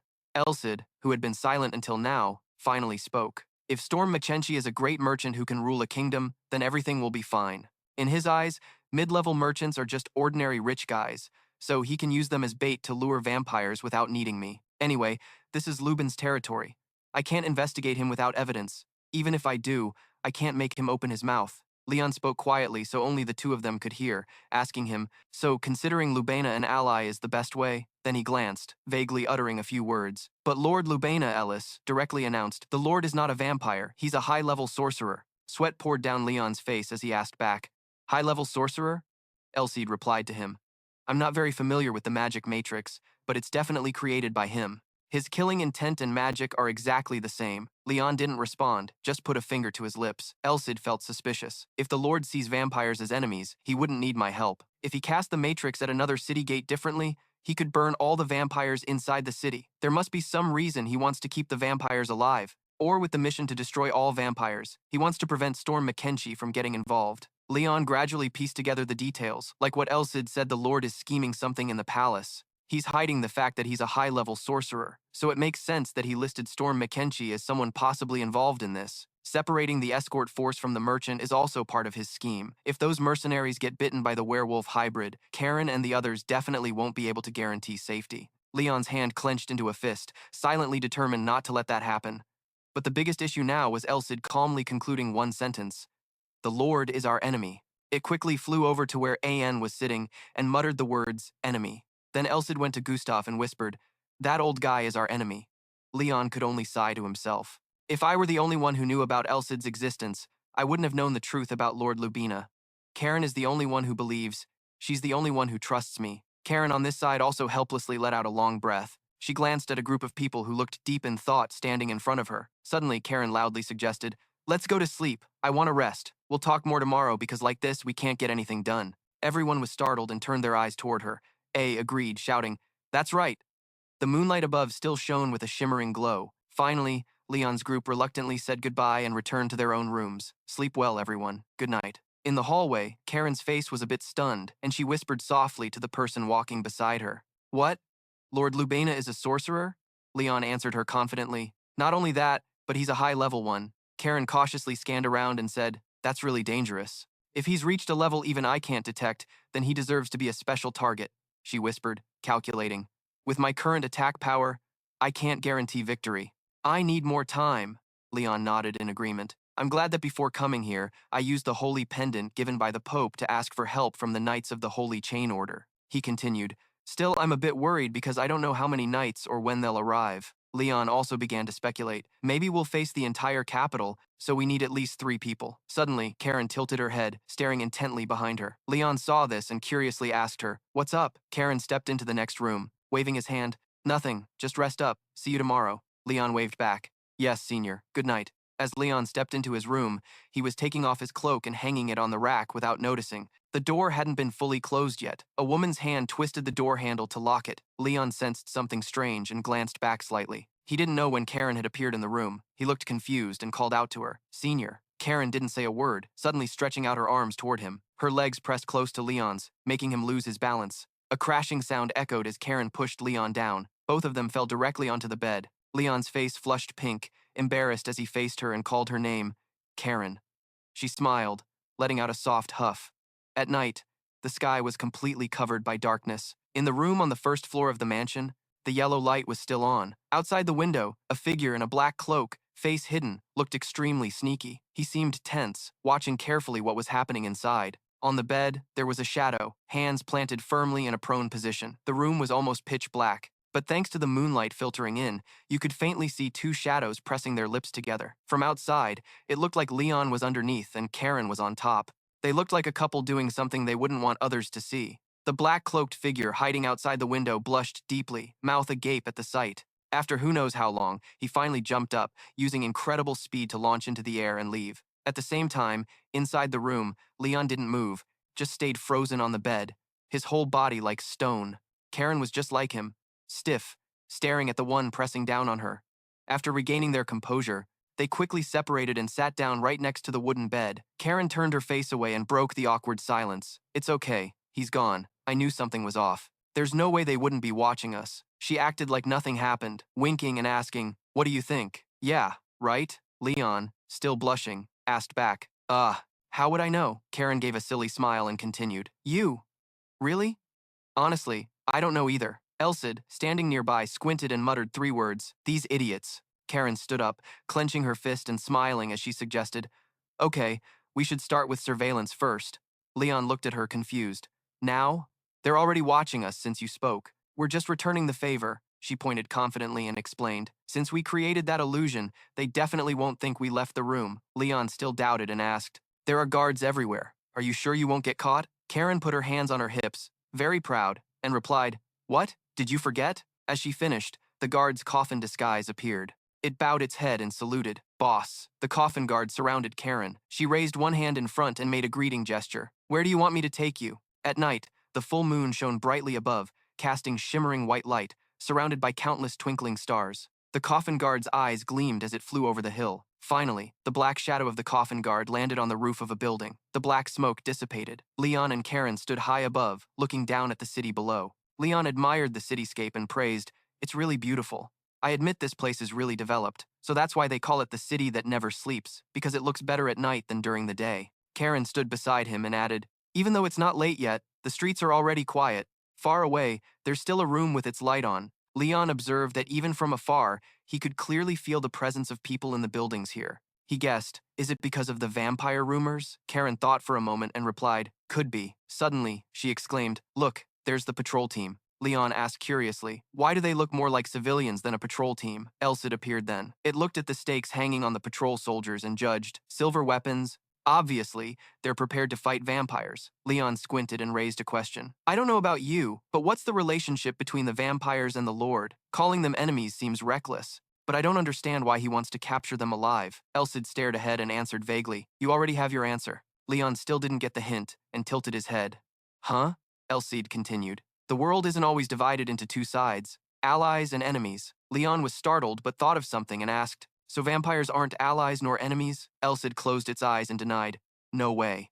Leon slightly bowed his head, thinking silently, not allies but not enemies either. I need to reconsider this. Think about it. From the start, I concluded vampires were enemies without reason. He calculated in his head about the vampires and Lord Lubena. Doesn't that mean both of them are enemies? Or should I ally with one of them? Karen called out from behind. Leon. Hearing his name, Leon turned around to answer her. Yes. Karen pointed to a dark alley. She recounted, I tried looking around. It seems like ahead is a slum area. What do we do now? Leon asked in a voice only he and Elsid could hear. Maybe the vampires are hiding here? Elsid bluntly dismissed his guess. Vampires live lavishly and wastefully, so they are often called the nobles of the night. And they are also known to despise humans. Because of their pride, I don't think they'd hide here. He bit his lip with interest. If that's true, then this situation is pretty dangerous. Two pairs of black high-top boots were walking quickly forward. Leon's voice echoed in the space. "Let's go, senior." Karen glanced around and sighed. "It's way too gloomy. Why is this place so damp?" She looked at the pitch-black houses on both sides of the street, wondering. Strange. There are no footprints or signs of anyone living here. Karen felt puzzled. Even when I spread my aura further to sense, the result was the same.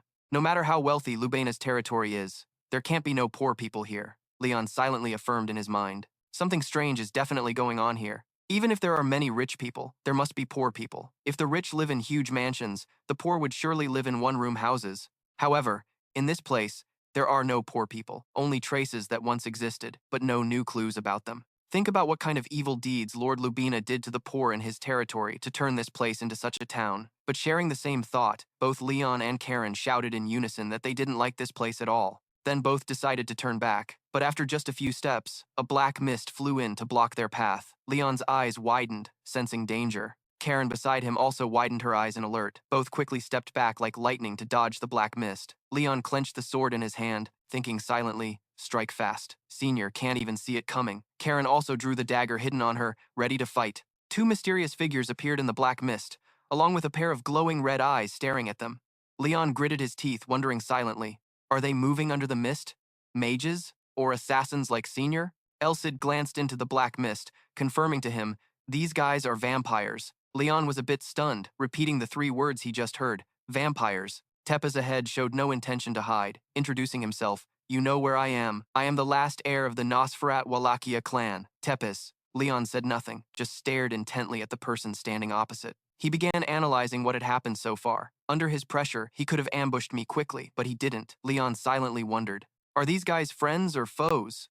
Leon looked at Tepes in front of him, thinking, anyway, that's a relief. I don't see much hostility. He passed up the chance to ambush just to talk. He tilted his head, glancing at Karen beside him, silently deciding to be a bit tougher. So she seemed to have read Leon's mind and nodded in understanding. Then Leon withdrew his hand, sheathed his sword back into the scabbard hanging at his side. In the high sky, the full moon was covered by black clouds but still emitted sparkling light. A voice echoed in the space. Then Leon asked seriously, why did you appear? Surely not to fight, right? If you want to talk, please prove your presence first. Tepes smiled with delight, revealing sharp fangs, uttering a sentence as expected. He recalled a scene he had seen in the past and said, let me ask you something. Tepes frowned, directly asking, through you, I saw you use holy power. Are you from the church? Karen and Leon remained cautious. He wondered silently, what is this? Leon felt confused. He knew clearly I was from the church, but why would he reveal himself to me? Elsid, who had been silent until now, rubbed his chin and said, if he were a cunning vampire, he would avoid you because he sees the holy symbol. Leon suddenly remembered, yeah, I pretended to be one when I was there. He immediately waved his hand to acknowledge the person in front. Yeah, that's right. Elsid beside him could only scold, you're such a glutton. Tepes' hands with sharp black nails quickly grabbed Leon's table. Oh! His face looked extremely excited as he shouted, I knew it! We've been waiting for you for a long time. Sweat poured down Leon's face, completely bewildered by Tepes' enthusiasm. Hey! Finally, the whole space fell silent. A very strange scene unfolded. Roman stood beside, rubbing his chest and exhaling deeply, while Tepes held Leon's hand tightly without letting go. Only Leon and Karen stood frozen in the current situation. The next morning, the sky was clear and fresh in Leon's room. Upstairs in the mansion, Hamel and Leonic shared the same expression, glaring fiercely. Gustav bowed his head slightly, clenching his jaw tightly, while A said nothing. His gaze quietly shifted to the side. A large fist slammed hard on the table, accompanied by a loud bang. Blue veins bulged on Gustav's forehead as he angrily shouted, the Lord raises dozens of vampires and feeds them the meat of the poor? Karen leaned against the wall, arms crossed, eyes closed as she confirmed with him. Yeah, that's the first piece of info we got.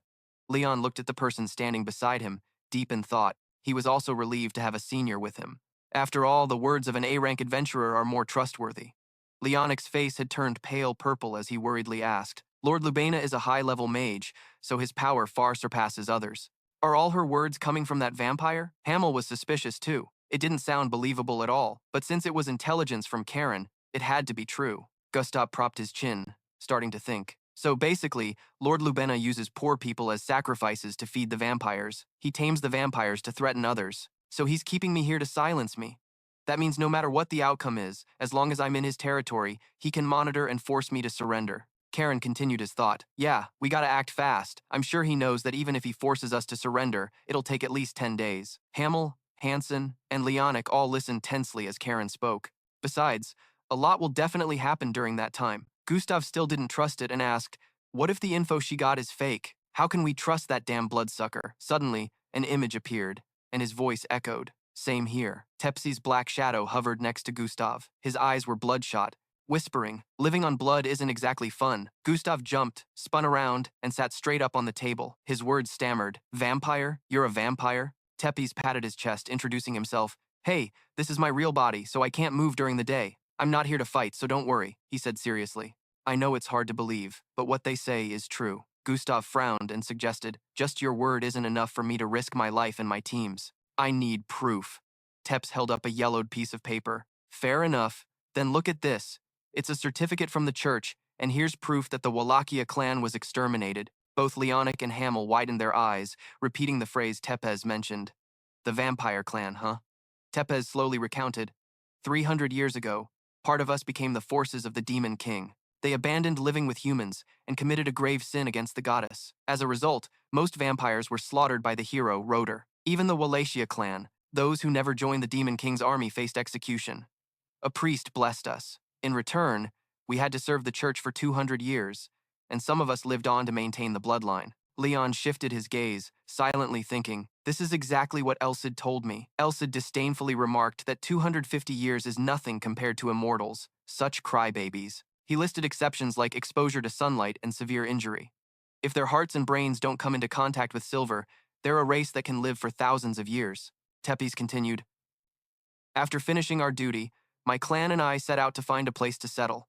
We then planned to establish ourselves in Lubina, but Gustav stared at him and asked, you mean Lord Lubina stabbed you in the back? Tepes met his gaze and answered, yeah. Gustav closed his eyes, rubbed his chin, thinking, now that I see the church certificate, I don't doubt you anymore, but we're stuck here. Suddenly, he turned and called out, Leon, you asked for help from the Knights of the Holy Iron Chain, right? When are they coming? Leon looked at him clueless and answered, I don't know. Gustav pursed his lips and suggested, if that's the case, we have no choice but to use our own forces to fight Lord Lubina. Karen closed her eyes, crossed her arms, and directly rejected his idea. No way, Tepes' skills are about the same as mine. Besides, he's currently not in a condition to face the Lord. She analyzed that inside his own territory, a mage can unleash stronger magic. Above all, there's no opponent more terrifying than a mage fully prepared. Karen's voice echoed in the room. If a mage has lived in his domain for decades, even a skilled swordsman can't guarantee victory. She concluded that they should wear down their forces slowly or win when our forces are superior. Gustav curiously repeated, superior forces? Karen confirmed to him. Definitely. She continued, we need divine power. Anno propped his chin, pondering. Then all we can do now is wait for the knights from the Holy Iron Chain, Gustav suggested again. If so, while waiting, let's wear down the Lord's forces as much as possible. Hilo stood behind and reminded him. Leader, we've been watched for an hour already. How can we do that when our movements are limited? Though today we luckily lost their trail. Gustav was startled by his words and suddenly remembered. After a while of discussion, the space fell silent. Everyone slipped into deep thought, after who knows how long. Anno raised a hand. How about we fake a fight? Tepes looked up, uttering one word from his mouth. Even Gustav joined in, saying the next word, fight. Leonic stood behind and added the next word, plan. Finally, Karen and Leon stood dumbfounded, barely managing to say the first two letters. Just as the scene suddenly turned chaotic, a shout broke out. Is this an ambush? Someone inside shouted angrily. What's going on? A figure with a calm aura appeared. Their voice was gentle, asking, are you feeling better? Leon stood firm in front of him. The soldier reacted with full alertness, his cold, suspicious eyes scanning Leon from head to toe. Who are you? Leon replied sharply. I'm Leon, a merchant from Storm Bechen Chenchi. I'm currently conducting experiments searching for vampires as requested by Lord Lubin. As a sense of danger surged, a voice rang out, move aside. The unusual appearance stunned everyone present. Then someone screamed as if witnessing a nightmare. There's a dragon, a vampire dragon. After that moment, Leon's calm voice echoed, leave it to me. The soldier had no choice but to accept this help. All right. Leon stepped forward, drawing his sword and pointing it straight at Tepes. Tepes looked at Leon and gave a terrifying smile. In this unpredictable situation, Gustav had to find a more subtle way to deal with it rather than direct confrontation. Should we pretend to fight? True. No one thought of that option yet. Hamel and Leonic added a few words. Doan, that lord, how could he be fooled so easily? Who would have guessed we'd team up with a vampire dragon? Through Karen's words, a bold plan was quickly sketched out. If we put on this act together, we can control the place and time of the battle. And once the decision was made, The real game began. In other words, we can stage the act anywhere in Lubena. Everyone agreed on that. Speaking together, let's lock in the plan. Now, let's show Lord Lubena the show. Right after, Gustav's silhouette holding a blade stepped into the deadly darkness. He shouted fiercely, swinging his blade decisively. The blazing red energy was repelled, forming a beautiful arc. Gustav's gaze met Roman's, and a thought flashed through his mind. Karen and Leon were right. In Gustav's thoughts, a purple mark appeared in the darkness. Proof that Lord Lubena is a sorcerer. Clues about magic appeared all over this land, sharpening suspicion. They're everywhere in the territory. The architectural works everyone knows, but only the Lord can enter. And the towers created by magic arrays to protect the domain, Karen pointed out the suspicious spots. If he's a sorcerer, there must be some structures containing magic arrays he created in this territory, plus arrays to boost those structures' effectiveness. Like those two towers over there. A bold idea from Gustav cut through the speculation. How about we destroy them? Still, Leon remained highly cautious. Moreover, some of those towers are fake, designed to deceive human vision. Hamill's voice lowered. You mean we need to destroy the right tower, right? He reminded caution before acting. But if we try to destroy the original tower, the Lord will suspect us immediately. The decision was made, so we should create an accidental scenario. Leon whispered to Elsid.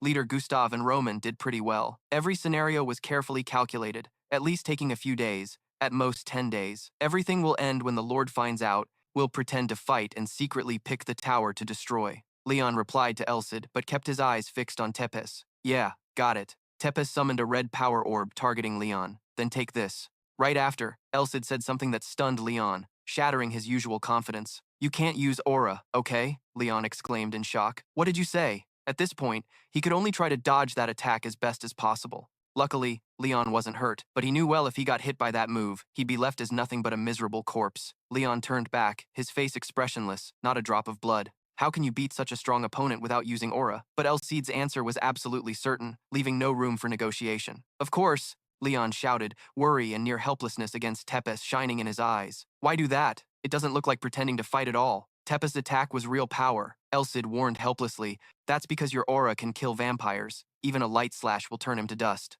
That put Leon in an almost impossible situation. I have to face a strong enemy without using aura and destroy the tower accidentally? Are you crazy? This is super hard. I have to pretend to fight a high-level vampire with just my physical strength and regular sword? He could only scream loudly to vent his frustration. Crazy. No matter what Leon does, Tepes kept attacking him relentlessly. Since he couldn't use aura, Leon had no choice but to dodge every attack. From Tepes' viewpoint, below was just smoke, dust, and shattered rocks. He seemed to see something unexpected. Leon's figure burst out of the smoke and stood before Tepes. Though his attack was fast, he still couldn't hit Tepes. Leon's face twisted, his whole body tense. He turned to counter Tepes' attack, his sword slashing through, instantly causing an explosion there. Two giant crystal pillars shattered, covered by magical lightning, standing out in the dark, foggy scene. After blocking Tepes' strike, Leon was panting hard. Elsid appeared behind him without anyone noticing, speaking up. This can also be considered a training session. Suspicion immediately rose in him. Hey, don't tell me that's not true. Elsid stared at Leon with a suspicious look. Why wouldn't it be? Are you pissed or what? Around that place, explosions roared like thunder. Way too dangerous. Leon could only grit his teeth and endure. The damn sword. In the end, he had to accept reality. All right, it's been 6 days straight. Elsid looked at him calmly, as if analyzing. Things seemed to be getting easier. Elsid gazed into the distance. The city was in a dangerous state. At least dozens of magic towers had been destroyed. The magic grid was weakening, the target gradually losing strength. That image appeared from another person's perspective. That person's hand clenched so tight the veins stood out.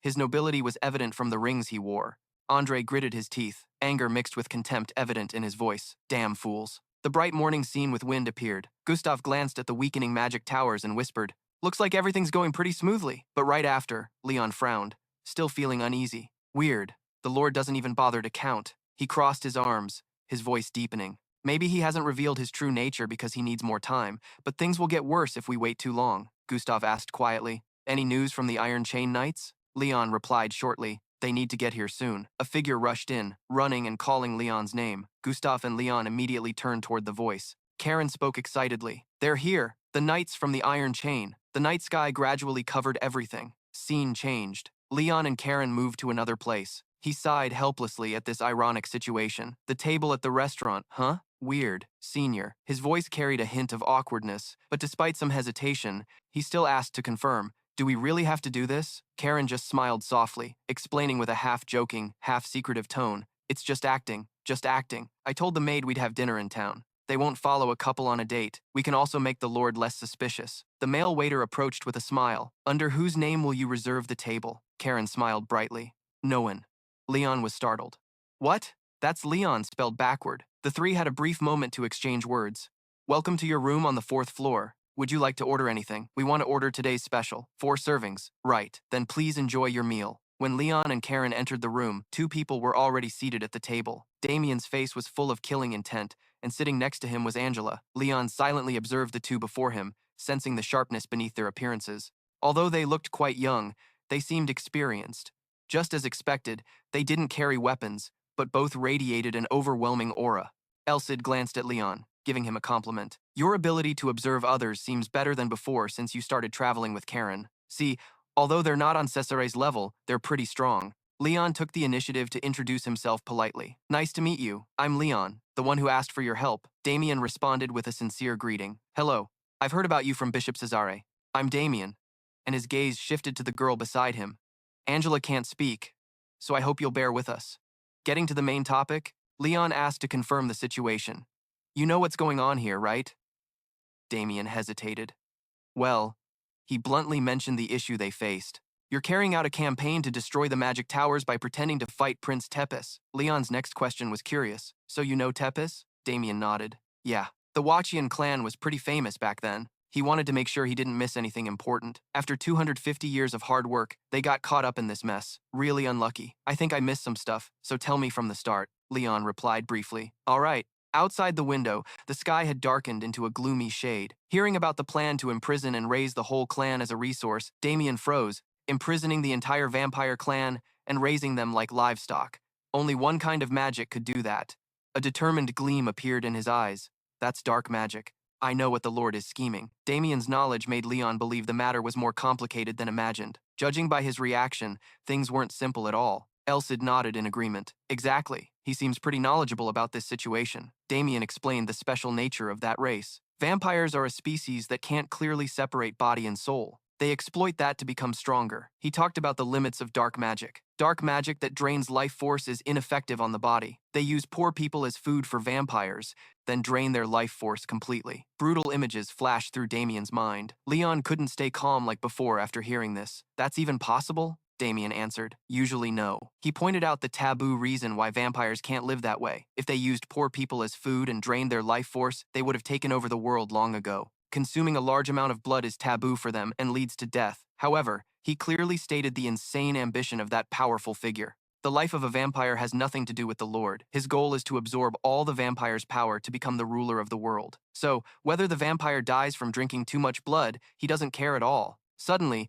Angela held up 3 fingers as if pointing something out. This confused both Leon and Karen. Damien sighed helplessly. This gesture meant the risk level was 3. That's why I want everyone to cooperate sincerely. Deep down, Leon still doubted the level 3 risk. Risk? Damien's explanation echoed like the disaster in that city. The shadow disaster that swallowed everything was rated at level 3 by Leon. In his words, the danger levels were also explained. Level 2 is a national disaster, and level 1 is a disaster threatening the whole world. Except for the Demon King's outbreak, no disaster has ever reached that level. Every word Damien spoke carried meaning. So, the danger is only rated at 3 levels. If it's level 2, more than half of the Iron Knights would handle it. At the same time, we would also request help from other countries. He warned about the consequences if this became routine. If such things happen often, the world will become chaotic.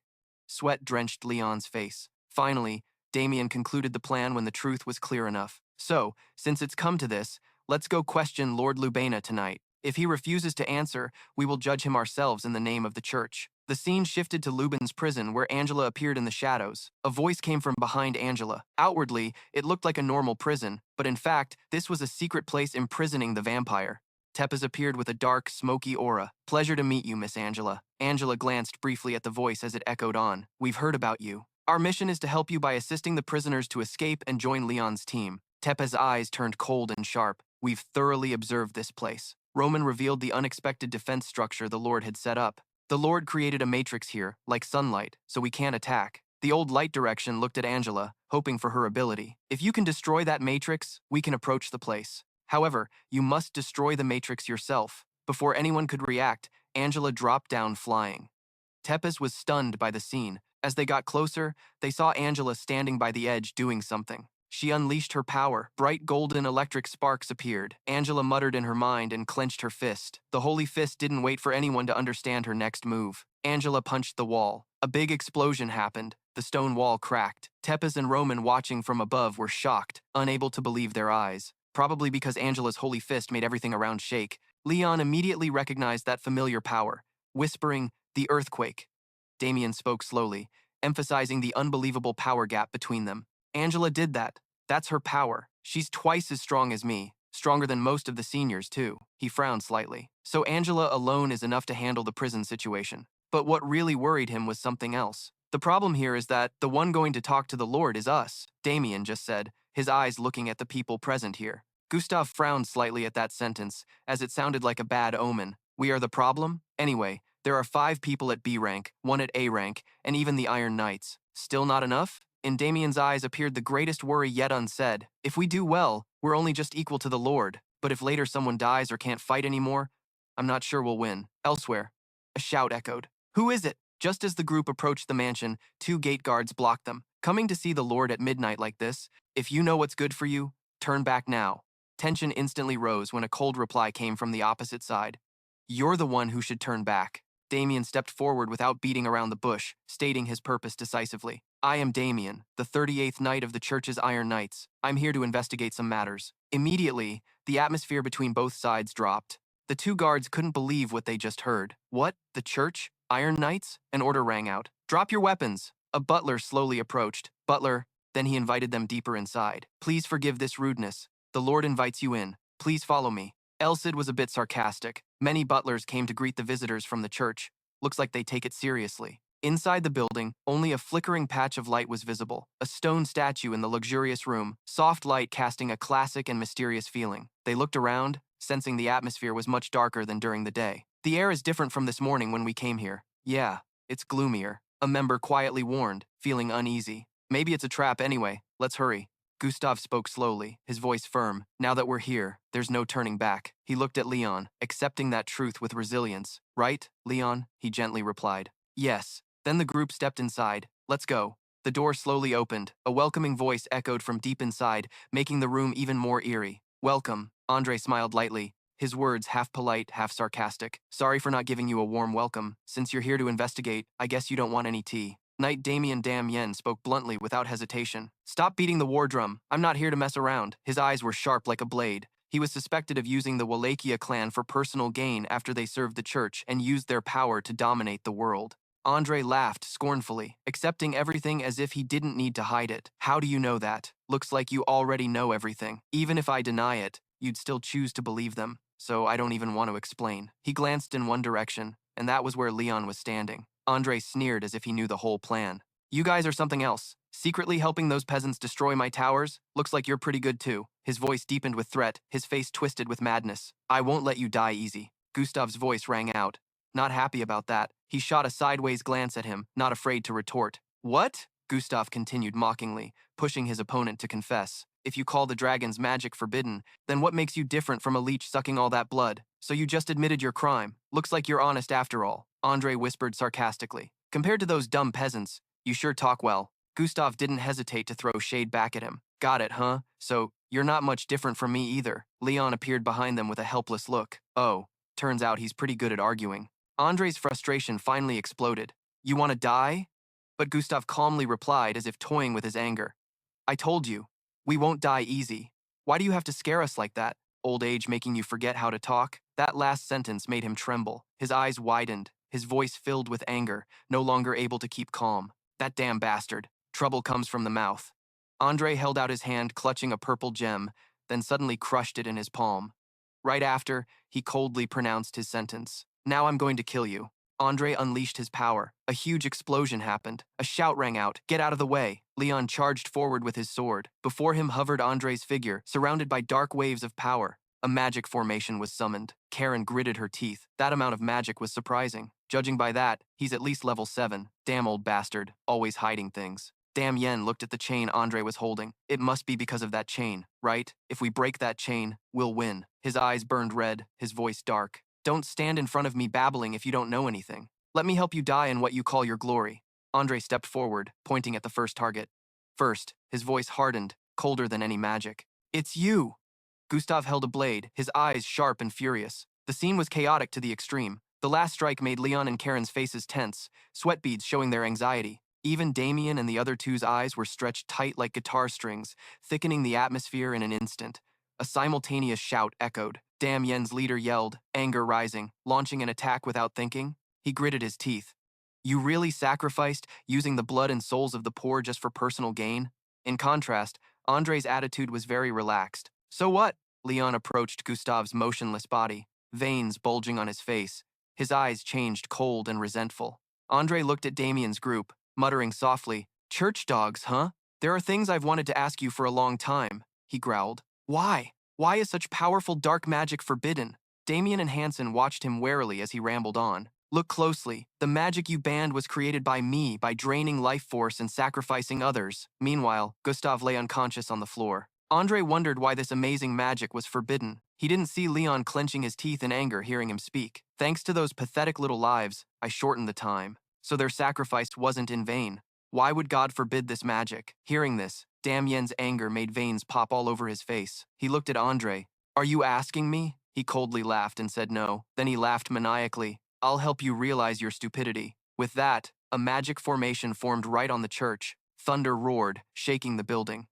Hamel and his team were startled by the sudden quake, dark energy flooding the space. Damien struggled to stand firm, gritting his teeth against the shaking that made his guts churn. Suddenly, a figure rushed forward, cloak billowing. It was none other than Leon. He swung his holy sword hard in a slash. The holy sword's power was immense, making Andre flinch and step back. Damien was shocked, staring at Leon, thinking silently, he's driving out all the dark energy in this room. Is this what the Lord mentioned? After helping everyone regain their composure, Leon coldly said, let's begin. Damien understood. He was the first to react, immediately raising his hand to pray. Lord, please bring light to this cold, dark place, so everyone can see your compassion, so they can see their betrayal. Please grant your light to me. Instantly, blinding light appeared with his prayer. Yes, the faint light flew out of the building, aiming straight at the blood-red magic formation on the hilltop. Then, the light flashed, shattering the formation. At the same time, Andre raised his hand, as if something was lost. He looked at his hand in surprise. Is my power disappearing? Furious, he unleashed a powerful energy blast from his hand. Don't talk nonsense in front of me, you insect. Your power is nothing compared to mine. Die. Hansen glanced at his comrade. Leonic got the hint and nodded. Got it. Then Hens stomped hard on the ground, like bracing himself to stand firm. Leonic patted his shoulder, as if passing energy to his teammate. Hens slammed the shield down with force, almost driving it deep into the earth. Then the two hid behind the shield together. They had just finished preparing when a dark red, ominous energy surged toward them. The powerful dark energy was blocked by the shield. However, the two hiding behind it still felt some impact from the dark energy's force. Miraculously, the shield wasn't corroded by the dark energy. Instead, it pushed the dark energy to drift away around it. A few seconds later, Andre's attack ended. The shield remained intact, but the ground around it wasn't so lucky. The area in front of the shield, and on both sides, was corroded by the dark energy, leaving a deep crater. Leon anxiously checked on the two over there, Leonic and Hansen. They had no strength left to respond, looking like they just came back from exploring a volcano, their bodies steaming, lucky not to be badly burned. Andre sneered arrogantly. You think you can survive by hiding behind that shield like little rats? Stupid. But just as he finished speaking, an arrow flew straight into his eye. Thwack! The arrow hit its mark. The momentum made Andre tilt his head back. Leon was shocked. Meanwhile, Damien smirked as if he had predicted this. Hilo curled his lips mockingly at him. Now, what do you have to say, bastard? He was the one who shot the arrow, taking advantage of Andre's distraction while hiding behind Leonic and Hansen. Got him, Leon asked, both relieved and worried. Everyone okay? The three laughed together, giving thumbs up to reassure him. But judging by their expressions, Leon didn't dare believe it. They didn't look okay at all. Suddenly, Andre spoke up, making the group alert. The red rings on his fingers had shattered, black smoke rising, yet his eyes remained unharmed. Obviously, the magic from the red rings had nullified the recent attack. He growled angrily. You fools dare to damage my rings? Hamel was incredulous. He's still fine? No way. Clearly, the arrow hit his eye, and it was a guided fire arrow that couldn't be dodged. Damien suddenly realized, got it, those rings are high-tier items that nullify physical damage. I just lost a precious arrow. Seeing his eyes redden, he judged Andre was getting angrier. Andre raised his hand, summoning multiple magic circles, and roared. You bastards won't live in peace. No, even if you die, your souls won't rest. You will be my slaves. Energy surged out, wind whipping fiercely as Leon and Damien gritted their teeth to resist. Hansen's group hurriedly hid behind the shield, eyes wary. From the glowing red magic circles, Andre summoned dark souls. Damien shouted, "Is he summoning souls from hell? That's high-level magic around level 5. Ham fired an arrow piercing through the hell souls. He couldn't help but curse. Damn it, my attack is useless. Leonic slashed through a hell soul, but couldn't destroy it. My weapons don't work. A black hand stretched out, grabbing Leon's cloak. Immediately, a hissing corrosion sound rang out. Black smoke appeared. He quickly stepped back. His cloak burned with a black hole, like a sealed burn. Countless hell souls poured out, surrounding the 5 of them. Elsid suddenly spoke up. Even with aura weapons, taking these down is going to be tough. Hearing that, Leon frowned. Really? What if you try attacking like when I fought the Dark Knights? Back then, Leon used the Holy Sword to purify the enemy. The Dark Knights were blinded by the Holy Light, losing their fighting ability. However, Elsid warned, no, you have to be careful using the Holy Sword. She eyed the 2 remaining rings cautiously, suspecting Andre might pull some trick with them. Just as things heated up, a throwing star pierced through the Hell Souls from above, embedding in the ground. Damien was surprised, and Leon also looked a bit shocked. Huh? Then, countless throwing stars rained down, slicing the Hell Souls into many pieces. A nimble figure leapt down from the rooftop. Leon was thrilled. Karen landed lightly, walking over to the group. Hell Souls were really tough to kill. Their bodies slowly regenerated, just taking a bit longer. Moments later, they fully restored, as if never harmed. Karen rested her chin on her hand, complaining, I knew it wouldn't work. I really don't want to fight these ugly things. She placed her hand on the ground, resigned because everyone was in danger. Karen smiled. Let me show you my skills. With that, she spread her shadow out around her, and hands sprouted like mushrooms. Then, the hands, as if alive, wrapped around the Hell Souls and squeezed tight. Leonic breathed a sigh of relief. They weren't moving anymore. The shadows were holding them back. Hamill praised. No wonder we were counting on Karen. Elsid smiled. This fight's looking more reasonable now. She used shadows to hinder the souls. Damien stepped forward to take over. Now it's my turn. He raised his hand, reciting a prayer. Light, please illuminate those who have lost their way. A beam of light flew above everyone's heads under H's curious gaze. Immediately, each of his weapons glowed as if blessed. Leonic's staff shone, especially the blade. Hansen's shield and spear also radiated light. Leon's sword did the same. Damien explained, I granted everyone divine power and weapons. Leon looked at him with a wow. So this is divine power. He tried to hold back his pride and laughed, saying it was nothing special, just blessings from the saints. He whispered to Elsid, half amused and half resigned, that it was about putting divine power into weapons. Elsid smiled and accepted.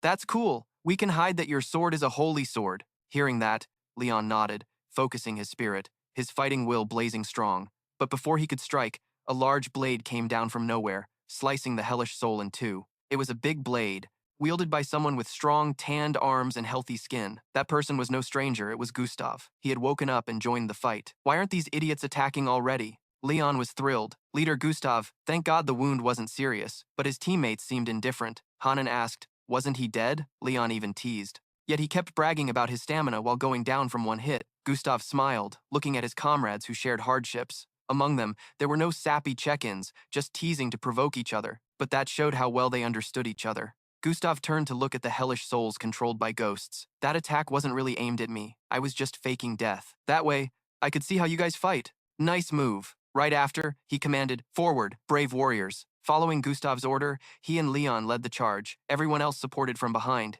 and Damien stood at the rear, boosting blessings for everyone. Andre was so angry his eyes were bloodshot. Damn bastards. And while he wasn't paying attention, Karen suddenly appeared, attacking from behind. She held a sharp dart in her hand. If the surprise attack succeeded, they'd save a lot of effort. But obviously, life isn't a dream. Andre quickly raised his hand to block. A magic circle appeared, forming a shield, blocking her attack.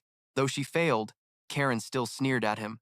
Rookie. Without missing a beat, she threw a smoke bomb, white smoke bursting to obscure his vision, and she vanished into the shadows like a ghost. Andre cautiously looked around.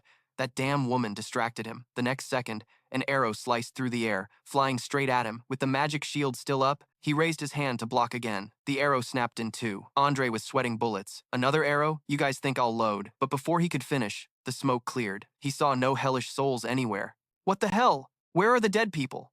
Only a group of 6 appeared faintly in the thin smoke. When the dust fully settled, what he faced were the fierce eyes of Leon, Hamill, and Damien. Andre was furious, veins bulging on his face. "You pathetic losers forced me into this." Without hesitation, he spread his hand, pressed 3 fingers together, then snapped his fingers, like signaling some ritual. Instantly, dark magic erupted behind him. The dark magic burst like a volcano, but also like sentient chains, spreading throughout the building. Damien watched the dark magic streams, feeling a bad premonition.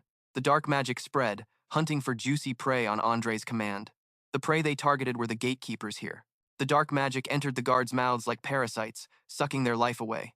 Other guards heard the noise and ran to check, only to find 2 fallen on the ground. What's going on? The 2 guards on the ground suddenly stirred, groaning softly twice. They stood up, moving stiffly like zombies, their eyes losing focus. Brad and the other alert guards swallowed nervously. What the hell? But the next moment, he was startled to see dark magic entering the noses and mouths of 2 people behind him. This time, Gar witnessed what happened to his teammates inside the building. Andre smiled. "Good, you've arrived, my slaves." The sound of stiff footsteps echoed as the soulless zombie bodies of the guards appeared before Leon's group. His pupils shrank, voice trembling. Wait, these guys. Leon recognized Brath, though now he lacked the sharpness he had in life. He was the senior swordsman I met last time. Rage burned through him, clouding his reason. "I won't forgive you. What did you do to them?" Suddenly, Damien beside him clenched his teeth and said one word: frenzy. He was angry too.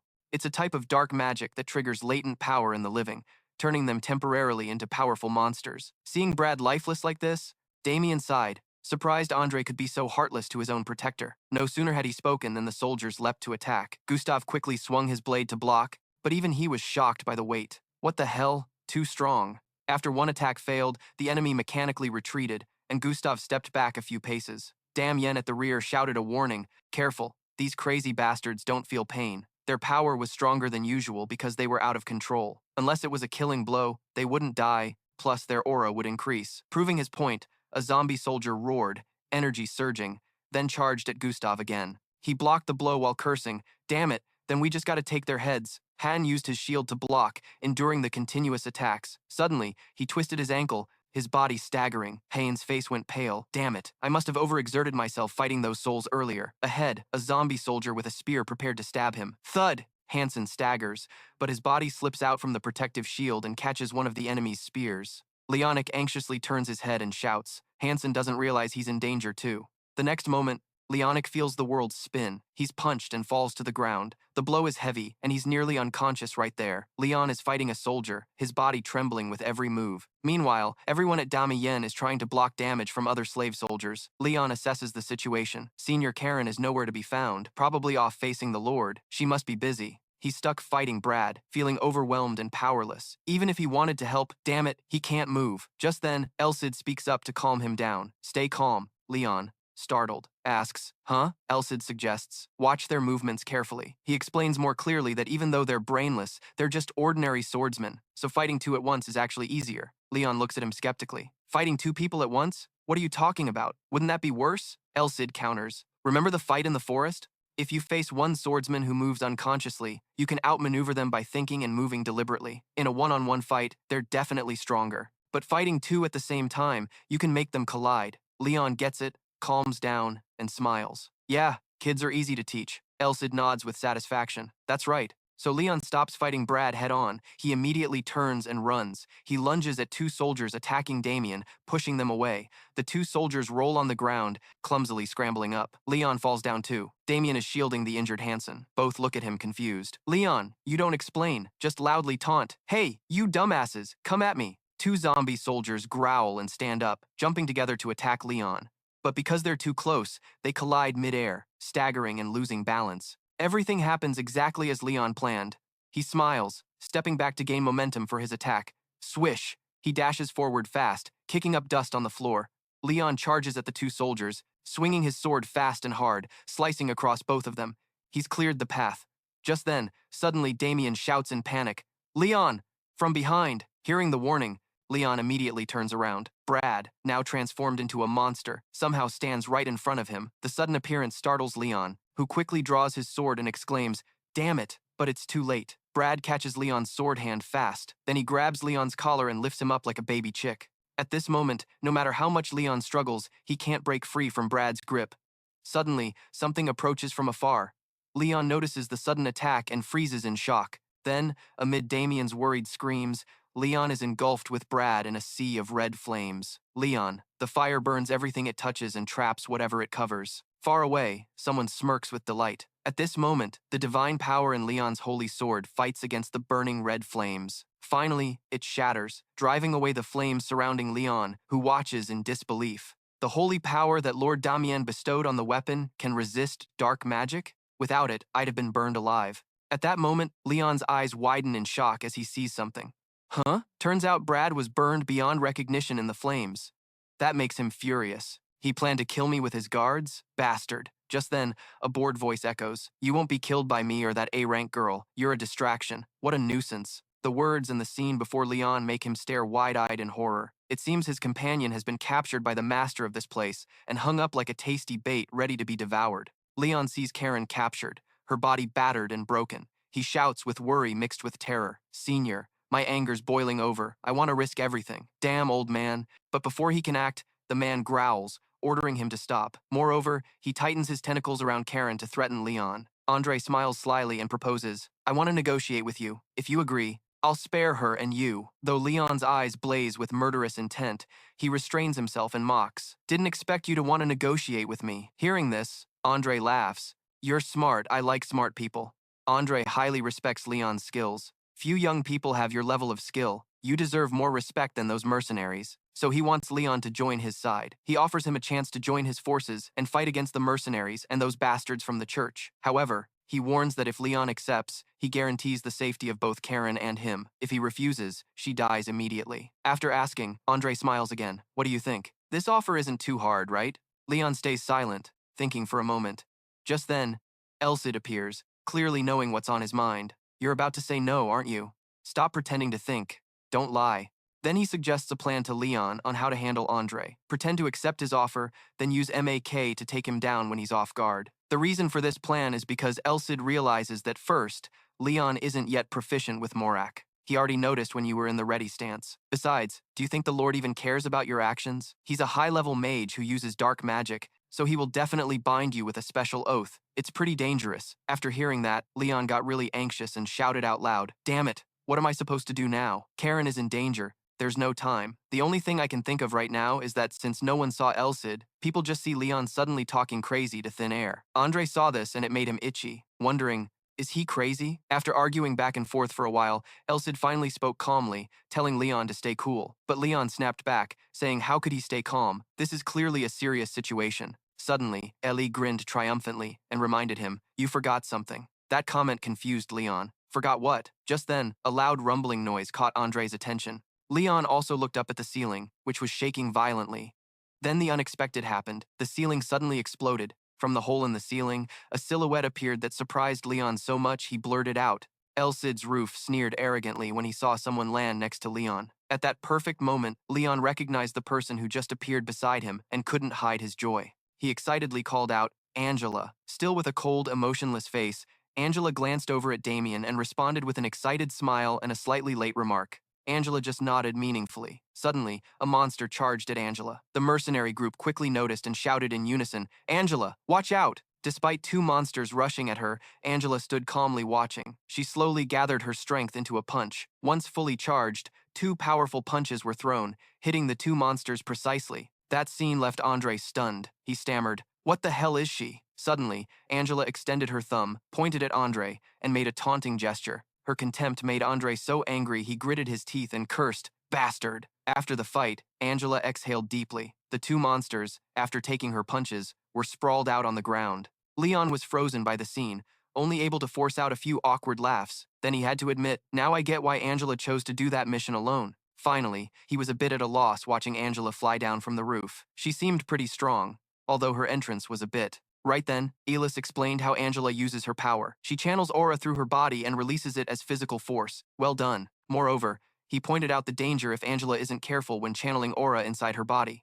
A small mistake could kill her. Besides her strong body, her spirit is also quite extraordinary. Leon was so surprised, he shouted, That dangerous? Leon's naive attitude made Elsid helplessly say, Just think about it, channeling Mirak's aura through your body instead of a weapon. That huge amount of aura is like gunpowder if it's inside your body. His voice was low but firm, and Leon accidentally made a mistake. Even without him saying the next part, Leon knew his body would explode like a balloon. Seeing Leon realize the problem, Elsid confirmed with a nod. Yeah, at this moment, the two of them stared intently at Angela, who was panting from exhaustion. Her fighting style made Leon respect her, daring to use that method in battle. Indeed, there are more powerful people in this world than I thought. That person also gave me motivation. Me too. I won't lose. Back to Angela's challenge to Andre, her appearance and arrogance made Andre curious. Who is she? At this time, Angela's index finger was still pointed out as usual, and from it, a stream of aura flowed out. That seemed to drive Andre mad, making him roar. How dare you? I'll kill you. Ignoring his rage,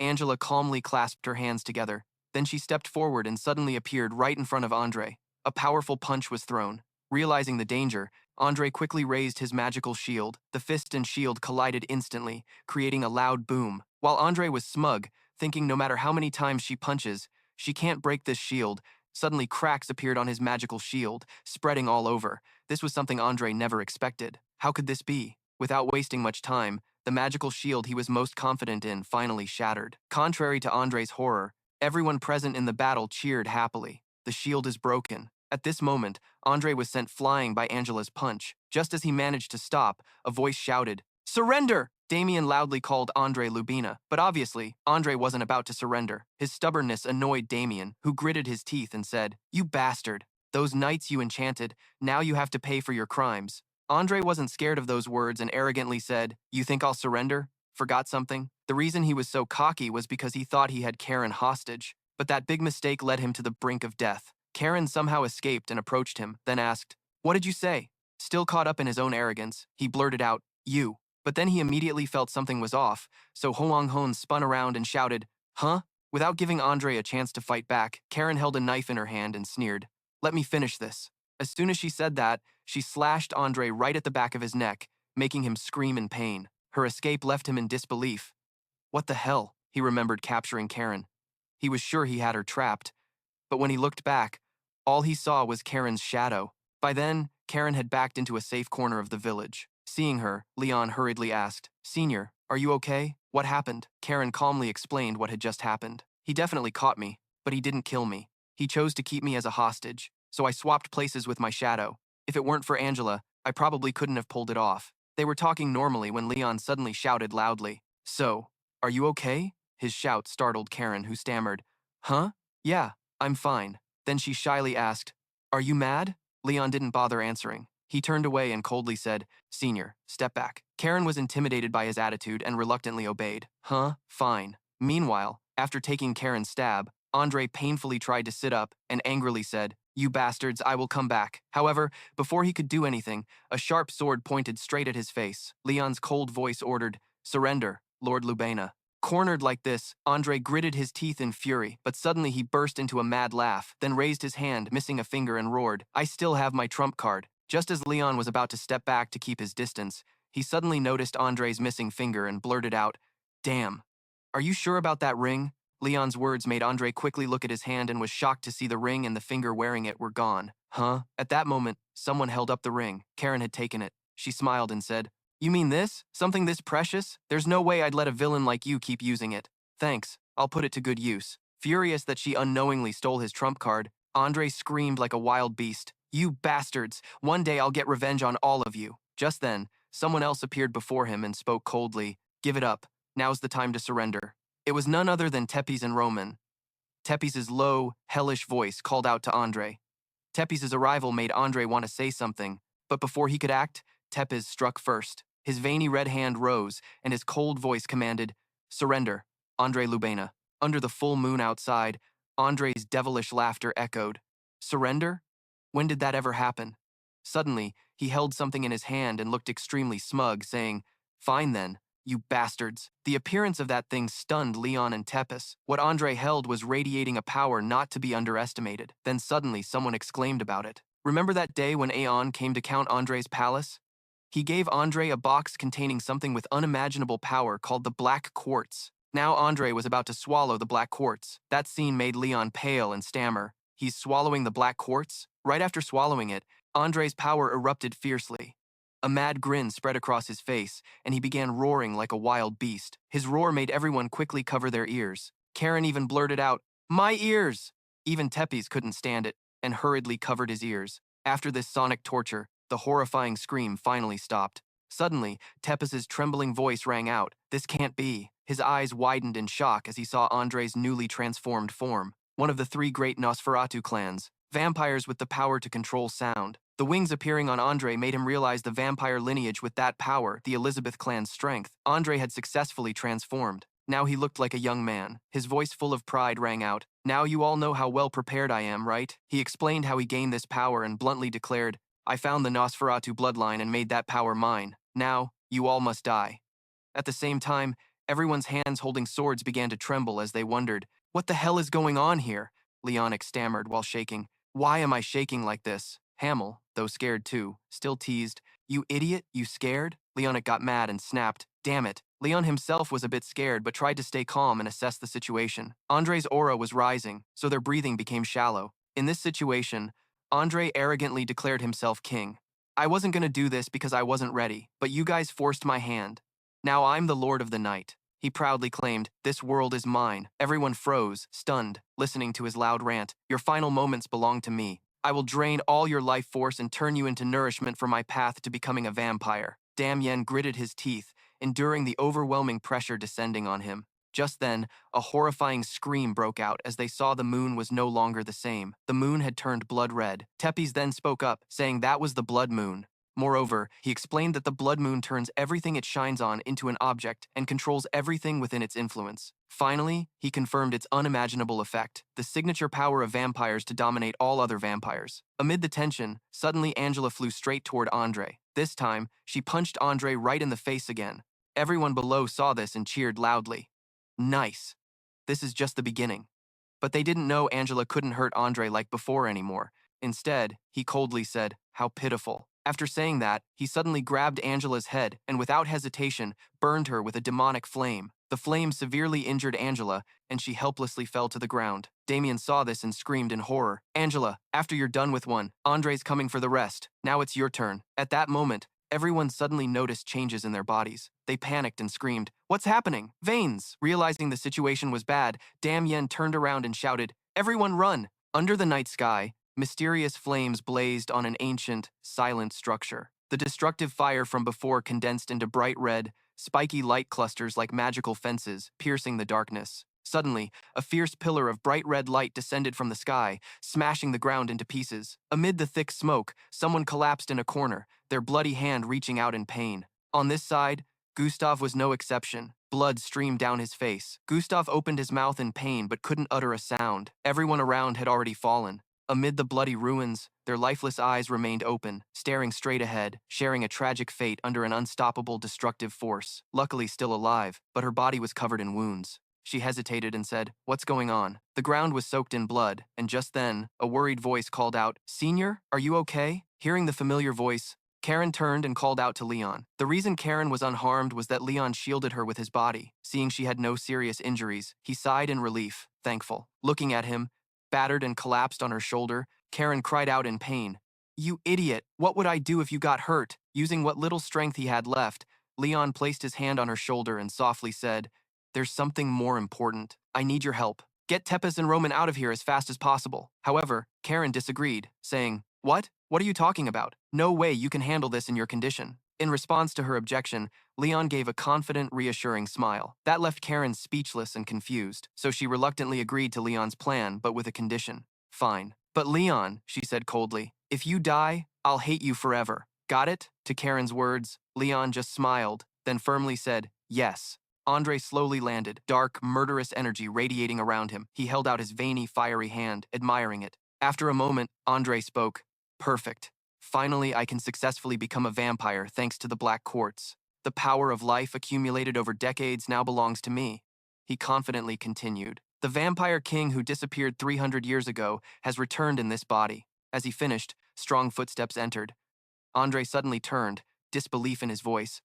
"Huh? Someone still moving?" Leon, covered in wounds, still firmly gripped his sword, ready to fight any time. His gaze was steady, fearless, and unwavering. Leon declared, "I will be your opponent, Lord Lubena." Andre snorted coldly, full of contempt. "Humph, Stop talking nonsense. He glanced at the blood-stained puddle behind him and continued, but I have to admit, you're pretty persistent. What's your next move? Andre sneered. You can't do anything. In a corner of the battlefield, Chloe summoned dark power to create a protective cocoon, shielding her teammates. Immediately after, the energy withdrew, making those protected mysteriously vanish. Realizing the situation, Andre said, Ah, I see. He laughed excitedly. You're stalling for her to escape? Even if she runs, it's pointless. Lubena is already in my hands. No matter what you do, you can't get out of here. As he finished, Leon suddenly coughed up fresh blood, his eyes filled with panic. Andre, having achieved his goal, joined in. Yes, yes, suffer and fear me. Cry. I'm sure you'll regret it when you die. Leon exhaled and whispered, Why is this so annoying? He put his hands on his hips, frowned, and shouted at Andre. Just because you can use dark magic doesn't mean you can flap your mouth non-stop. I'm only stalling a little. That mouth of yours keeps jabbering non-stop. He didn't expect Leon to talk back like that and responded with a skeptical look. What did you say? After that, Andre smiled wickedly. He raised both hands to summon power. Andre roared, Stalling! Huh? You bastard? So stupid? At the end, you still dare to test my patience. Damien lay on the ground trying to get up and observe the situation, his voice trembling. Such terrifying power. No. If this land sees Andre about to attack, Leon glanced sideways, thinking to himself, the senior has gone far away. I can no longer sense her aura. Both his eyes blazed brightly as he took a ready stance, gripping the sword tightly in his hand, prepared to fight. Elsid smirked mockingly at Andre. So stupid, why would you sacrifice yourself to become a vampire dragon? In the dark setting, Leon raised his sword high, the blade emitting a brilliant light with tiny sparks flying around. He shouted loudly, Get ready! A dazzling beam of light flashed from Lubin, and someone suddenly screamed, Oh, the light! Leon's eyes burned with determination as he tightened his grip on the sword, radiating blinding light, illuminating the entire space. Andre's face reflected the sword's glow, showing confusion. The brilliant golden light flared up, enveloping everything, overwhelming and blurring all vision. In a terrifying moment, he seemed to catch fire, white flames engulfing and burning everything on Andre's body. On the other side, Hansen suddenly widened his eyes, staring at the wound on his shoulder. Hemelo also noticed the miracle, raising his hand to inspect, then whispered, What's that? The wound's healing itself? Damien bowed his head, touching the bloodstains. He was stunned, thinking, No way, that light belongs to the holy sword. Bathed in dazzling radiance, Leon stared straight ahead, his gaze cold and resolute. Facing Leon, Andre's body was being corroded by the light. He screamed in pain and agony. After struggling for a while, Andre finally collapsed to the floor. His screams echoed through every corner. Andre's body gradually disintegrated, turning into black smoke before completely vanishing into the air. Elsid observed from start to finish, then spoke his judgment. The demon gave up being human to gain superior power, a somewhat wise choice. The light from the holy sword made his life worse than death. Besides the vampire dragon's overwhelming power, life experience was also crucial, along with knowledge that made humans fear them. Leon beside him spoke up, asking it, So Lubin doesn't have those things? Suddenly, a dark smoke flew in, engulfing everything. Elsid agreed with his opinion. It continued, Exactly. Suddenly becoming a vampire means he can't control the energy inside him. Finishing, Elsid seemed to realize the problem. It glanced in one direction, then shouted, Damn it!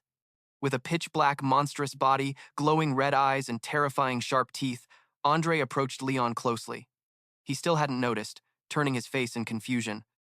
Before he could react, he bared his sharp teeth, bent down, and bit Leon's shoulder, shocking him. Elsid panicked and shouted, Leon! Scene shifts under the dark night sky. A blood-red moon hung suspended, casting a mournful and mysterious hue over everything. Someone's voice echoed loudly, Kokaren, please let us go. Tepes and Roman were tied up at the corner of the wall. He continued shouting, I want to personally kill Andre. Karen, wounded all over, sat aside and replied no. She pointed at them asking, You two want to die together? You vampire guys just get in Leon's way. I'll release you two on the condition you stay here. A mystical power wrapped around Tepes' wrist. He replied, The enemy who destroyed my whole family is right in front of me, yet I can do nothing. It's humiliating. From start to finish, Roman only listened without speaking. Suddenly, Tepes' eyes lit up, crackling with lightning. He examined his hand, looking surprised. Now he's talking. Lord Tepes, your power. He pointed toward the door, hurriedly saying, That door. Tepes tensed, pondering. Someone behind the door called for me? Roman lowered his eyes and explained, If your power is reacting, then the three of us should get up and go to the door, he concluded. Yeah, behind that door is a vampire. Karen, walking behind, suddenly stopped. Wait, Teps, if you go in there, won't a bunch of vampires appear? He didn't turn back, coldly replying, "We'll find out when we go in." The door slowly creaked open, and the three cautiously entered in a line. Karen looked around once, then said confidently, "Ah, I don't think there's anyone here." Finishing, Tepes interrupted, surprising her a bit. "Are you the one who called me?" Karen, confused, turned with a suspicious look. Suddenly, her eyes widened, staring ahead. The person appearing before them was mysterious. He clung to the bars behind the gate, his red eyes scanning out with a very eerie look. A voice echoed in the air, questioning, "What's this, vampire dragon? Or a hybrid?" Karen blinked dryly, thinking, "Looks like a dead person or something." The hand gripping the bars suddenly trembled. She stammered, "It's moving." The mysterious person stretched his hand out, groaning as if begging for help. On this side, Teps didn't hesitate and went straight forward. He crouched down, reaching out to grasp the mysterious person's hands. The red pupils suddenly widened, flashing lightning. His eyes turned bright red, radiating a ghostly glow, as if the entire blood moon had been shrunk and existed inside. Memories flashed by, the warm handhold with someone important. Outside, rain began to fall. Raindrops pattered against the window frame. In the pitch-dark room,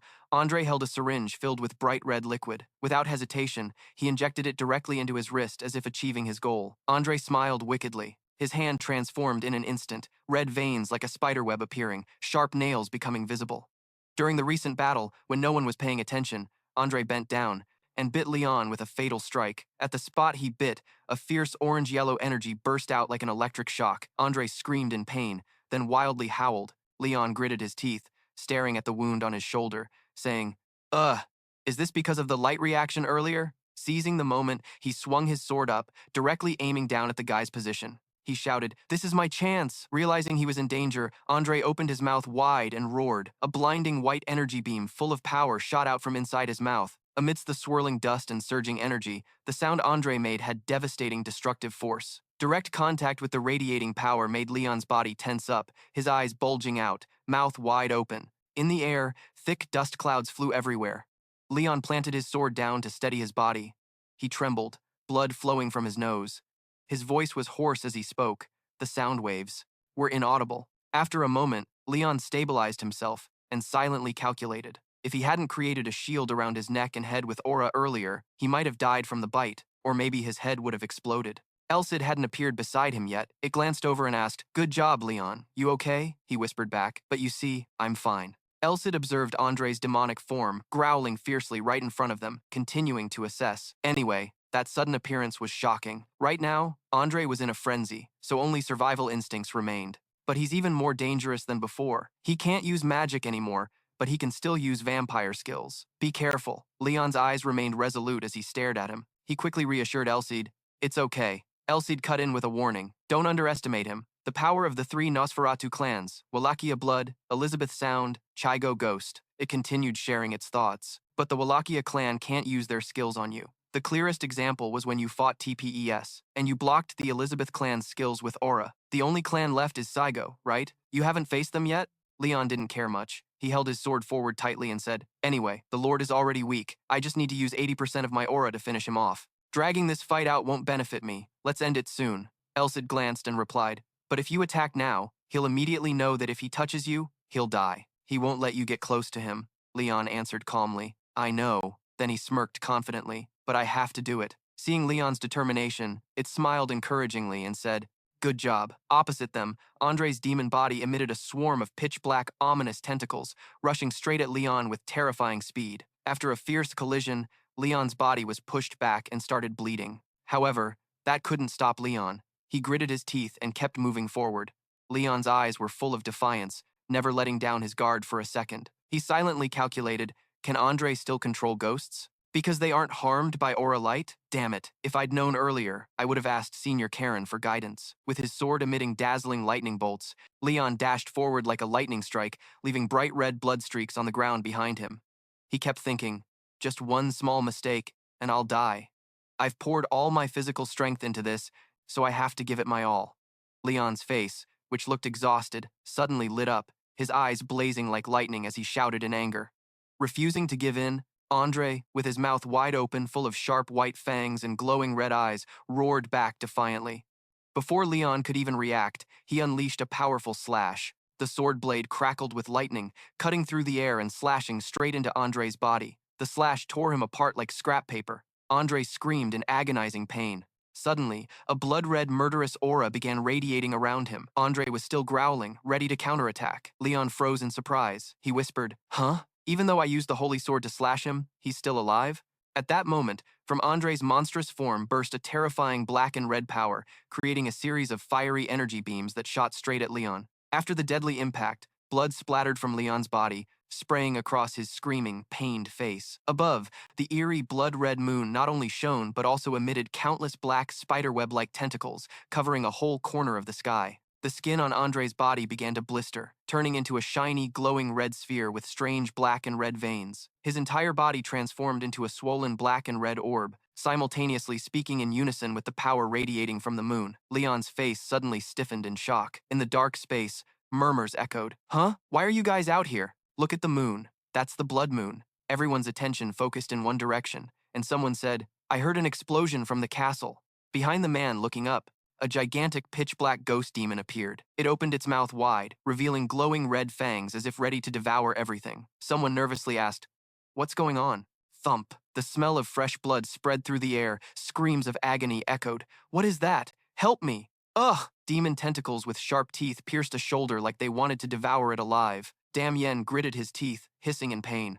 "It's sucking my blood." At the same time, it also took our shadows, limiting our movement. Gustav was no exception. He was attacked by 2 to 3 tentacles wrapped around him. Everyone present at the scene was drained of blood. Above, countless thin black tentacles poured out from the eerie blood-red moon, covering the entire space. Those black cords carrying a dark power connected directly and pierced through Andre's body, which was swollen and bulging like a red blood sphere, transmitting terrifying energy into him. Damien tried to glance over to observe the situation and see what was happening. He shouted in disbelief. Looking at Andre Leon's bizarre and swollen body, he concluded that the guy was sucking the blood of everyone in the city. Is he planning to turn back into a vampire or what? He's performing a restoration ritual. The person who created this ritual also felt it was dangerous and sealed it away. For an incomplete vampire, the consequences of this are pretty severe. He's been silently enduring it until now. Elsid finally spoke up. He said it's a forbidden skill that activates his survival instinct, and if he spreads it everywhere, everyone in this city will disappear without a trace. He frowned and asked coldly, "In other words,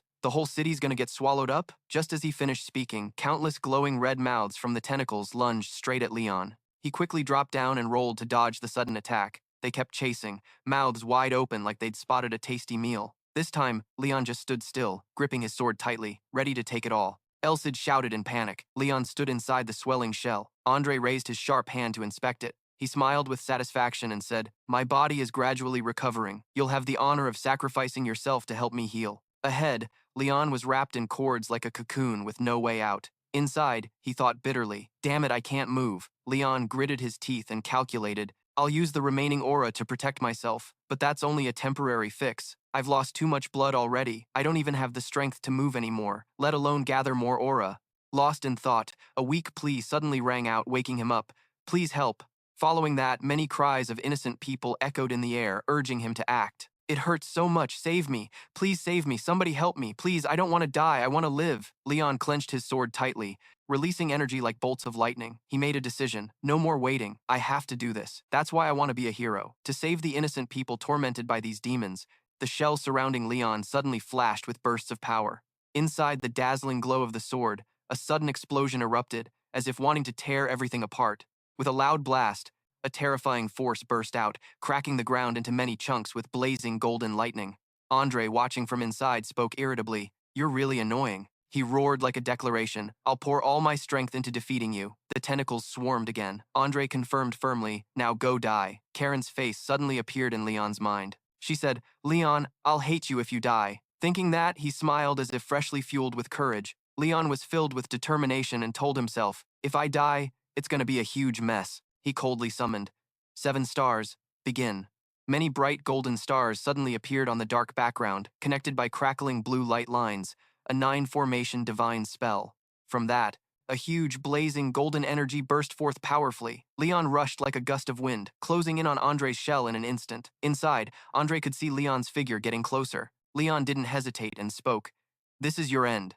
The powerful sword slash cut through the protective shield Andre always prided himself on. The power of Leon's sword sliced through Andre's swollen, blistered skin, spraying bright red blood everywhere, creating a gap between them. His powerful slash tore Andre's sphere in half, sending a beam of light shooting straight into the sky. At that moment, Andre could only open his eyes wide in shock, unable to resist. His aged face showed confusion and disbelief. Memories flashed through his mind, a sweet, warm little girl calling softly. Wow. Andre gently held the girl in his arms. Leah's waiting for Daddy, right? The girl replied, yes. Today, can Daddy play with me? He didn't hesitate to agree immediately. Of course. Then Andre put Leah on his shoulder and played with her along a long path. Leah joyfully shouted, I love you, Daddy. Daddy, I love you. Andre happily answered, I love you too. La. The precious time suddenly ended. Andre stood in front of a door with a tortured expression. His voice trembled. How could this be? Inside was the fragile body of the girl with a pool of bright red blood. He screamed out loud. Andre rushed over, and in the air came fearful whispers. Wait, Daddy will save you. He held Leah tightly, trying to reassure himself. Daddy will help you. Darkness covered everything. Outside the window, rain poured down. Andre frantically tore at his hair, muttering, that disease took my wife's life, and my daughter's too. Even as a high-level mage, I couldn't find a cure. I've tried everything. I can't lose Leah, even if I have to sell my own soul. Right then, a huge, complex red magical circular emblem appeared, radiating bolts of energy lightning all around, creating a mysterious and powerful scene as if he'd found a solution. He whispered, dark magic. Outside, soldiers under orders were escorting many people inside. One shouted, round up the poor people. Muscular hands were tightly bound to a bed. Someone approached holding a syringe filled with thick red fluid and injected it. The person on the bed resisted. Then he rolled his eyes and screamed pitifully. Moans echoed throughout the air. It hurts so much. Save me. Andre cracked a twisted smile and said, I see it now. The loyal subordinate standing respectfully behind asked, have you found a way, master? He smirked. Black quartz is the key. I've boosted my vampire powers with black quartz. Now I'll have the vampire strength I've always dreamed of. After hearing that, the old man shed tears of straw. That's great. Now you can cure Miss Leah's illness. Andre seemed to have just received new information. He skeptically continued. Humph, really? Little Tui's face turned back. He wondered, is there really such a thing in this world? Back to reality, Andre's skin was melting like some kind of liquid. His body began to decay horribly, flesh deforming and melting away to reveal blazing red muscles and a face twisted with pain and sorrow. Suddenly, someone approached and stopped in front of Andre. He looked up. A familiar, slightly worn teddy bear appeared. A familiar voice rang out, I'll always wait for you, Dad. Dad. Tepes held out the bear, revealing his face. He said that's what she told him when she gave this to me. Andre recalled the moment he personally grabbed the syringe needle, then without hesitation, injected himself in the arm. He growled, chained in a corner of the cell, next to the teddy bear. Thoughts flashed through Andre's mind. Have I forgotten something? Does power blind the eyes? My original purpose. The image of Leah appeared, smiling and calling Dad. He seemed to remember everything. Hot tears streamed down. Andre painfully blamed himself as his daughter. He screamed, Dad! Night had fully fallen, covering the entire space with a deep blue over the city, faint yellow lights flickering from window panes. Hansen, Leonic, and the others looked around anxiously. Over here. Damien raised his hand to check, his eyes showing confusion. Andre's body gradually evaporated. He cried out in pain. Leah's voice faded, turning entirely into dust that scattered into the air and disappeared. Tempest calmly spoke. Dragons don't separate body and soul. When we die, the soul doesn't escape the body but dissolves with the flesh. He looked at the remaining debris and continued. This is the punishment for what you've done, Andre Lubena. The giant blood moon slowly faded. The dark red streaks around quickly evaporated, leaving a bright, full, and pure moon in the night sky. Gustav wiped the blood from the corner of his mouth and asked, Is it over? Suddenly, Hamel and Leonic panicked and rushed over, shouting, Ah, leader, don't say such bad luck stuff. Don't you remember when you said that the snail came back to life even after its head was cut off? The next words made Gustav stiffen. Why do you like bringing the dead back to life? If you say stuff like that, they'll come back. Just do what we say. Don't make things worse. Suddenly remembering something, he wondered. Anyway, where's Leon? Hilo pointed behind and answered, Oh, Leon is sitting against a wall over there. He was temporarily healed by Angela and Damien's power. A bright energy surrounded Leon's body. He looked at the two and whispered, Thanks, I feel better now. I'm fine. You guys heal yourselves. However, no one responded or changed their actions. Leon was a bit confused. He kept mumbling and signaling, but nothing seemed to change. Damien smiled to reassure, Even if we die, we'll be fine. Leon smiled faintly and whispered, They don't care even though I don't need it. Elsid appeared and answered the question. Well, I guess they're the kind willing to sacrifice themselves for a better life for us. Suddenly he looked straight at Leon, voice trembling. You're amazing, Leon. I used to wonder why the seniors kept telling us to do our best to help you. Now I get it. Leon glanced away and replied, Ah, sorry for not telling you earlier. Damien lowered his eyes, speaking with deep understanding. It's normal. You wanted to keep your identity secret. We respect your decision. His face showed seriousness. Damien made a sincere promise. Angela and I will help keep this secret for you. Rest up. Don't worry anymore. Leon looked awkward, not understanding. He kept interrupting since nothing was stopping him now. Behind them, a figure appeared. Damien, unaware, kept babbling. We'll do our best not to cause conflicts with the royal family. Karen stepped forward and interrupted. She looked at Leon and asked if he almost died. Then she exploded, rushing over, yelling, I only listened to you and left because you were sure. But look at yourself. What is this about? Leon stepped back, hurriedly trying to explain. But, senior, she didn't give him a chance, angrily blaming, I was really stupid to trust you. You almost died. Leon, that's why. Karen suddenly froze at his next move. Leon leaned forward, resting on her chest. Karen's eyes widened in surprise. She exhaled, then swallowed her anger, wrapped her arms around him, and whispered, You idiot. In the warm embrace, Leon slowly closed his eyes. Not long after, the royal family received news about Lubena's case the next day. Lords were considered the truly wealthy and powerful in the kingdom. If one of them suddenly died for unnatural reasons, it would cause major upheaval, not only in the royal court but also among the high nobility. But the Wallachia clan, who had served the church and the innocent blood-harvested victims, were witnesses. Proving the crimes committed by Lord Lubina, Damien stood on the podium. With a serious tone, he announced, Lord Lubina is condemned as a heretic and will be sentenced to death. Although we had help from adventurers and mercenaries this time, they didn't help much. Those present below fell into deep thought. He continued, saying that if everyone summoned them as witnesses, they wouldn't know much to say. Thanks to the two knights of the Iron Order handling things, the kingdom gradually returned to normal. A caravan of horse-drawn carriages followed one after another. Discussions echoed in the air. We still have a long way to go, and the nobles are quite concerned about this matter, so it's likely they'll use it as an excuse to block us in various ways. Karen smiled and said, That's why I borrowed the church's authority and sneaked out. Finally, you woke up. Leon looked at her blankly and replied, Yes. Then he thought to himself, maybe that day I slept in Senior's arms, and I can't believe it's already been 4 days. Hansen, Hamel, and Leonic linked arms and shouted together, Awesome, we survived. He spoke quietly, saying everyone in the group was fine too. Suddenly, Leon noticed the bandage wrapped around Karen's stomach. He froze, relieved. Huh? Senior, are you okay? Leon asked worriedly. You're injured. She touched her stomach and smiled reassuringly. Ah, it's healed. It didn't hit any vital organs, so it just bled. That's why it healed pretty fast. Hearing Karen's explanation, he finally breathed a sigh of relief. Got it. She was silent for a moment, then Karen spoke. Leon, I'm sorry. Leon was surprised. He turned, puzzled. Huh? For what? She recalled when she was tied up with a body full of wounds. Karen asked, You were really angry, right? When I swapped places, I actually planned it all. Karen lowered her voice. At that time, I wanted to surprise you, so I acted on my own. Next time, I promise I'll tell you before I do anything. Suddenly, Leon smiled. Seeing his expression, she looked confused and asked, What do you mean? Leon gently replied, I'm not mad at you.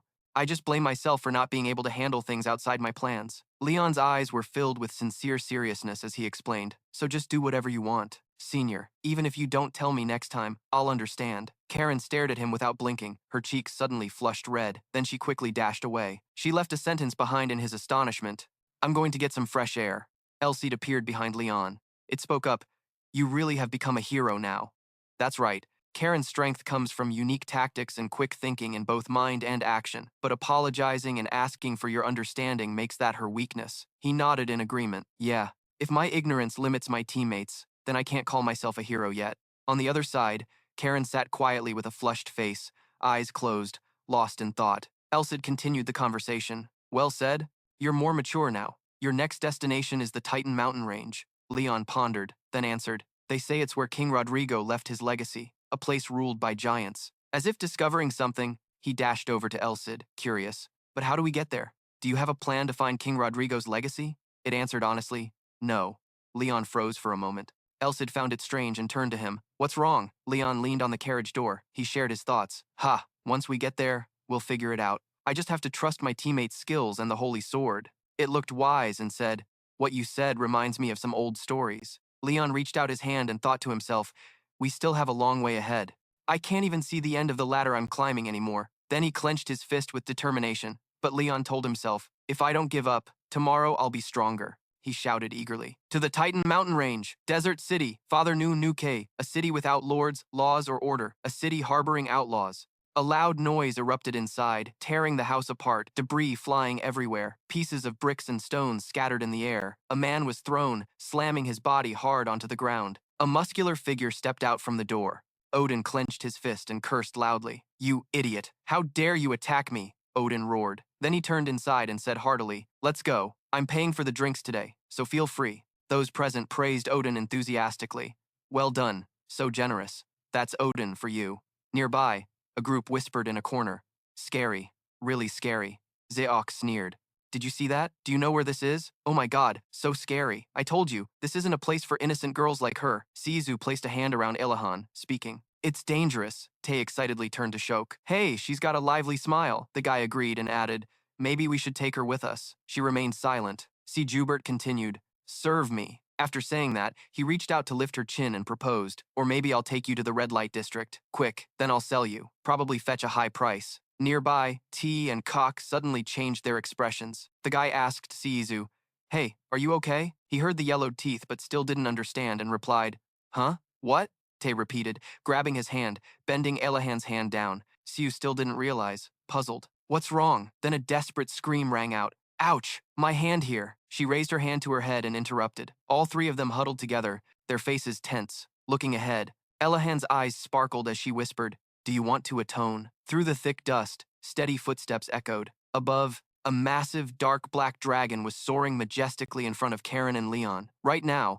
there was a towering mountain with a red stone at its peak. She gasped. Oh, Karen said to Leon. Just a bunch of low-level wens in those Titan mountains. Just standing close is scary enough. He nodded in agreement. Yeah. She hugged her body, her face serious as she continued, and the demonic energy in that forest was also overflowing. It felt like if you weren't careful, that energy would kill you. So that's why the guilds don't accept requests related to the Titan Mountains. This place has abundant herbs and many rare resources, so quite a few adventurers come here. Too bad not many have the ability to return. Karen suddenly grew serious and made a conclusion, meaning Leon shared the same thought as her. He continued, this place is dangerous. After he spoke, Elis appeared, saying outright, this is a demon-infested place ruled by the giant king. Even dragons know better than to fly near it. Karen looked hesitantly toward the other side, her instincts rejecting the idea of going there. Leon stopped and turned to listen to Elis's thoughts. This mountain range is the world of giants and monsters, not humans. There's no better place to train than here. And of course, if you can survive, that's it.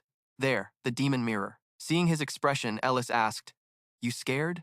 Leon recovered his straightforward attitude and replied, are you kidding? I've been here already. Am I going to turn tail and run? He called out to Karen. She broke out in a cold sweat and answered, huh? Leon's sparkling eyes made Karen unable to refuse. She lowered her eyes and exhaled. Ha, I knew it. All right, let's go. The three of them all looked in the same direction, and he shouted, then let's roll. Scene change. A loud noise echoed from the snowy mountain peak, a piercing scream reverberating like punishment. On the ground, a man was hit in the head with an iron mace. He collapsed on the ground, bright red blood splattering everywhere. After dealing with the mess, Elhan wiped sweat from her forehead. She whispered, countless thugs had been knocked out and lay scattered. Elhan glanced over and concluded, is it done? Khan hid in a corner, watching from start to finish. He worriedly thought, who is she? She looks dangerous. Looking at Elhan's back, he continued judging a former soldier turned criminal just because she accidentally blew off her boss's head. Like an A-rank knight who was fired. She personally killed all of them. Seriously, she defeated them all alone. That's strange. Who exactly is she?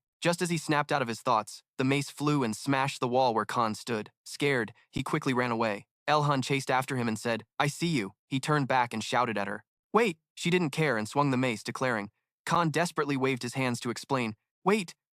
That's not fair. I just got here. Elhan coldly asked. Not fair, huh? You perverts dare say that? He tried to stop her. No, listen to me first. Elhan emphasized each word, her hand never stopping the mace's blows. I don't want to hear it. Khan nimbly dodged aside. He continued. Hey, you were sent here by the church, right? Then Khan shouted. I'm a pest from the slums but recognized by your side. Damn it. If you don't believe me, go ask Bishop Chair. The mace stopped just a few centimeters from his face. Time seemed to freeze at this moment, dust swirling everywhere. Suddenly, at the spot where Elhan and Khan stood, the ground cracked open. He held his breath, staring without blinking. Finally, she spoke. Slum pest. Huh. Elhan sat down opposite Khan and said, ah, so you're Khan. He frowned. his voice trembling. You know me? Just then, Si Joubert suddenly got up and shouted from the other side. Oh, Khan pointed at him. What? How is he still alive? I was sure I saw you snap his neck and use that mace to scratch his spine. Elhan calmly explained. When I hit him, I quickly cast holy magic on him. Even if you scratch their bones heal and they come back to life. Even if they can't move and look like they're about to die, they'll still be fine as if nothing happened. The thugs who woke up all held their heads, their eyes unfocused. Khan thought, these sickos, killing them isn't enough, but her holy power is enough to heal their wounds. Looking at Elhan's calm face, he pondered, who exactly is she? Although she's a very strong Iron Knight, she's not like this. If she came from a church this powerful, there's only one person. Before he could sink deeper into thought, she cut in. Ah, right. Do you know the one called Sir Leon? He took part in that conquest. Khan answered casually. Sir Leon? Oh, that kid? She tilted her head and repeated his words. Kid, huh? Behind the ancient building, a piercing, furious scream echoed like punishment. After a struggle, she sat down and made a condition. If you see him or know anything about him, let me know. After speaking, Elhan's face flushed red. She shyly explained, wait, you don't need to tell me about his hobbies or sleeping habits. That's rude, although I'm a little curious. Seeing Elhan's expression, Khan called out confused, huh? Then she clapped once, her eyes sparkling as she requested, all right, now take me over there. From start to finish, Khan didn't get a chance to speak his mind. He was surprised again. Huh? Elhan put her hand on Khan's shoulder, urging, let's go. He continued. Huh? Khan froze for a moment, thinking, what the hell is going on? What the heck? Not wasting time, she grabbed his shirt and pulled him forward. Elhan enthusiastically shouted, all right, straight to Ben.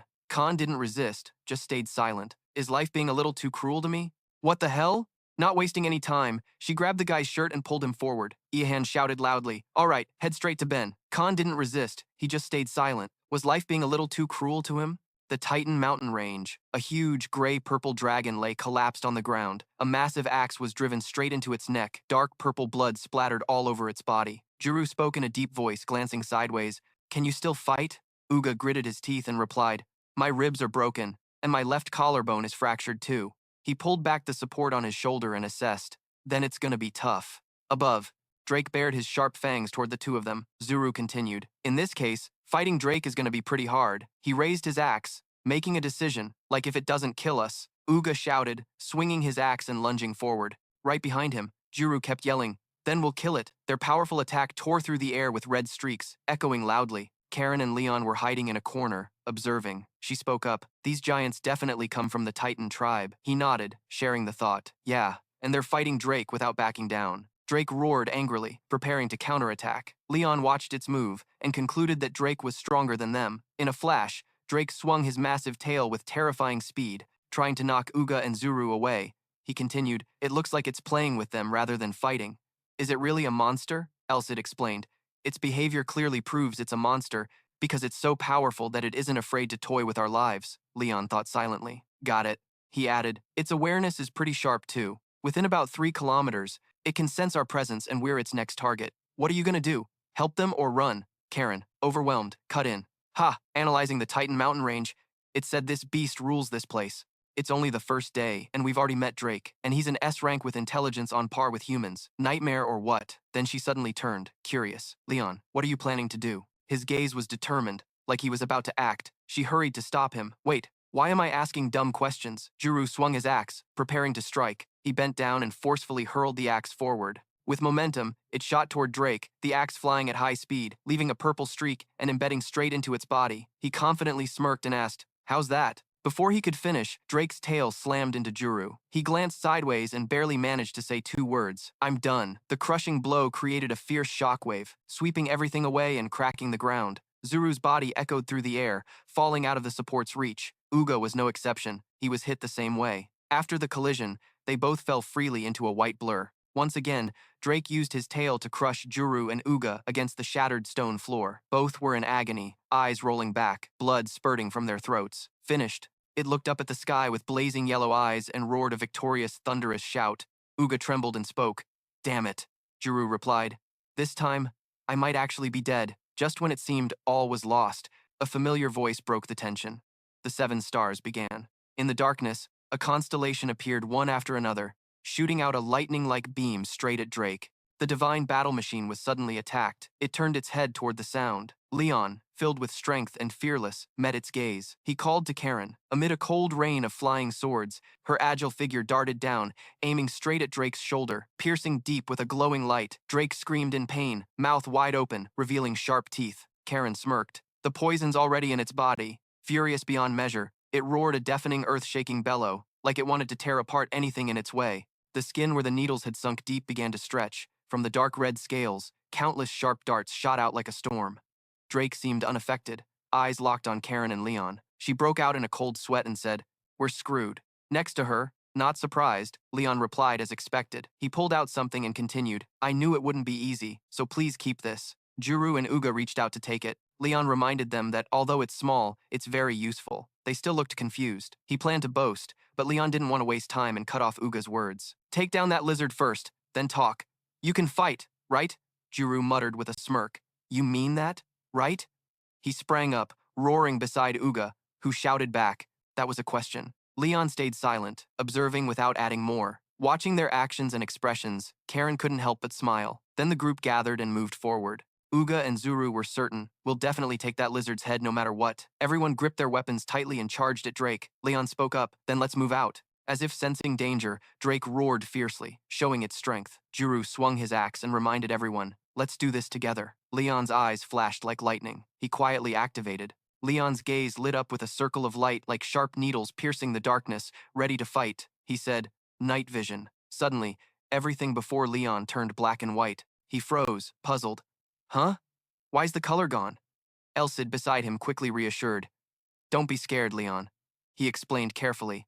"This phenomenon is only temporary, because your brain can't keep up with your movement speed yet, so you see time slowing down. If you don't train your vision, you wouldn't see anything now. Now's not the time to talk. Focus up." Leon seemed to get it a little, nodding. Right in front of him, Drake was crouching down, its wide mouth open menacingly and sharp claws threatening. Elsid reminded them to use this time to find a way to strike. He scanned its neck once, then Leon looked down at Drake's legs. He gritted his teeth, calculating. It has really strong defense. Karen and I both have to hit its vital points to stand a chance. "Damn, where is it? It definitely has a weak spot." There was one spot that caught Leon's attention. He whispered, "Most likely, it's the wing area." Leon kept moving upward, still undecided. Drake swung its tail forcefully toward them. The tail was about to strike, so he shouted a warning. "First, dodge its attack. Everyone, get out of the way!" Following the order, the whole group jumped out of the danger zone at once. Uga smirked. That was close. Someone behind agreed. "Yeah, if that kid hadn't warned us." Karen exhaled, sharing her thoughts. "It's too fast. I couldn't see where it was moving." "Thanks, Leon." Seeing everyone had put some distance, Drake jumped back onto the rock it guarded. In the thick smoke, Drake turned its head, its sharp eyes scanning the Leon group. Leon sensed trouble. He said, "It's different now, no longer playing around but trying to kill us." Suddenly, a burst of energy flared beside him. Karen was radiating deadly intent, fierce lightning crackling all over her body. She said, "That dragon changed its mind." Leon broke out in a cold sweat, thinking, she changed too. Amid the white smoke and blazing purple lightning, Karen sped toward Drake with cold eyes, summoning sharp swords swirling around her. With powerful hands, strong sword strikes poured out, aiming straight at it. Drake's eyes widened toward the sound,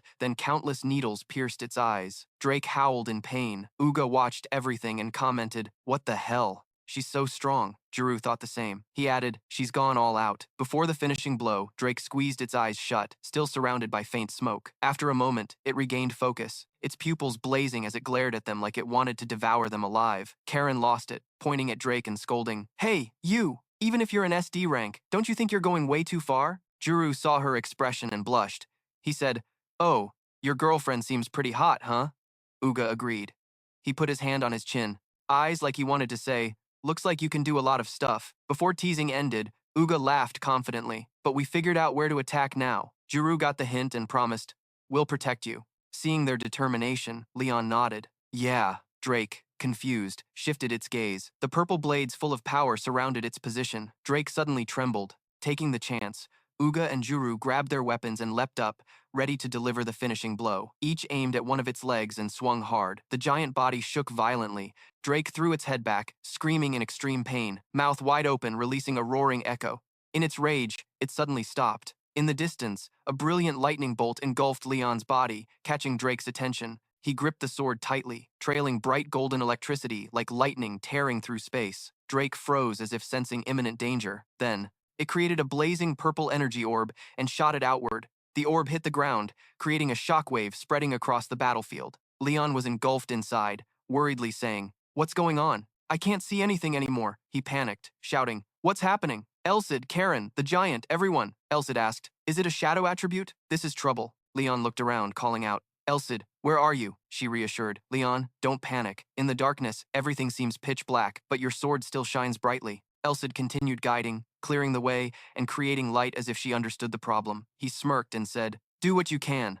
Leon shouted, "Divine battle technique." Third day, the 7 stars begin to focus their attack. Not sure how it happened, but now we've been transported somewhere else. Behind the window, warm sunlight streamed in. Leon weakly lay on the bed. He opened his eyes after a dreamlike haze. The first thing he saw was a vaulted ceiling. Sunlight shone brightly through the vents. He nervously spoke. "It felt like something was pressing close to his body," Leon shouted. "Huh?" Then he slowly glanced down. Lying next to Leon was Karen. She was peacefully asleep. Looking closely at who was beside him, Leon stammered and yelled, "Karen!" On the spacious double bed, he lay in a corner with a bandage wrapped around his exposed belly. Right next to him, Karen was sound asleep, unaware of anything. Leon was dizzy and groaned. "Where am I? What's going on?" Woken by his noise, she slowly woke up and asked, "Oh, Leon, you're awake?" He jumped up, startled, covering himself, saying, No, I can, but not right now." "Oh, I don't remember any of that," Karen calmly replied. "Oh, really? You don't remember what happened yesterday? That's kinda sad." Her cheeks suddenly flushed. Karen glanced away, shyly saying, "About yesterday, Leon, you were kinda out of it." Leon's face stiffened as he asked, "Out of it? What did I do?" Seeing his expression, she couldn't help but clutch her stomach, laughing. "What are you thinking?" Karen teased. "Dummy, you had a fever of 40 degrees yesterday." Leon broke out in a cold sweat, wondering, "Oh, you took care of me?" She nodded. "Yeah, I took care of you all night by myself." After saying that, Karen frowned irritably. "Damn it, Drake. Don't you remember anything? Your face didn't even change color, like you didn't recall a thing, just muttering." Then she slowly started telling Leon what happened. "After you hit him, Drake threw his head back and roared fiercely. His wide-open mouth flashed with blazing yellow lightning. Meanwhile, a tiny shadow collided with him and was blasted up into the sky. Then, he glared at the Leon group like he wanted to devour them alive. Karen said she wasn't sure if it was his survival instinct kicking in, but he looked way more aggressive than before. After his rage, Drake spewed a stream of scorching fire, creating a fiery storm that engulfed the whole scene. She went on to say, or rather, it seemed like after venting his anger, he flew off somewhere else. To be precise, finishing her sentence, Karen stepped forward, wrapped her arms tightly around his neck, and spoke sharply. "Hey, little hero." She grabbed his hand and pressed it to his head, complaining. "Do you know how long you were out after using your skill? Did you realize you could have fallen from that high up?" Leon gritted his teeth under her grip. "I'm sorry," Karen snapped angrily. "You almost died. Do you even know that?" After hearing the story, Leon froze like he'd just figured something out. Amid the sea of flames, Karen fearlessly dashed forward. Uga reached out, shouting to stop her. "Hey, young lady, rushing into the fire he just blew out is seriously reckless," Leon silently recalled. The only one. Her face was full of worry. Karen shouted, "Leon, remember that moment and keep thinking. Run and save me." Miss Jiang hugged Leon tightly when she saw him. Leon whispered, "I remember now." He smiled sincerely and said, "Thanks, Karen." She blushed and stammered, "Why are you suddenly saying stuff like that?" "That's obvious." A loud noise cut through the atmosphere. Zuru pushed the door open, excitedly saying, "Thanks, Karen." Uga next to him added, "That kid's awake now." In front of the two, Leon and Karen were sitting close together on the bed, looking suspicious. He quickly turned his face away, embarrassed, and said, "I told you, they're in love." Zuru nodded. "Got it." You and she realized they misunderstood and shouted out to explain, "Wait, it's a misunderstanding." Amid the clouds, the sunlight suddenly became dazzling and bright. Karen excitedly introduced, "Yesterday we got to know each other. This is Uga." He's praising Leon. "You're awesome, kid." She shifted focus. "This is Juru." He extended his hand toward Leon, saying, "Nice to meet you." Leon happily reached out to shake. "Nice to meet you. I'm Leon." His hand gripped like he wanted to crush Leon's hand. Leon broke out in a cold sweat, smiling awkwardly. That day, after dealing with Drake, Juru Vlan's shoulders felt very light. Karen eagerly told him, "Those guys are really strong." The giant wolves and all ran away when they saw them. On the way here, we didn't see any demons either. Leon's face turned pale, thinking it made sense. After getting settled, the group went inside to sit down. Uga started the story. "According to Karen, it seems you're looking for the giant king, right?" he answered softly. Yes. He put his hand on his chin thoughtfully, then gave his opinion. If you want to know about the king, I think you should meet the village's head chef. After saying that, Uga looked straight at him and asked, But are you okay now? Juru grinned and added, I think you should rest a bit. Seeing their expressions, Leon felt a bit confused. Finally, he answered honestly, I'm fine. Uga and Zuru grinned and said in unison, Really? Leon shrank back, pondering. What is this feeling? Uga asked. Then let's go. He nodded in agreement immediately. Yeah. Amid the thick smoke, Leon and Karen focused on the scene ahead. In front of them was an ancient town perched precariously on a steep cliff, with square-roofed houses stacked tightly together, bathed in soft sunlight, creating a majestic and unique landscape. Deeper inside, a voice exclaimed as Uga met an acquaintance and reached out to greet. Hello, the other replied. Uga, Zuru. Leon glanced around quietly and said, They're huge. Karen agreed. The Titan village they were strolling through. Leon suddenly stopped in shock and shouted. It was a black wolf lying on the ground, its eyes completely white, mouth wide open with a long tongue hanging out. Leon assessed it as a giant wolf. In the distance was another creature resembling a lizard. He thought it was W again. Many monsters lay scattered in a corner. Leon was deep in thought, and also the Chan. Monsters can destroy a small territory on their own. They've taken more than 10 lives, even up to 100. I faced one before. There are many A and S rank monsters. Karen suddenly shivered, looking down at Leon's feet. She reminded him that the mushroom he stepped on would cost 2 magic swords to buy. Elsid appeared and added, Titans are all very strong. Leon thought silently, I didn't expect them to be that strong. Although, he explained, their physique is like A and A plus rank goblins, plus they have intelligence and artistic talent. They're all warriors and hunters, capable of eliminating monsters below S rank on their own. After moving for a while, inside a dark cave glowing blood red, a giant beast skull with sharp teeth lay toppled. Inside its mouth was a raging fire burning fiercely. Uga introduced, We've arrived. This is the Titan's training ground, the Hell Hall. After finishing, the monster roared earth-shatteringly, spewing bright red flames. Ugh. Juru clenched his fists and said, Let's go in now. The chief is waiting for us. Leon froze and said to Karen, Sounds like there was a scream just now. Yeah, looking at this place, I don't want to go in at all. When the raging fire exploded, someone was thrown wildly into the air in a chaotic posture. Then they slammed hard onto the ground right in front of where Leon and Karen were standing. He gritted his teeth, thinking it through. Enemy or not? Before cutting off his thoughts, a figure calmly stepped outside. The person spoke.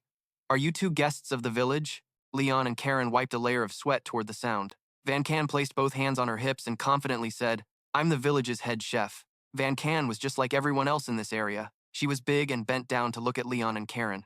He didn't blink, observing carefully. Judging by Van Can's appearance, Leon concluded he couldn't beat her. I can't beat her. Van Can clenched her fist, her bulging muscles swelling. She said, These muscles. With her other hand, Van Can did the same, then looked down and said, And these two. Finally, Van Can raised both fists, her face serious.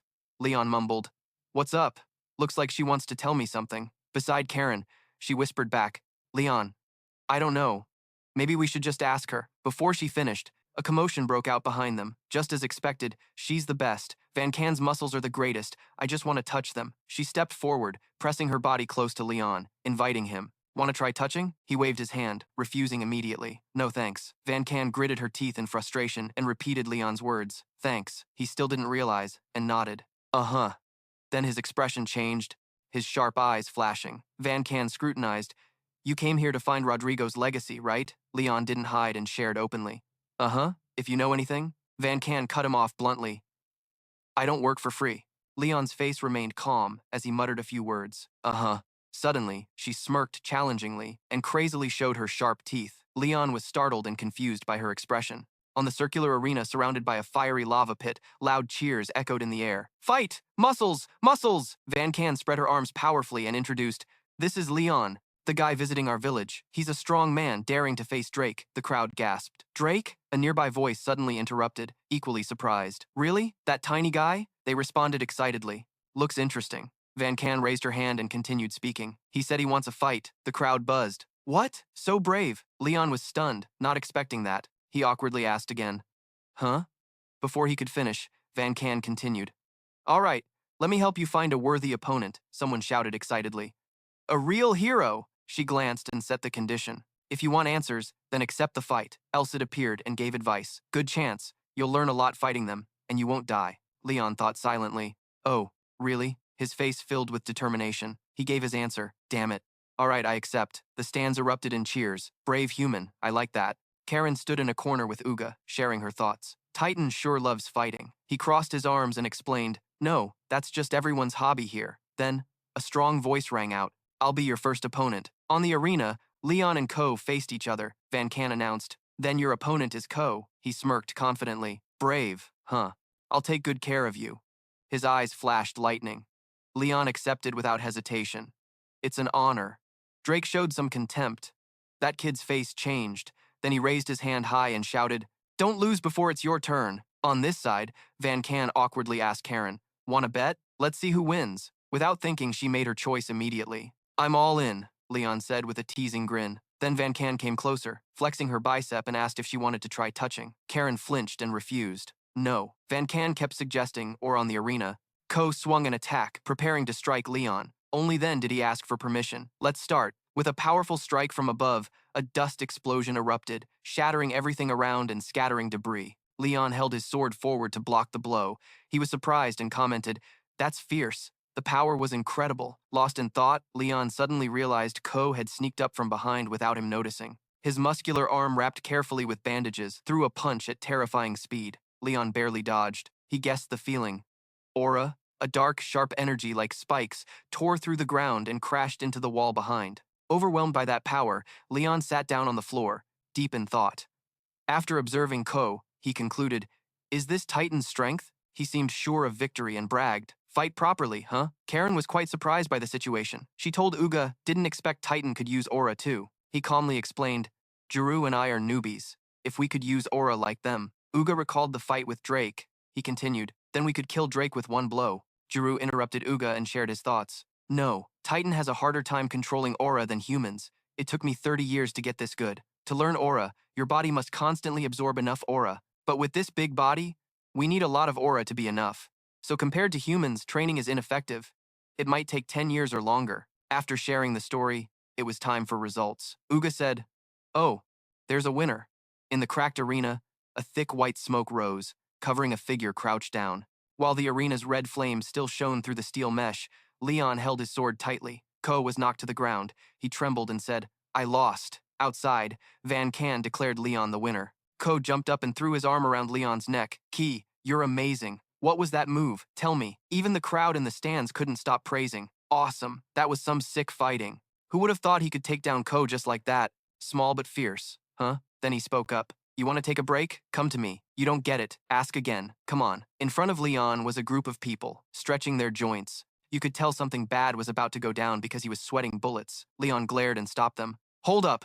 From the cave, a piercing scream echoed through the air. Night had fallen, the starry sky sparkling over the cliffside town. The faint lights from the big dome and houses lit up, breaking the cold darkness. Inside, Leon lay on the bed, trembling all over. Elsid frowned and said, 2 wins, 7 losses? That win rate sucks. Titan's not used to the distance you put between you. And you don't need to do that anymore. Got it? It stepped closer, angry and scolding. If you remember your flaws, you've won 6 rounds already, he shouted in frustration. This damn cursed sword is such a hassle. Elsid raised its voice. What? Leon and it faced off. You yelled. That body size is cheating. Who got me tangled up in all this mess, huh? Suddenly Elsid stopped and calmly asked, huh? Haven't I told you yet? Seeing its expression, you got curious. What? Elsid smirked and recounted. This happened 3 years ago. You taught Titan skills? It put its hand on its chin, confidently introducing, that was me. Leon was silent for a moment, still processing, then freaked out. What? Hundreds of years ago, among the snails, one refused to accept being a monster, so it asked the gods for help. If the gods agreed to this request, I vow to offer my life and willingly submit to all monsters. The goddess agreed. She gave them giant bodies and the ability to speak and think like humans. Finally, she granted them strong physical health and they were called Titans. After hearing Elsid's story, Leon shared, the Titan legend. I learned about it at the academy, but you teaching them? That's the first time I've heard that. Elsid? But how does that line up so perfectly? Lightning bolts crackled from it. Elsid suddenly lowered its voice. Its expression turned colder. Elsid answered, it's all because of that goddess. That idiot. Didn't expect it to say that. Leon was stunned and repeated, idiot? Old memories flashed by. Rodrigo spoke coldly. What the hell? Wait. He pointed across, cursing loudly. Hey, damn goddess. You caused all this mess but act like nothing happened? A pair of huge muscular legs stepped into Rodrigo's view. He muttered nervously, "Ha, seriously? These guys?" One pointed at him, speaking some weird language. The other stammered along. Rodrigo shouted helplessly, "I gotta teach them." Ending that thought, Elsid continued the story. "But looks like they're doing pretty well now. At first, they didn't even understand a word I said. So annoying. She said she's counting on you and left me there. Good deeds bring trouble." Leon grimaced like he totally got it. "Yeah, no way you'd do that willingly." It sighed. "Anyway, I did teach them pretty well." Proudly, it put its hand on its chin, because it wasn't granted wisdom by the goddess. In the human world, you could call it a genius. His sharp, serious eyes suddenly focused intensely, like a lightning bolt flashing in his head, drawing an undeniable conclusion. "The birth of the Titans," Elsid agreed. "Yeah, his name's King of the Titans. After I taught him, his skills got pretty good. After a few hundred years, he surpassed even the sword masters." Leon grinned. "If a Titan reaches swordmaster level, that's just insane." It seriously warned, "Now focus on facing Titan. You still don't have much experience." Leon raised his hand to observe, then spoke. "Yeah, that's true. What I can do now is," he suddenly pondered. "Before meeting him, I kept training to improve myself. Rodrig's will is kept by the Titan King and passed down to me. I need to prove I'm worthy." Leon clenched his fist, determined, telling himself, "Worthy here means physical strength." Scene change. In the dense forest, lightning flashed all around. A voice spoke, "These guys are so reckless." Elahan frowned, complaining irritably, "We should chop trees for food instead of robbing poor people." Khan stood silently listening as she nagged. On the ground, a bunch of people Elahan handled lay scattered. She shouted, feeling ashamed for causing chaos at the city gate. Suddenly remembering something, Elahan turned and asked the guy, "Ah, you said I'm here, right? Where exactly is this?" Kong pointed behind and said, "Go see for yourself." Her eyes lit up as she headed toward his direction, happily saying, "Finally here." Before them was a large ancient city surrounded by massive stone walls, shining under the morning light. Elahan cheered. "The city of freedom stands strong." After walking a bit, the two reached the sturdy city gate, where a golden eagle crowned with a majestic crown guarded above. Looking inside, she said excitedly, "Wow, this place is so crowded." Then Elahan shared her thoughts. "It's great, but if the city's bottleneck phenomenon happens here, this crowded place will be seriously destroyed."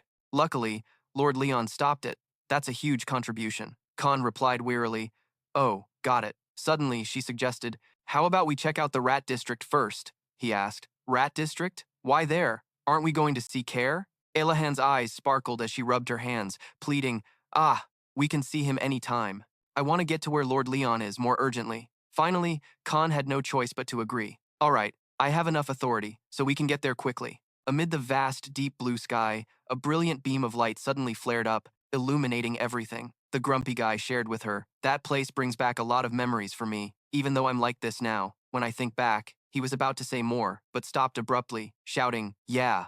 The red-tiled roofs and gray stone walls of the city appeared clearly. Flags bearing bird wings and crowns fluttered in the wind. Khan couldn't believe his eyes. "Huh? This is the slum area." He recalled the dirty man sitting by the roadside judging people. This dark and gloomy place was also full of thugs and ruffians gathering together. Now, everyone was freely strolling happily through the alleys. Khan wondered why it looked so bright. After a quick look around, he shouted in panic, "My hideout!" In front of him was a building decorated with colorful patterns. Khan said, "Why has it turned into an orphanage?" He slumped and turned back. "Let's go." Elahan hurriedly ran after him, shouting, "Khan, wait for me." Under the blazing sunlight and sparkling dust in the air, a stately old brick building with pointed architecture and a flag bearing the golden bird symbol appeared, nestled among lush green trees.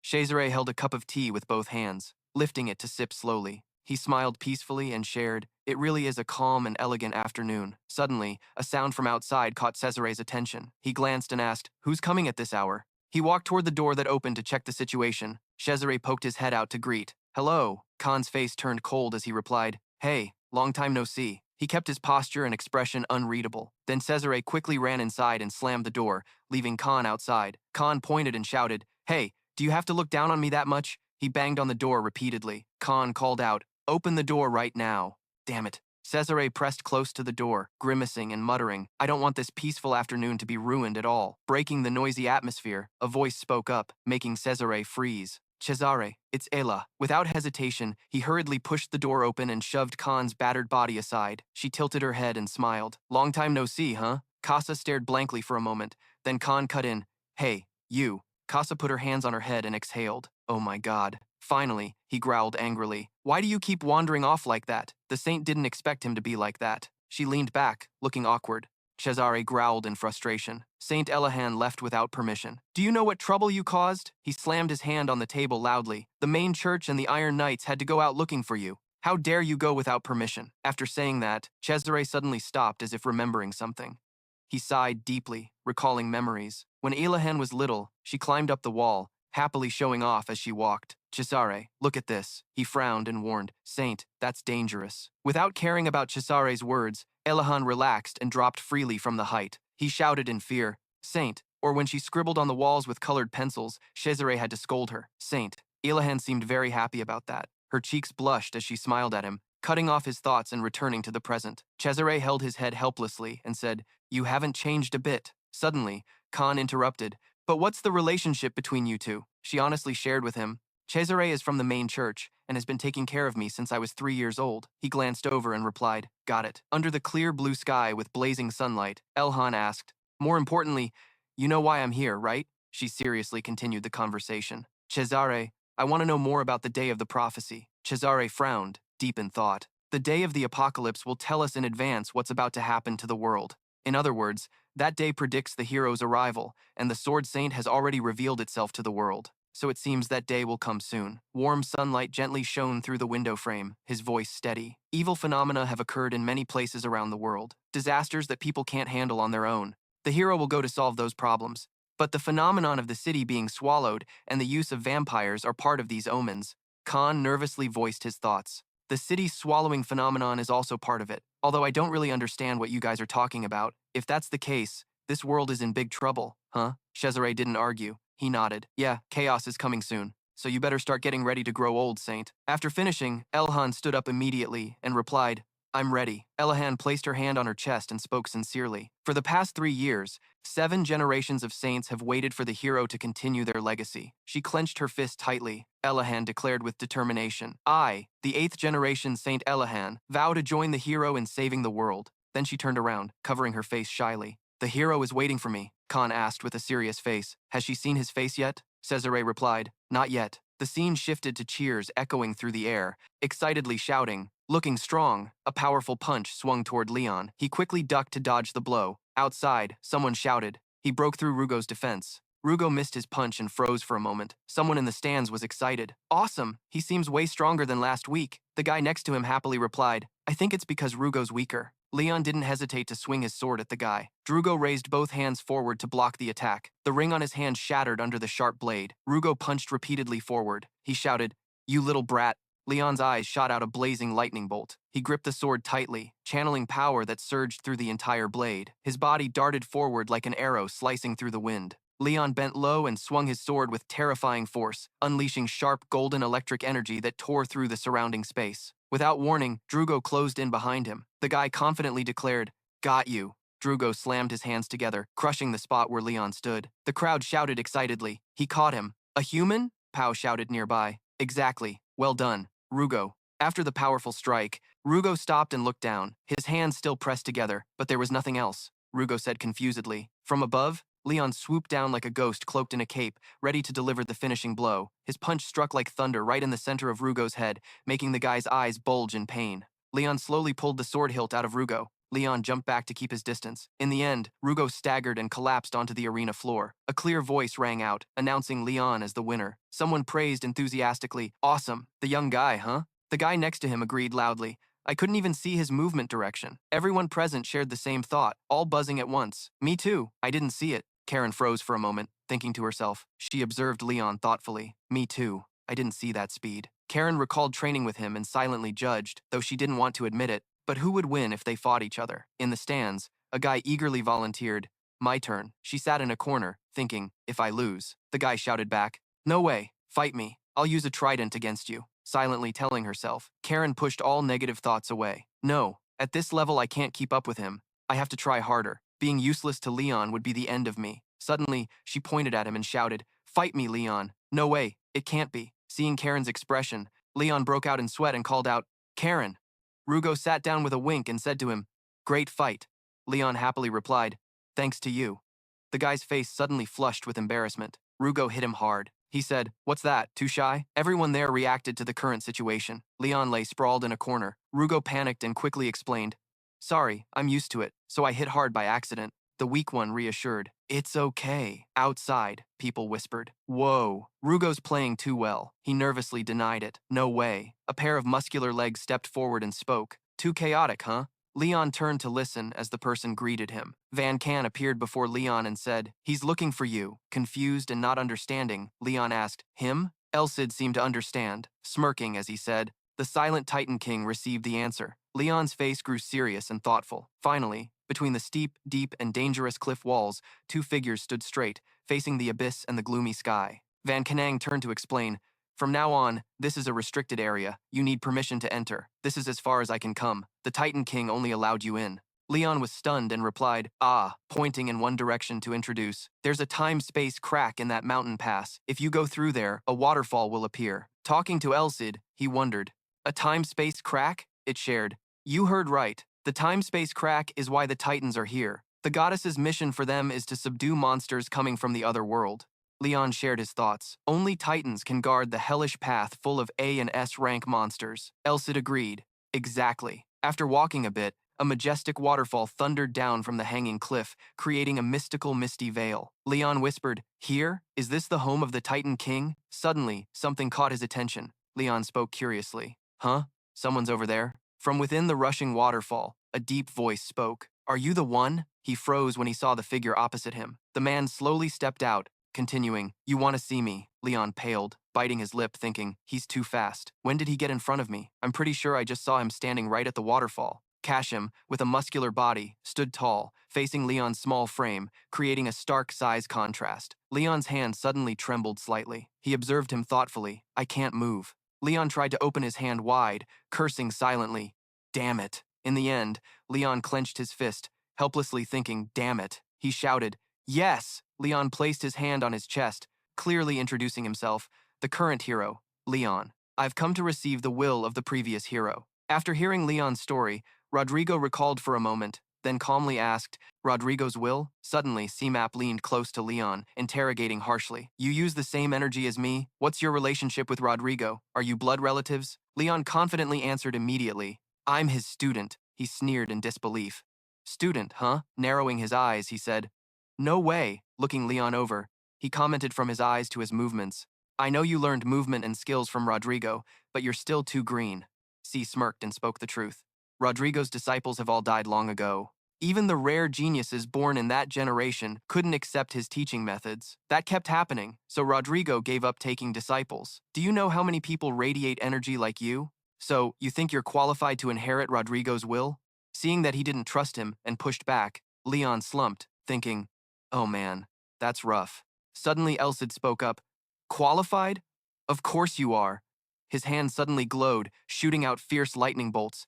Ka suddenly shouted, "That voice!" It flew right in front of him and continued, "Yeah, it's me." CM leaned close to Elsid, curious. "What's this about?" It reminded him. "Leon, pick up your sword." Leon obeyed, raising the sword high. "Huh? All right then." From the dim light, Rodrigo's image appeared. He smiled and greeted them. "Long time no see, huh?" Cum said. "About 300 years, right?" CM's body seemed to radiate as he hissed. CM's massive shadow suddenly engulfed Rodrigo below, and in that moment, the light from his deadly punch exploded like a blazing star. CM roared at Rodrigo. On the jagged mountain peaks, shrouded in mist, only towering rock formations pierced through the gray clouds. A terrifying power suddenly burst forth, forming a dark, sharp spike that shook the barren mountain summit. After the earth-shattering attack, he and Rodrigo stood facing each other, alert and ready. He spoke first. "You need to train for a few thousand more years." Cum saw Rodrigo assessing his own strength and gritted his teeth, cursing, "You bastard!" Leon, who had been watching from outside the whole time, held the sword trembling in his hands and whispered, "I'm not gonna die, right?" Suddenly something rushed close, making Leon turn his attention. His eyes burned with murderous intent as he growled, "I'm gonna kill you." He hurriedly stopped him. "Wait." A more violent shockwave exploded again atop the mountain, forming sharp energy spikes. Throwing dust and rocks into the air, he shouted loudly, "Rodrigo!" After the terrifying blast, the sky dazzled under the blazing sun, with only tiny fragments floating, proof of the power just unleashed. Ka exhaled deeply, observing the aftermath of the explosion. A lingering power still surrounded him. Finally, CM approached, extending his hand sincerely. Sorry for causing a scene in front of you on our first meeting. Elsid commented, honestly, you're pretty hyperactive. Leon was startled and replied, no, I'm involved in this. He softly asked, can I call you Lord Cum? He frowned, leaning close to Leon. What did you say? Lord C, huh? Leon shrank back in fear, thinking, no way. C raised his hand, rubbing his eyes, sharing honestly. I don't want to admit he's my master, but anyway, I'm no longer his disciple. He spoke seriously. I want to clarify something. Rodrigo was Leon, who watched him closely, confused. After a moment, he frowned and concluded, crazy bastard. C happily slapped hands with Leon. From now on, you're my first and only bro. Just call me bro. He agreed immediately. Yeah, he cheerfully guided him. All right, let me teach you, bro. That cave behind the waterfall. Leon nodded in agreement. Yeah, bro. Elsid watched the two, cursing silently. Those idiots disappeared deep into the cave, one big and one small. Cum pointed. All right, this way. Stepping inside, dazzling light from a crack in the rock wall shone down into the dark cave, creating a shimmering waterfall and illuminating the withered golden bushes growing along the edge. Leon suddenly exclaimed, whoa, who knew there was such a majestic cave behind the waterfall? The two looked toward a mushroom bush. He spoke, that bastard planted herbs and plants to keep himself strong. Then CM shifted his attention to golden-leafed plants. These plants have lived for about 300 years, so they're very effective. He pointed behind and continued, and this pile of books. Leon glanced back, curious about CM. Oh, what are these? He explained. When Rodrigo was here, he hurriedly read through all these and then tossed them aside, martial arts books, teaching how to use aura and train physical strength. We didn't study that stuff, but we learned a lot from it. After hearing the story, Leon asked, so bro, this is Rodrigo's will, right? Elsid, who had appeared beside Cum without Leon noticing, reminded, Qasim, I need you to remember to control your power, avoid hitting his head and heart, okay? He agreed. I'll be careful and do my best. Witnessing their conversation, Leon sensed something was wrong. He spoke up. Wait, bro. Elsid, what are you two talking about? Elitis smiled slyly. Leon, from now on you'll learn telesis. That's my will. A huge question mark popped up in Leon's head. He was still dazed. Wait, what? The will is telekai, Sisha? Leon broke out in a cold sweat, asking, wait, what's going on? C spoke gravely. There's only one way to learn telekinesis. After using up all your stamina and aura, you'll realize it after facing death many times. It's that simple, he growled close to him. In other words, I'll be the one to bring you face to face with death, Leon stammered, a bit scared. So if that happens, he suddenly shouted to stop him. Wait, Leon yelled. Karen, I'm counting on you. She ran back toward him. Karen called out, Leon, wait. She pulled out weapons to fight off the monsters. Karen kept calling, hold on, Leon. She gritted her teeth. Frustrated, she couldn't keep up with Leon's skills. Slash! Fresh blood splattered behind her. Karen froze, turning toward the sound. Sharp claws pierced Leon's body. He weakly called her name. Leon struggled to finish his sentence to Karen. Tears welled in her eyes, her voice trembling. No, Leon, no. Tears streamed down her face as she blamed herself, thinking if only she were stronger. Then Karen jumped up, shouting, Leon! Bright light from outside pierced through the metal-barred window. Karen's voice trembled. No, Leon, no. Tears streamed down her face as she blamed herself, wishing she were just a little stronger. Then Karen jumped up and screamed, Leon! Bright light from outside pierced through the metal bars on the window. She sat on the bed, dazed, whispering, dreaming. Under the high sky and drifting white clouds, a sturdy architectural structure with a wooden dome and solid stone walls of a fortress or stronghold appeared in the vast space. Karen was carefully cleaning the sharp darts. Then she sat down in a corner thinking this wasn't enough. I have to be stronger. The coffin keeper, the advanced assassin, the slum ruler, so no one dares to challenge me. If someone equal to me shows up, I'm sure I'll beat them. Even if they are stronger than me, I can still handle them.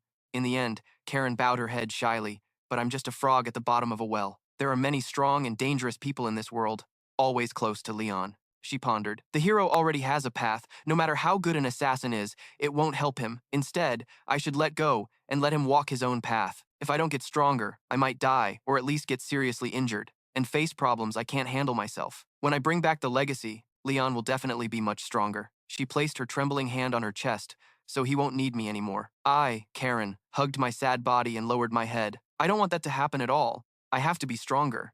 But since becoming an assassin, I haven't trained anymore. No, even if I try to train, it's meaningless because I've already exceeded my physical limits. I stopped training because I don't have any hidden skills. She raised her hand to admire. Is this the limit of someone born to be an assassin? I don't know how to make myself stronger. Lost in negativity, a knock on the door cut through, bringing Karen back to reality. A familiar voice called out, Karen, are you in there? She happily ran toward the door and called, Leon, you're back. Leon seemed to have lost a few pounds, his face gaunt, body frail. Karen was startled and exclaimed, What's up? He spoke softly. Ah, Karen's here. Observing Leon, she wondered, What are you holding? Leon looked down at the items in his hands and introduced, Ah, some herbs that have been grown for over 300 years. With the martial arts book personally compiled by Rodrigo, Karen was stunned. Rodrigo? So that means? She cheerfully guessed. Is that what Rodrigo left behind? Awesome. So you inherited the legacy? That's so cool. Leon, you've improved a lot since the beginning. Great job, Leon.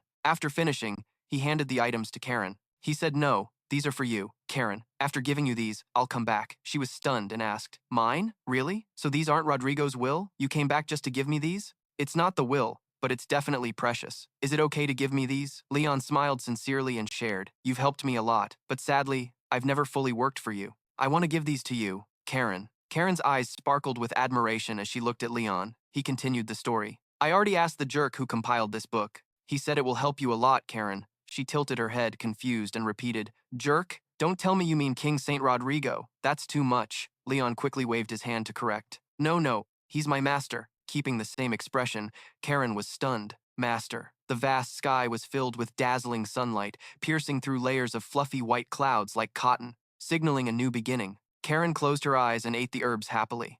She recalled Leon's words, I'll be with my master for a while. If you don't see me in the next few days, don't worry. See you later. Karen watched his back as he walked away, thinking, he said he won't die. She remembered his expression then. Leon smiled and reminded, enjoy it slowly. Karen blushed and relaxed. I'll savor this. So comfortable. After a while, she curiously spoke. Maybe his master is the silent Titan King. I'm dying to know what's going on. Anyway, this book is mine. Should I try reading it? Karen looked down at the notebook on her lap and read the title, The Sunset Dance of Souls. She flipped through the pages while reasoning about those with shadow or ghost attributes. Karen stopped. At one page, tiny lights floated up into the air. She opened her eyes wide to observe and said, This is Karen, thinking silently, awesome. This is really a turning point. Just learning half of what's in this book.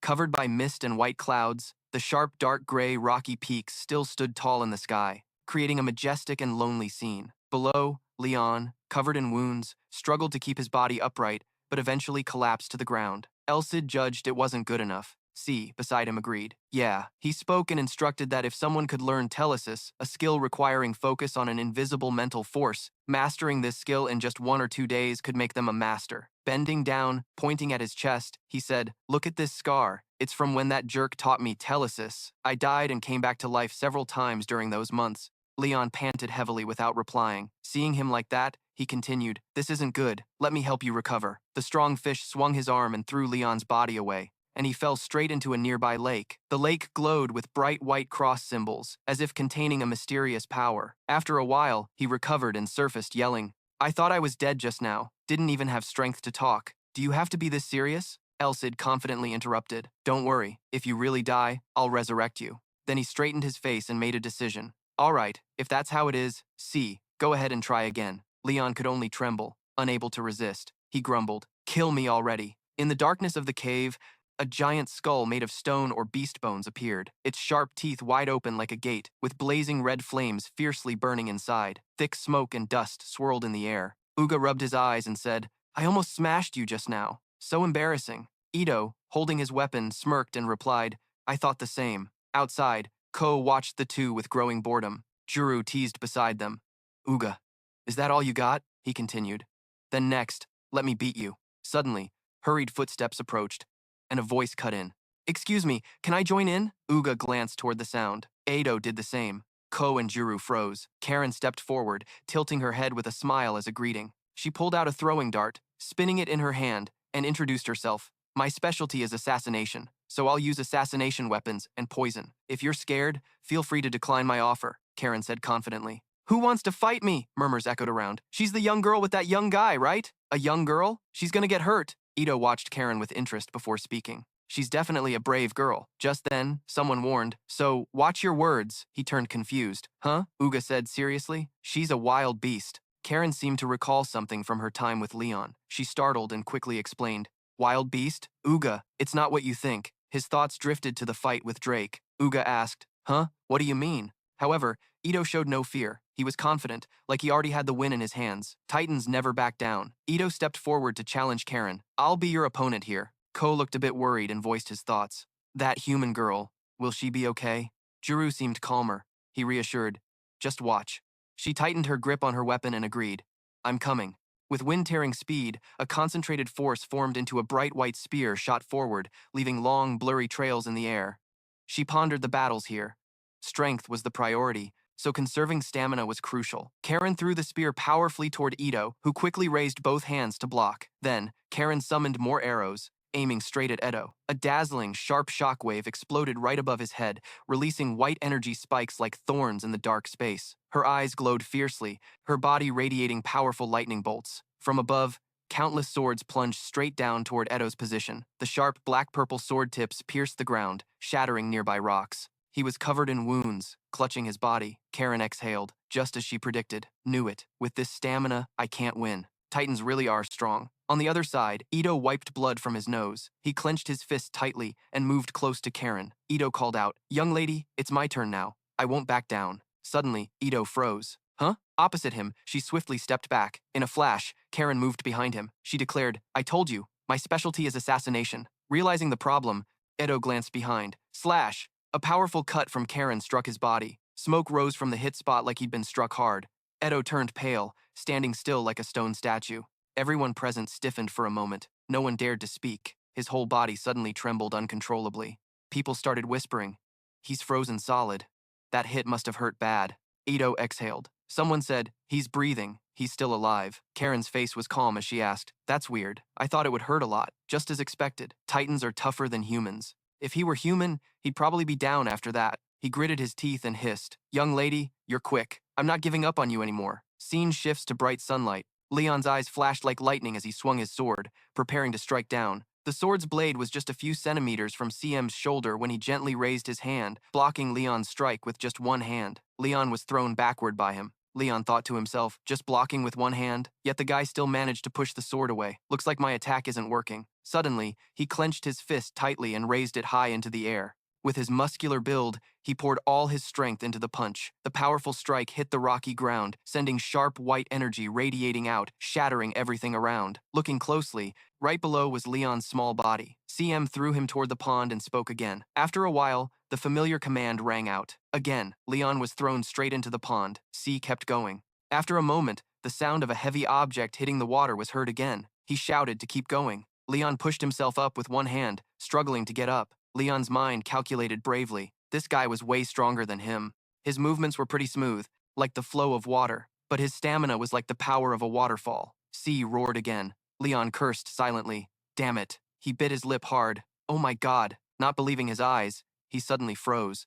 Huh? Leon's wet hair suddenly stood straight up. His face showed clear tension and iron will, with his golden eyes flashing lightning, showing he was focusing all his energy to prepare for a counterattack. Elsid, sitting beside C, said, all right. Elsid smirked and exclaimed, not bad. Observing Leon for a moment, he commented, so, can we finally say he has some willpower? Stand up straight and speak up once more. Just as he finished speaking, without knowing when, CM suddenly dashed up right behind Leon. He leaned down close and whispered to him, don't let your guard down. By the time he realized it, it was already too late. Chasm launched a fierce strike, aiming Leon straight at the opposite cliff. After the hard impact, he collapsed, covered in wounds. C watched, breaking out in a cold sweat, and asked, did I just kill him again? Elsid was similar. He spoke up. This time, he might actually be dead. Leon's weak body was crawling toward the lake, leaving a trail of blood on the ground. He groaned. Oh man, lucky to still be alive. He dove into the water like he was used to it. Chasm checked in. Hey kid, you okay?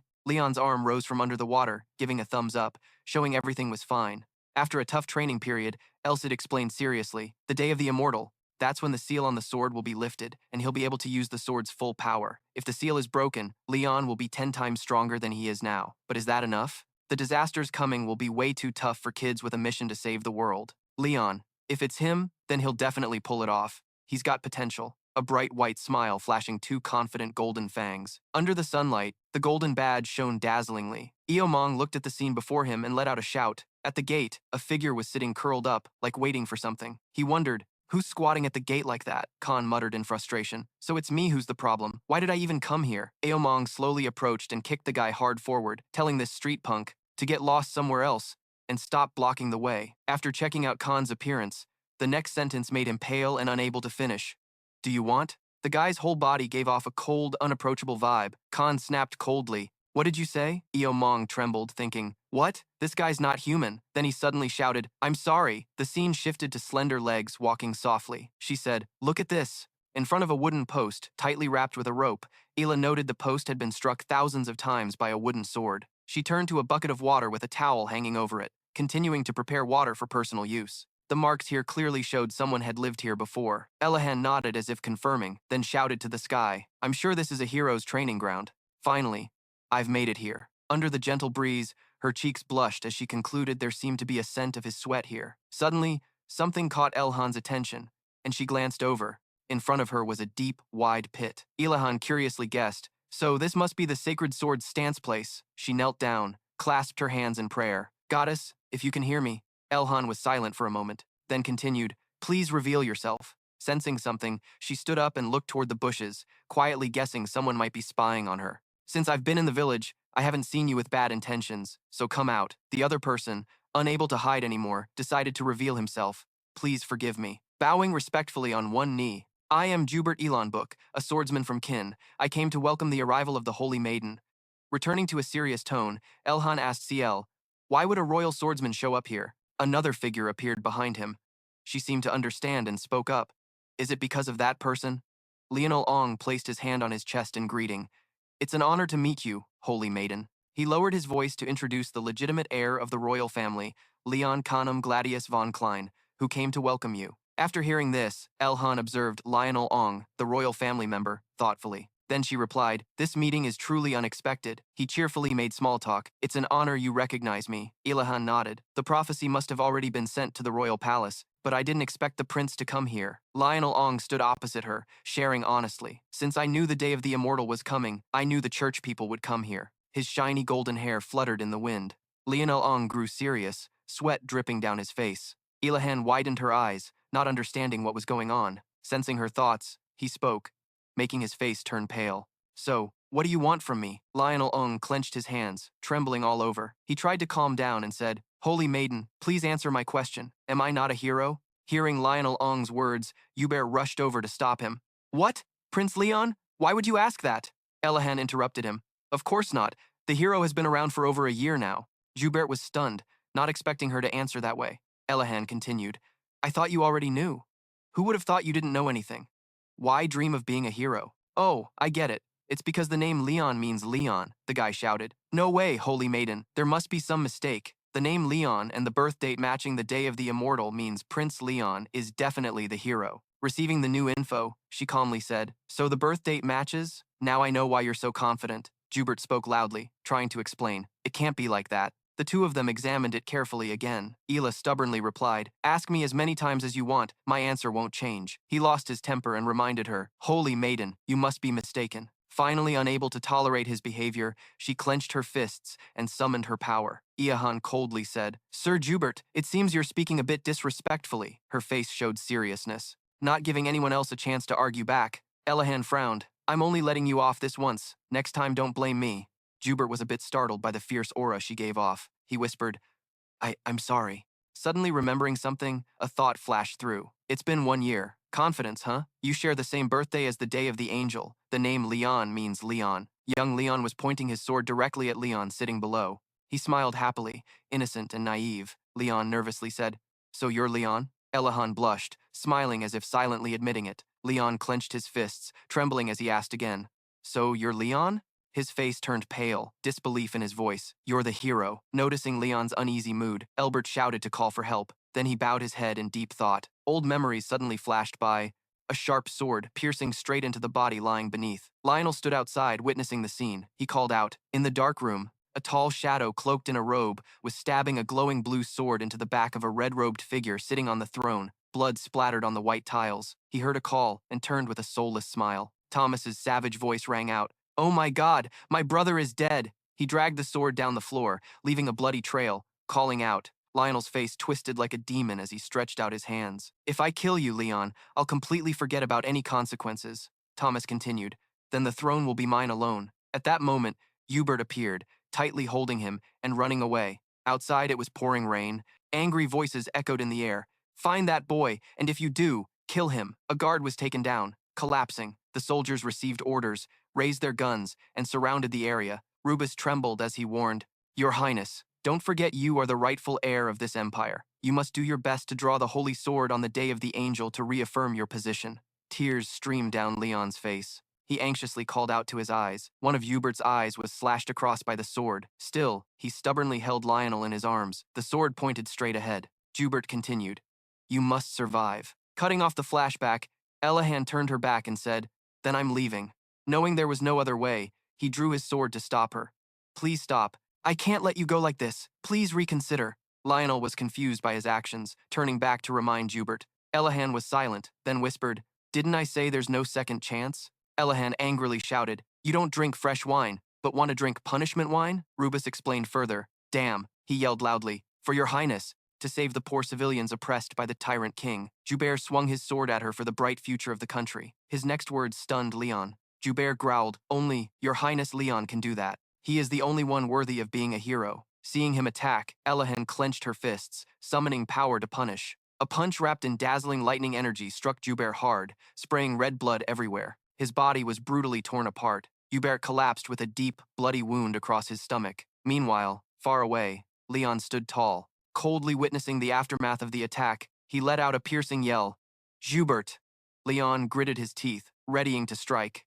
He stared at her with hatred. Then Leon ran as fast as the wind to Elahan's side, his face twisted with extreme rage, teeth clenched, eyes blazing. White lightning shot from his temples, showing an explosion of power and emotion. She raised a hand and lightly struck. Leon's sword shattered into pieces, flying through the air. She coldly said, "Your attack doesn't even scratch me, but your speed is pretty good." Hearing this, he just frowned without replying. Then Leon shouted loudly, "Shut up! Why do you kill so lightly? And you dare call yourself a saint?" "Rubus is like my father," Elahan pointed and smiled calmly. "But he's already dead," he replied in surprise. "Huh?" She pointed behind him, reminding, "Look." In Leon's line of sight now was Joubert, fully intact, as if no fight had just happened. A serious voice spoke up. "Your Highness Leon, between the throne and the hero," she calmly asked. "If you could only choose one, which would you pick?" Leon froze at Elahan's question. She continued, "If the CL clan is the source of all disasters, what would you do? Do you think you can treat royal family members and commoners fairly? More importantly, before ascending the throne, are there other things you would prioritize?" Then turning her back and walking away, she casually concluded, "That alone shows you don't meet the criteria to be a hero. Goodbye." Leon was still stunned, standing there as if reflecting on everything that had happened. Scene change. Speaking as if praising, "You did it." He placed a hand on a rock, looking at Leon, happily saying, "Congratulations, congratulations. You seriously went through this harsh training and now you've reaped success," he whispered. "Master," C calmly reminded, proudly, "you did what others have to train for over 100 years to achieve." Leon smirked, gaining confidence, replying, "Thank you." Ending the conversation, the two turned to look at Elsid. It was startled and puzzled. "What? Looking at me? Want me to praise him?" He cursed. "What a bastard," Biggest said to himself. Elsid shouted, "Really? These guys?" Then it changed direction. "Well, you finished earlier than expected." Leon, suddenly called by name. Leon suddenly spoke. "Huh? Finishing early has a time limit too?" Elsid lowered his eyes and reminded him, "Did you forget? Tomorrow is your birthday, but it seems like you don't really care about that." Leon replied casually, "Birthdays aren't that big of a deal." After saying that, he suddenly gasped. Looks like he remembered now. Elsid laughed with delight. "Exactly. Tomorrow is your birthday, the same day as the Celestial Guardian." Ellis continued sharing. "Did you think I was rushing you to practice telesis for no reason? After finding the saint and lifting the seal, recovery time has improved significantly, so it won't overwhelm your mind and body." Thinking back on everything he'd been through, Leon's face paled and a thin layer of sweat appeared. He asked, "So that's good? Should I be happy?" Night fell, swallowing the rugged Rocky Mountains into darkness, with only a few stars twinkling on the deep blue sky full of mist. Elsid glanced and reminded him, "It's late. Let's get started." Leon looked straight ahead and nodded. His eyes sparkled as if wrapped by the universe, glowing purple with shimmering specks like stars holding an indescribable power or mystery. In the starry night sky, two opposing celestial bodies shone together, a blazing fireball like the sun burning fiercely. Next to it was a large, pale yellow moon, creating a magnificent cosmic scene. Blinding cross-shaped beams of light poured down from the night sky, forming giant columns piercing through the darkness, illuminating the jagged rocky mountains. Amid the deep blue scene filled with white clouds, Leon hovered, clearly reflected through a transparent surface like glass, creating a surreal feeling. He looked around, confused, and spoke. A mysterious voice echoed, "Hello, Leon." The sunlight shone down, forcing him to raise his hand to shield his eyes from the glare. Before him, Catherine appeared with golden, shiny hair, wearing a pure white dress and radiant wings behind her. Her face was covered by a powerful glow. Suddenly, Leon covered his face and collapsed, tears streaming down his cheeks. He covered his mouth and said, "Am I crying?" She smiled at Leon. Catherine spoke, "High ambition beats thick determination. Don't give up just because the waves are rough." He noticed the change but was a bit surprised. His fingers were gradually regaining sensation. "This place is my home." She reached out her hand. "Nothing can hurt you. It hasn't been allowed by me." "All right, lift your head." Leon obeyed, softly calling, "Goddess." "The goddess." Catherine lowered her eyes, then bowed her head. Pleased to meet you." Leon observed the faint figure ahead, thinking about that white shadow. Does the goddess really look like that? She read his thoughts and answered, "To see the goddess's face, you must belong to the divine realm." Leon's cheeks flushed red, embarrassed, scratching his head. "Sorry." As if realizing something, Catherine covered her mouth and explained, Leon, I don't mean you have many flaws." She quickly waved her hands. "If you weren't like Rodrigue, normal eyes wouldn't be able to see the goddess's face clearly." He nodded. "Ah, got it." She read his mind? Catherine didn't deny it. That's right. The first time Rodrigo met her, he looked straight into her eyes. Rodrigo put his hands on his hips, frowned, and asked, "Are you the goddess?" Judging by his expression, she commented he was definitely a kid with zero cuteness. Suddenly remembering something, Catherine wondered, "Oh, right. Leon, listen. Even high mountains have paths to climb. Even dangerous roads have ways through. Got it? Isn't that right?" Then she clasped her hands in front of her chest. Leon smiled quietly. "She's so cute. Now I understand why Elsid said the goddess is a bit goofy." Catherine blushed and shouted, "I'm not stupid." Leon quickly covered his mouth. "Sorry, she can read my thoughts." After chatting for a while, she spoke to end it here. Before leaving, Catherine dropped a reminder. "Leon, this path isn't a burden you have to carry." She spoke seriously. "If you don't want to continue on this path, just tell me now. This path is full of hardships. Every step you take, your feet will be covered in blood. It's not too late. If you want to live a normal life, I can turn back time and make your life peaceful." After hearing her sincere confession, Leon spoke. "Goddess," he shared. I'm not special or extraordinary. I was born ordinary and I hate my life. I'm obsessed with self-loathing and a useless kid.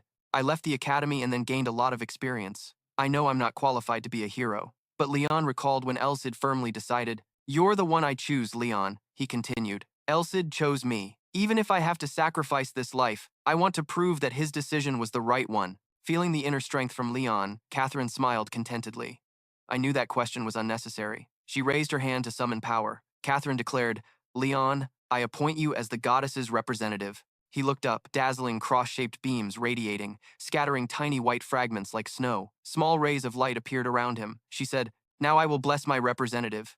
On Leon's left chest appeared a symbol shaped like wings, Catherine explained. "The Knight's Mark, the power to fight evil in the world. This power can help you, and can also transform energy from the sun and moon." On the right chest appeared a similar symbol, she continued. "The Purification Mark. This power gives you the ability to detoxify, break curses, and eliminate infections." A pair of glowing wings appeared faintly on his forehead. Catherine continued.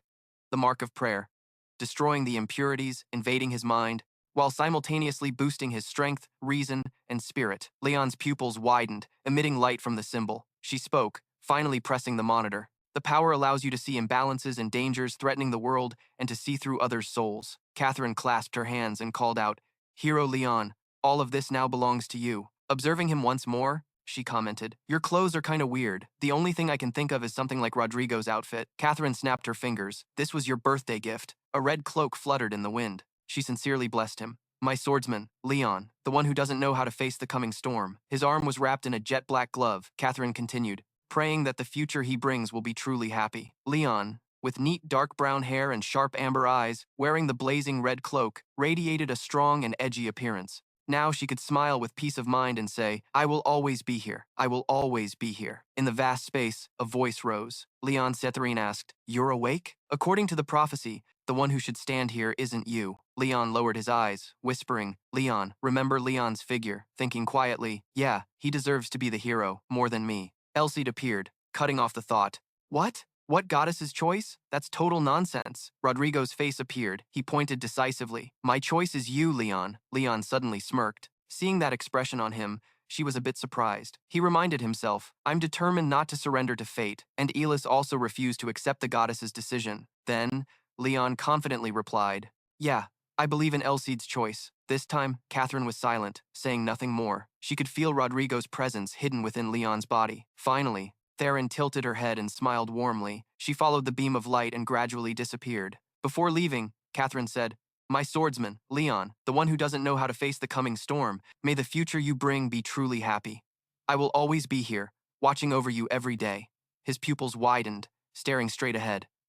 Under the dazzling sunlight, Leon spoke, Let's go. But he was falling freely from high above. Leon still hadn't figured out what was happening. He wondered if he was in the sky. After realizing the situation, Leon shouted loudly, Wait, goddess! Hearing the loud noise, C and Elsid were startled and turned toward the sound. It laughed and said, You're heading back pretty fast. He lifted his body and exhaled. Oh man, I thought I was dead. Elsid stepped in front of Leon, greeted him, happy he was back. Leon cheerfully replied, I'm back. Elsid's system displayed his name and hero rank trainee. Level 59, Stamina B, Strength A, 2+, Agility A, Aura A, 2+, Advanced Sword Skill, Level 8, Rodrigue's Vision 8, Perfect Martial Body, Advanced Aura User Level 9, Sword Magic Technique, 7-star Northern Start Level 4. It placed a hand on its chin, praising, Not bad, plus you got 4 more seals. That dumb woman gave you quite a lot. Leon focused on the info, whispering, Is that so? Then he curiously turned to Elsid, How many did you get before? It answered honestly, Nothing at all. Receiving the answer, he froze as if understanding. Yeah, makes sense. Seeing his expression, Elsid called out, From the seals Theron gave, they suddenly glowed, radiating power. It assessed that it was brimming with strength. Leon raised his hand and nodded. Got it. He lifted his hand to admire the surging power, silently judging himself as overflowing with strength. Leon clenched his fist, feeling like he had been reborn. C stepped forward, baring his teeth, and said, Congrats, Leon, this is your birthday gift. Without hesitation, he threw a powerful punch at him. Leon swiftly dodged to the side, narrowly avoiding the blow. C glanced, tracking his silhouette. Leon explained, Huh? I saw it. Elsid excitedly shouted. After the clash, Leon jumped back, keeping distance from him. Leon slowly drew his sword, confidently sharing, I'm sure it's out of my sight. Frowning, he emphasized each word. You've changed. But that cloak looks like the one that bastard wore. He gritted his teeth and honestly said, I hate it. Knowing he was about to strike again, Leon's eyes focused straight ahead, not missing a second. Then CM roared and threw a punch at him, declaring, I will kill you. A powerful white light like a laser shot out, tearing through the air and rushing straight toward the cliff ahead, causing a violent shockwave. Unlike before, after the dust cleared, all he saw was a pile of shattered rocks with no sign of Leon. Leon tilted his body and glanced to the side. A short distance away was the cliff wall, with a huge pink hole shaped like CM's powerful punch.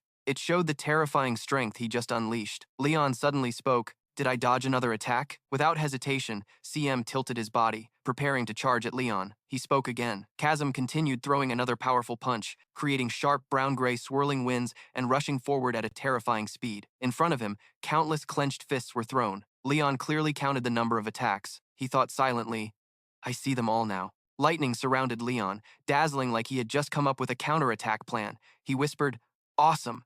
Leon lifted his leg, ready to fight, reminding himself to just dodge. Then Leon stretched and twisted like a blazing golden lightning bolt, continuing to dodge Silent's strike. As he closed in on him, Leon tightened his grip on the sword and let out a shout. He poured all his strength into the slash, his body wrapped in a brilliant white electric current, delivering a decisive blow right in front of him. Leon silently called out, Here it comes. Damn. Before he could finish, Silent grabbed him like an object. Calmly, Silent looked at Leon and said, Enough. If you want to defeat me, you're still 30 years too early. Leon recovered his composure and whispered, I forgot, Master. Thanks for the birthday gift. Silent sat down and released him, sincerely continuing, Congratulations again.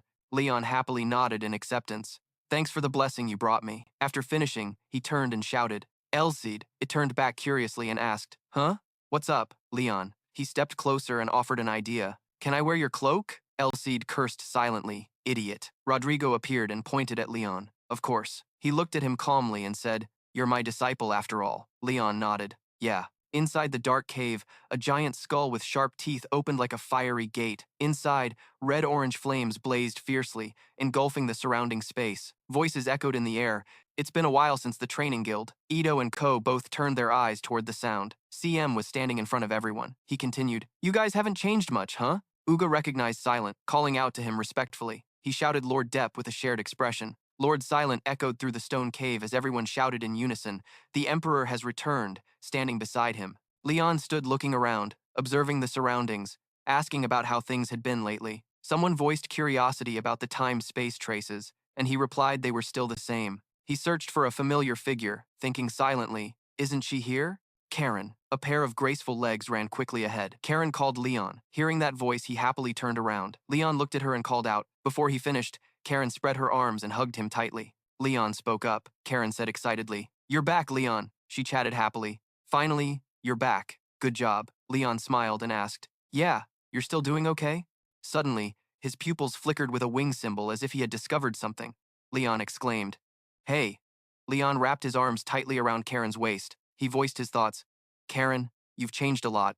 She was surprised by his words. Karen wondered, "Huh?" Then she startled, quickly waving her hands to explain, "I haven't gained weight. I eat very little. No way. I've been training a lot." Seeing Karen misunderstood, Leon said, "That's not what I meant." Then he seriously shared, "You're much stronger now." She smiled and admitted, "Oh, you also look more handsome." Outside, noises erupted, causing Karen and Leon to freeze. Their love is intense. Exactly. Uga blushed, leaned in and said, "That's real." Next to him, Juru agreed similarly. Seeing the conversation had gone too far, the two naturally distanced themselves. She and he said in unison, "It's just a misunderstanding." He laughed loudly. "I get it." On this side, CM spoke to Elsid. "So stubborn." It agreed. "Yeah, exactly." He continued, "I can't keep interfering and claiming to be the master." After the reunion, everyone happily made plans. "Yeah, since everyone's here, let's throw a party." All right. Night fell, and a fire blazed. A fish fillet was grilling golden brown, filling the air with a rich aroma. Van Can placed Leon on his shoulder, raised a beer mug and shouted loudly, "Tonight's party is to celebrate Leon becoming a hero. Let's raise our glasses. To the goddess." Everyone clinked their beer mugs and shouted in unison, "Cheers to the goddess." Depp shouted, "Cheers." Another person followed, Leon. Everyone present joyfully shared their happiness with him. "Cheers to the goddess." CM and Elsid stood from afar, watching everyone happily. The air buzzed with lively chatter. "Cheers to the goddess." Karen smiled as if she was happy for him. Suddenly, Leon was handed a giant beer mug. He froze, holding it with both hands. Someone called out, "Drink this." Leon downed it stubbornly. Under the night sky on the dark Rocky Mountains, light burst from the cliff, mingling with laughter echoing, breaking the silence and creating a noisy, joyful atmosphere despite the surroundings. Van Can turned his head and shouted, "Leon, where are you going? Come back here." After that, a hand covered her mouth. Leon leaned close to Van Can's ear and whispered, "Don't shout, she's wondering what's going on." "Lord Silent," he continued. "Let them have some time together." In a corner, Leon and Karen sat chatting by the fire. He opened with, "You seem closer to Titan, huh?" She happily shared, "You surprised me too." "Hey, listen, my poison is different from before." Karen recalled the past. She, Juru, and Uga huddled in a corner discussing. He explained, "Bayless is known for turning others to stone. If you get the liquid from that eye, she could use its power." Nearby, Juru held up a leaf and added, "For example, this leaf, we use it as a sedative, but the monsters outside on the mountain slope die immediately upon contact with it. That's how it is." Karen continued the story. Not only that, but Van Can chased after her, urging so much that